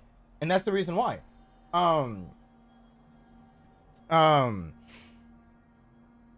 The tangerines. The explosive power of course, the stick grenades is not to be trifled with or whatnot.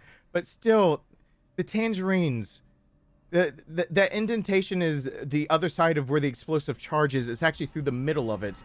And it's depending on the idea that it basically doesn't take the path of least resistance. And the internal walls are actually weakened at some points. Thank you, Vamp Nemesis. I really appreciate that. And so does probably Slash and Chuck and Dom Dom and Nicola. But anyway, if anyone knows now why I sometimes can go on rants, and Kim... Exy, I'll just say Kim. Some of my rants are just strictly because it doesn't make sense, and they did so much research. You know what thing does make sense? These damn bolts would be this weak. Even if you take the, even if you take what we know now of, this is the cocking lever right back here. You see how the grip is empty? Usually in this, to actually fully cock this design that you'd be seeing, you wouldn't have the box on top. It would actually be just what you see right here. And you would need actually the grip to be full through, have nothing in it. So that lever that's at the very back of this that you see start, that little indentation of metal needs to be able to pass through the other side of the grip. And that's how you would cock one of these sons of bitches. But that box on top is Chinese. From I think 13th to 16th century, that they had repeating crossbows that they tried to use this on. And it would be the idea of it is very low power. This is one game where it gets it right. This is not, this bolt thrower is throwing bolts. It is not supposed to be all that powerful. It is its mass that can be deadly. If you hit the right vital spot, it can hurt. But it having to pepper people to bring them down, it won't let send without being friends. Oh, I do have that on. Oh, that is correct. You have to... Oops. I put that on recently because I was being harassed by somebody. I'll change that soon. I was getting harassed and I had to put it on there. I'm sorry about that. I forgot about that. So even this can drive me nuts a little less than a lot of things, because what supposedly would happen here is that you would fold out the sides of this, and you would then have a string that could be taut. Or you can have a backwards action where you're pulling that down and basically the sides come out to become taut to make the string taut and fire off the next round. It would just be very small bolts, and these bolts aren't going to do much. If you want to point a comparison, because YouTube can get in trouble for me for this one, if you want to point a comparison,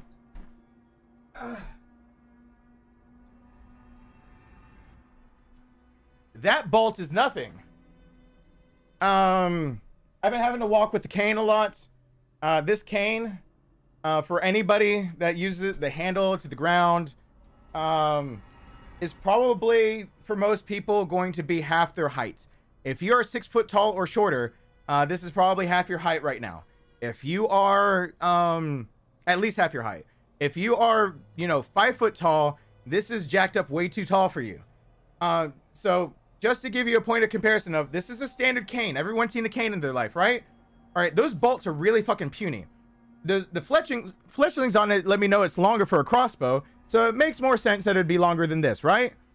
Here's a point of comparison. That thing doesn't weigh enough to actually get through. That's why it has to be weak. Here's the cane. Here's the arrow. This is an actual hunting arrow. You see that? It takes a lot. You see that shit? It takes a lot. It's almost the length of the whole goddamn cane. This is an actual arrow to shoot from a bow. I have a recurve and a compound. My compound desperately needs some love and care, but it is weighted right now for 70 foot-pounds to pull it back, and this is an actual hunting tip.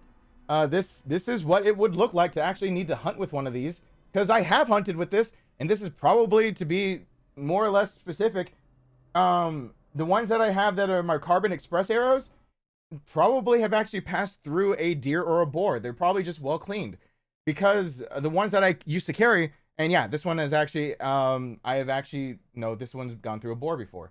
I can tell by the end of it. So this one has actually been used for its purpose. It takes a lot more than you think, and this is pretty light. For a crossbow bolt, the big difference is that it can be shorter, but it's going to be heavier. And that's because the foot-pounds that are behind a crossbow outweigh a compound bow so much that I sold my Barrett crossbow that was patterned after, famously, the crossbow that the Barrett company created is made after the one that I believe Robin Hood might have used, which it's a real big stretch to say it's patterned after that. But it can be shorter, it's heavier, and it would most likely use a tip that needs to be lethal. This is not a target tip. This is a deadly tip on here. And this isn't even actually, this is one of my, yeah. So the reason I know that this one is used is because I bought these tips after my even more dangerous ones that expand into 3 prongs that will jam in and are about double as wide as that, which is ridiculously deadly in the first place. But I was hunting wild boars, and that sometimes isn't enough. This does more damage than a 9mm within range. If you're thinking about what actually does, remember, force equals mass times acceleration. If you're close enough to have this mass accelerating fast enough, this will even out damage a lot of ballistics out there. Close enough, you don't want to be shot with this thing. A case in point, you don't want to be cruel to animals. Never go hunting with a 9mm, because this literal ammunition over here is talking about hunting. Never go hunting with a 9mm.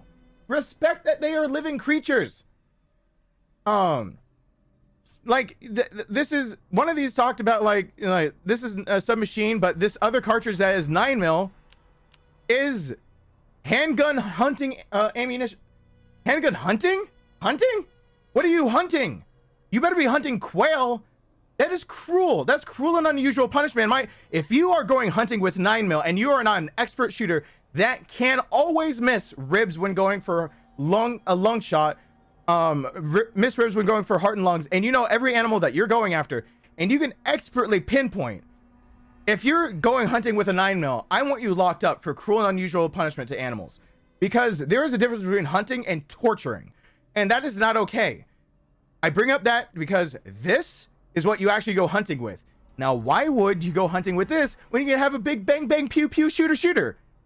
Because most people don't fucking understand physics and realize that this fucker is harder to slow down. You don't want to get hit with this. That a 9mm might have a chance of hitting something like a rib, something else, a major structure in your body, and stopping.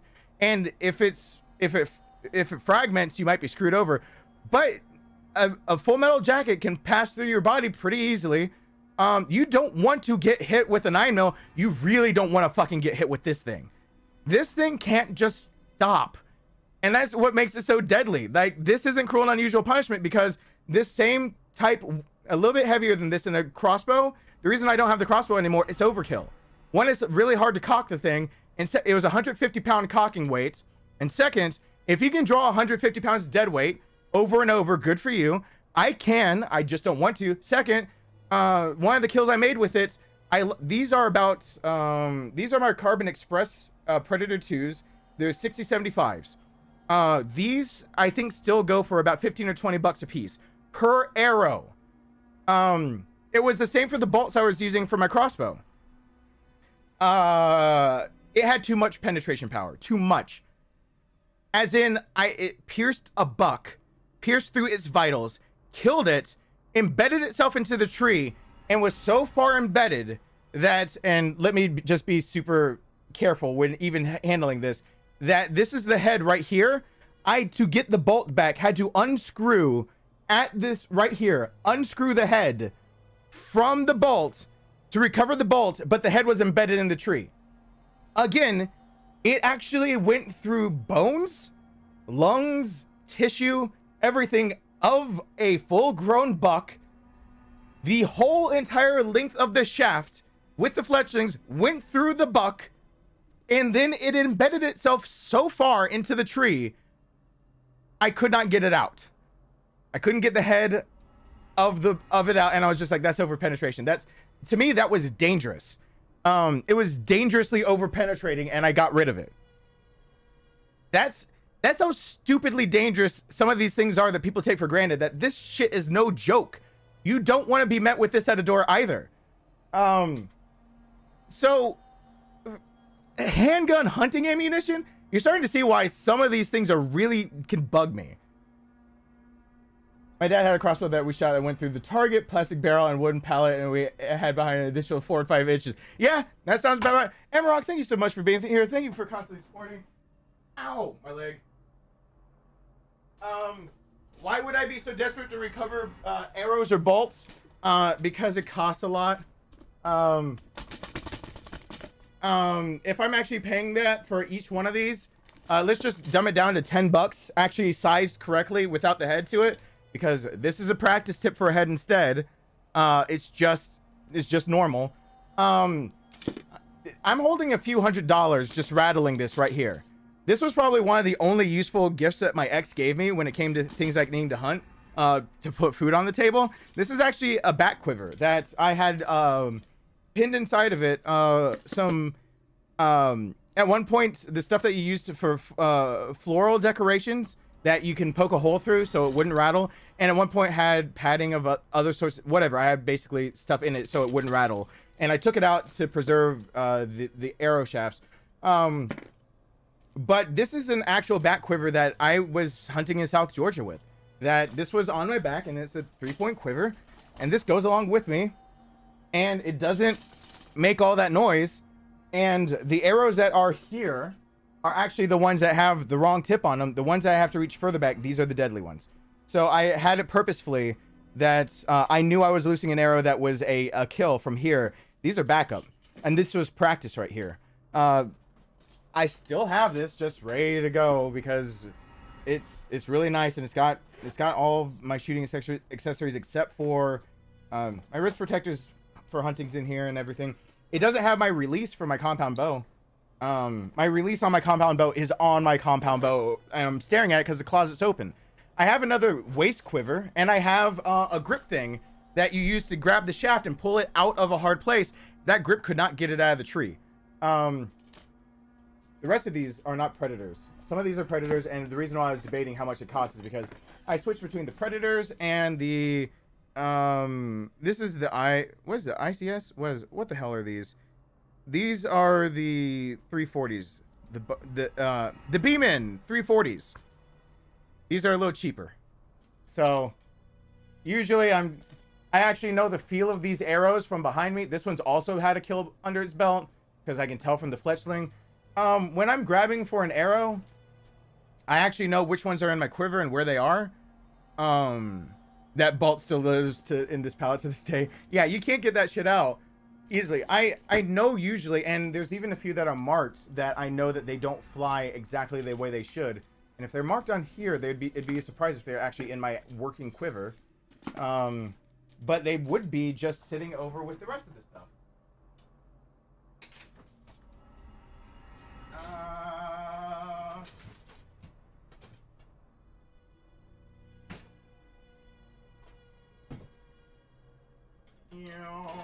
I'm still here, by the way.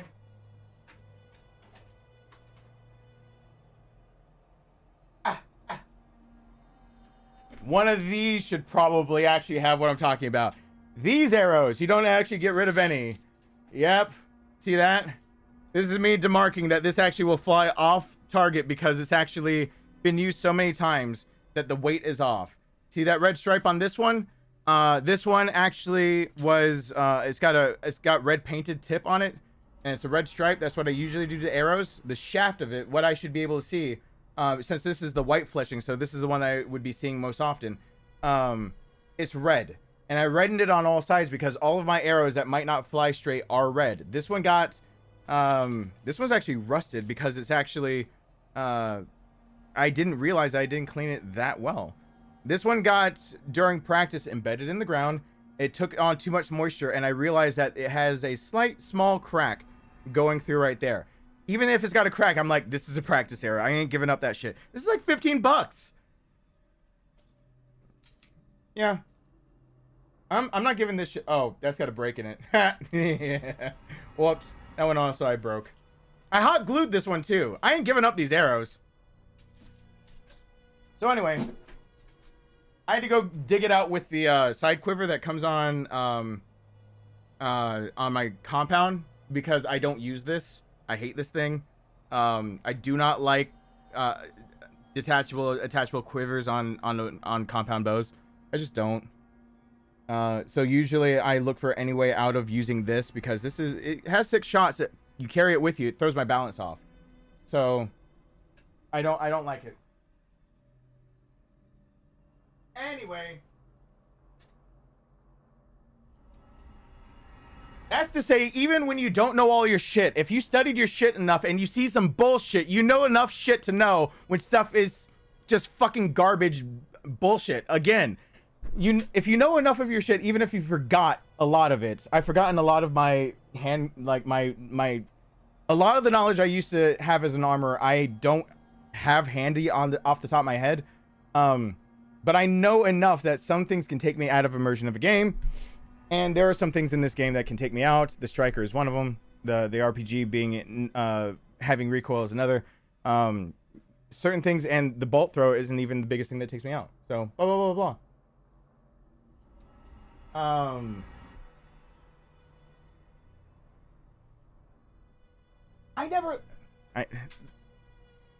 I need to get up anyway. I won't sit back down, but I'll show everyone why they're bullshit.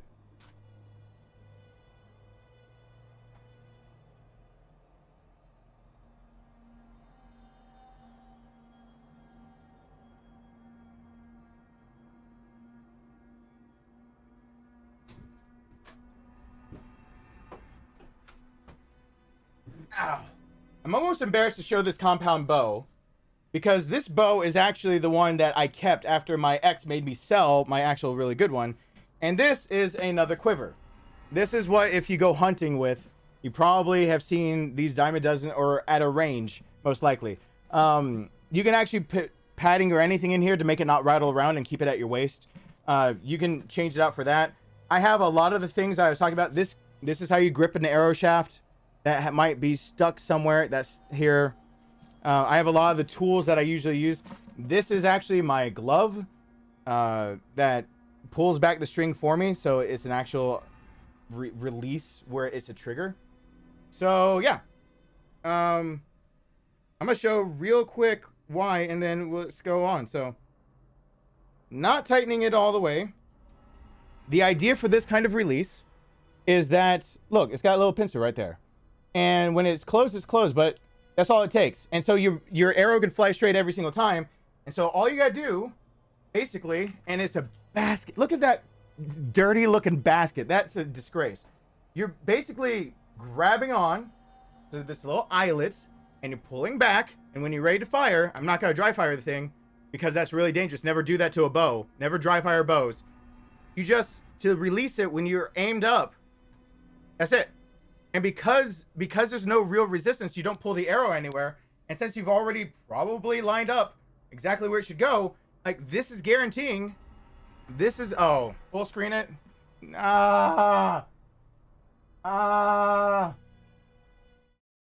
Sure. That. This is on the wrist. That's the trigger. You're pulling on it. You're not gonna dry fire a bow ever. That's a basket.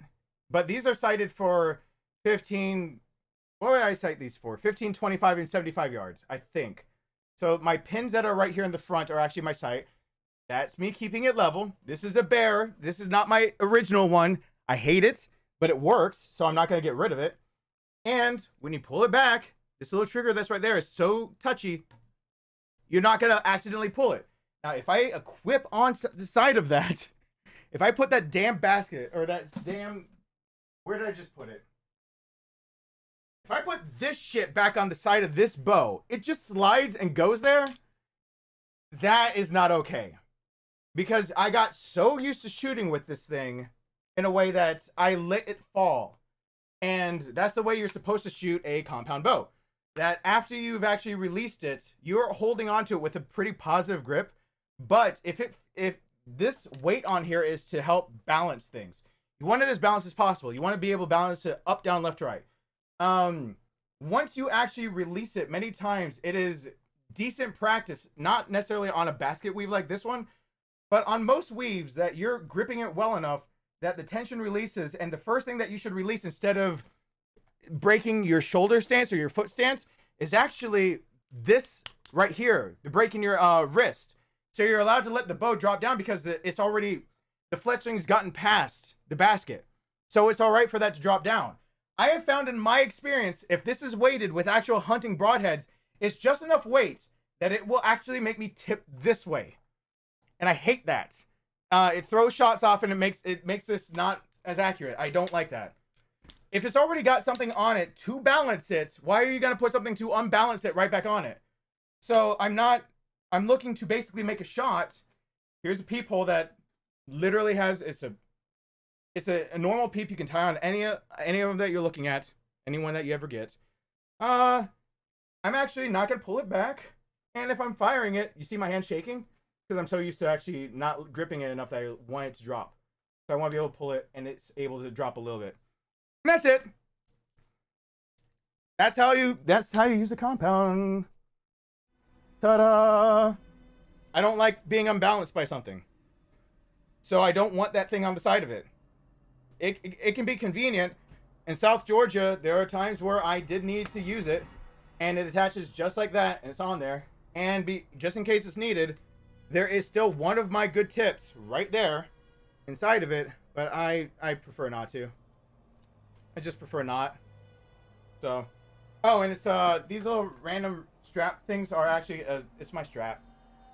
It's getting I got used to carrying this around a lot and actually hunting and having to drag a deer behind me, and that's really damn annoying. And so I found this little system where you can actually carry the bow in a different way.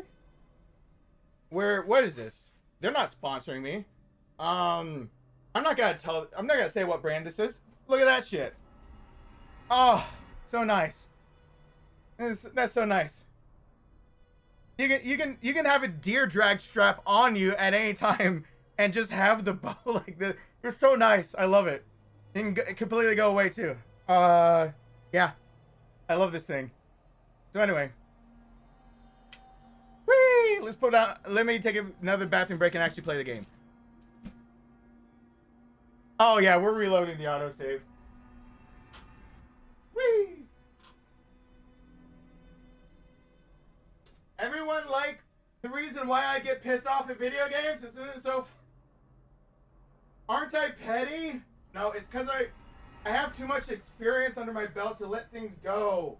And then when I see a publisher trying to get it right, I'm just like, you were just so close. Why didn't you just get one consultant that told you to not do that?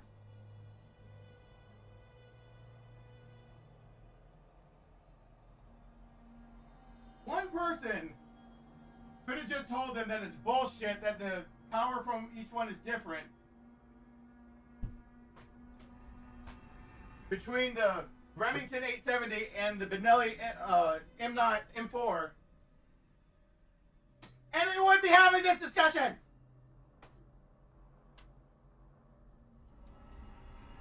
Bathroom!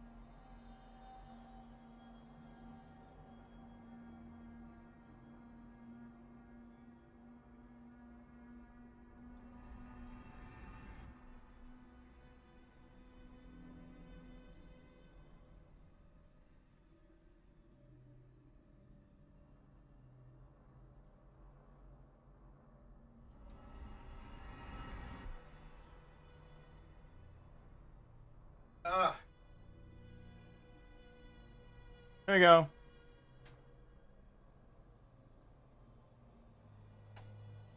All right.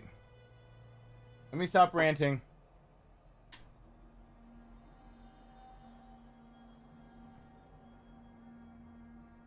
Let me switch controllers.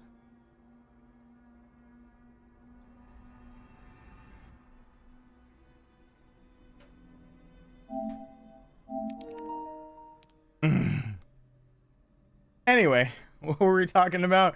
Oh yeah. Hey, 4 hours 6 minutes. You guys should have bet on how long my in-game timer was going, because whoever said 4 hours would have won.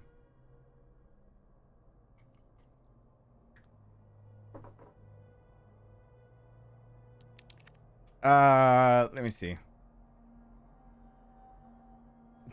2 hours ago. Is this 2 hours really? It can't be 2 hours.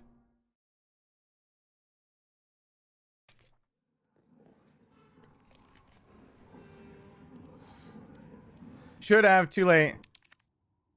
Oh, this still says 4 hours 6 minutes.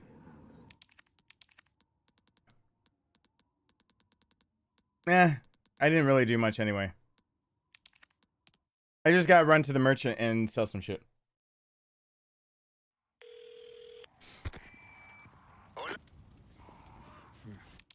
Yeah. Right, Ashley. Luis just said. I got it. Guess we better get going. Oopsie poopsie. No special treasures. Oh, hey, spindle and a red herb. I'll actually take that. For those who are curious, I added an actual image of the compact in the Discord. Thank you. That some of those things, it's really hard to remember a lot of those. Of course, I can't show armament of any sort online here. Got some new items in stock. Nor would I be inclined to do so. I think that'd be probably irresponsible.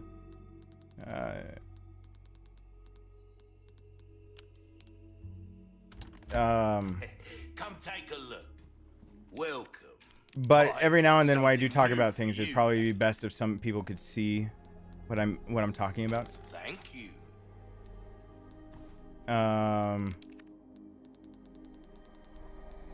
It's super irresponsible if I showed any armament on the stream.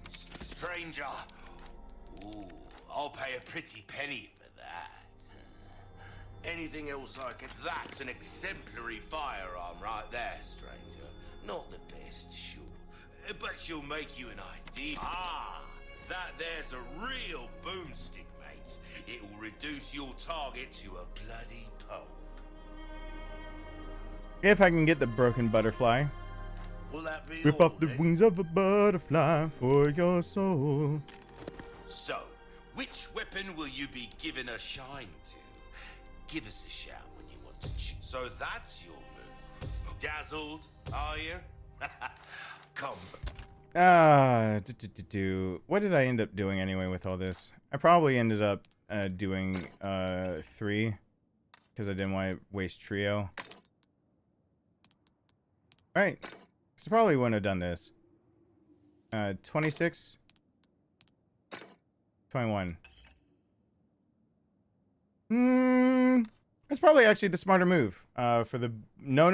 The base of the butterfly lamp is actually 6,000.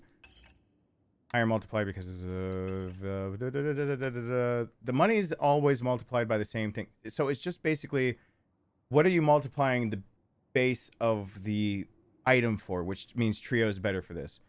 I always forget to do that math. That the best math in this game is you want to multiply the base item by the most. Which means, again, this one would be more like duo.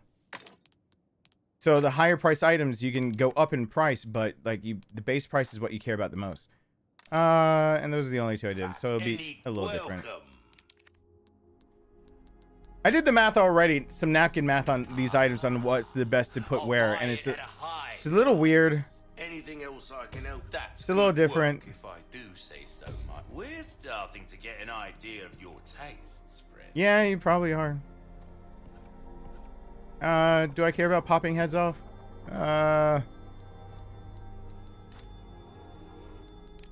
No. Pleasant travels. I'll get to it. All right. Why did it have it there? Oh, because my damn shotgun isn't there. And but yeah, all of that's where it's supposed to be. Oh, it's also because I don't have the daggum TMP yet. Well, I will totally get to the TMP. I don't think I actually have, do I have the money for it right now? I do. Hard times.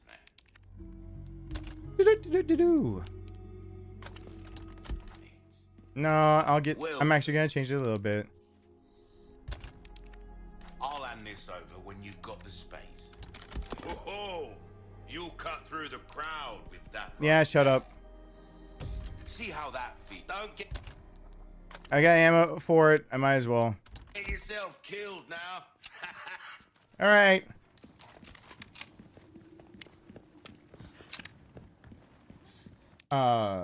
Wait. Probably good that you actually play the game for a bit. You just spent $20 to you. Oh. Sorry. Let me play. I didn't. I got 1. I got 3. Can I get I'm a 5? so Can I get a sorry. 5 in the fishnets? I'm 5 in the fishnets. Can I I'm get a 5 in the so fishnets? out of it a little bit from Can that. I get a 5 in the fishnets? I'm on it. I'm on it. I I'm didn't on think it. I'd ever say ever. Can I mention Yeah, ever I again? didn't play in alerts during all of that.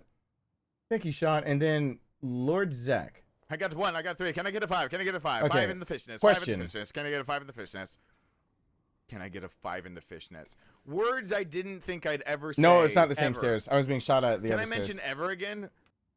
I feel exactly the same as you about not wanting a RE1 remake, but if they do it, do you mind talking about what you would and wouldn't want in the game? Billy BTW. Well, thank you, Lord Zach. I appreciate that. I want. That's what's tricky about it. An RE1 remake.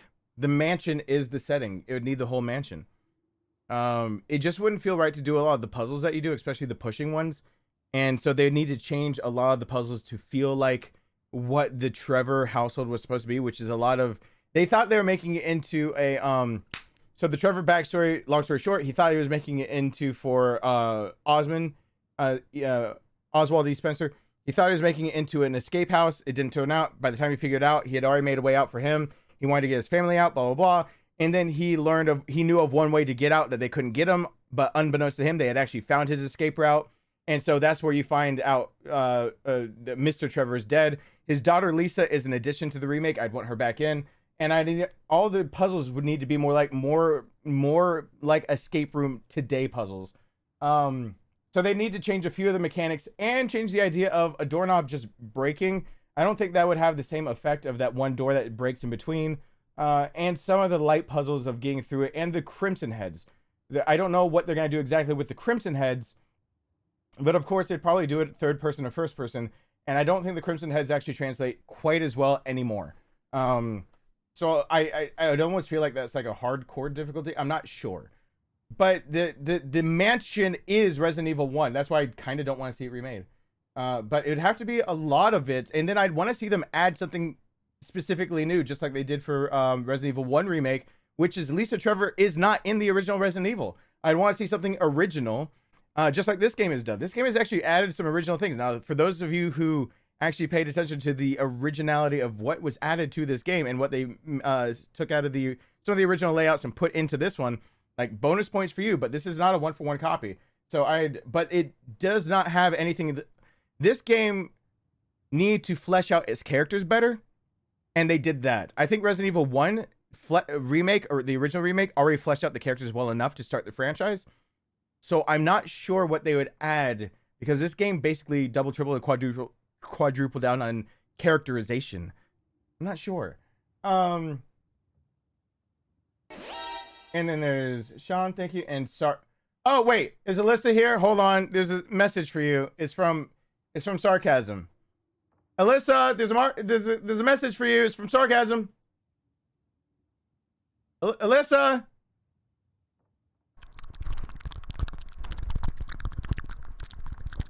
There you go. Obligation for mac and cheese. That was for Alyssa. If Alyssa didn't see it, we'll just put on loop later. Oh, yep, she was here for it. Good. And I got 1. I got 3. Can I get a 5? Can I get a 5? 5 in the fish. Yes. 5 in the fish. Pineapple grenades belong on pizza if they're edible. Can I get a 5 in the fishnets? Words I didn't think I'd ever say, ever. Can I mention ever again?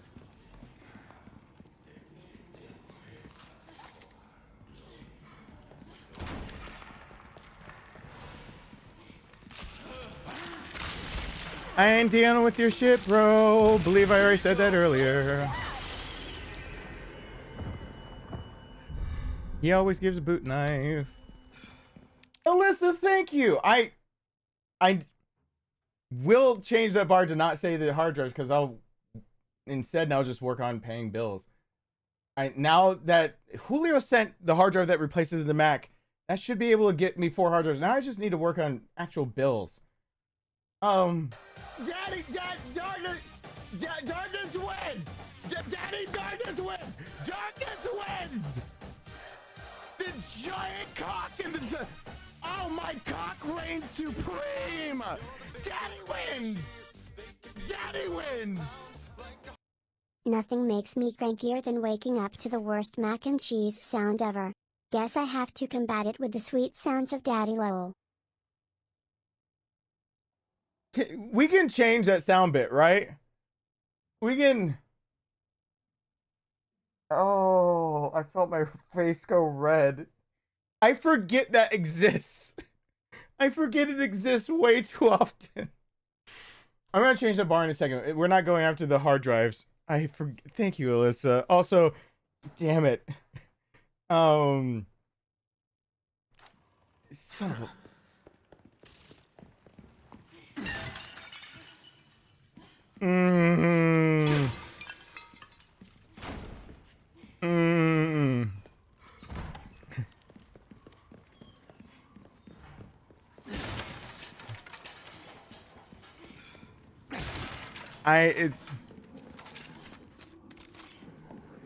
I'm usually the person that can embarrass others, but there are ways to get me, I guess. Muerte.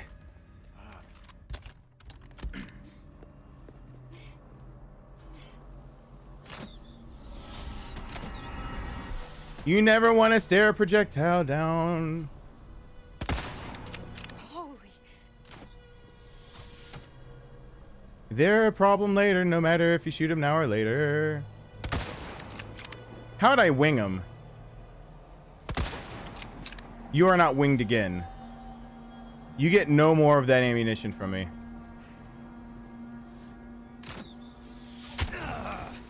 You fucking serious, bro? Bro?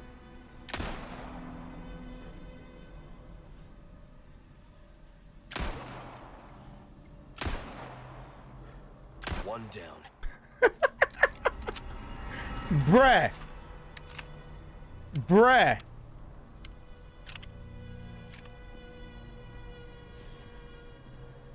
Hi.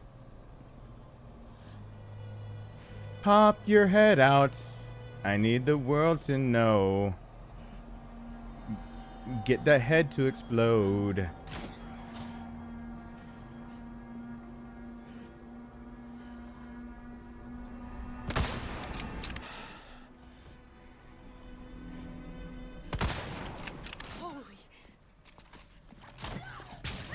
Ashley! Yeah, she's probably better on the ground anyway.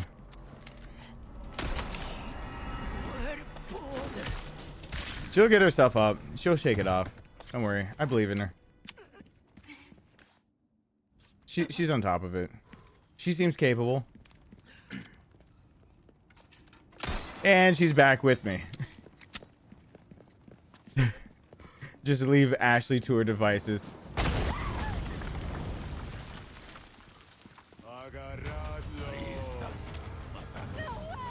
Now you can use grenades and blow up some of these things.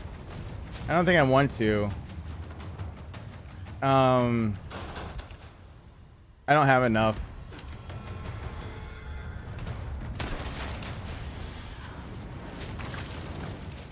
Hi.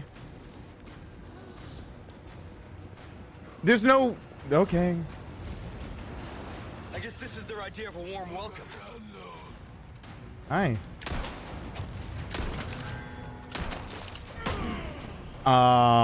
Sorry?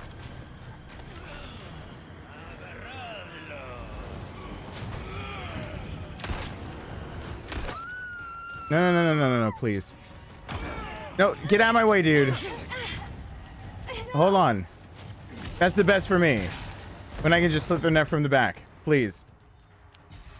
I took like 3 hits too many from this guy who...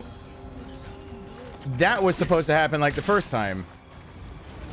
I was waiting for him to get stunned, and that didn't happen. And it cost me some health. Oh well. Oh, wasn't there already a way for me to blow that one up? Probably. Yeah, you can blow all these up early with grenades. I'm just being bad.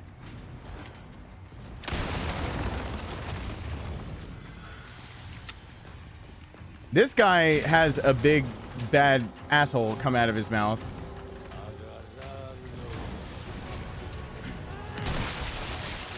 No matter what. And you need to wait for their mouth to be open to actually kill them. I would not advise putting another round in them until their mouth is open. Do I care about taking down the other one? No.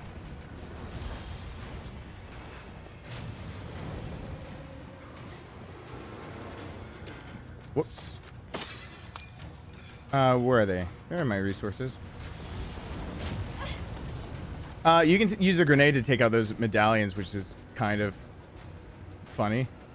A little bit. Forgot what the other medallions are.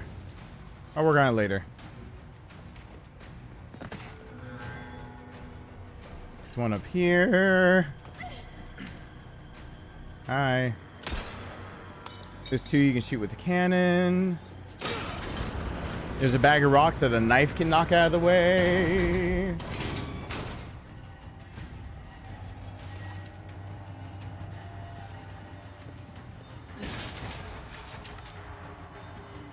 There's very few treasures because I don't have an expanded map.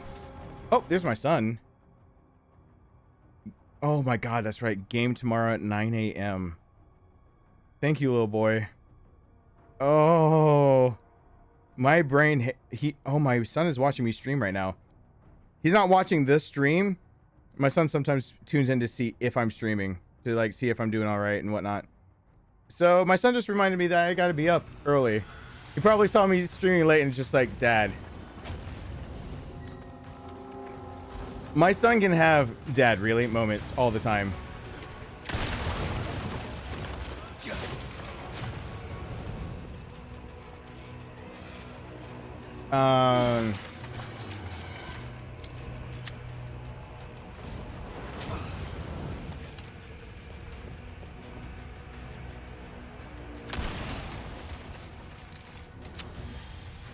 I think after you unlatch that gate is when they start running. Man, they're giving me a lot of hand grenades. Which I'll need very soon. I'll need all the hand grenades. There is no such thing as enough hand grenades when you have to deal with Ashley's section of getting her not captured. There's only such thing as how many you do and how many you wish you had.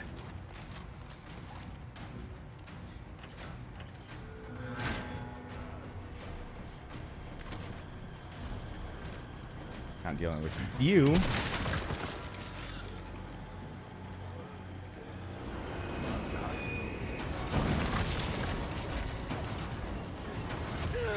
Ashley. Oh, wait. I forgot one. Firing again. My dumbass. I deserve that. Are you kidding? I forgot to take down like the easiest one. This guy cost me a healing item.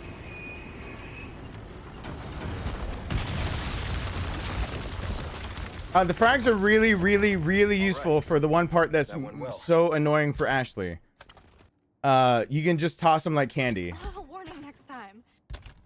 Which I would advise, toss them like candy. Toss all of them. I could hit that barrel anytime and it got me later. Yeah, the water room. Yes, you're gonna be, when it's time to actually have to cover Ashley and you've got the people chasing you, that part actually can get a little tedious. And so far, the way I found to deal with it, I'm just going to get one of my things from the merchant. The way I found to deal with it is just tossing all of it. I toss all of the frags while trying to keep recovered. And that keeps them off of me. And then I don't worry about the frags for a while.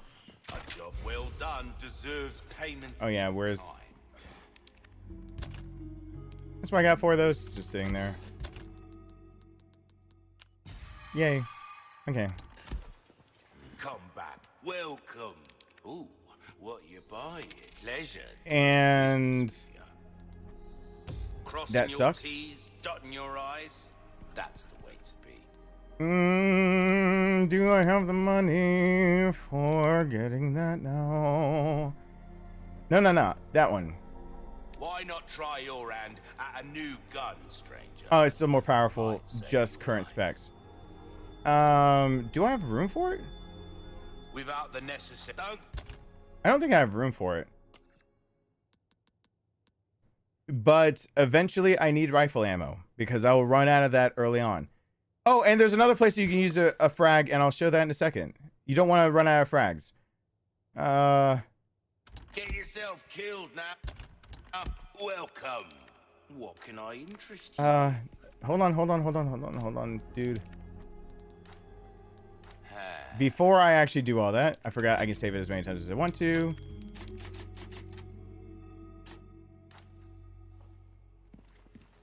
Welcome. I'm not... One, I'm talking about when you have to cover Ashley during the water room. I don't... It's not as big of an issue of grabbing the wheel, and I'm not trying to be a speedrunner definitely during this. I'm just trying to... I'm not worried about that part.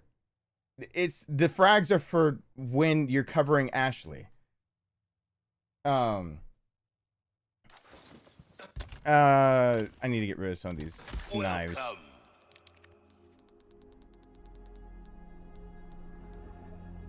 Ruby's all rubbish. It makes no difference. Thank you. Will that be all then? No, sell the damn this. Oh, a deal well struck. Let us know when you've made some room. This gun turns heads into pumpkins, mate. Take this for a rampage through the patch. Pleasant. And parts, scope. Hey. Travels.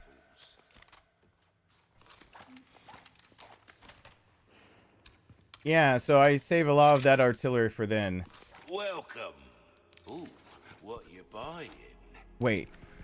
Yeah, I can't afford any of that yet. It's just gonna have to be a basic bitch thing. It's fine. It's fine. 7, and there's nothing I would usually spend it on except for those 2 things. And I'll wait. How have we procured these? Suit yourself, stranger. All right. Not doing the shooting gallery or anything right now. I don't even have any tokens, do I? That's all in the extended treasure map. Getting free tokens without having to do anything in the game yet.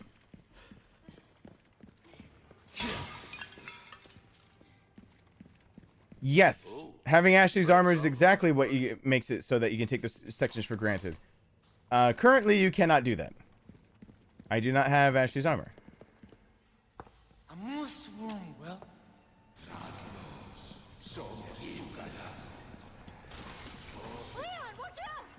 You watch out.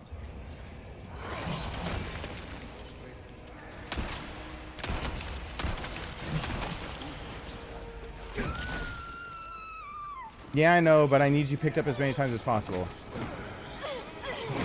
Whoa! Whoa! Ashley!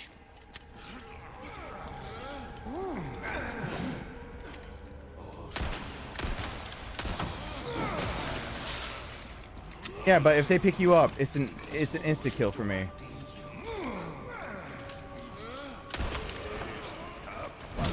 Instead of me having to do that shit. Come on, come pick her up. Pick her up. Pick her. Drop the shield and pick her up. Oh, they won't drop the shield. That's right.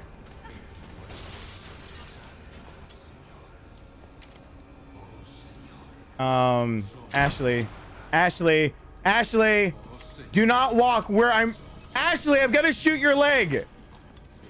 Oh my God, Ashley. Ashley, are you kidding me? Oh my God. Please stop.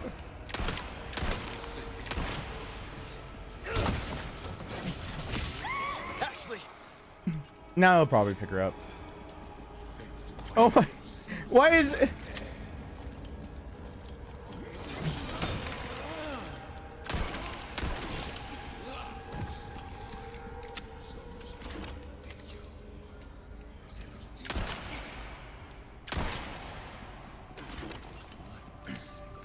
Oops.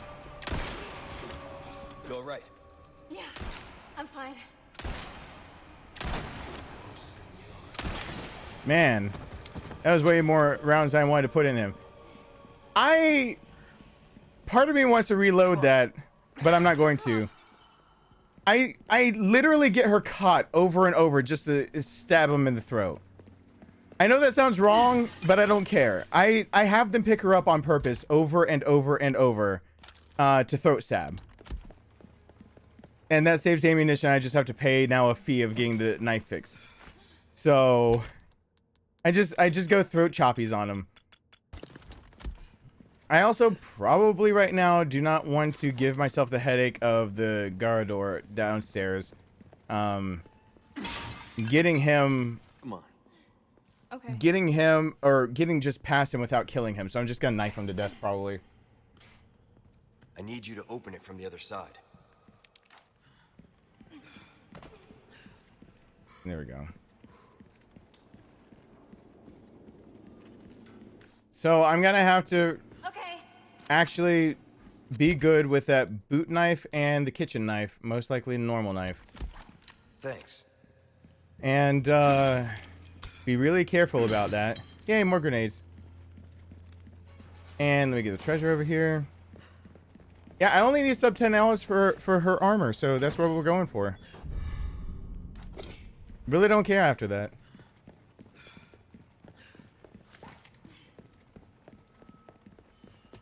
Which honestly shouldn't be an issue.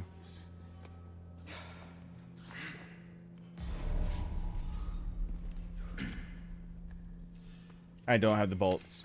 Okay.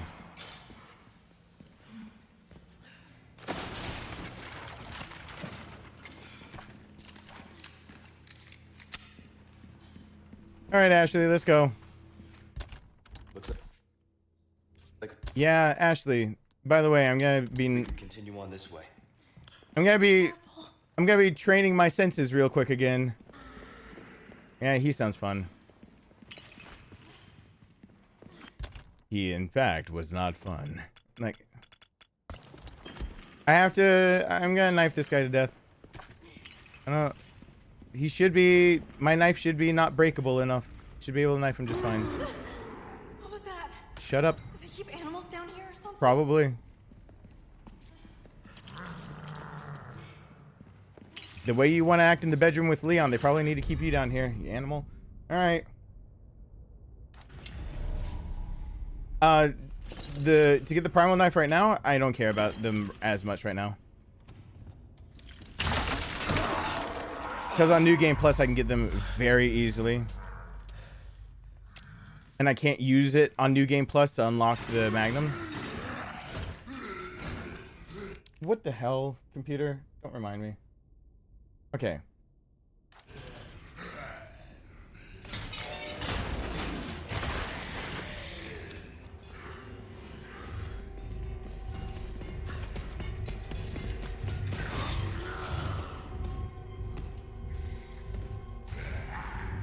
Do do do do do do do do do do do do do do. I hit the wrong thing.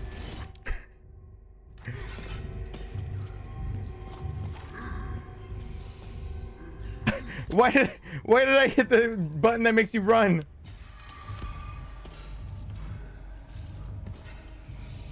I was singing elevator music in my head. Don't do that.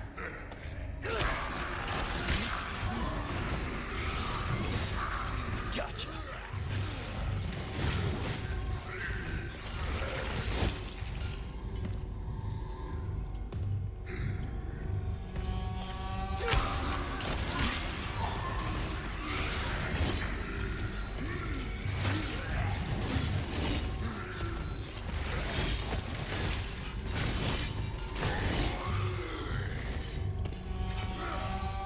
No!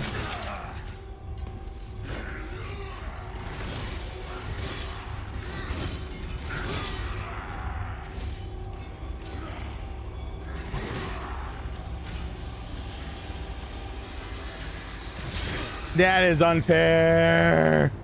Actually, can I actually load right there? No, I messed up on my own. That was my own fault. That I needed no help from him to mess up. Oh, it's right here. Oh, that's nice. I was just gonna stab him a few times. Though, should I actually be saving the the knife? Like, my money matters more. This is what's frustrating about not having the extended map. The money actually might matter more for not fixing up the knife, because I also don't have the little trinket to save me money, because I don't have... Like, I don't have a lot of things, because just one extended map. The smarter way is usually just to kill him, because... Just do what you can with the knife.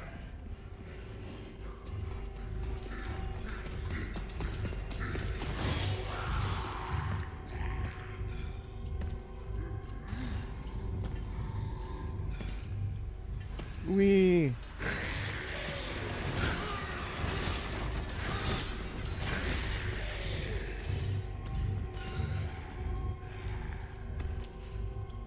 Where you gonna go, bro? What are you attacking?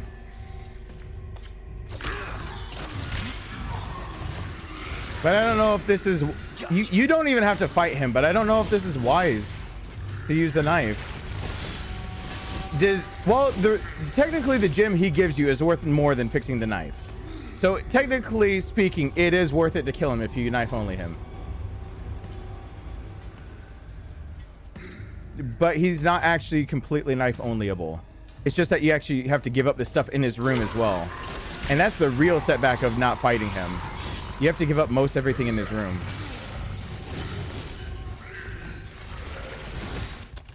I got a kitchen knife I can bury in his back too.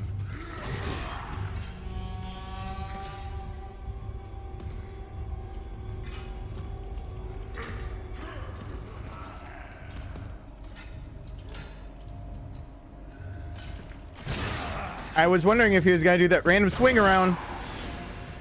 I was literally thinking there, he's gonna randomly swing around.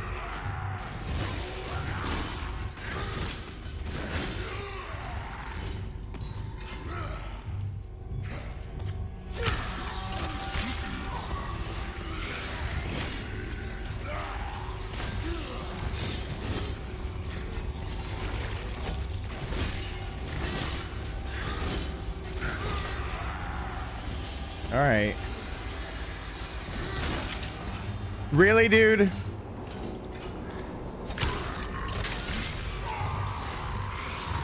You should have been calm enough that that wasn't needed. Shoving this in your back.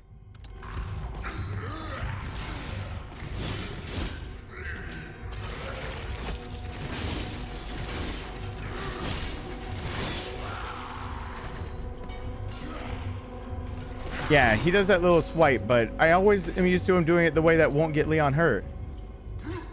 Go ahead and walk a little bit. I'm not trusting your ass.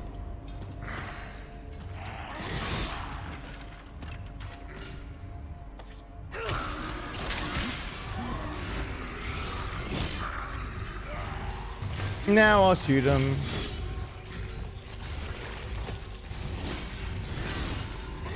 Big bang bang stick.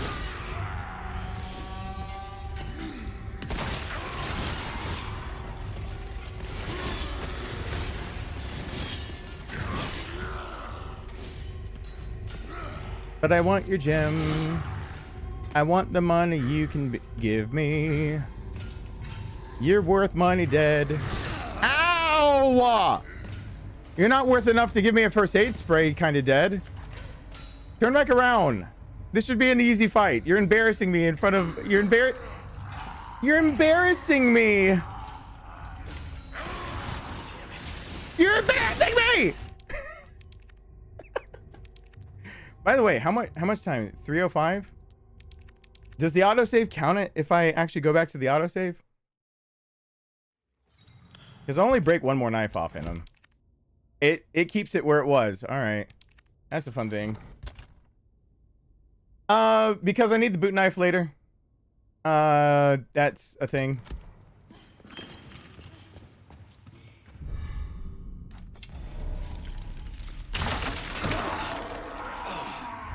All right, I don't have to do it exactly like that. We can be smarter.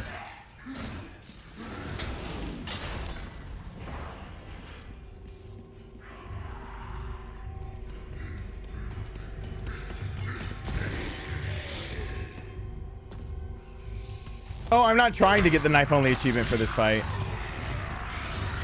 Nah. Gotcha.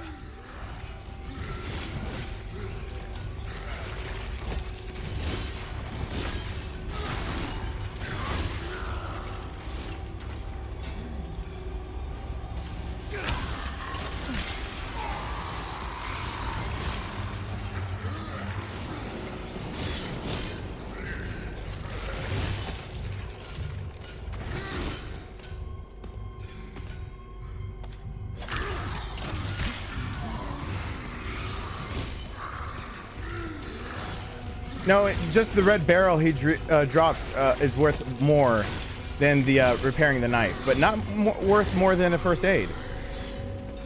Which is kind of like perspective on how much you should be spending on him.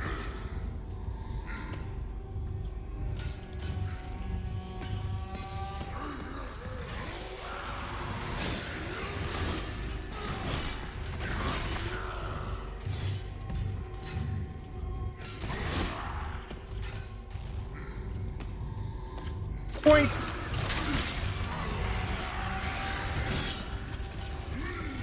And use up this knife.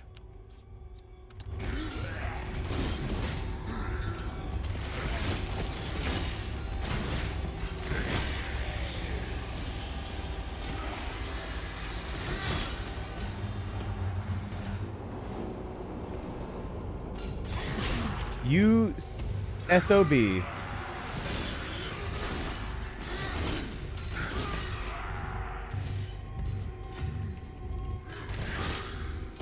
His extra slash. Oh god. Oh god. Here, let me quit game and go back into it. Oh my god. I hate that extra little so yeah, he does the 4 attacks and then he, before you can knife him again, he does one extra little slash, and usually he goes like left hook type deal and he doesn't get you again, and he's like getting me every time. So it's fine. It's fine. Everything's fine. What's a good first save on S Plus Professional? I don't usually save it until chapter 3 or 4. I mean, honestly, I don't. Since chapter 5 is the biggie, and there's a few other bosses that kind of can need it more. I actually go. I go guns a-blazing, and try to get all the way through the fish fight, because you're already running the game really fucking fast. So, getting a first good save, legitimately 25 minutes into the game, if you can nail the fish farm, and so the first chapter should be about 7 minutes, the second chapter should be about 7 or 8 minutes, and then the third chapter, yeah, that fight is a force like 10 minutes plus. You can run that farm about another 7 minutes. So, I guess it would be 35 minutes. That, like... That's cutting it a bit close, but I mean, in total, chapter 13 ends up being like 13 to 15 minutes. Those first 3 chapters under the belt is usually finally when I'm saving it. And actually, it's further into chapter 3. There's a typewriter. I can't remember which one. We'll get there. That's why I'm making a guide probably, because I'll get there.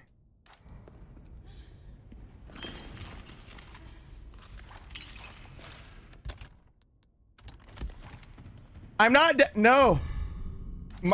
You say things dead, and I'm thinking, if my son is listening to me in the background, one, I need to clean up my language, and second, I'm thinking there can't be there. I'm actually dad to someone. Hey, hold on. Let me figure something out. Hey, Rowan, I know you well enough. There's no way before bed you are watching this game. You would be listening to hear me. If you are watching, just so I can know, can you text my phone real quick? I will literally clean up my language if you're texting. I'll give you like 20 seconds or 30 seconds to send like a blue heart.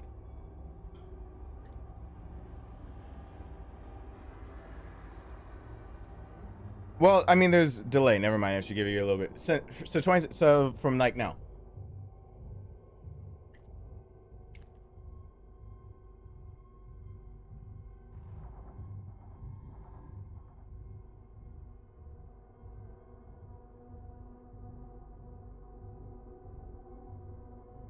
So I need to clean up my language for a few.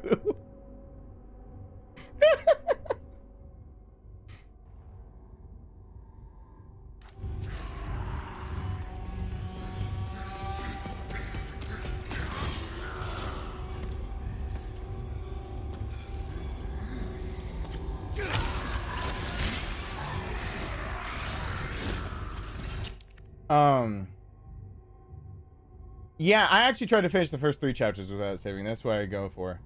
Good night, Colonel. Thank you for stopping on by.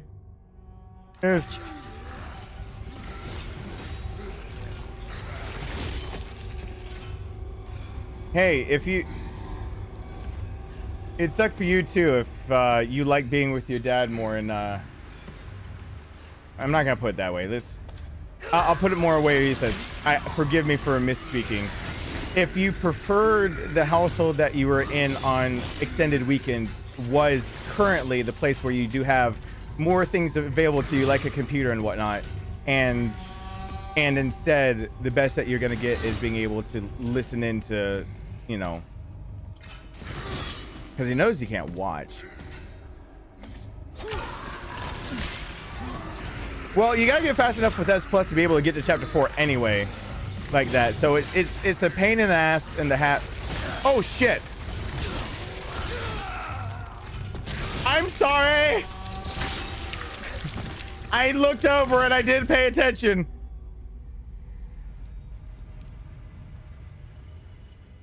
Yeah, he's listening.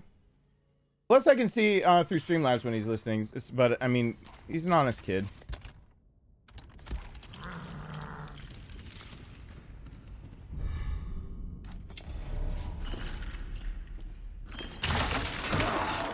Wait, how to not suck at Del Lago on Pro?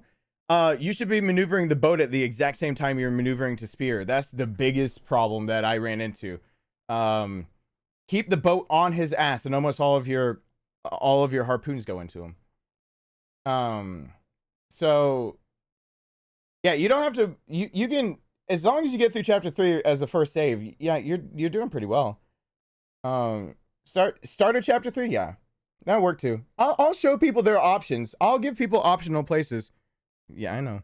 I'll give people optional places of everything to do, but my best so far is doing Pro S Plus, no bonus weapons. I did 11 saves with it. So I'm able to pull that off so far. So I know it's doable.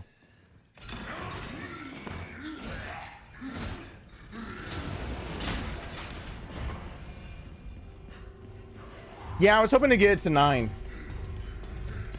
I only use 11 though.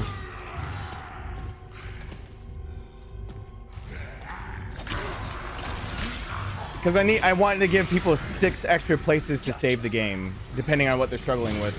So I'm struggling a little bit to cut down 11 to 9. Because I know if I can do it in 9, it means I can teach people to do it in 11. No. Come after that.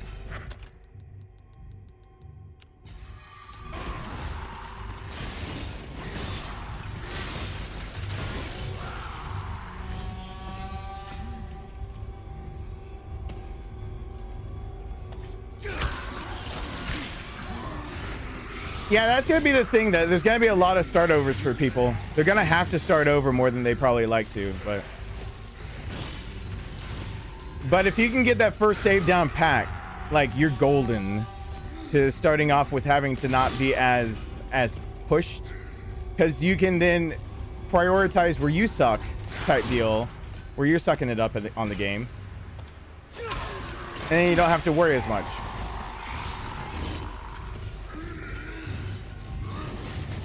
So the whole idea would be to get. Basically I want to give people. If there's 15 saves allowed, my goal is actually to only me personally need 8. That's what I'm trying to get down to. That I only personally can comfortably get through the game with 8. That's my goal.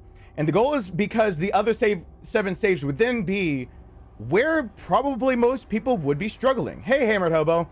And so the other 7 saves, I could just say optional. You can put it down here. Optional. And I would end up using all 15, but I could give people a list of places where they can put down saves, because if I can get it down to 8, I'm only saving it, if you just do napkin math, every other chapter. So you're looking at what chapters can you combine and how many can you get through before the first save. And that's basically what I'm looking at. That I have to get through a lot when I'm playing it on my own, trying to figure this out. And it's not as hard as you'd think. It just seems daunting, especially the first one, especially after chapter 5. So once you're past chapter 5, and then you can get a... Hey, little boy. Once you're past chapter 5, and you then can get here, where you can get 30 spindles and a silver ticket, giving you an infinite weapon, you have a lot of options opened up to you. So you've got to get through a few things, but technically, those are 2 pretty vital saves, and then after that, you just got to deal with the Chainsaw Sisters, and you're pretty much good to go. Chainsaw Sisters and Minda's chasing you. After that, you get a ticket, and you get an infinite weapon. So, I usually only use 2 saves for that.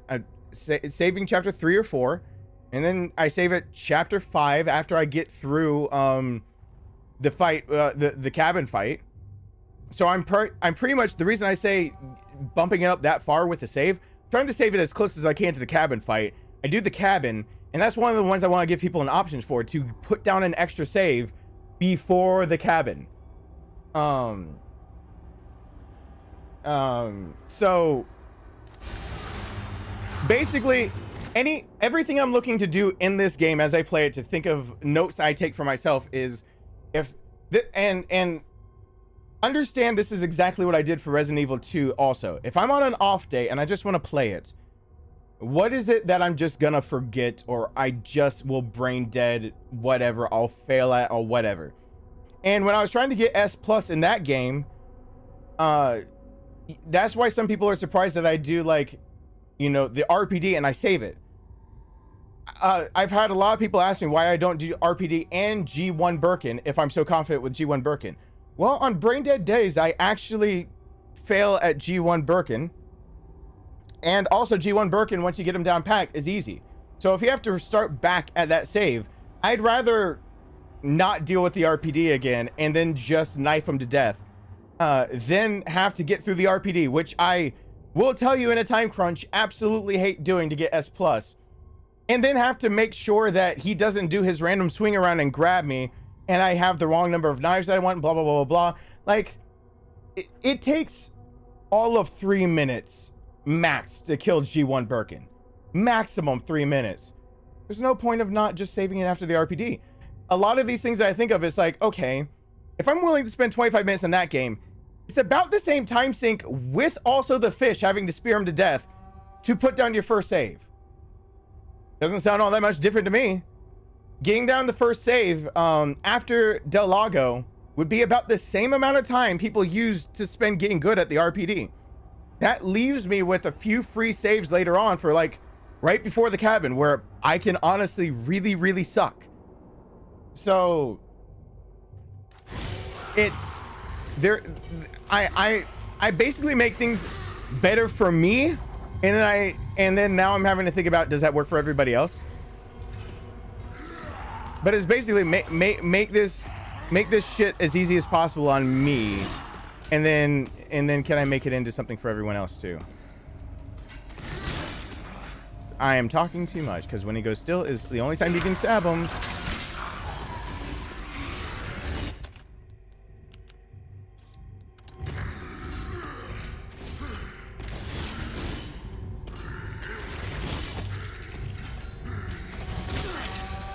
And I got tagged again because I am talking way too much.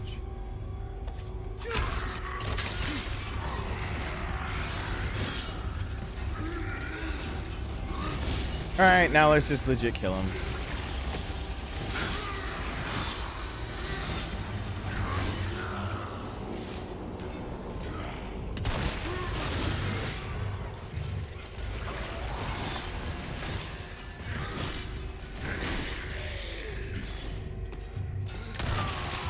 There he goes.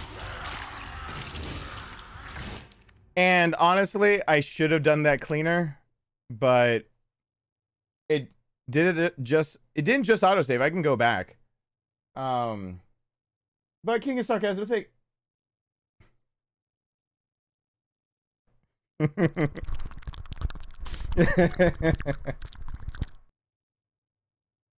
Anyone say a second serving? I'm not struggling. I'm just being a little bit of an idiot. Thank you, Sarcasm. Whatever looks like struggling, no. Anyone that watched my first playthrough, I could run and gun a lot more than I'm doing here. I now realize though that my biggest commodity of having just enough money to do whatever I needed to is the biggest thing that's getting shot in the dick by not having that extended map. So I'm willing to take my time.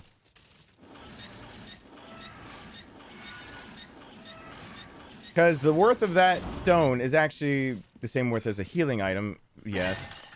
But is now also the worth of something that I might need to sell getting towards late game. And of course, let's not forget that I will absolutely be RPGing Sadler, so I'm not even going to dick around with him.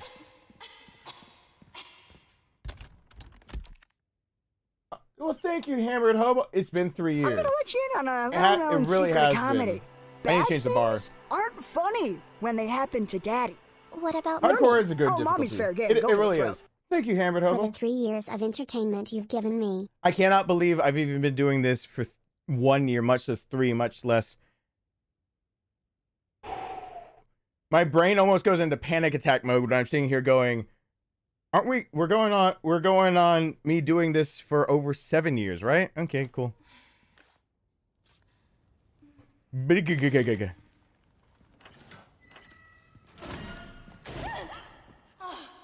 It's you.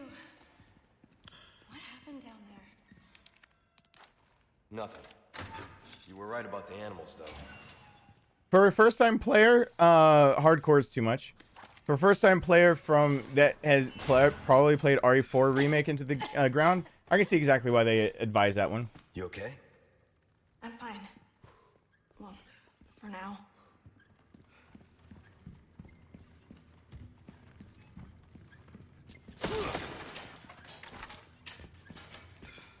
Can I get you? No.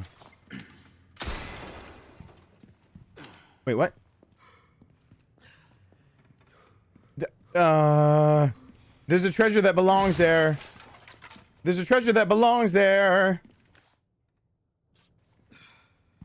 There's that. Damn it. Extended map.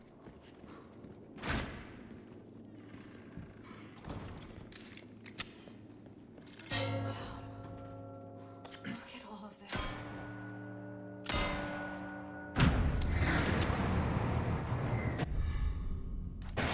What's that used for? Well, it's just a replica. Only a couple of uses for it.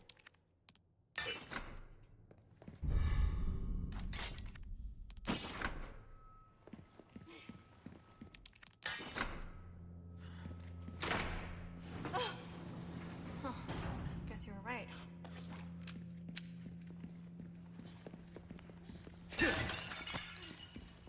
I can use the resources, I guess. I can use the gunpowder. I can use the resources now that the gunpowder's in the mix. And then there's a snake I can eat over here.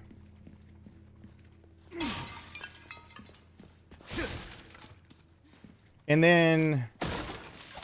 give me snake. Eat snake. Yum yum snake.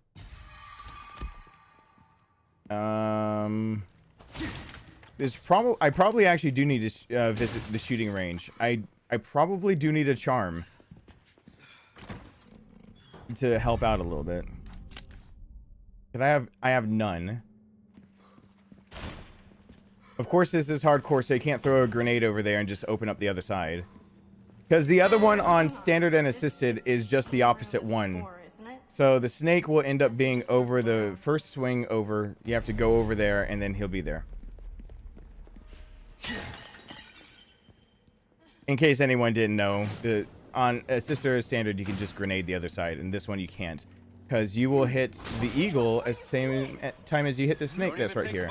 See, the snake will always be around the corner, so you can't get a long shot on it. So that's a nice little tidbit if anyone cares to know.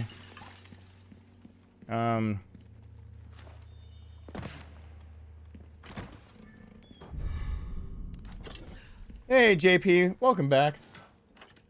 I'm glad your headache's better. Take a look. Some welcome. Ooh, what you buying?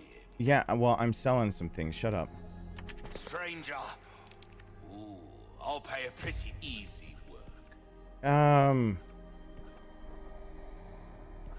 Most likely. This kind of work is about finesse, stranger. Little bit goes a long way. Yeah, shut up. You'll see. We'll come Need the back handgun. anytime. Leon, are you kidding me? Jumping across chandeliers, seriously, who does that? I do. What are you, my mother? She's my mother. I hope she's not my mother. Oh god. She wants to screw me though, so hard. Oh, should I say? I have unlimited saves, and I'm about to have to do the actual fucking water room. Let me unlock the bottom and come right back. I hate this room. I hate this room. I hate it so much. I hate this room. I hate this room. I hate it.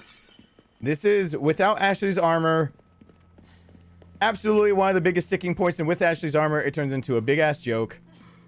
Because you can just like be a little speedster through it. But without her armor, yay, another hand grenade. Without her armor, this part is such a pain in the ass. Such a pain in the ass. The girl? Not this guy again. Are you ready to hand over the girl? Further ado, gallant knight protects the princess fair. Yeah. Ugh. Yeah. I don't need subtitles to quote you. I've listened to you too many times already.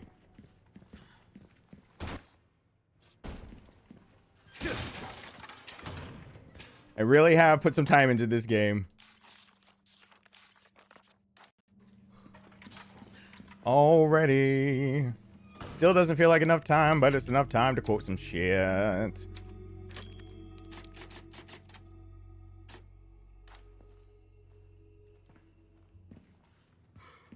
Alright. This sucks. And, this sucks. Please don't be something good that I have to save for. Good. Be careful. So, here's the thing. This part just sucks, and there's no real good way around it sucking. So just lean into it, because without infinite weapons, it sucks that you should just fight them. However, I don't have the bolt thrower with me, and that is the other good way to get past this. The bolt thrower will let you just completely decimate these people. Leon,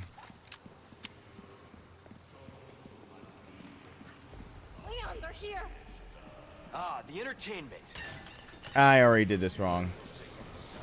Unless she's with me. Stick close. No prob.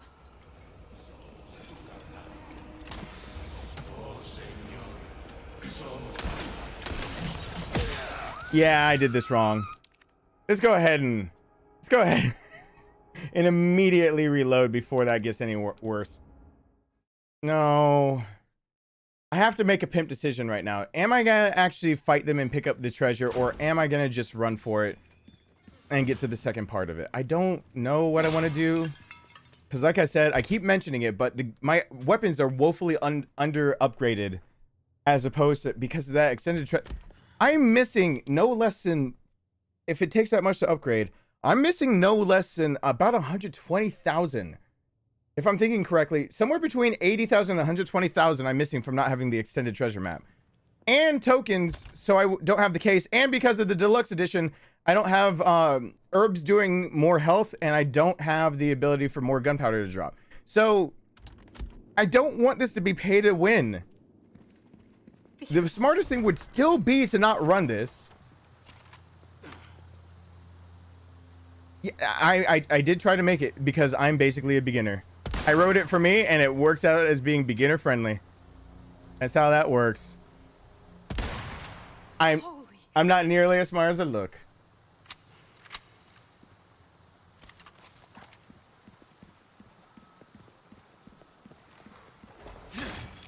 Which says a lot because I don't think I look smart. The entertainment. Come on. Okay.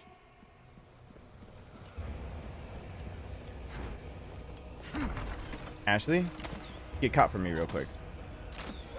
Thank you. Shit. Whoa, I have on the boot knife. Whoops.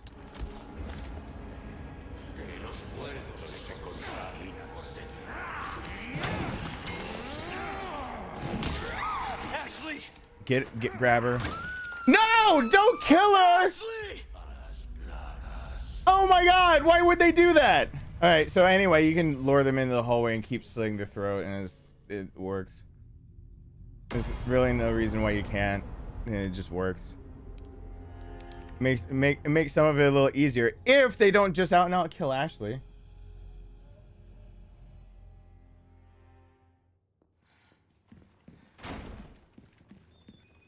Also, if you don't use the boot knife on accident, it works better. Come on. Hang on. Ashley, move your ass.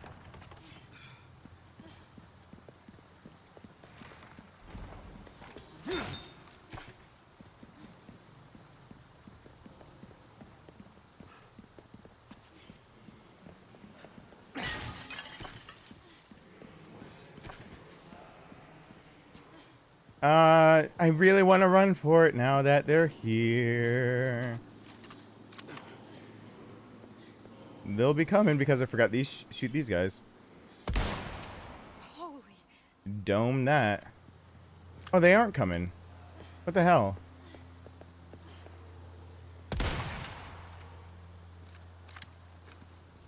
All right, Ashley, listen.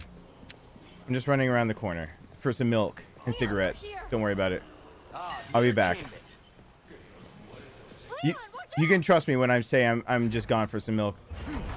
I'll come back.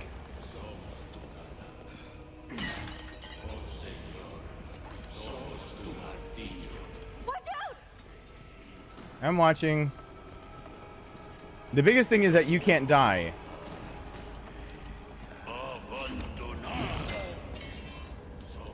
No, no, no, no, no, no, no, no, no, no, no, no, no, no, no, no. No, no, no, no, no, no, no, no, no. Ashley.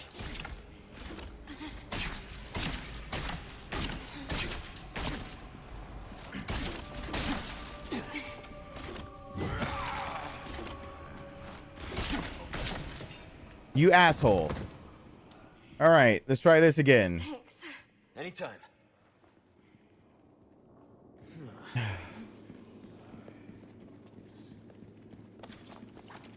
Because you can also knife him to death out there. Leon, watch out! You do so many things in places where they can't continue to move. All right. So anyway, he turns around. It takes a lot from my knife. Ashley. Don't steal her right now.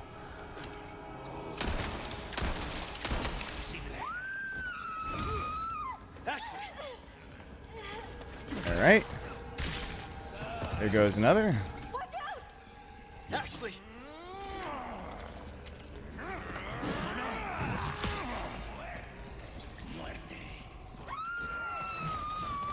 Shit.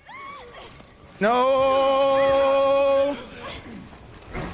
I wanted her taken. And stab another neck. Leon, Ashley.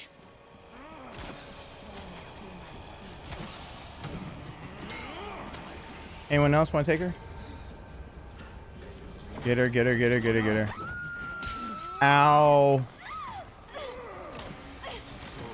Thank you. Ow.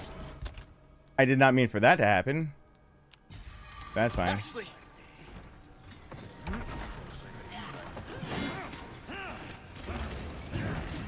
I am an idiot. I stared right at it coming at me. I stared right at it coming at me again.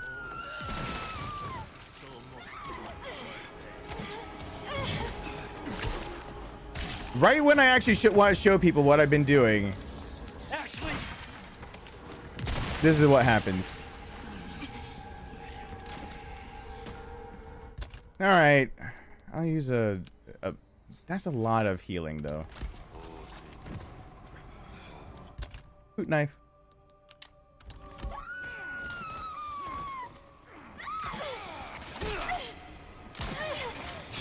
All right, I need it for Bolt Slater.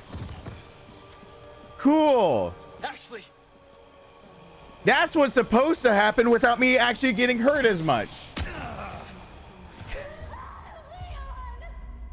See, what you can do to save ammunition there is do that better. They don't follow after you get through that roundabout thing. Or that not a roundabout. It has got edges. It's the opposite of a roundabout. They don't follow after that one spot. So if you can get them there, you can just keep picking them off. Come on. Okay. Which works. Ooh, 2 more rounds. You also need like 15 rifle ammo rounds to make this not painful. You also need to throw a shot right when you say how many rounds you need. It's for good luck. As anyone who's ever had to go into a shooting competition or anything else knows, you always throw away a shot. I think that's what Hamilton said, famously. You can quote me on that. Definitely gonna throw away my shot. Alexander Hamilber probably said in 1976 or so. Because I know U.S. history.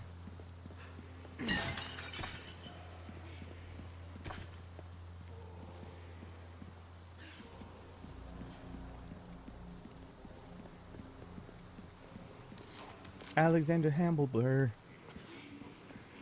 They're coming. Leon, they're here. Ah, the entertainment.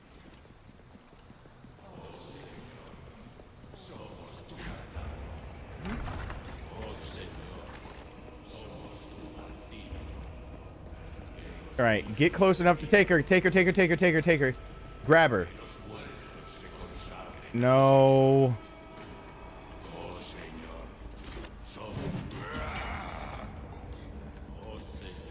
No, make me frustrated instead.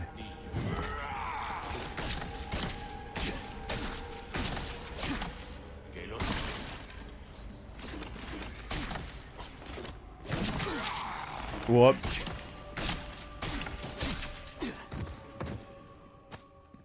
No. I really wanted them to frustrate me instead by going circles in places I don't want them to go. Leon, watch out! Oh, thank you.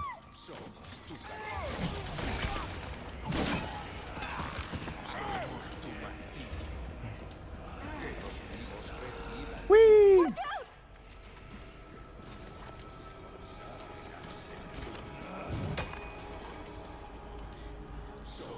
Just leave me the shield guy. No. I said just the shield guy. Because I don't want him to hit me immediately after. Because that his hit hurts, game.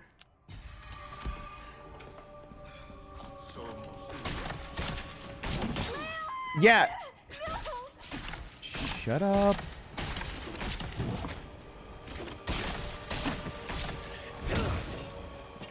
Sorry. Whoa, he bounced all over the place. Wow, he went everywhere.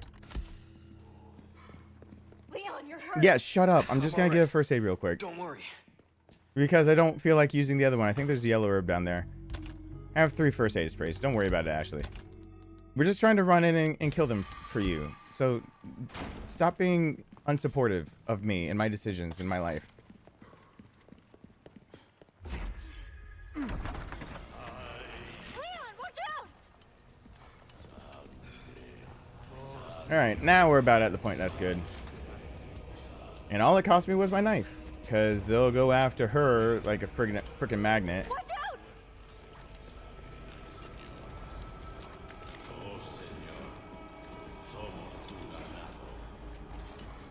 Okay, they should be wanting to go back.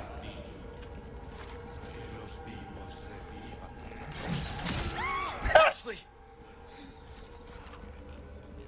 He's like, I got one more thing to say. Fuck you, Ashley.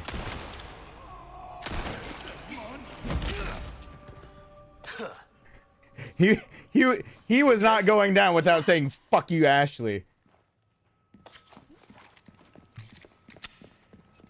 I gotta die for this woman. Leon, watch out! Yeah, no.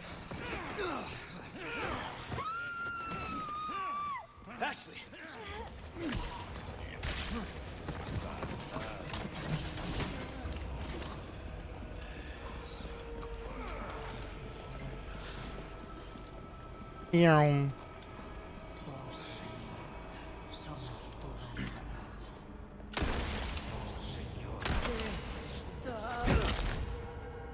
Out of the way. Oh, just stand right there, please. Ashley, you alright? Yeah. Nope. Thanks. Get away, Ashley.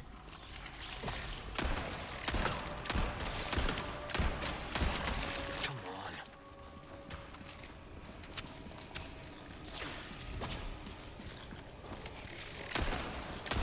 on. Okay, or throw every other shot. Which is something else I said was explicitly in the realm of possibilities of things I should do. So I'm saving ammunition at the sake of my sanity, which is fine. Watch out! Bitch, what did you even see? You want to tell the rest of the class real quick? What did you just tell me to watch out for?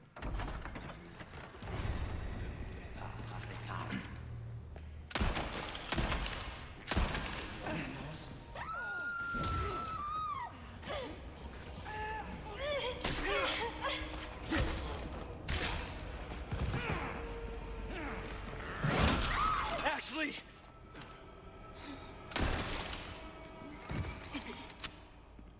You hurt? No, I'm okay. Yeah, the chicken heads. If I'll give auto aim for people, but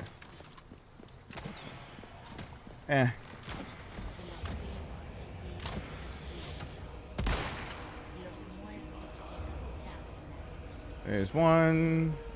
There's you.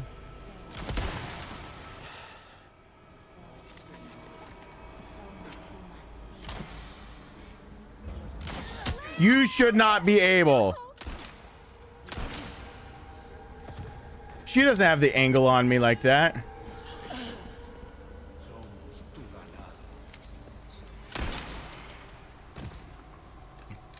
Anyone else want to help me call shenanigans on that? All right. So anyway, that's the first part.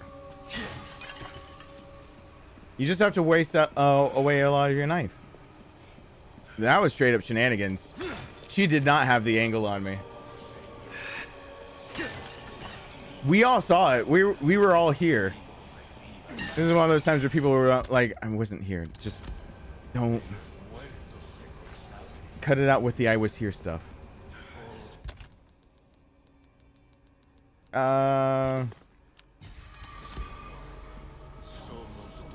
Hey Ashley, you want to go get my knife repaired real quick? They'll wait for me. No, trust me. Like, they'll just be here. They're just gonna chant some shit. You want to go get a knife repaired? Doesn't that seem like a good waste of your use of your time since you're trying to get back home?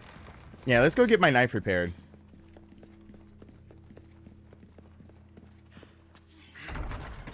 My knife is more valuable than your life. My knife, your life. My knife. My knife comes first. Then we'll deal with your life. I don't want your knife life. Oh, nothing but Shut up. welcome. What can I interest you in?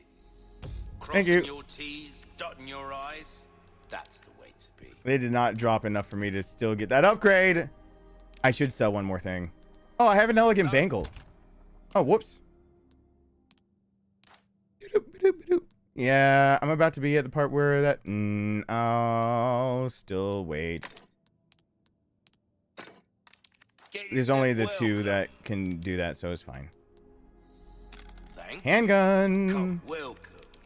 Thank you. Power. Try that on. Don't get yourself killed. I didn't plan on it, but I don't know if I'll even use a save.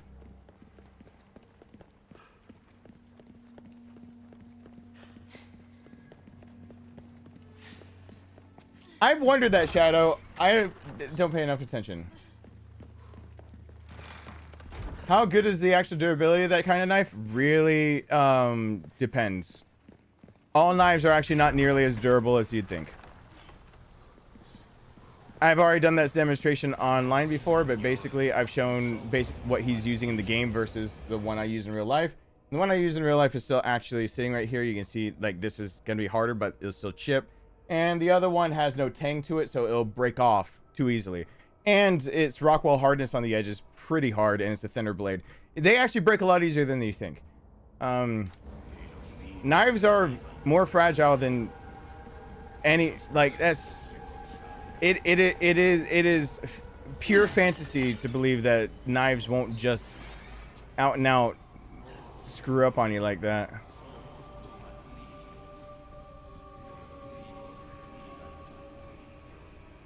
All right, how do I've debated this a few times in my head, and I'm still debating this. The best time to use the oil barrel might still be when they turn into jackasses, but I think they retreat towards it once you shoot them, and you get this like angle now. This is where you can run down and get the wheel and they don't follow you, which is true. Because two of them turn into jackasses, but they run towards that oil barrel. Yeah, real knives that go through a lot of durability, they need to be the correct kind of knife. That knife he's using, I mean, it's not like it's not differentially tempered all that much, really. So it's all right. Yeah, they run towards that, and then there's another one that I can't ever find. What are you, right there? And where do they ever run toward? I'm still finding things out about this game. I always want to know, where do they run toward? I don't, and this again is as opposed to the just kill them real fast method. Let's see what that did. Maybe that did a thing. So the reason why I don't want to necessarily kill them really fast and stop them at the stairs is because you can actually get ganked if you don't just run it from then on out. And I'm not someone that just runs and guns that hard. Oops. Of course.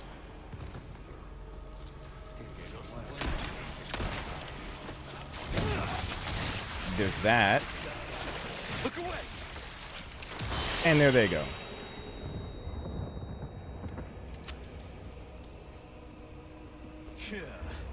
So I had the one waiting for them. Now I've got one more to use during Ashley's stupid section.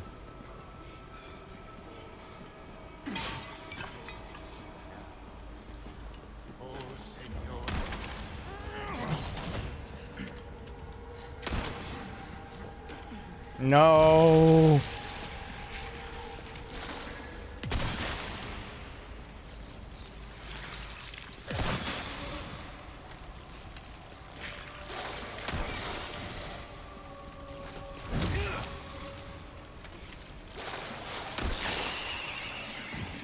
Wait for them to open their mouths.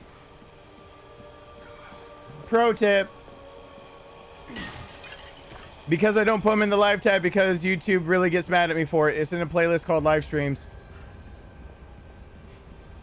YouTube can get their act together and I can put it in the live tab more easily because when I release if I do both live streams and I do static videos, then they whichever one they see is more profitable, they only bank on that. My live streams are more profitable than my static videos. And so they demonetized basically a lot me posting any more like normal videos. And I'd like to post Dead Space and a few other games very soon that are not live. So I can't do that. I wish I could, but they're jerks, and I can't. All right. Welcome to the family, Lord Zek. I appreciate it. That shield is wood. It gets stronger over time. Protect yourself, protect the family. Hope your shield is stronger than these guys. These guys have some weak shield game.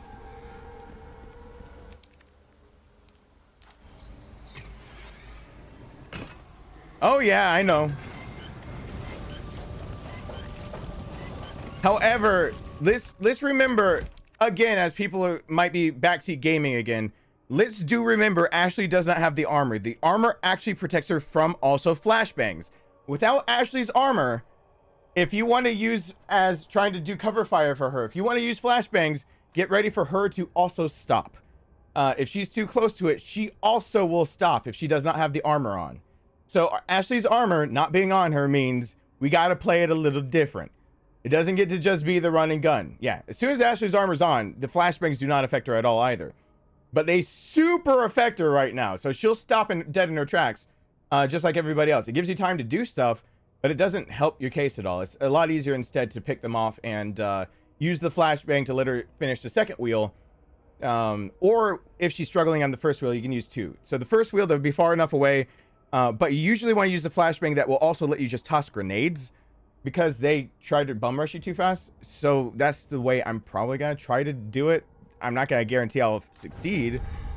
But yeah, they're going to try to bum rush, and it's like the idea of getting away from them is the main goal.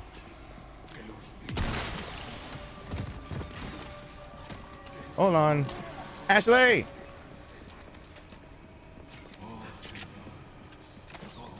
Yeah, no armor Ashley is really different. He's just gonna carry her towards me because he's too close to the door. And then he's gonna bang me too fast. Anytime. Hold on, Ashley. Stay back. Okay. Ashley, I'm trying to bait them out real fast. Ashley! I can hear you breathing, which is too much still.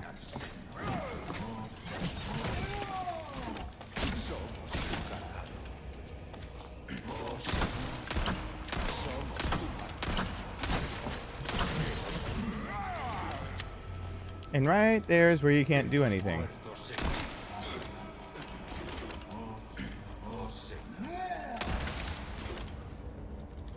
Hey, Ashley. What's going on?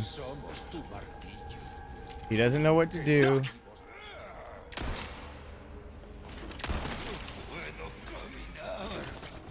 Thank you. Thank you, Ashley.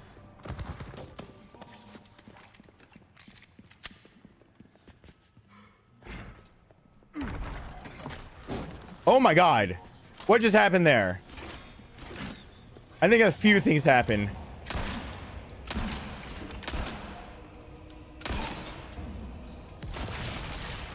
Alright, and he went all Parasite Eve the Maxim on me.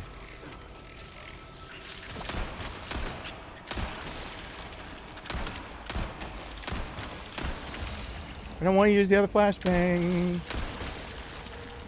Kick you. You should die. Thank you. Now I have so much more ammunition than I ever did in my playthroughs. Don't shoot me.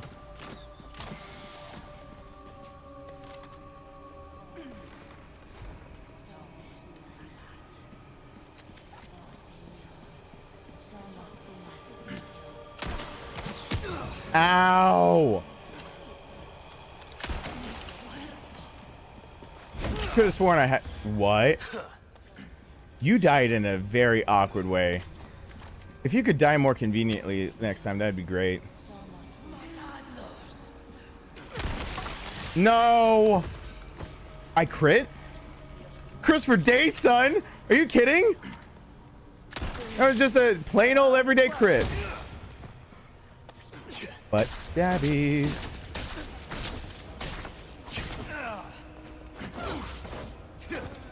All right, and then she decided to not die. It evens out. No, no, no, no, no, no, no, no, no, no. Thank you.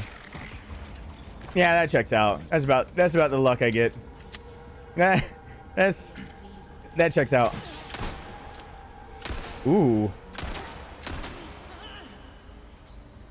Where is the other thing coming from that almost got me? That was actually kind of cool. There was zero skill in what I just did there. Come here.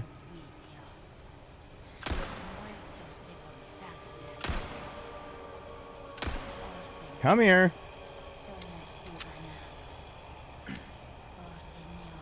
Give me a break already. No, you can't. But I can.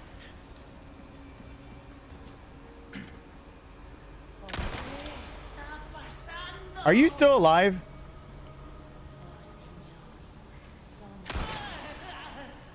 I'm the only one that thinks shot placement should matter for something. All right. Anyway. That is quite literally how to almost do that section, but badly. Not for S+, for professional. That's if you don't have an infinite weapon and you just want to get Ashley's armor. However, okay, let me do a caveat. That is partly how I did S+ without any bonus weapons. Pulling him out into the hallway actually made it so that any that I did screw up, and to try to get under that time limit, the few that kept blocking the way, I did pull them out into that hallway and stab them in the neck and then keep running. So that's actually not... That's partly off from what I actually just meant to say. That's partly correct in exactly what I did to get around the lack of munitions and time. That it was a little slower, probably cost me just a few minutes, 2 or 3 minutes, but not nearly as bad as having to restart or just not surviving it. So I have figured out you can use that, but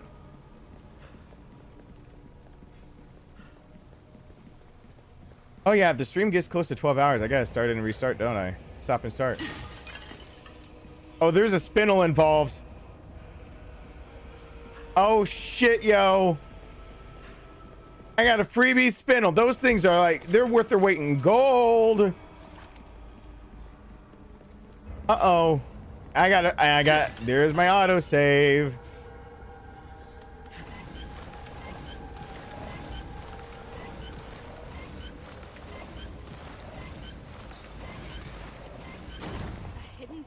I might stop at midnight. My son has a 9 a.m. game that he's telling me over and over about, as if I wouldn't stop at midnight. As if my son knows that I wouldn't stop at midnight. My son doesn't know that.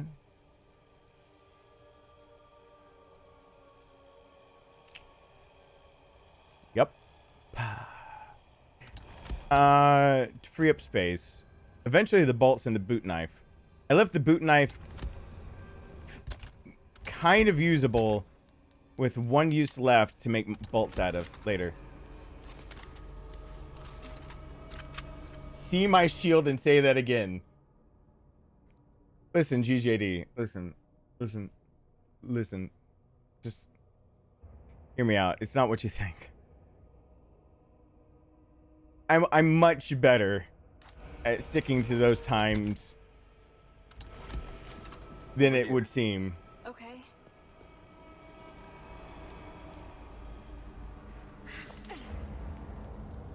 You're gonna be okay? Yeah, I got this. I'll cover you. Don't stop.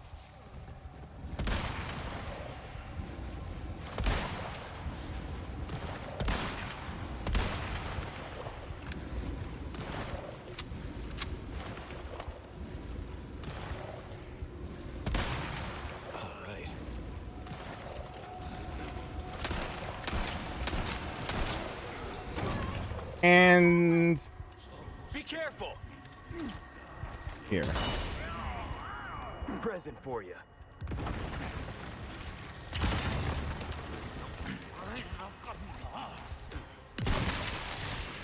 Watch out!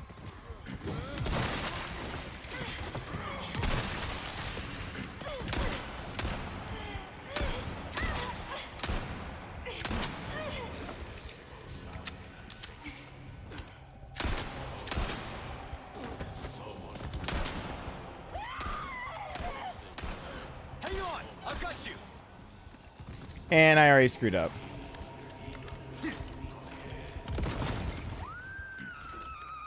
Big time screwed up if that's happening.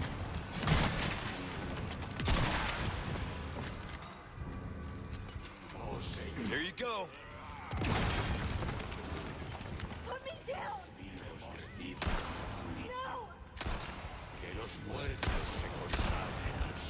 Man, watch out! Almost big time screwed up.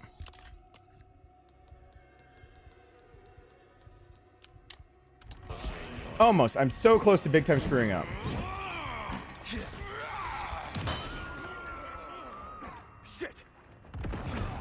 Wait, is she out of range?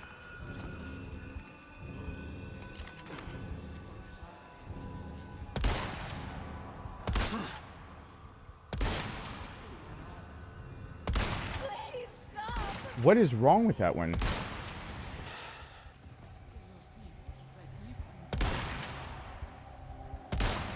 What was up with that one? Anyway, I used all my grenades.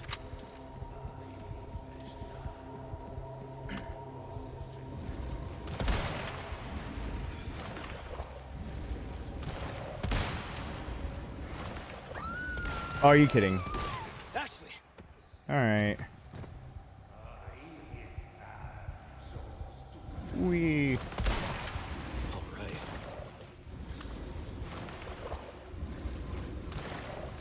That's it.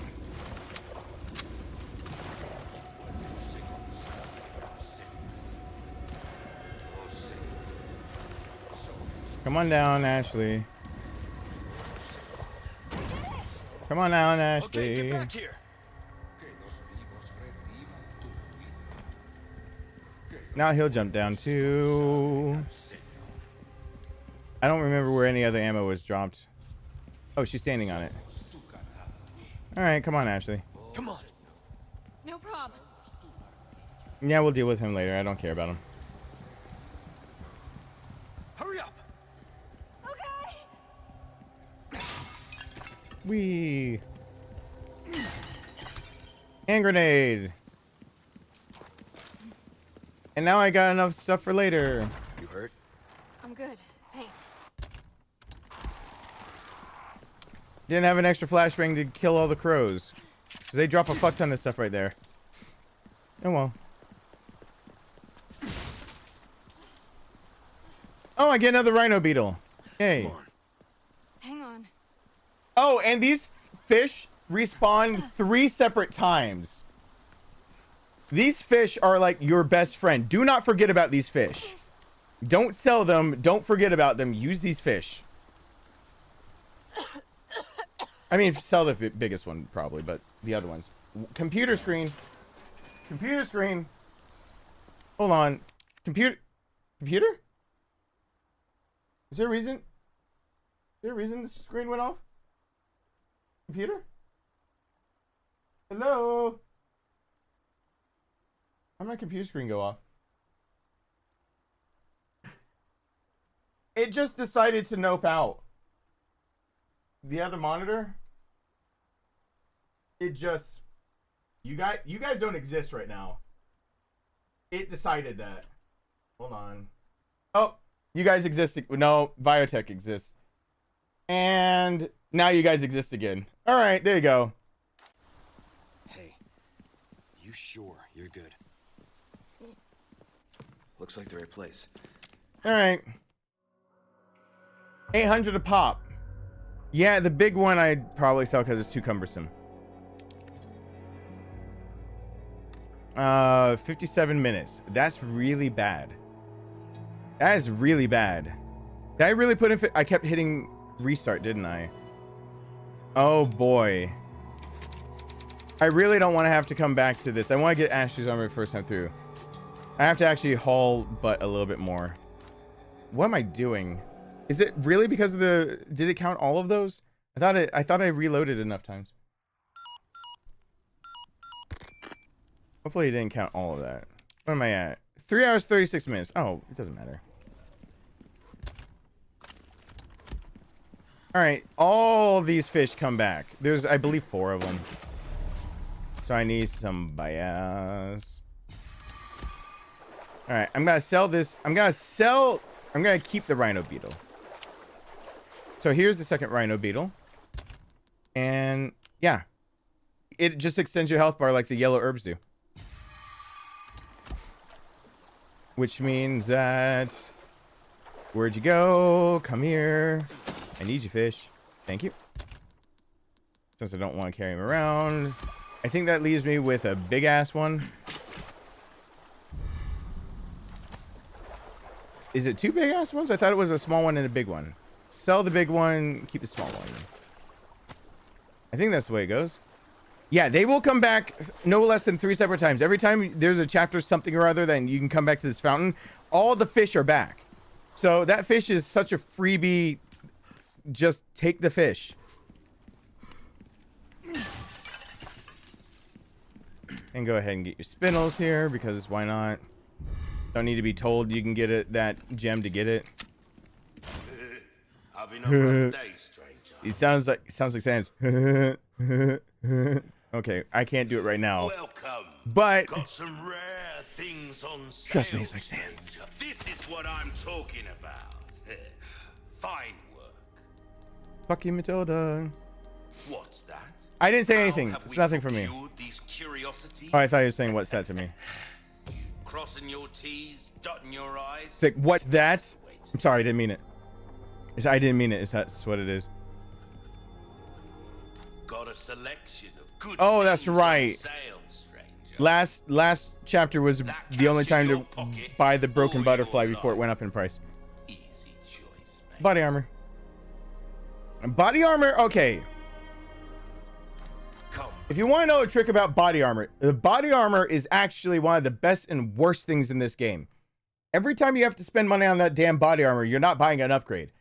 But healing items are limited. So it is really like, you don't want to tear through the body armor. In fact, if you can manage it, it is better to never get the body armor at all. It's better if you can manage it with healing items, to use the healing items, never to touch the body armor. But it saves you from a lot of big blasts. So just like, be careful. Don't worry. I offer repair services as well. Anything else I can help. And since I'm just being an idiot today, weapon can make up for a... don't you call it a lack of skill.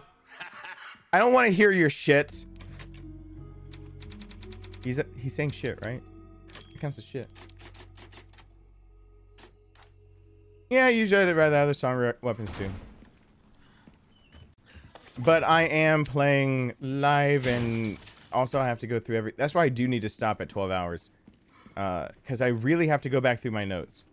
Or through my own gameplay for notes for what I'm doing. Because a lot of this stuff, like... It'd probably be easier for people to get Ashley's armor and a lot of other things on their second playthrough. But I'm... an idiot.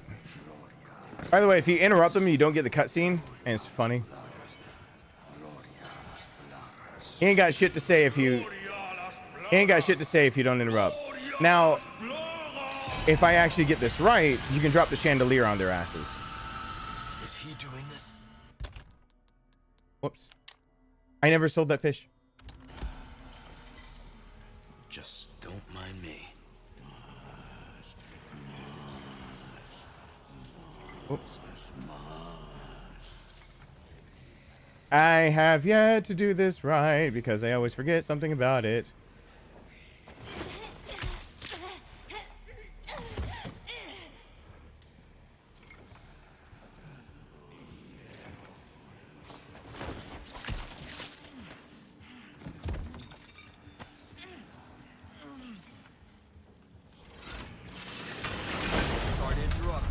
There we go. What the hell is happening?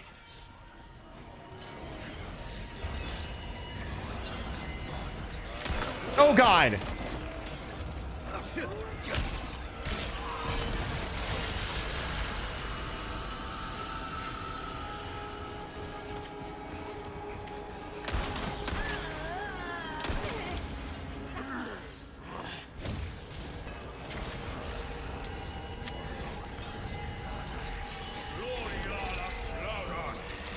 No, no, no, no, no, no, no, no.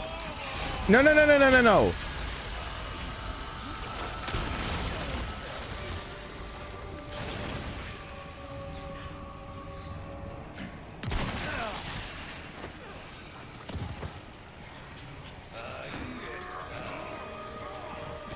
juked.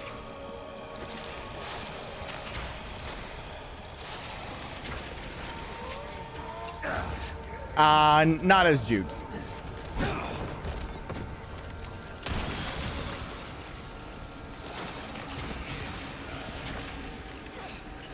Isn't there one more oh yeah, there's the other barrel. Come on, guys. Ring around the rosy. Pocket full of posies. Ashes. Oh, he's sitting right. This dickweed. Come here.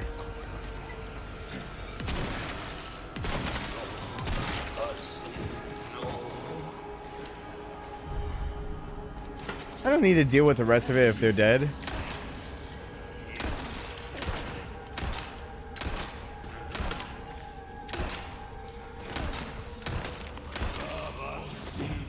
Ow. Oh, I do need the treasure. I got fish, though. I'm not afraid of things getting a little messy. But I want that yellow. Oh, yeah, there's the barrel I was looking for.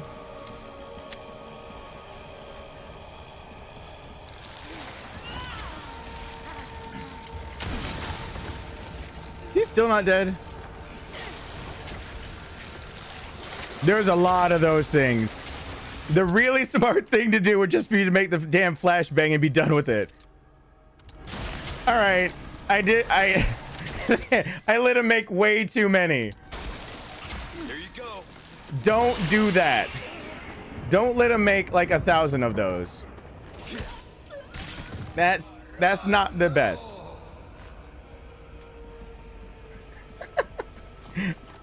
They're just they're like, I don't even know what to do. There's not enough room in the meeting hall. We never planned on someone being this dumb. All right. Anyway, I'm gonna eat a fish. Hey, Big Rob. Now we can have things like the extra treasure and whatnot. But at least all the ones that needed to die to a flashbang all died at the same time to the flashbang. And I actually dropped the damn chandelier on them. So, you know, sunny side of things of me fucking up again. It's fine. That's fine. There is a thing up here. There's two. There's that one. There's that one. I think I got the ones over here. There's that barrel that I didn't explode. Let's go. I'm allowed to take extra time. Once I get Ashley's armor, I keep thinking of Ashley's armor. Ashley's armor and bonus weapons equals, oh my god, the first bonus weapon you get just makes this game so nice. It's such more relaxical. Those are words. Maybe. There is a language that might incorporate some of that. It most probably, possibly doesn't exist. Why do cutscenes have to count against it? Such good characterization from Ada, and I don't get to see it. Person I thought I'd run to here. Give me a treasure.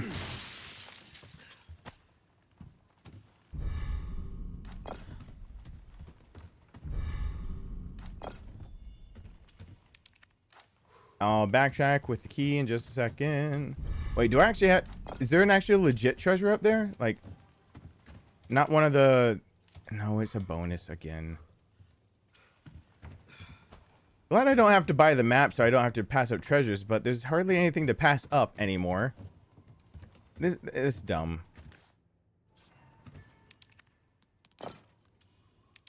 I should probably actually put this in a better order, but that's fine. Wee.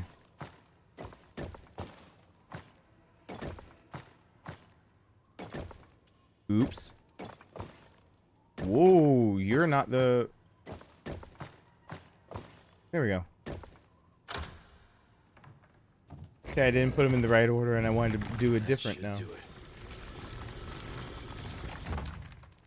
And then people who have arachnophobia, this part is amazing. I have a vendetta against rats that I cannot carry out right now. People with arachnophobia, rise up, rise up. I don't have arachnophobia. I just like seeing you guys squirm. Oh, great. And since I care about the treasures, I'm not afraid to go back. It doesn't detract all of it from the end timer. No, there's a problem. I've timed it out pretty specifically now, and it's not subtracting all of it. Nope. Your in-game time will not yes, your in-game time will be off for all the cutscenes, all the comms you're in, but technically comms are the worst. Comms, the entire time you're in the comm is technically a cutscene. They take away some of it because they take away what you can walk in it. As far as the actual cutscenes, no, they're not completely cut out. And any cutscene that's actually part of a boss fight, they're not completely cutting that out either. When I actually put together a timer that I kept up, like life splits kind of timer against it, it was in total about 10 minutes for not skipping cutscenes. It was counting parts of cutscenes, and I don't know which ones other than boss encounter cutscenes were not completely cut out. And comms were not completely cut out. I can confirm those two. So boss encounter cutscenes and comms were not completely cut out from the end time.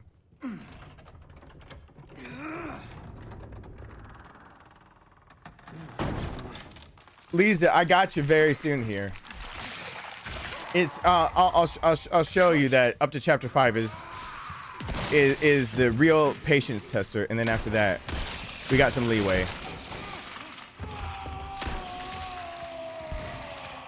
If I can get you to chapter 5 and get you through it, I can, because you gotta be professional once to get one bonus weapon. You gotta be professional without other bonus weapons to get the other bonus weapon. You get 2 in 1. And I'm not on a time crunch. I can actually go get the other thing. That's good work, if I do say so myself. I will absolutely help you very soon. Well struck. To remind everybody, this is quite literally my first playthrough on this game on PS5. I haven't beaten anything. This is PS5. I can't have unlocked anything because I haven't beaten anything.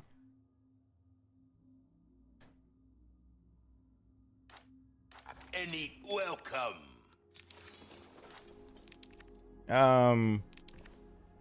Well then, what can I do you for? I don't know if I put in this. Did I put in the description that I was taking notes and that I haven't beaten anything yet? If you want a fighting chance out there, you best. I know. I better choose my kid. Oh, don't worry about it, Big Rob. It's not the first time I heard that. Did I put more PS5 fish? No, I didn't. I put a 2-day stream. I need to change that. It's not a 2-stream day. It is turned into one long stream. I have not put it. It's still my first playthrough on PS5. Nope. I thought I was gonna change that description later. My bad.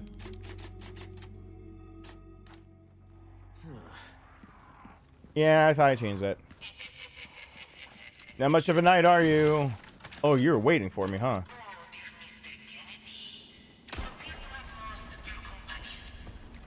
She said meeting you once was enough.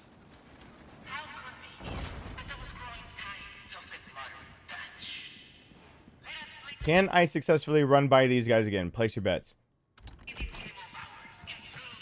Oh, I need the scythe guy. You need to snipe. I mean, this you need to snipe. Didn't do that, so you know there's that.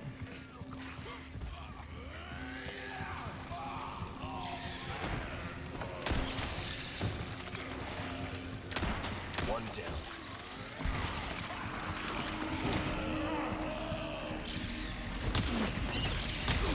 Ouch, getting ganked.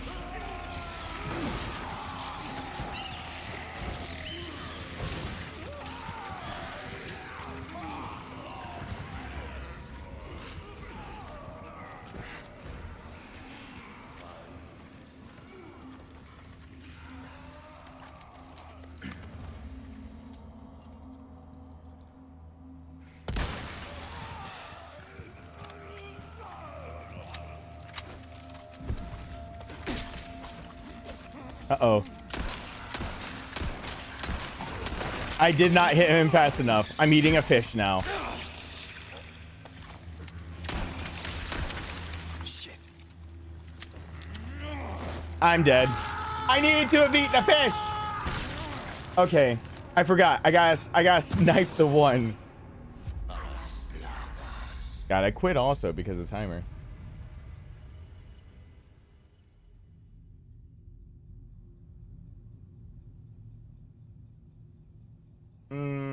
What? Yeah, I started 9 hours ago. RNGesus is a fickle asshole in this game. Don't worry, Lisa. RNGesus has forsaken me many times already. It's fine.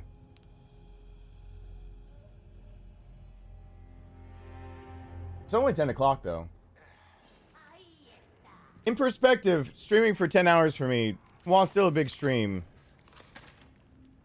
I've worked longer days. At least manual labor days like this used to be hard because I'd always get way dehydrated. So at least I'm not doing that. She said meeting you once was enough.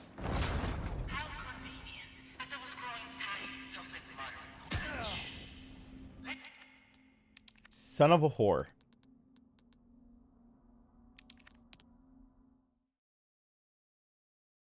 Are the skips vital to speedrunning? I'll talk about speedrunning for 2 seconds and then I'll never talk about it again, really, because I'm not a speedrunner. If it is any percent or it is glitches allowed in a speedrun, skips and glitches are vital for speedrunning. If it is you can't use it for leaderboards, they're not allowed. It just depends on the category you're going for. Speedrun.net or com or whatever, speedrun, whatever that website is, will tell you what the categories are that are most of the official categories. It's not all of them. It'll also help you give you live splits so you can speedrun things. But if it's a category that doesn't allow skips, then you can't. There are categories for speedrunning that do not allow glitches. The glitchless category would not let you do a lot of the skips that people are talking about. I don't know what all the skips are. Okay. I will again one more time say that I've never and will never watch anybody else play this game.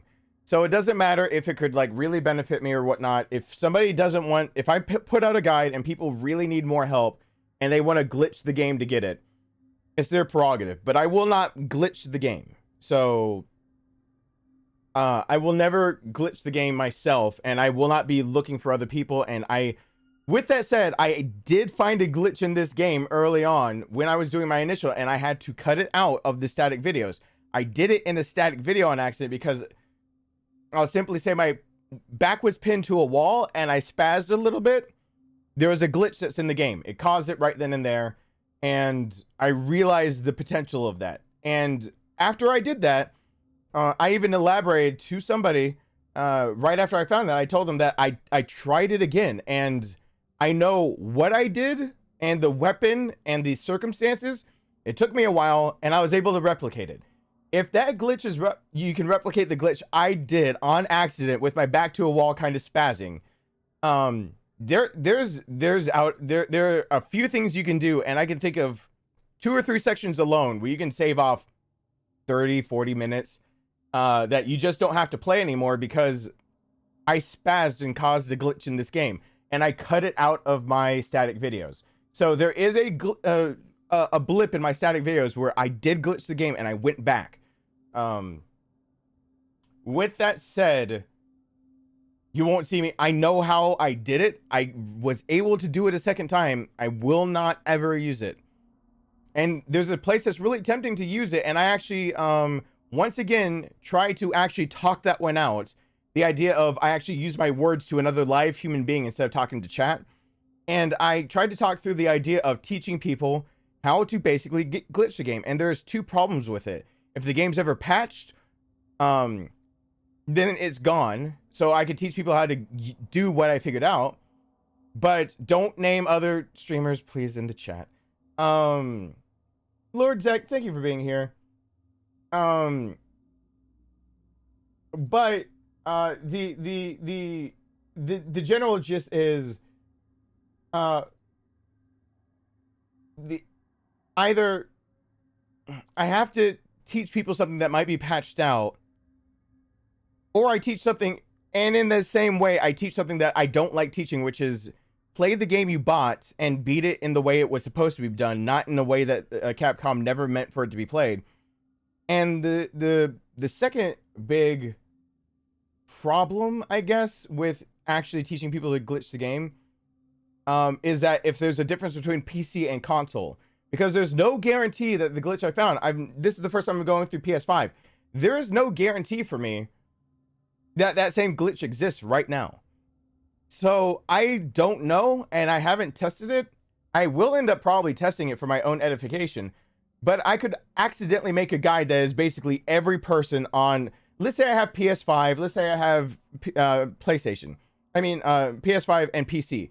I actually, for once, do not plan on buying this game on all three systems. I don't plan on getting it for Xbox Series X. Let's say it's Xbox Series X that the glitch doesn't work on. Well, there goes a part of the gamer base that is turning to me for the everyman's guide, and they can't do it because of a glitch. I'm not going to teach how to glitch the game.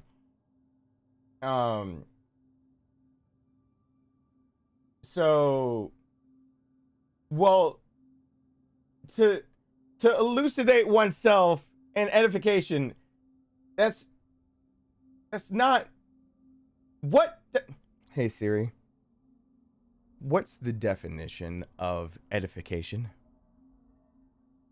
Edification is a formal term. It means the instruction or improvement of a person morally or intellectually. Don't do that to me. Sarcasm. My brain is like dead. Don't you do that to me.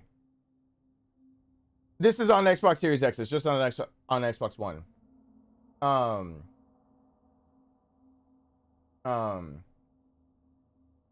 My brain. So like, there's a big glitch in this game. I probably need to stand up and trust again. There's a big glitch in this game currently. I found it pretty damn fast. If I make a guide off of it, it's useless. I would rather just learn this game so thoroughly and be able to teach it so thoroughly that you guys at home can, Lisa right now struggling, can watch it and be like, oh, this is what I need to do, and then I can beat Pro S Plus into the ground. Given Pro S Plus is still going to be difficult. It will be difficult no matter what I say. Pro S Plus is going to just be pretty fucking hard until you get past the cabin. After you get past the cabin, it really gets easy. And I mean, by really easy, I mean, we're talking about super easy in comparison to everything you have to do to get Chapter 5. So Chapter 5 is a big hump to get over. And after that, there shouldn't be a problem with me teaching people how to get through this game fast enough. But Pro S Plus is, there are steps to getting there. And I will teach you in two different ways. And one way I will try to teach it and put out a video for is for people who are trying to do it from scratch. And it's going to be something that I've finally been able to do. No Ashley armor, no bonus weapons. I will try to teach that one. Because you can do this game without glitches, no Ashley's armor, and no bonus weapons. And the best I've been able to do is have 15 minutes to spare. Probably a little less than 15 minutes to spare, to be honest. I'd have to go, I overwrote the save. I'll have to see if it's on my PC.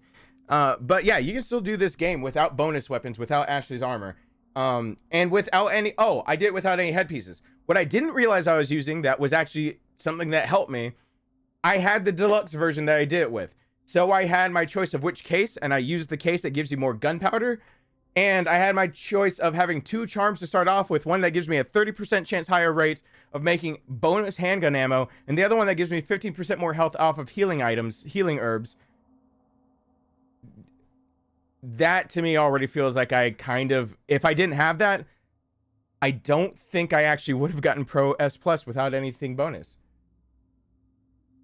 Can I make a deaf blind people walkthrough guide?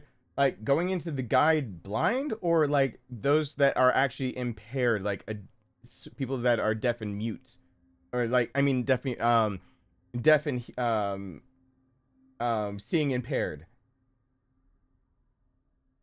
Yeah, I gotta do it without charms because charms aren't guaranteed. I gotta. You can't run this on S Plus blindfolded easily. If I do one for Pro, you can just do it for hardcore and do it S Plus. You can't easily. And I'm trying to really express, it was hard. As in, way too hard, and you just shouldn't put yourself through it. It's stupidly hard. I'm actually teaching people how to be a speedrunner without a glitchless speedrunner if I teach S Plus, even hardcore. And blindfolded? No, I can't teach. I mean, I didn't read the blindfolded part. I actually answered it like it's an actual fucking question. Please, no more dipshit questions. My brain is fried. I'm stretching really quickly and I have no more water. I figure that like 99% of you guys actually have a brain, but let's not actually shove heads up asses and ask questions.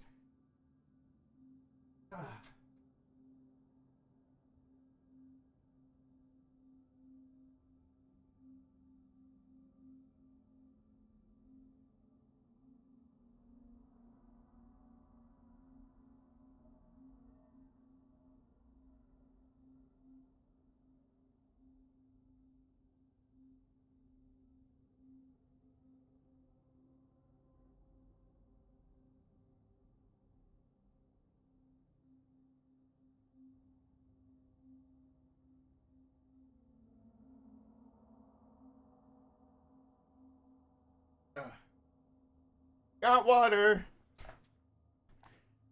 Why is this water bottle? Why is my water bottle going limp? Why? My water bottle is having to say, "Baby, this doesn't happen every time. I don't just get cold and it gets shorter." Like it. I have an inverted water bottle.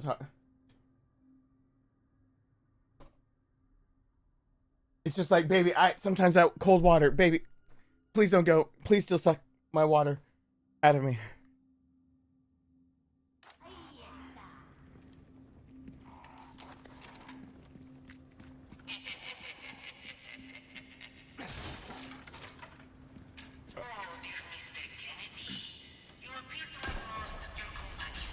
And then they start firing. Said meeting you once was enough.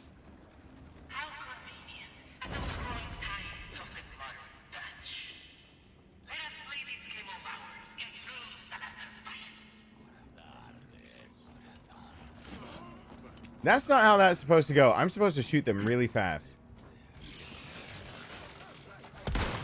There's one. And then that guy.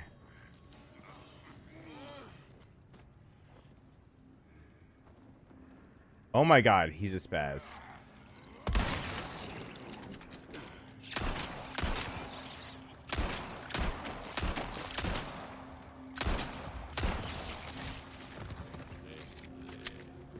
I only needed to kill the one. Why am I still at it?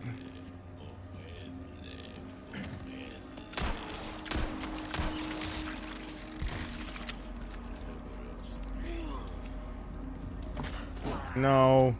No. No. No. Only need to kill the one. Next.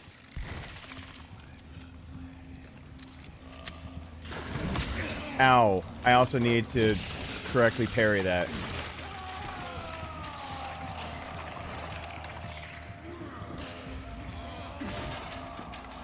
Oh, it's spinel. I can't waste this.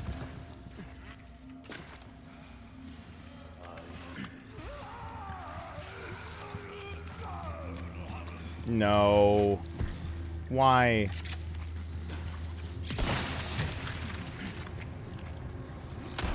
No, no, no, no, no, no, no, no, no. That messes up the whole flow. You're just gonna infect somebody you're not supposed to now. Son of a bitch, you little tarantula asshole. All right.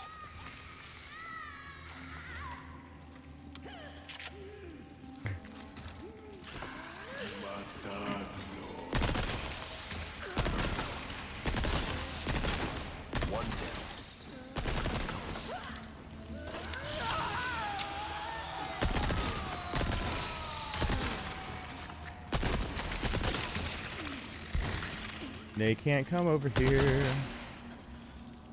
And I don't think this fire is gonna get, but yeah, I got somebody.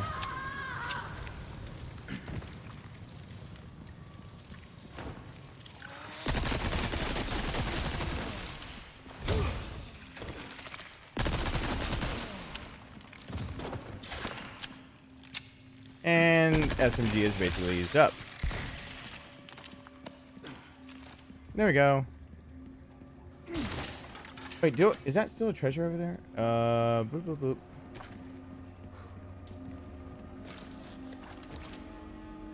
Who else got suckered?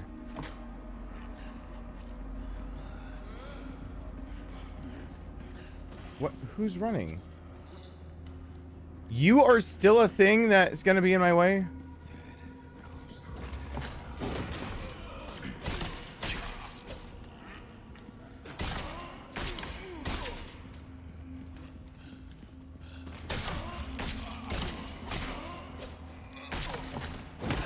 Ow! Really?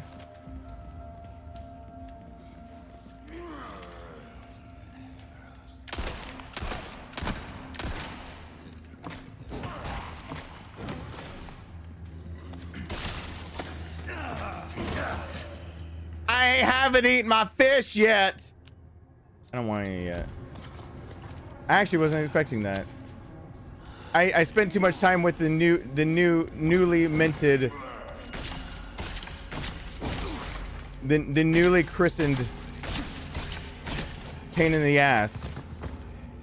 Oh, they have a healing item on them.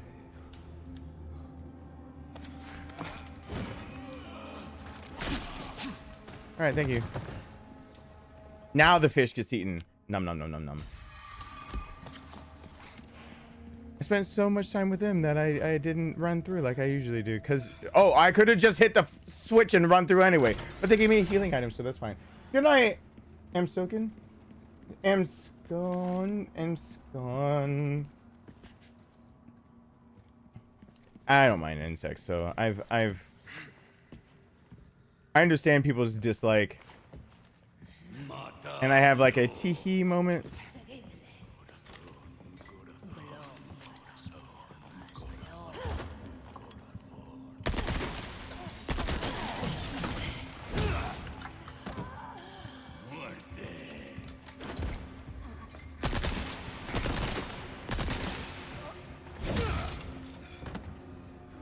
He's posing.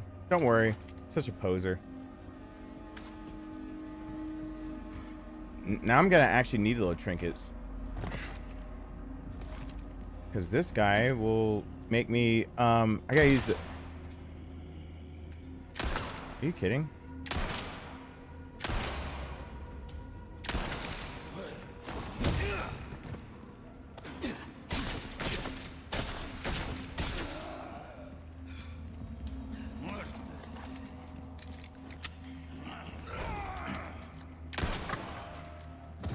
Alright. I done screwed up enough times. There's the first ornate neck. There are 3 goddamn ornate necklaces that you get before that one. Are you kidding, game? That is infuriating. The extended treasure map gives you that much. There are 3 fucking necklaces. There's 3 of them. I missed a barrel. No, I didn't miss it yet. Are there really 3? There are 3. I basically missed the barrel. Whoops.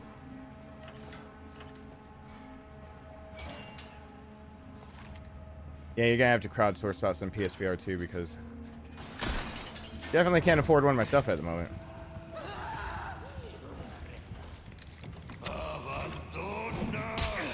What? Hacks.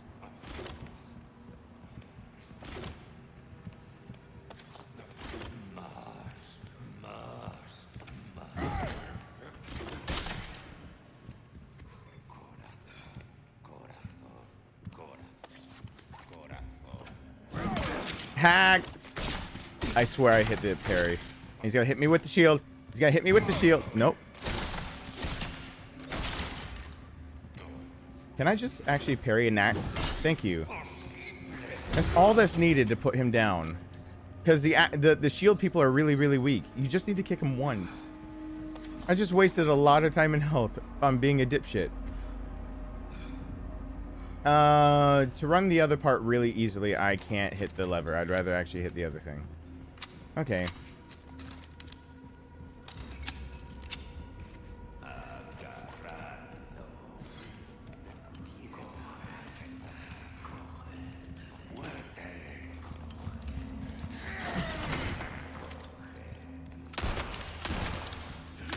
Coming.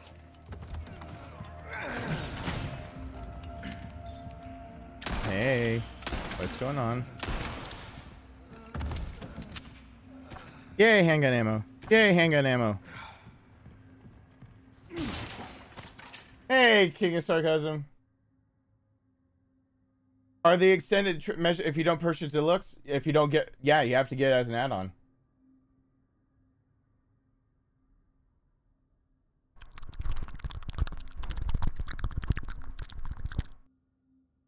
I'm not even reading that out loud. Salvador's bro budget. Thank you, Sarcasm. I guess that's hello to Alyssa again.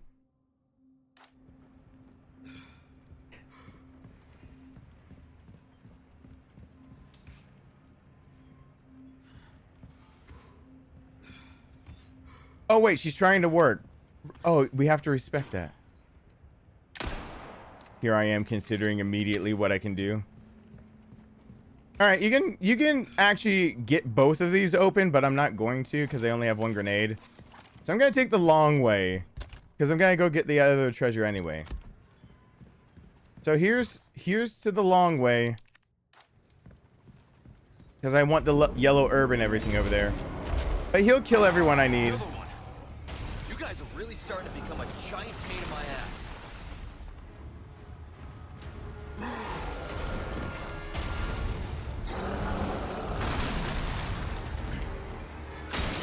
Wait, you're having to be charge nurse tonight? Do you need help? Do I need to give you ushy gushy mushy mushy and all that stuff sounds? Do you need help?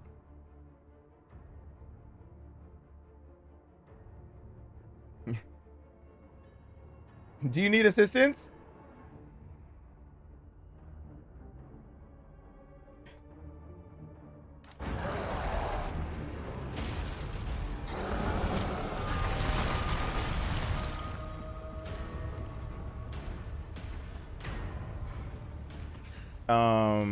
I'm sorry? Oh, yeah. Duh.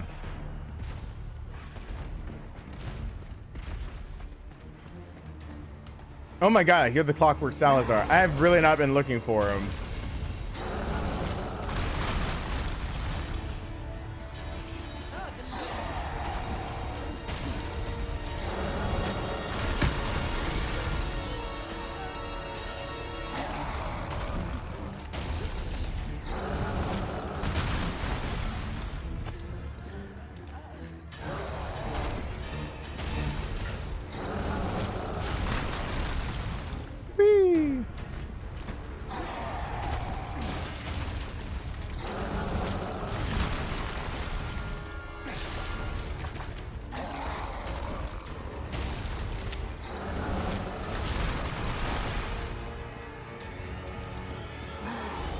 Did I get that treasure? I'm sorry. Did I get that? I got that, right? I got that.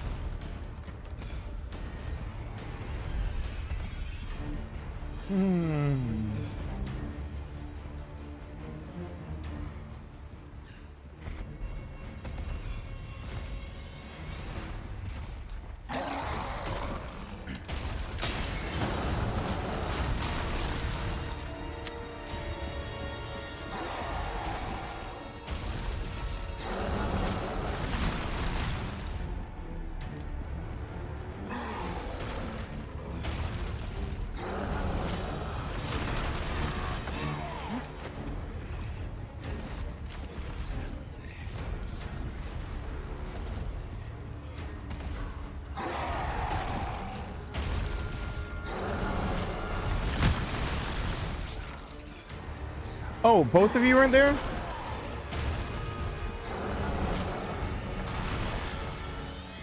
What? Again? You missed out on 2 of them? Huh. Really?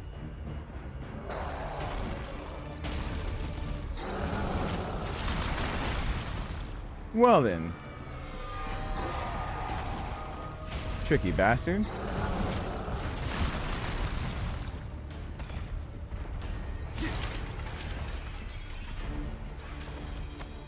By the way, he can hit you right here because of the way it clips. It'll clip right through everything and nail you right in the face. I learned that the hard way. Don't ask me how, because I'll have PTSD.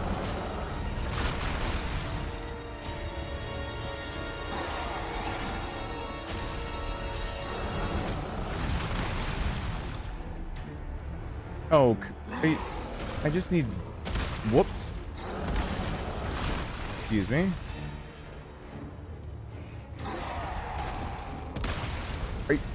I'm not wasting any more of that good ammo on you. You get my basic bitch shit.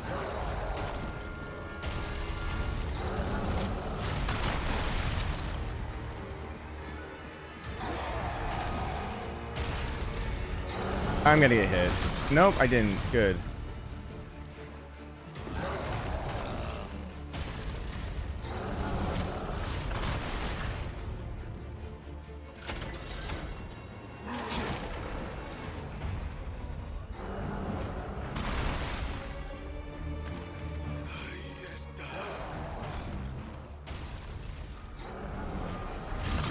Thank you.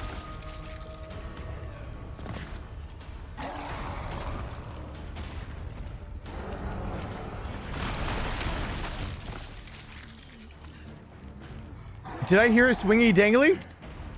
Yay! Actually got a treasure that's not on the extended map. Oh. Yeah, throw it. I gotta go get this stuff from the other side.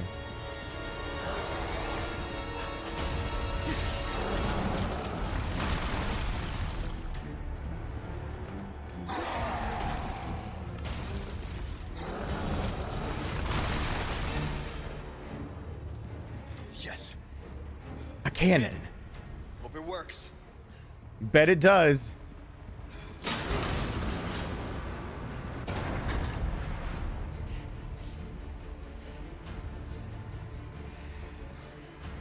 You can toss a grenade up on him, but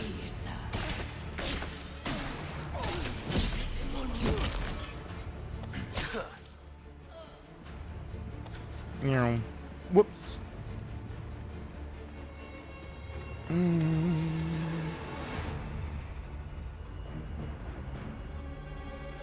Let me run in circles like I've never played this game.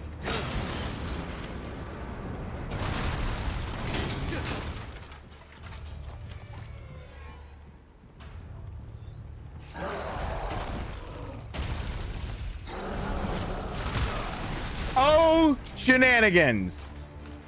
Oh my lord. Y'all saw that shit. No, no, no, no, no. Adios, you son of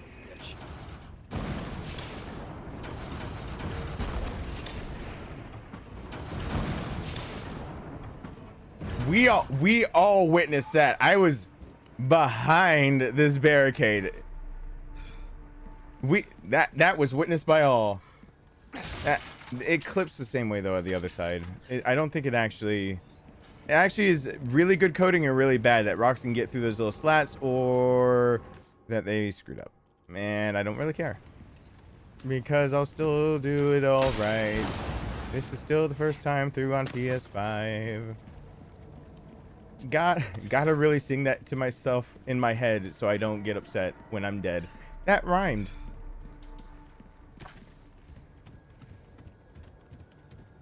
Gate looks sturdy. Oh my god, I'm an idiot. Gotta break through it somehow. I really didn't actually use the cannon on the actual gate. I did it on everything else. But to my benefit, I forgot this crate. So, you know, sunny side up. I almost missed out on 500 pistadas, or what the currency is.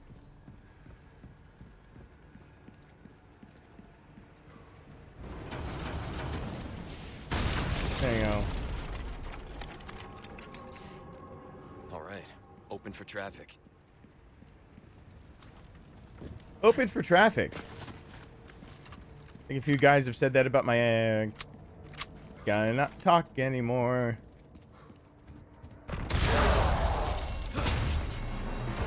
Sorry, I've had my fill of you guys.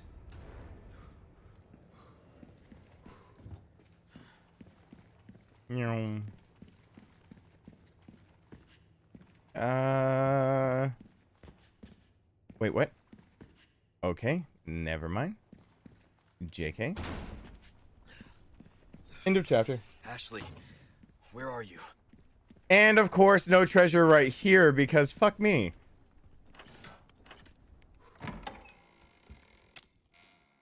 That damn treasureless treasuring, treasure, non-treasure.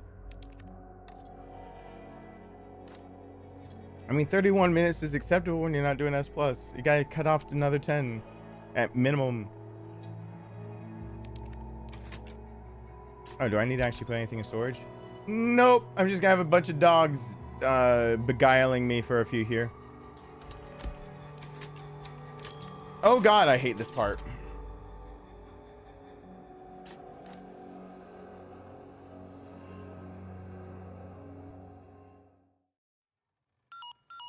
How many hours am I in now? I mean, it's the first playthrough. It's 4 hours, 7 minutes. I believe that guy. I should be fine for keeping it under 10. Just leave him, right? I'm not too worried. I got a spinel.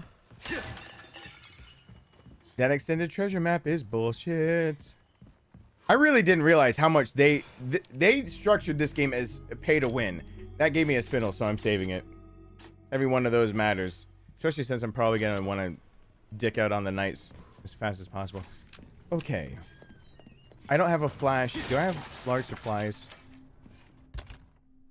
I have 1 large supply. Okay. Because I can always throw a flashlight or just come to me, and that's fine. Also, if I had an extra flash, I could get the crows, but...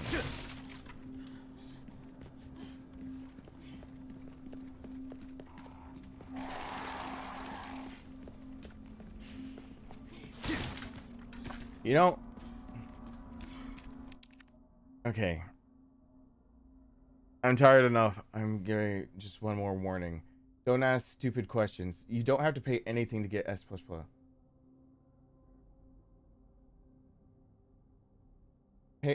Pay to win is the idea that, like, gotcha and everything. You can Google that shit. Pay to win is the idea that you pay money and you actually win. So if you pay money for the extended treasure map and the ticket, you're having to pay to beat a game, which I refuse to give into, and it doesn't have to happen. But Jesus Christ, for as many things as people look up on the internet, that's one thing I shouldn't have to explain.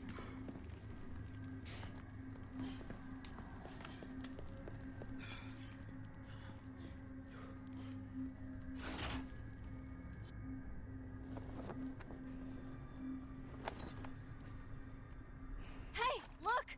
The flag's been lowered.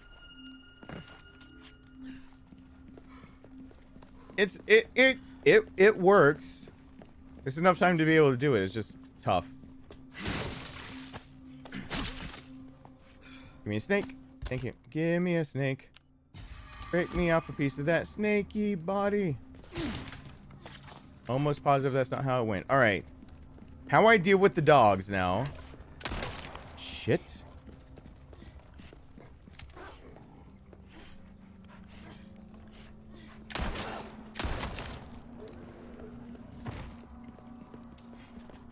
Oh god, there's a clockwork whatever. There's a clockwork asshole near me. Oh, there he is. Good. I don't have to think too hard about it. I can't use it the next time I play anyway. I can't use the knife. So it doesn't matter if I get him or not.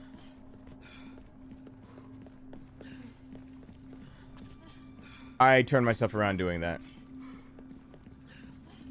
I've tried Mercenaries. On my own time. I had some fun. I hate these guys.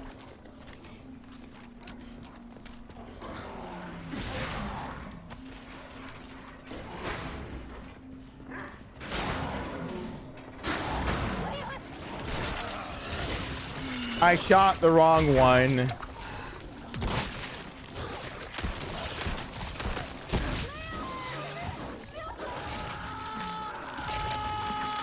Anyone remember how I was just saying I hate the dogs in here? It's because I don't want to make flashbangs at all. I don't want to. I know it's probably the smart thing. I don't want to. We'll see how much my sanity is tested, because that's the honest way to get past this. You really need to just flash him and stab him. That's it. If I remember that correctly, just flash and stab him. And then the other cage has 3 of them, and that's why I don't want to make one yet. I only have one large thing, which I can make into a flash grenade right now. But the problem is going to be the other one. The flash grenade is inside of it.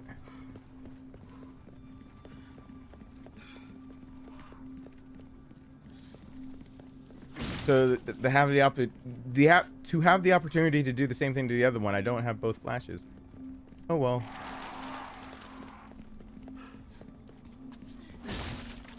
There is an amazingly good doggo in this game that must be protected at all costs. There is a good doggo in this game, and we shall rally around the good doggo. Technically, it's a wolf. Technically, I don't know what these are. Hey, look! The flag's been lowered. He is the bestest of boys.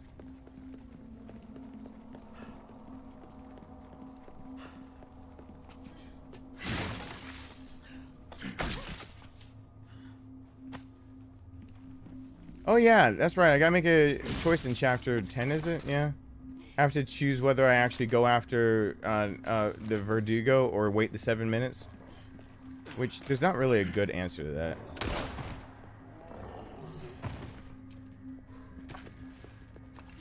It's just a preference, because if you're not on the time crunch, you don't have to.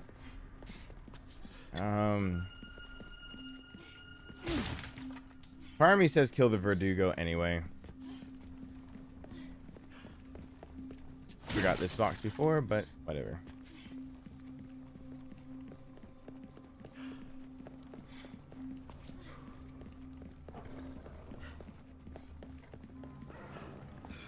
The dogs don't infinitely respawn in this game.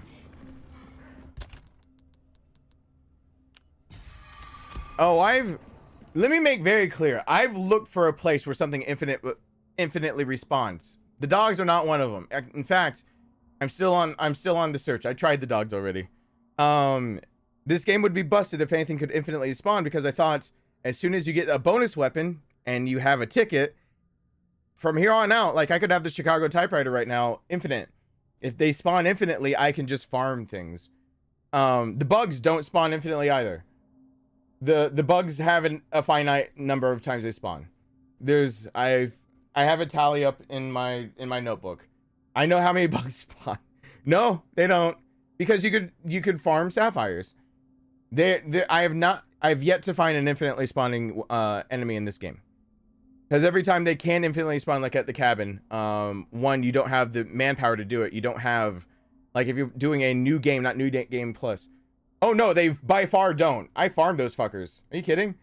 They surprisingly, sadly don't infinitely spawn. I was hoping they did. That was probably one of my bigger disappointments figuring this game out. No, I won't rocket launch with the Verdugo.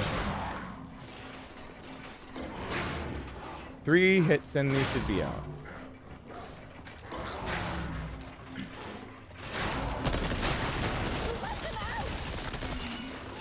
Easier this way.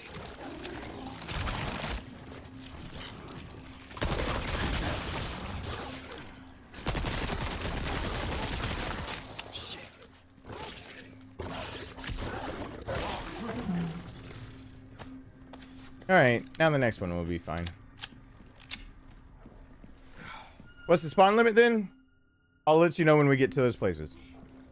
Or I'll just kill them as much as... Or you can just test it. There is such thing as people can just test stuff.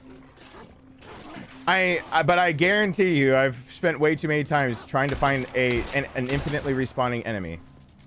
And the bugs ain't it. Everyone is free to take their own notes and actually play the game as many times as they want to prove me wrong. But the bugs are not infinitely spawning. They're very finite. Because they give you a lot of sapphires. And I wanted those sapphires and I tried to get those sapphires.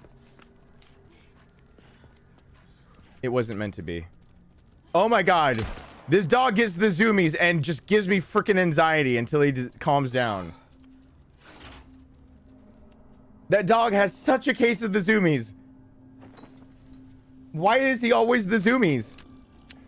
It's that one dog.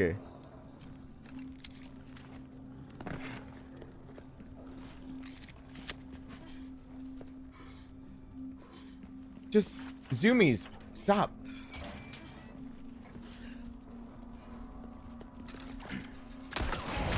I shouldn't look at chat.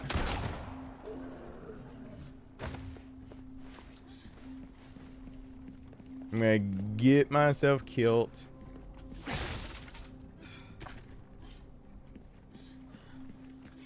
Okay. Why not?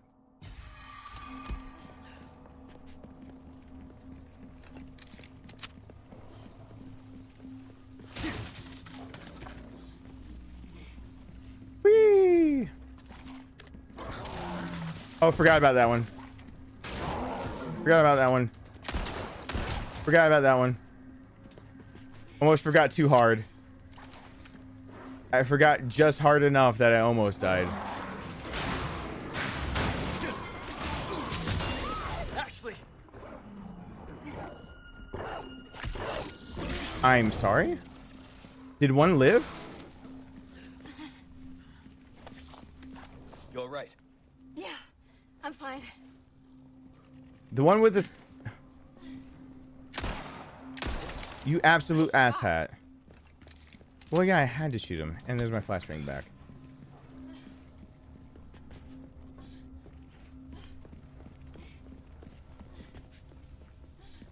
He'll come around the corner when I have it. I actually hit the thing.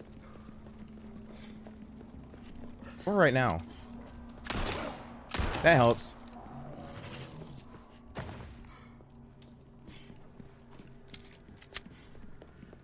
Are you okay? No. This last one with the zoomies. You son of a whore.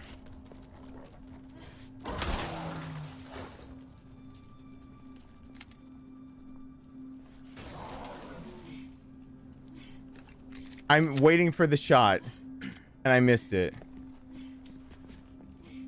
Hold this down. Oh, that'll get her out of the way. Come at me, dog. Dog. Dog. Dog. Come back to me. Dog. Dog. Dog. Dog. Damn it, dog. Be careful. No. There he is. A major case of the zoomies. Oh. I needed that knife in a second here. Dadgummit. Alright, well, I'm about to break my knife. Might as well... you get another boot knife. Dang it, dog. That was not the plan. Okay. Now the real plan is keeping in mind all the bugs. Because every bug you nail without it being able to spawn is an insta-kill for it and just treasure. It's just freebies.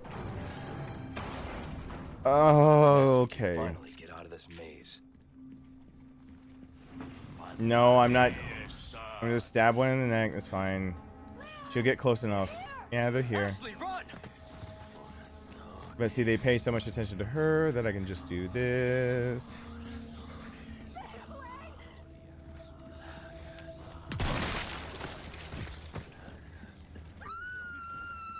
Yeah, that's fine. Shit! Hold on, I'll take care of him.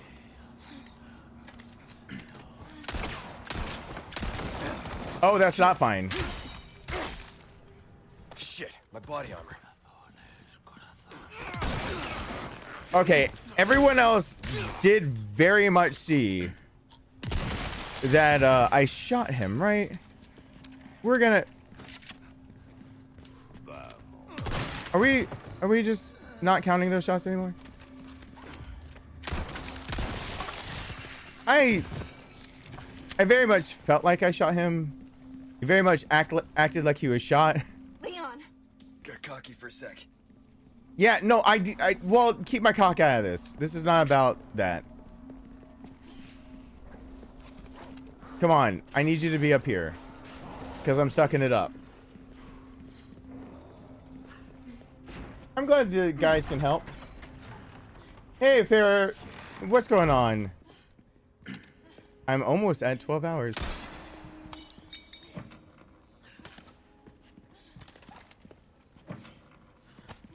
There are the resources I need. Must be this way. Wait. You exist. Alexandrite. I have some new goods that might welcome. I have some goods that might welcome. Well, that works. Anything else I can help you with? Good luck to you. Oh yeah, this is where all of a sudden That's good work. everything can be powered even more. Shit. It's probably still best that I pump way more power into the shotgun. Molding a weapon to suit your specific needs. Oh, it's a thing of It sucks because I have limited money. We're starting to come back anytime. It's fine though. I'll live.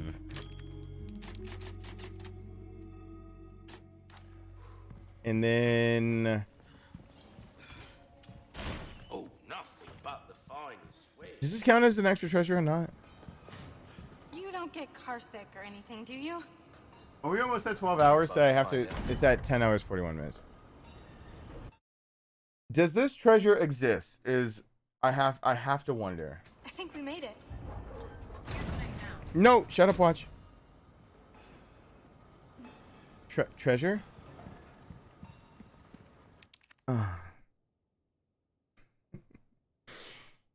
Oh, that's an elegant crown. That's an actual that's 100,000. That's 100,000 gone right there. That's weird. I can't believe they'd actually put a crown there.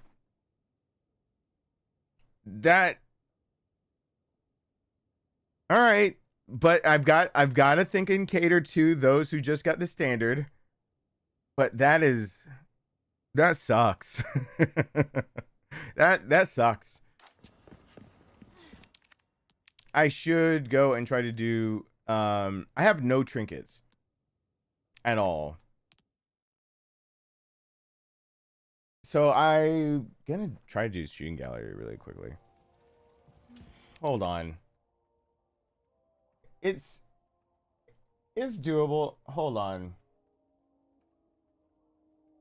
No way you're getting stated after watching this.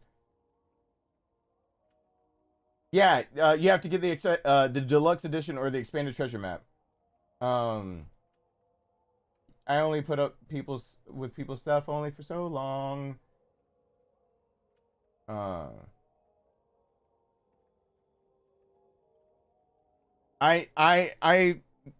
lot of what I planned around was how to think a few things different. Let's see how long this can take me. I don't want this to take long. I just need 3 coins. Let's see how fast I can just pull a few things off, because I don't have much time to spare on this. Yeah, it is. But my brain is not attuned for target practice right now. High score, here we come.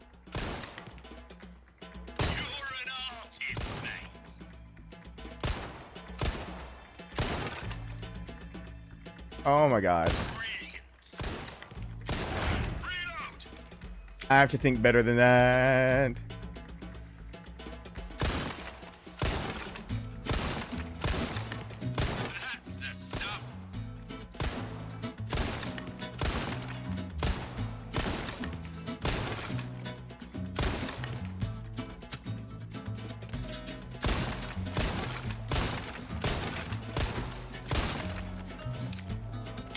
Oh, the dynamite. Well, that's stupid. That's stupid on my part. 2 silver tokens. You did it. Yeah, shut up. I meant to get 2 silver and a gold. That should have been an easy one with the dynamite. Shut up, woman. I don't need your sass. I've actually never done the higher ones all that much, so. You got this.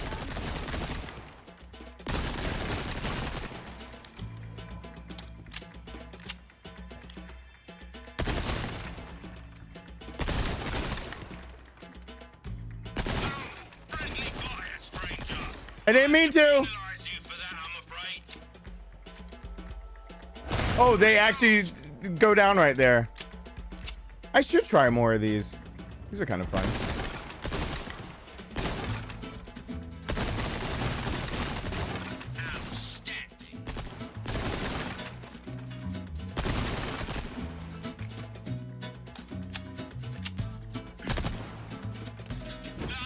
That's coinage. That's all I cared about. All right, I got 3. Nice one, Leon. And since they're randomized. You're a pro, aren't you? No, I'm not. Shut up, Ashley. Don't make me feel any worse than I already do. Son of a bitch. So that means every single time I get silver in this one, it will actually be that. So I should have saved after that, but that means every time in this playthrough now, I try to give him 3 silver right here, is going to give me that zealot. So I can't give him 3 silver. I need a gold. So hold on. I'm gonna reload the game, but that means I have to have 1 gold. Oh, A is very easy to make gold on. Yeah, I need that one. Okay, let's reload. So yeah, every time I give him 3 silver in this playthrough, he'll give me that stupid same guy.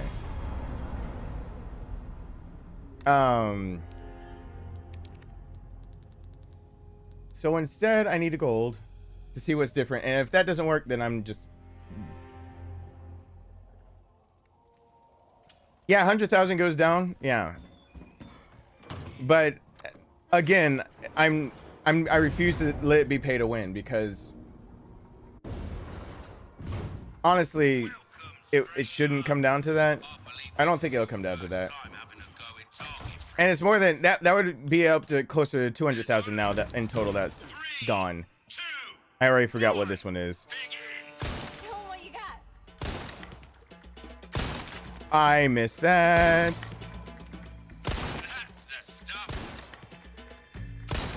That was awesome.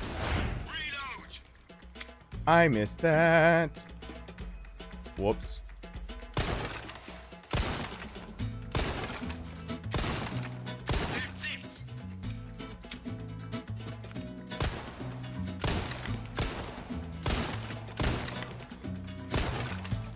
That was bad.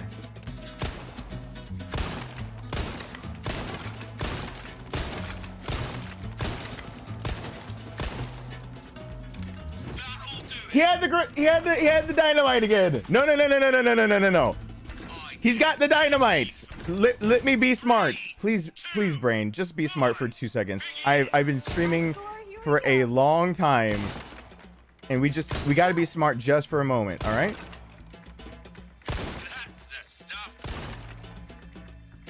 I'm not asking for a lot. And I missed that again. Just brain. Just remember the dynamite's there. That's all.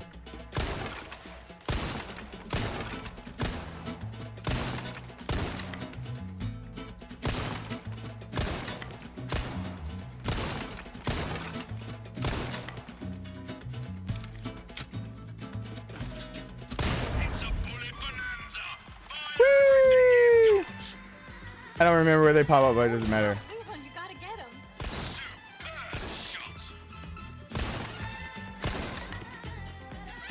Oh.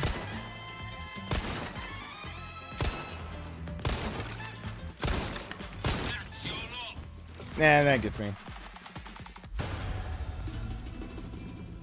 Not every day I see a performance All right. like that.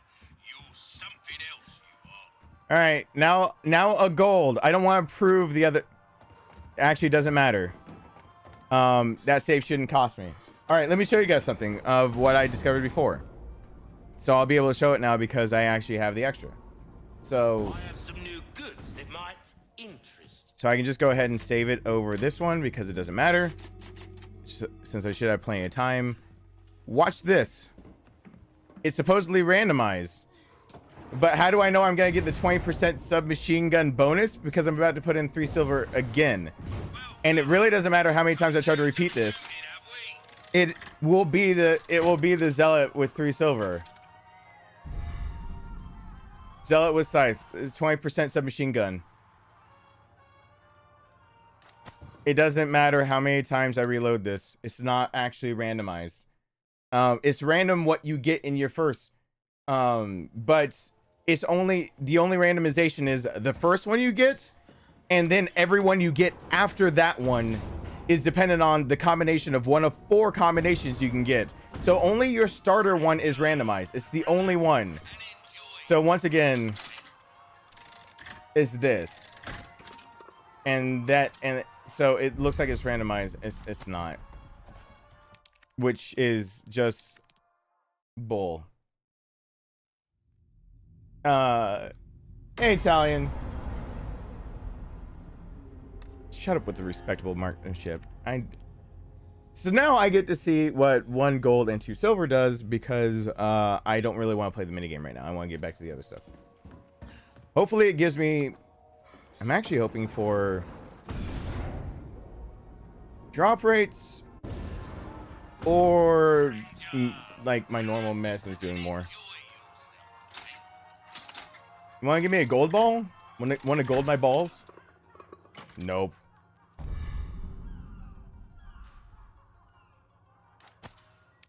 Is that really the 2? No. No. Those are horrible. Those are really bad. Hold on. Those are horrible. Having a hard time hitting a target. It's all about Those are really, really bad. Changing scenery could be good for your focus. Yeah, your speaking is bad for my focus. I forgot what this one even is. Yeah, 3 at once. That was awesome. Wait, what? Very good. Reload. I forgot if there's dynamite or anything in this one.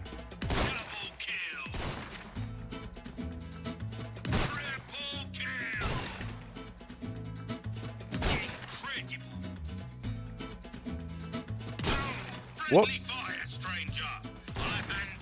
Oh, I got him twice. Well, shit. Hold on. Now my next time of rolling, it should be dependent on the first one. That was like something you'd see at the fair. Shut up, Ashley. You're not making me feel better. Oh, it's another. Don't do that. It's still the Zealot. No.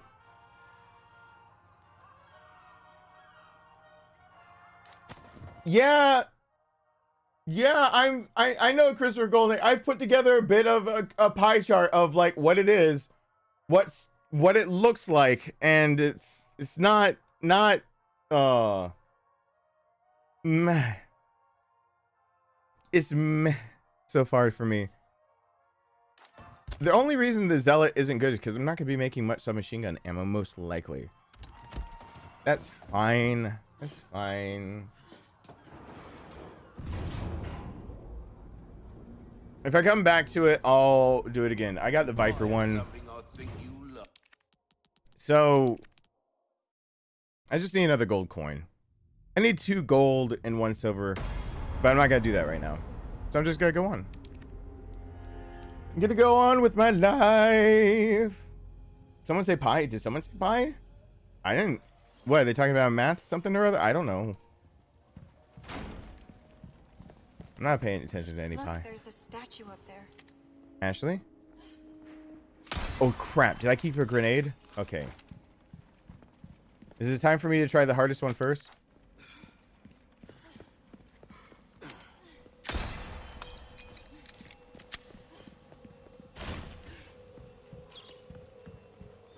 No. Apparently I ran in here first.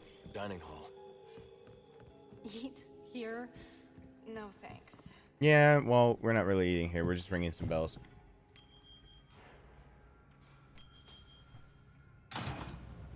Leon! Looks like we figured it out. Yeah, that's really figuring it out. I really, you know what? I put some effort behind that. I hope you noticed. I ran to the exact spots and I sat down. I was suffering. Come here, rat. Oh, does this one open? Never check it. Nope. Hey, there's a rat. Hey. Spread out. Okay. Come on. Okay. Okay.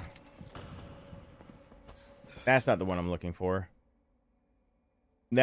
We're at the Knights. Okay. The one I'm looking for is this one. To not have to dick around with it so much. Because there's an easier way to go about all this, but let's see if I can pull it off. This is a big if. And you can basically make it so they all come in a line at you, but the guy that shows up to pull that... Fuck! He can't go there. You actually have to throw something over there, and it works just fine. Because I've come in here, and I have a save on my PC, ready to try to do grenade only. I know it sounds dumb, but I try to get things ready that I can do grenade only. So a lot of areas I've reloaded and tried to do grenades. I pelted the shit out of this place with grenades and realized something was really off. And then I tried it with flashbangs, and it works too. So, as long as basically the person that should be there.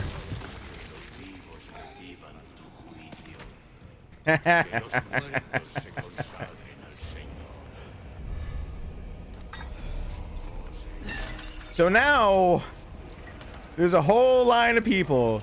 No! No, no, no, no, no, no, no, no, no, no.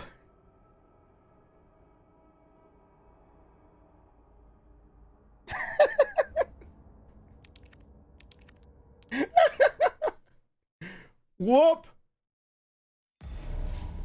Whoops.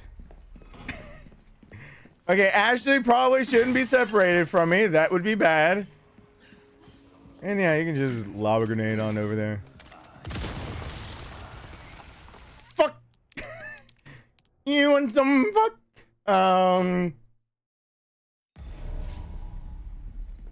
If it's considered an actual skip, please refrain from telling me. This is something that I just bombardeered my way through the game and found. Which I haven't finished bombardeering my way through the game because I do not know if if you could do a grenade only like I'm trying to.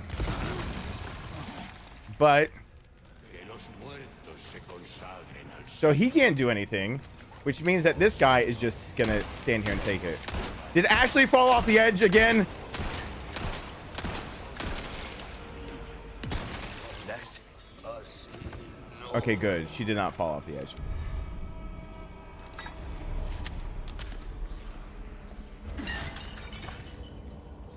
So now basically they're all forced to just line up.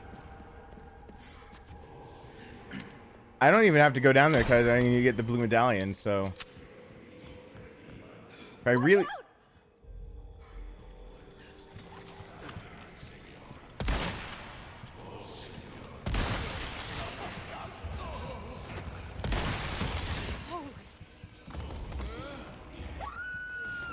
No, go ahead and take her. I don't care. She was a pain in the ass. Let me tell you what. Anytime.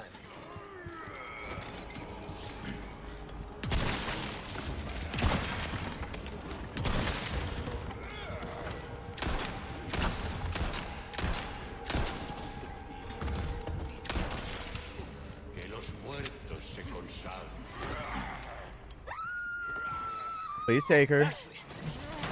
No. Thank you.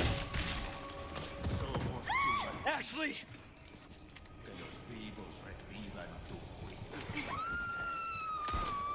Shit!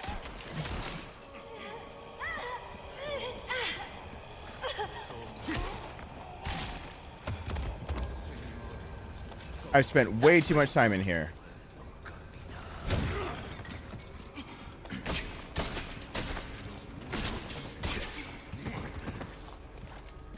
Who wants to pick her up now?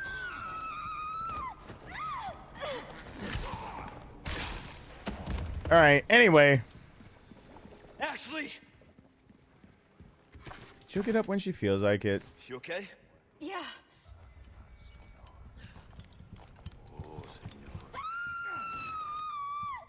God, she's so loud.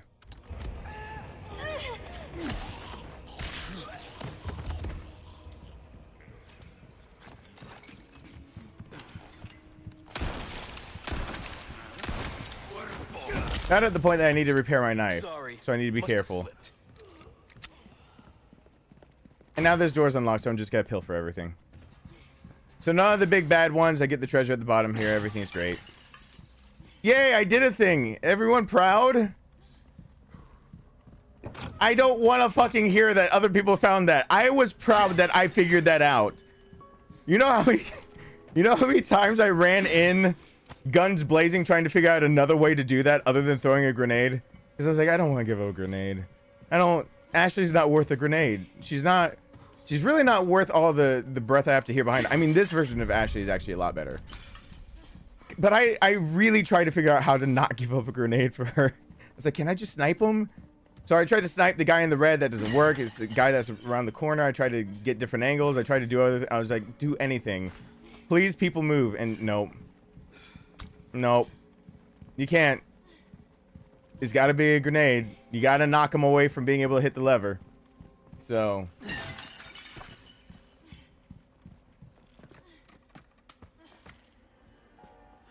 yeah, my biggest grievance with lines of like having to scream is when I'm like making them scream.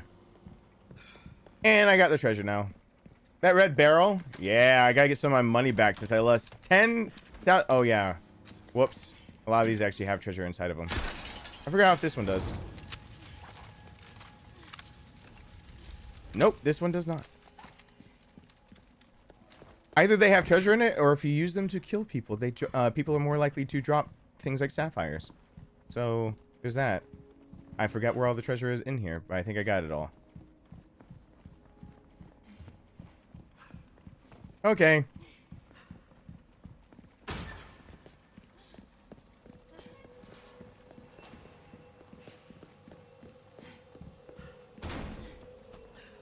Well, thank you, GJD. I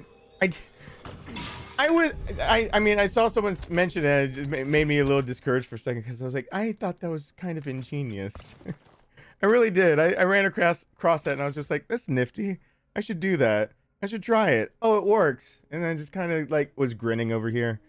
I'm like, tee, I figured it out. I know probably people don't say tee in a normal setting. I will neither confirm nor deny if I say tee. Tee.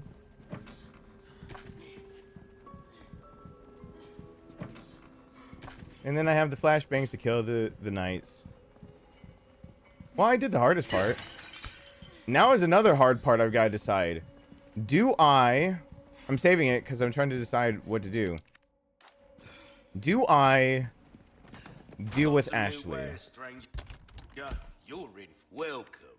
I got something new. Because I don't have to. Got a selection of good things on sale. Crossing your T's, dotting your I's. Do I deal with Ashley? That's the way to be. There you are, as you wished. Oh, there's that. Please. Well, I'm not gonna get many things. The crown is downstairs. The purples are usually needed for the crown. I can actually do this one. This is one of the more expensive ones. So there's I can get the 4-color. I'm about to get more blue. So the crown can do this. Or the crown can have a similar. I'll get more blues when I have to deal with that. Just money. Welcome. Thank you. Well then, what can I do? Let's do that. Pretty big. Enough to get the job done. Sure. And saving everything else. Knife needs care every. Come back anytime. Save.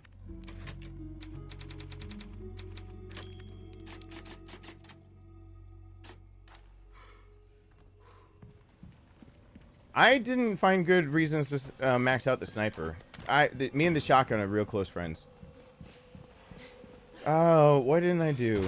The knights? I didn't do the knights. How many flashbangs do I have? I've got 2 and there's 1 down there. That's good enough.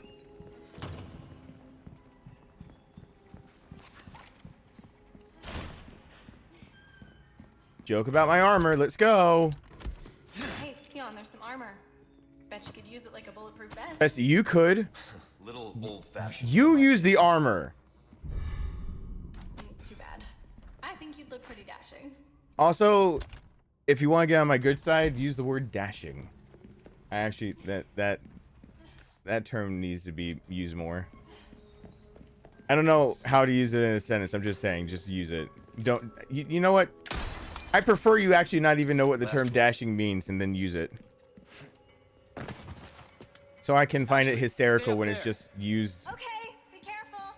in the absolute wrong context.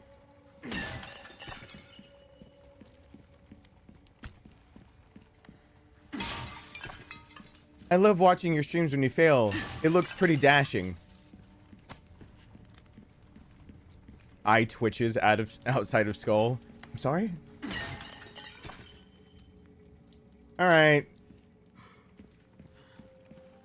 Let's see if I'm good. Leon, the armor! Come on, you can't be serious. I'm sorry? And you really needed to avoid it until it finished its animation?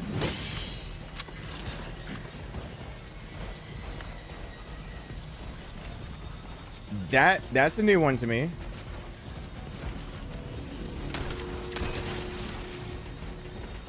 I didn't realize you had to legitimately wait for its animation of getting down to finish before you could actually shoot the helmet.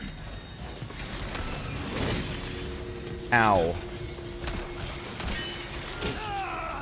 So that death happened and I'm okay with it. I just learned something new. The sniper rifle actually in one hit should actually put them on their knees. You kick them and their heads revealed. I was not expecting that.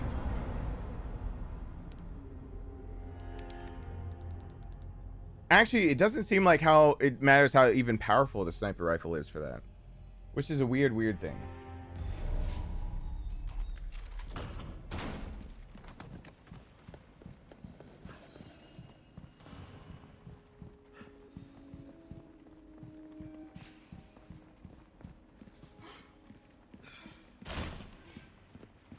Hey, Leon, there's some armor.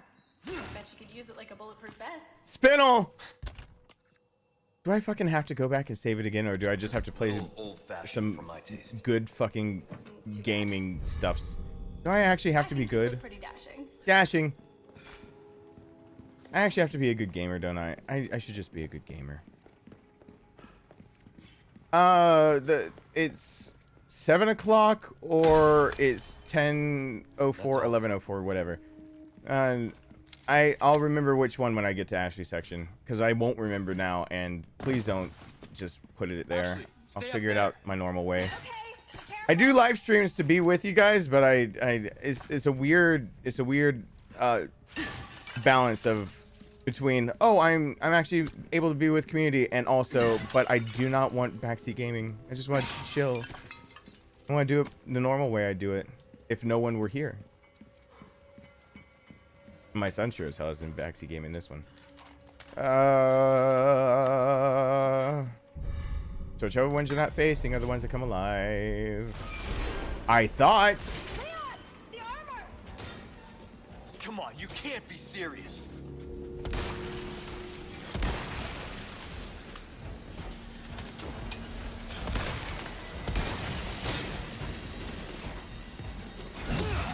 Alright, I got something wrong in all of that. There's one. I screwed up. I didn't hit where I needed to hit.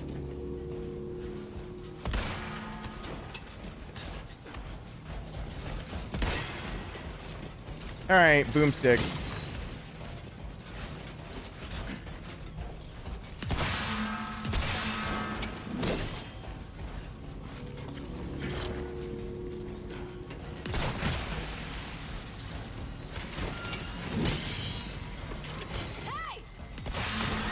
Thank you.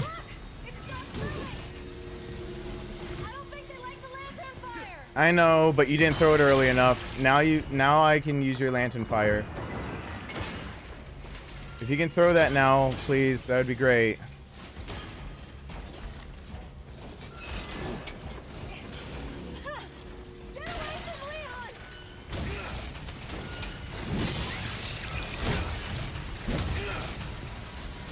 Yay! Something going like it's supposed to. There we go. Yeah. Nighty night. Nights. Skills. Woman, if I didn't know that skills was spelled with a Z, I would not have a problem with that. I really did the trick.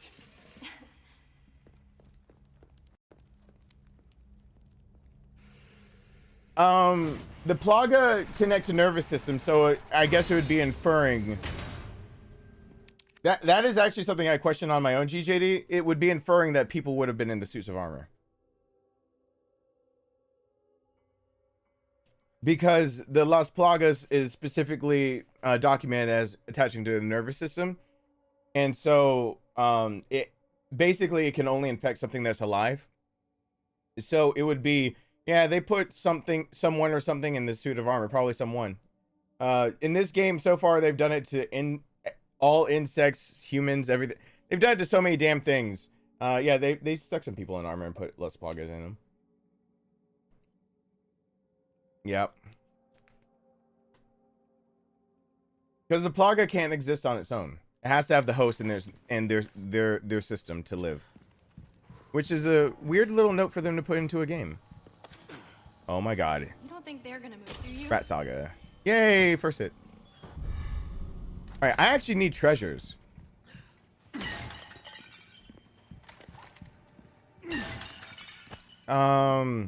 But I don't want Ashley with me to get caught, so I'm gonna wait to go back over the other direction to get treasure.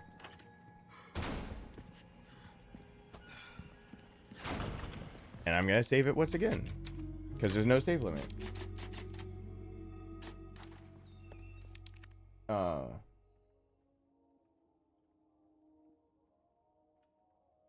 Yeah, I need to change it saying 4 massive hard drives. That bar was filled for that. Now it just needs to say I have bills to pay, because that's the real deal for the rest of the month. I just got bills to pay, but thanks to Julio and that bar being filled, I can deal with the hard drive issue.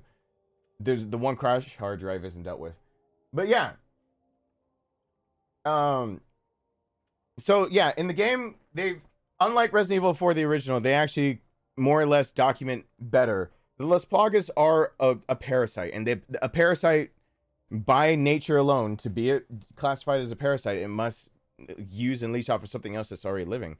It's not a symbiotic relationship, it's a parasitic relationship. The Las Plagas, they found out they revere it and they worship it. Joy's juice in my throat, so good. And in trying to evaluate it, basically the Salazar family was revered for keeping it under control and then covering it back up, just like in the first game.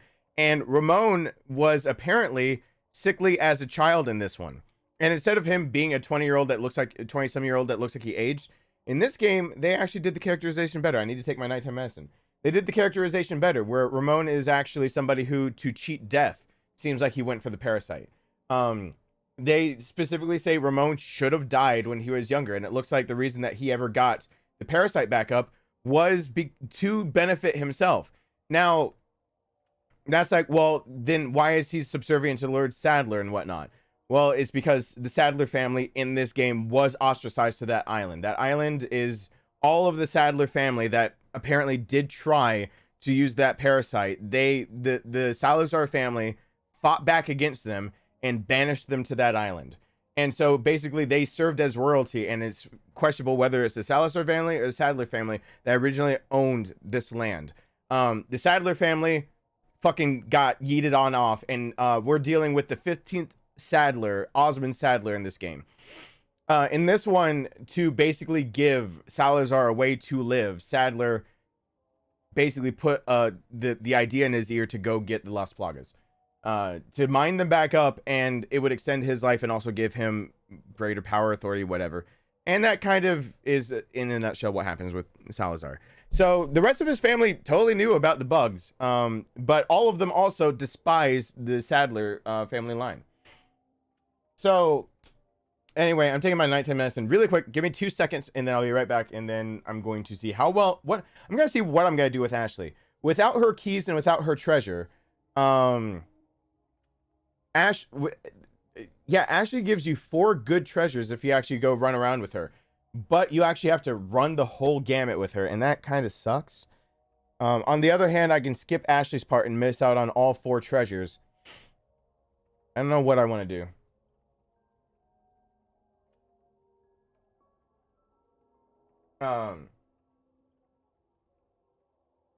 So it was hard to understand 4 when it came out. Hold on. Yeah, the Salazar's notes make him better. Adam's Sadler. I think he would approve of that. All right, Game Madison. Hold on one sec.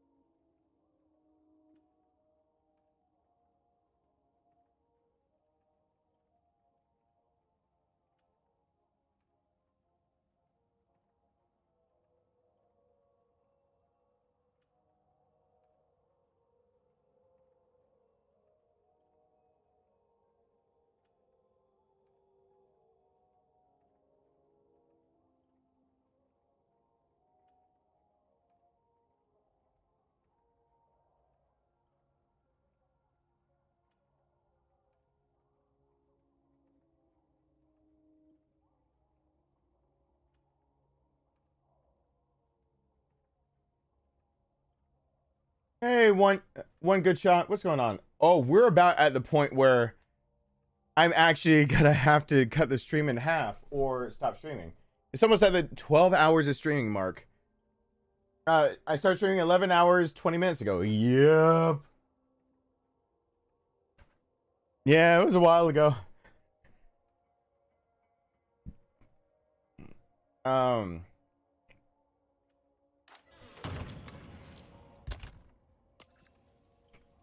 Excuse me. Yeah, I'm probably gonna go back. I need to take the trolley on back to the audience chamber and get that shit brick of gold and that other thing over there. I guess? And without her with me. Or without her with me, yes.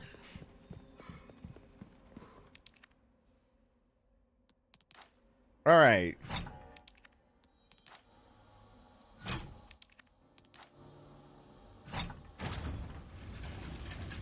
Really don't know if I should skip it or not with fewer treasures on not deluxe, not extended treasure map. Like, that's a... I didn't realize it'd be this big of a difference. I got the time, it feels. A few of the boss fights later, I'll just RPG. If I have the money, I'll sell weapons if I have to. But honestly, like... And plus, I should probably just remember. I forgot, kind of.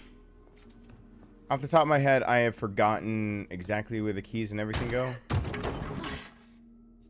Don't scare me like that. So, we're on this setting. Is that a clock? So, is it... Alright. Can't remember if it's... Nope. Nope, it's 7.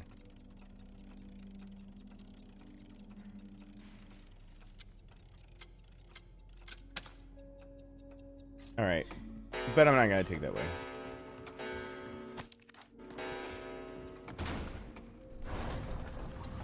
Yeah, I'm gonna go get the keys.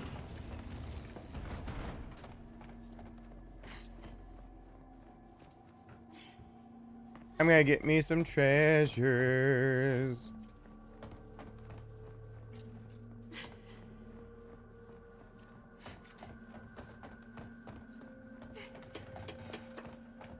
That creaking armor is a good little effect. Is there a chest back here? Nope. I don't remember this because I've been skipping her section completely because at this point I usually have enough money. It's been a while since I've had to think of... It must lead to a secret room or something. I can't believe the crown is an extra. I can't believe 100,000 is just taken from you. That's just very, very strange. I mean, it's not strange from a business standpoint of making people pay extra money. It's just strange that the base experience of the game changes a bit based on a map that then you have to pay for. That feels a slight bit off. No way.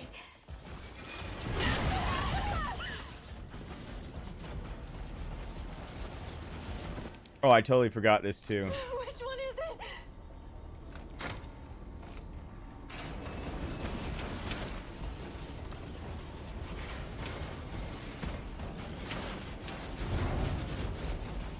Forgot all of this. We're rediscovering it together.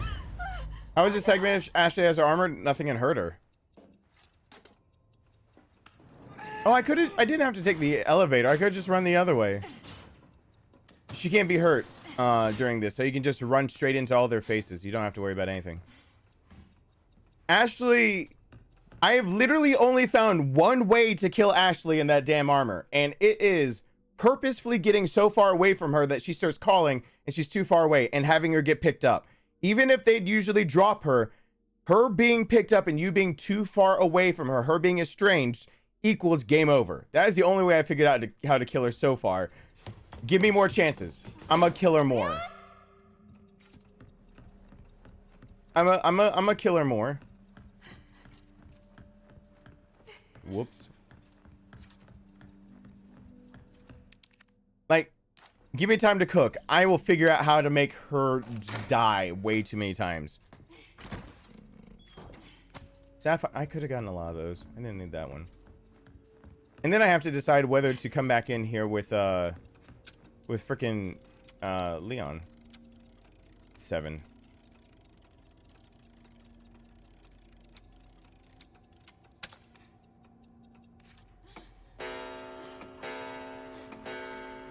I'll be doing, I already did knives and handguns. I've got everything unlocked on PC. I'm gonna be doing,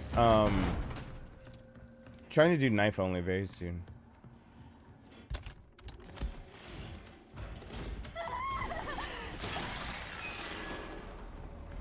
It's all good. Nice and slow.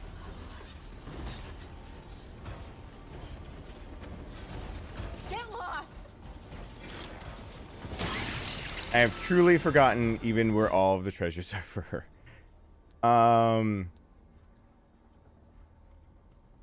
My brain has died. And I think I died with it. I think there's one in here and I'm just being an idiot. I think it's that random dead end. Like if I just walk this way.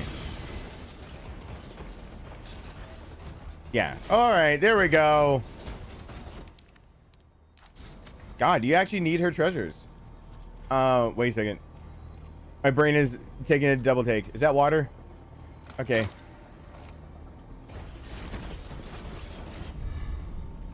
This is not an all treasure run.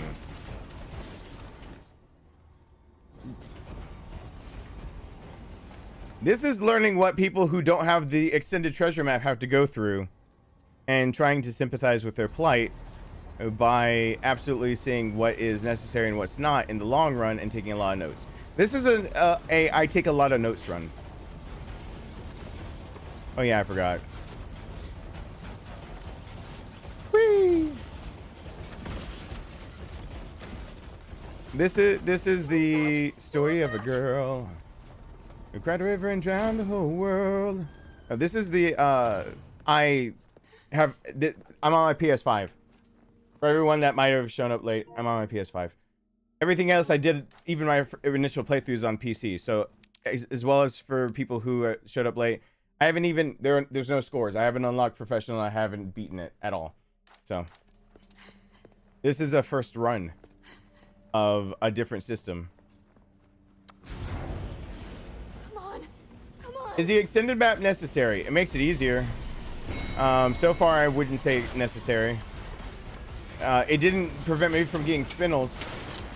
The whole objective of this is bonus weapons and then 30 spindles, and then you're good to go. With armor. So, as long as it doesn't get in the way of that objective for me, you should be okay. I wouldn't worry about it too much. I'm worrying about it because I'm worrying about how to help people do exactly what I just said. Like I've got to... I should have been paying attention. That only cost me like a minute or two. So I have to worry about it because my notes will end up becoming something that other people will follow. And that's kind of a little bit of different pressure. Knowing that my notes aren't just for me anymore.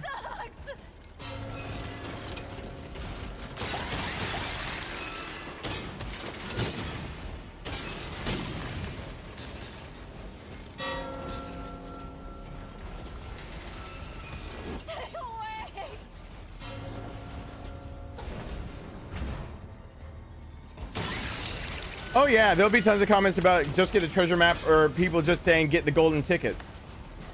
And to each one, no.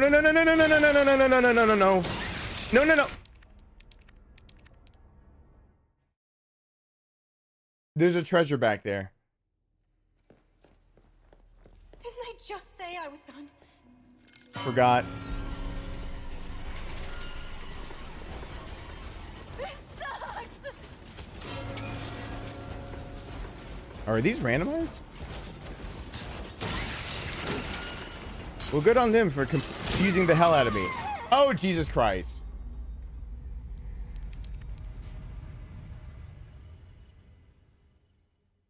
Good night, JP. Thank you for being here. Actually, I'm going to quit and get some of that time back.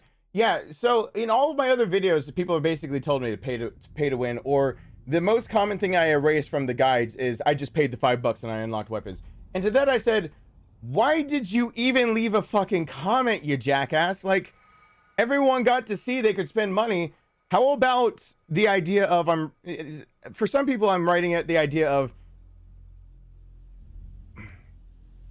I'm gonna have to start a new stream because we're going along. So I'm just gonna say why that comment really angers me and why I'm okay with doing the standard without deluxe, without the extended map. When I got Resident Evil 3 original, I was still poor as hell. We were just off of gang streets. We barely were off of gang streets. I don't think I had yet been shot and stabbed. So that's showing you how close I still was to gang streets, because within about 6 or so months after that is when my brother and I got ganked in the new neighborhood we were in, and I almost died. By people from the old neighborhood that found where we were. So I don't know if it was much time after that, or are I still recovering? I can't remember which it was. I had the means to get a PlayStation 1, and I mowed lawns and I raked yards and I did everything. I saved up and I bought my own PlayStation 1, and I bought a used copy from like a game store, some game store or something, of Resident Evil 3 original. And then my brother completely like overtook my system and was just like, yo, I'm gonna play it first. I was like, no. And he's like, big brother rules. And I just had to go with it. So my older brother took the system, like put it downstairs and was playing it. And a neighbor across the street from us like scared the shit out of us while we were playing it. Those are my first memories of playing Resident Evil really at all. After I earned the money for Resident Evil 3, we then bought Resident Evil 1 to see where it came from. And that's when my brother and I believe, probably didn't stop laughing for days on end, for just, no, Jill, don't go out don't open that door. Like, all those lines just made us laugh hysterically. So I have some really, really good memories of my brother and I together while he's alive, you know, playing that game. Why do I bring that up? If you had told me back then that my good memories could be ruined on trying to like be really good at a game, that my good memories with my brother could be ruined because I worked my ass off to earn my own money because my parents couldn't afford anything, and I'm a tween teenager, and I were to all of a sudden learn, well, to get the full enjoyment out of the game, you need to spend $10 more. Are you fucking kidding me? There are people who watch my channel who can't afford the game, whether they got it on PC or whatever. Some people are playing it on their friend system. I mean, I have to think about everyone's that watches any one of my guides. And when people make that comment, I realize how much of an entitled fucktard they are. Because immediately in that moment, that's probably that's not politically correct to say it like that. My brother was a bad influence on some terms, but I realize what's happening, and what I'm realizing is that some people are just have so much money that they can do something I could have never dreamed of. They can save up and work really hard to have something that's really enjoyable, and then they can just say, I don't feel like enjoying it to its fullest extent anymore. Here's some money and let me enjoy it in a different way. That's like a concept I can't grasp as a younger person, like that's saving up for college or saving up for a part-time job, that's going through college, that's starting as a young adult trying to get a better apartment or house, trying to just live paycheck to paycheck. And let me be honest also, my psychology degree tells me, and my getting into my majors, looking into all of that, it tells me something else. Without proper relaxation and without proper things like video games, people crumble. They really do. So it's not like all video games are just bad. It's just the idea that if you don't have something to do to relax and you are really hitting that hustle and grind over and over and over, eventually you will break. You will break hard, and there will be just nothing left of you because you'll have nothing in you other than like pushing forward. And so there are certain people who busted their ass to either get a hold of this game or playing it at a friend's house. They have limited time and they want to like learn how to play. They want to have fun with it. And then they come across my guide. And I think about that person that like is hauling ass. They're doing a daily grind. They got 2 jobs. They got a weekend over at their friends. Their friend asked them if they want to play a game. They got Resident Evil 4 remake. They're like, cool, that'd be awesome. They have a second account that's offline on their friend's PS4, PS5. I don't care. They go and they start playing the game, and their friend just goes like, man, this is rough. I was doing so much better when I was playing because I got the extra stuff. And it's like, oh, what extra stuff? It's like, yeah, I got this on other stuff. Like, sorry, bro. My PC's like busy. I got it on this. Like you can have at it, but like you're gonna miss out on some stuff, and like I don't even know how to really help you with that. And then they go look up my guide, and I literally tell them, you need to spend extra money, or your friend needs to spend extra. Like, how pretentious does it actually sound when I actually put it like that? Like, how messed up are we that this game should not be pay to win? That's why I'm kind of indignantly going at it of like, I truly did not realize the deluxe edition with the extended map gave me that much of an advantage. So I'm just playing the game now without all of that. Without all of that, knowing that there's people watching it who they just don't have the $2, $5, $10. They got a weekend at their friend's house. They got some time to kill. They got in 2 weekends, they know they got another Saturday off because they just got their work schedule. They don't want to show up at their friend's house trying to scrounge around for tips for $5 more just so they can beat a fucking game. They want to go and chill at their friend's house. The friend probably goes to sleep and they're just like, hey, can I hop on your PS whatever? And it's like, yeah, sure. And they want to be able to get on there and, you know, probably borrow the friend's Wi-Fi and go look at it and just be like, well, this is how you get better. And this is how you kind of unlock stuff and feel good about playing a game and feel like you're progressing, because you don't have all the time in the world. And that's exactly why you look my guide up. You don't have all the time and money. You just have a friend and a Saturday off. To that person, I do not want to tell them, get the extended map, buy a golden ticket, and you win. Yeah, fuck that noise. That's exactly why if you ever comment on my Resident Evil 2 remake videos that I just paid the $5, I immediately erase you, and most likely I blocked you from ever talking on the channel again. I don't need that around, because if you honestly can't think of that is for those people, then you really need to get your head out of your ass.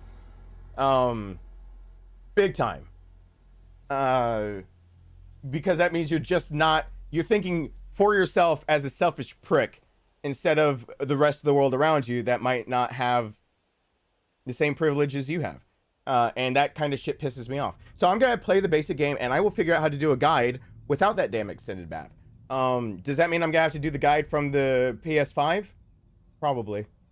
I wanted to do it from PC because it was going to be easier for me to actually do stuff from PC and get better capture footage. The game looks cleaner from my PC, but I already bought the deluxe and everything. And I even saw what those golden tickets were about, and I was disgusted to know that the first time you can run into the merchant, you can use those golden tickets. So you can get a bonus weapon, and basically, if you put out more money, yeah, from the get-go, Chapter 2, you can just have an unlimited Thompson and run through this game. Yeah, it makes Pro S Plus pretty easy. Fuck that. If that's your way, if you want to cheat yourself out of more money and more enjoyment out of a game, and you want to pay to win, I can't stop you. I also can't stop you from probably playing a gacha game and spending, you know, however many egregious amount of dollars on fucking like Bejeweled and Candy Crush, or whatever you blow your money on because you're not thinking straight and you're not thinking about the future. But you know, for those that actually are watching my channel and this is their relaxation and they're just like, I just want to play a fucking game. That's what I'm kind of here for. That's it. That's it and that's all. So, I guess I'm gonna have to do it on this, which has no extras. So I didn't even, in my view, I didn't even actually realize the extra 2 briefcases and the handgun ammo bonus and the herb bonus were actually all in the deluxe version, and I have all of that on the PC. So I guess I'm gonna have to do it all from PS5. As soon as I can figure it out from that, then it means that anyone who has the deluxe version and the extended map, they just get an extra anything. And if someone was gonna buy a golden ticket anyway, they don't need my damn guide, because if you really can unlock the Thompson and the Magnum, you put out the extra money to buy the golden tickets, and from the first time you meet the merchant, you can't from then on out beat the game in 5.5 hours, given that each golden ticket sold back to the merchant after you get your infinite knife, Infinite Thompson and Infinite Magnum, the other 2 tickets are worth 80,000 apiece. So you start the game off with your 3 infinite weapons and 160,000 to upgrade them. And also, because I tested out those damn golden tickets. I don't know if the silver tickets are the same, but it doesn't appear, but I need to test it out on the unlockable weapons. I haven't tested it yet. If it's a golden ticket used on a bonus weapon, it maxes the stats out as far as they can go for the moment you used it, except for power. So fire rate and everything else are maxed out. If you were gonna just go buy your way through beating the game, then you don't need me. You don't need a guide for me. You're already basically cheating yourself out of experience. So you don't need to leave a comment either saying, I just bought it. Don't be a dick. Get your head out of your ass and get with reality. Hey, Dark King. Okay, so I'm starting a new stream, and I'm pushing everyone to the new stream. And then I'm gonna load the game in and probably get smashed by Ashley again. Because why not get smashed by Ashley? Not smashed by. Get Ashley smashed. No, I'm not getting her smashed. Wording is so important, and I think it's a lost art to me. I think it's a lost art. PS5 part 2 electric boogaloo whatever people put here. All right, I'm renaming the other stream PS5 part 2 electric boogaloo whatever people put here. I think it's pretty self-explanatory. I think that stream title really just captures the essence of what's going on here, and make it public for starting in like at whatever. It's the 14th, cool. Oh yeah, I gotta pay taxes. Son of a bitch. I owe so much money so many places. It sucks. Money sucks. It really does. Anyway. Everyone is going to auto-magically get warped there, and if you don't, then the stream is now posted. There's a new stream. Redirect people to the new one. Boom. Alright. Ending this stream, but the other stream, it's just because at 12 hours, YouTube cuts the stream. So, I'm ending this one. Everyone just, whatever you got to say it again in the other stream, because we're moving there right now. I remember Rowan's game at 9. I'm probably going to show up really tired.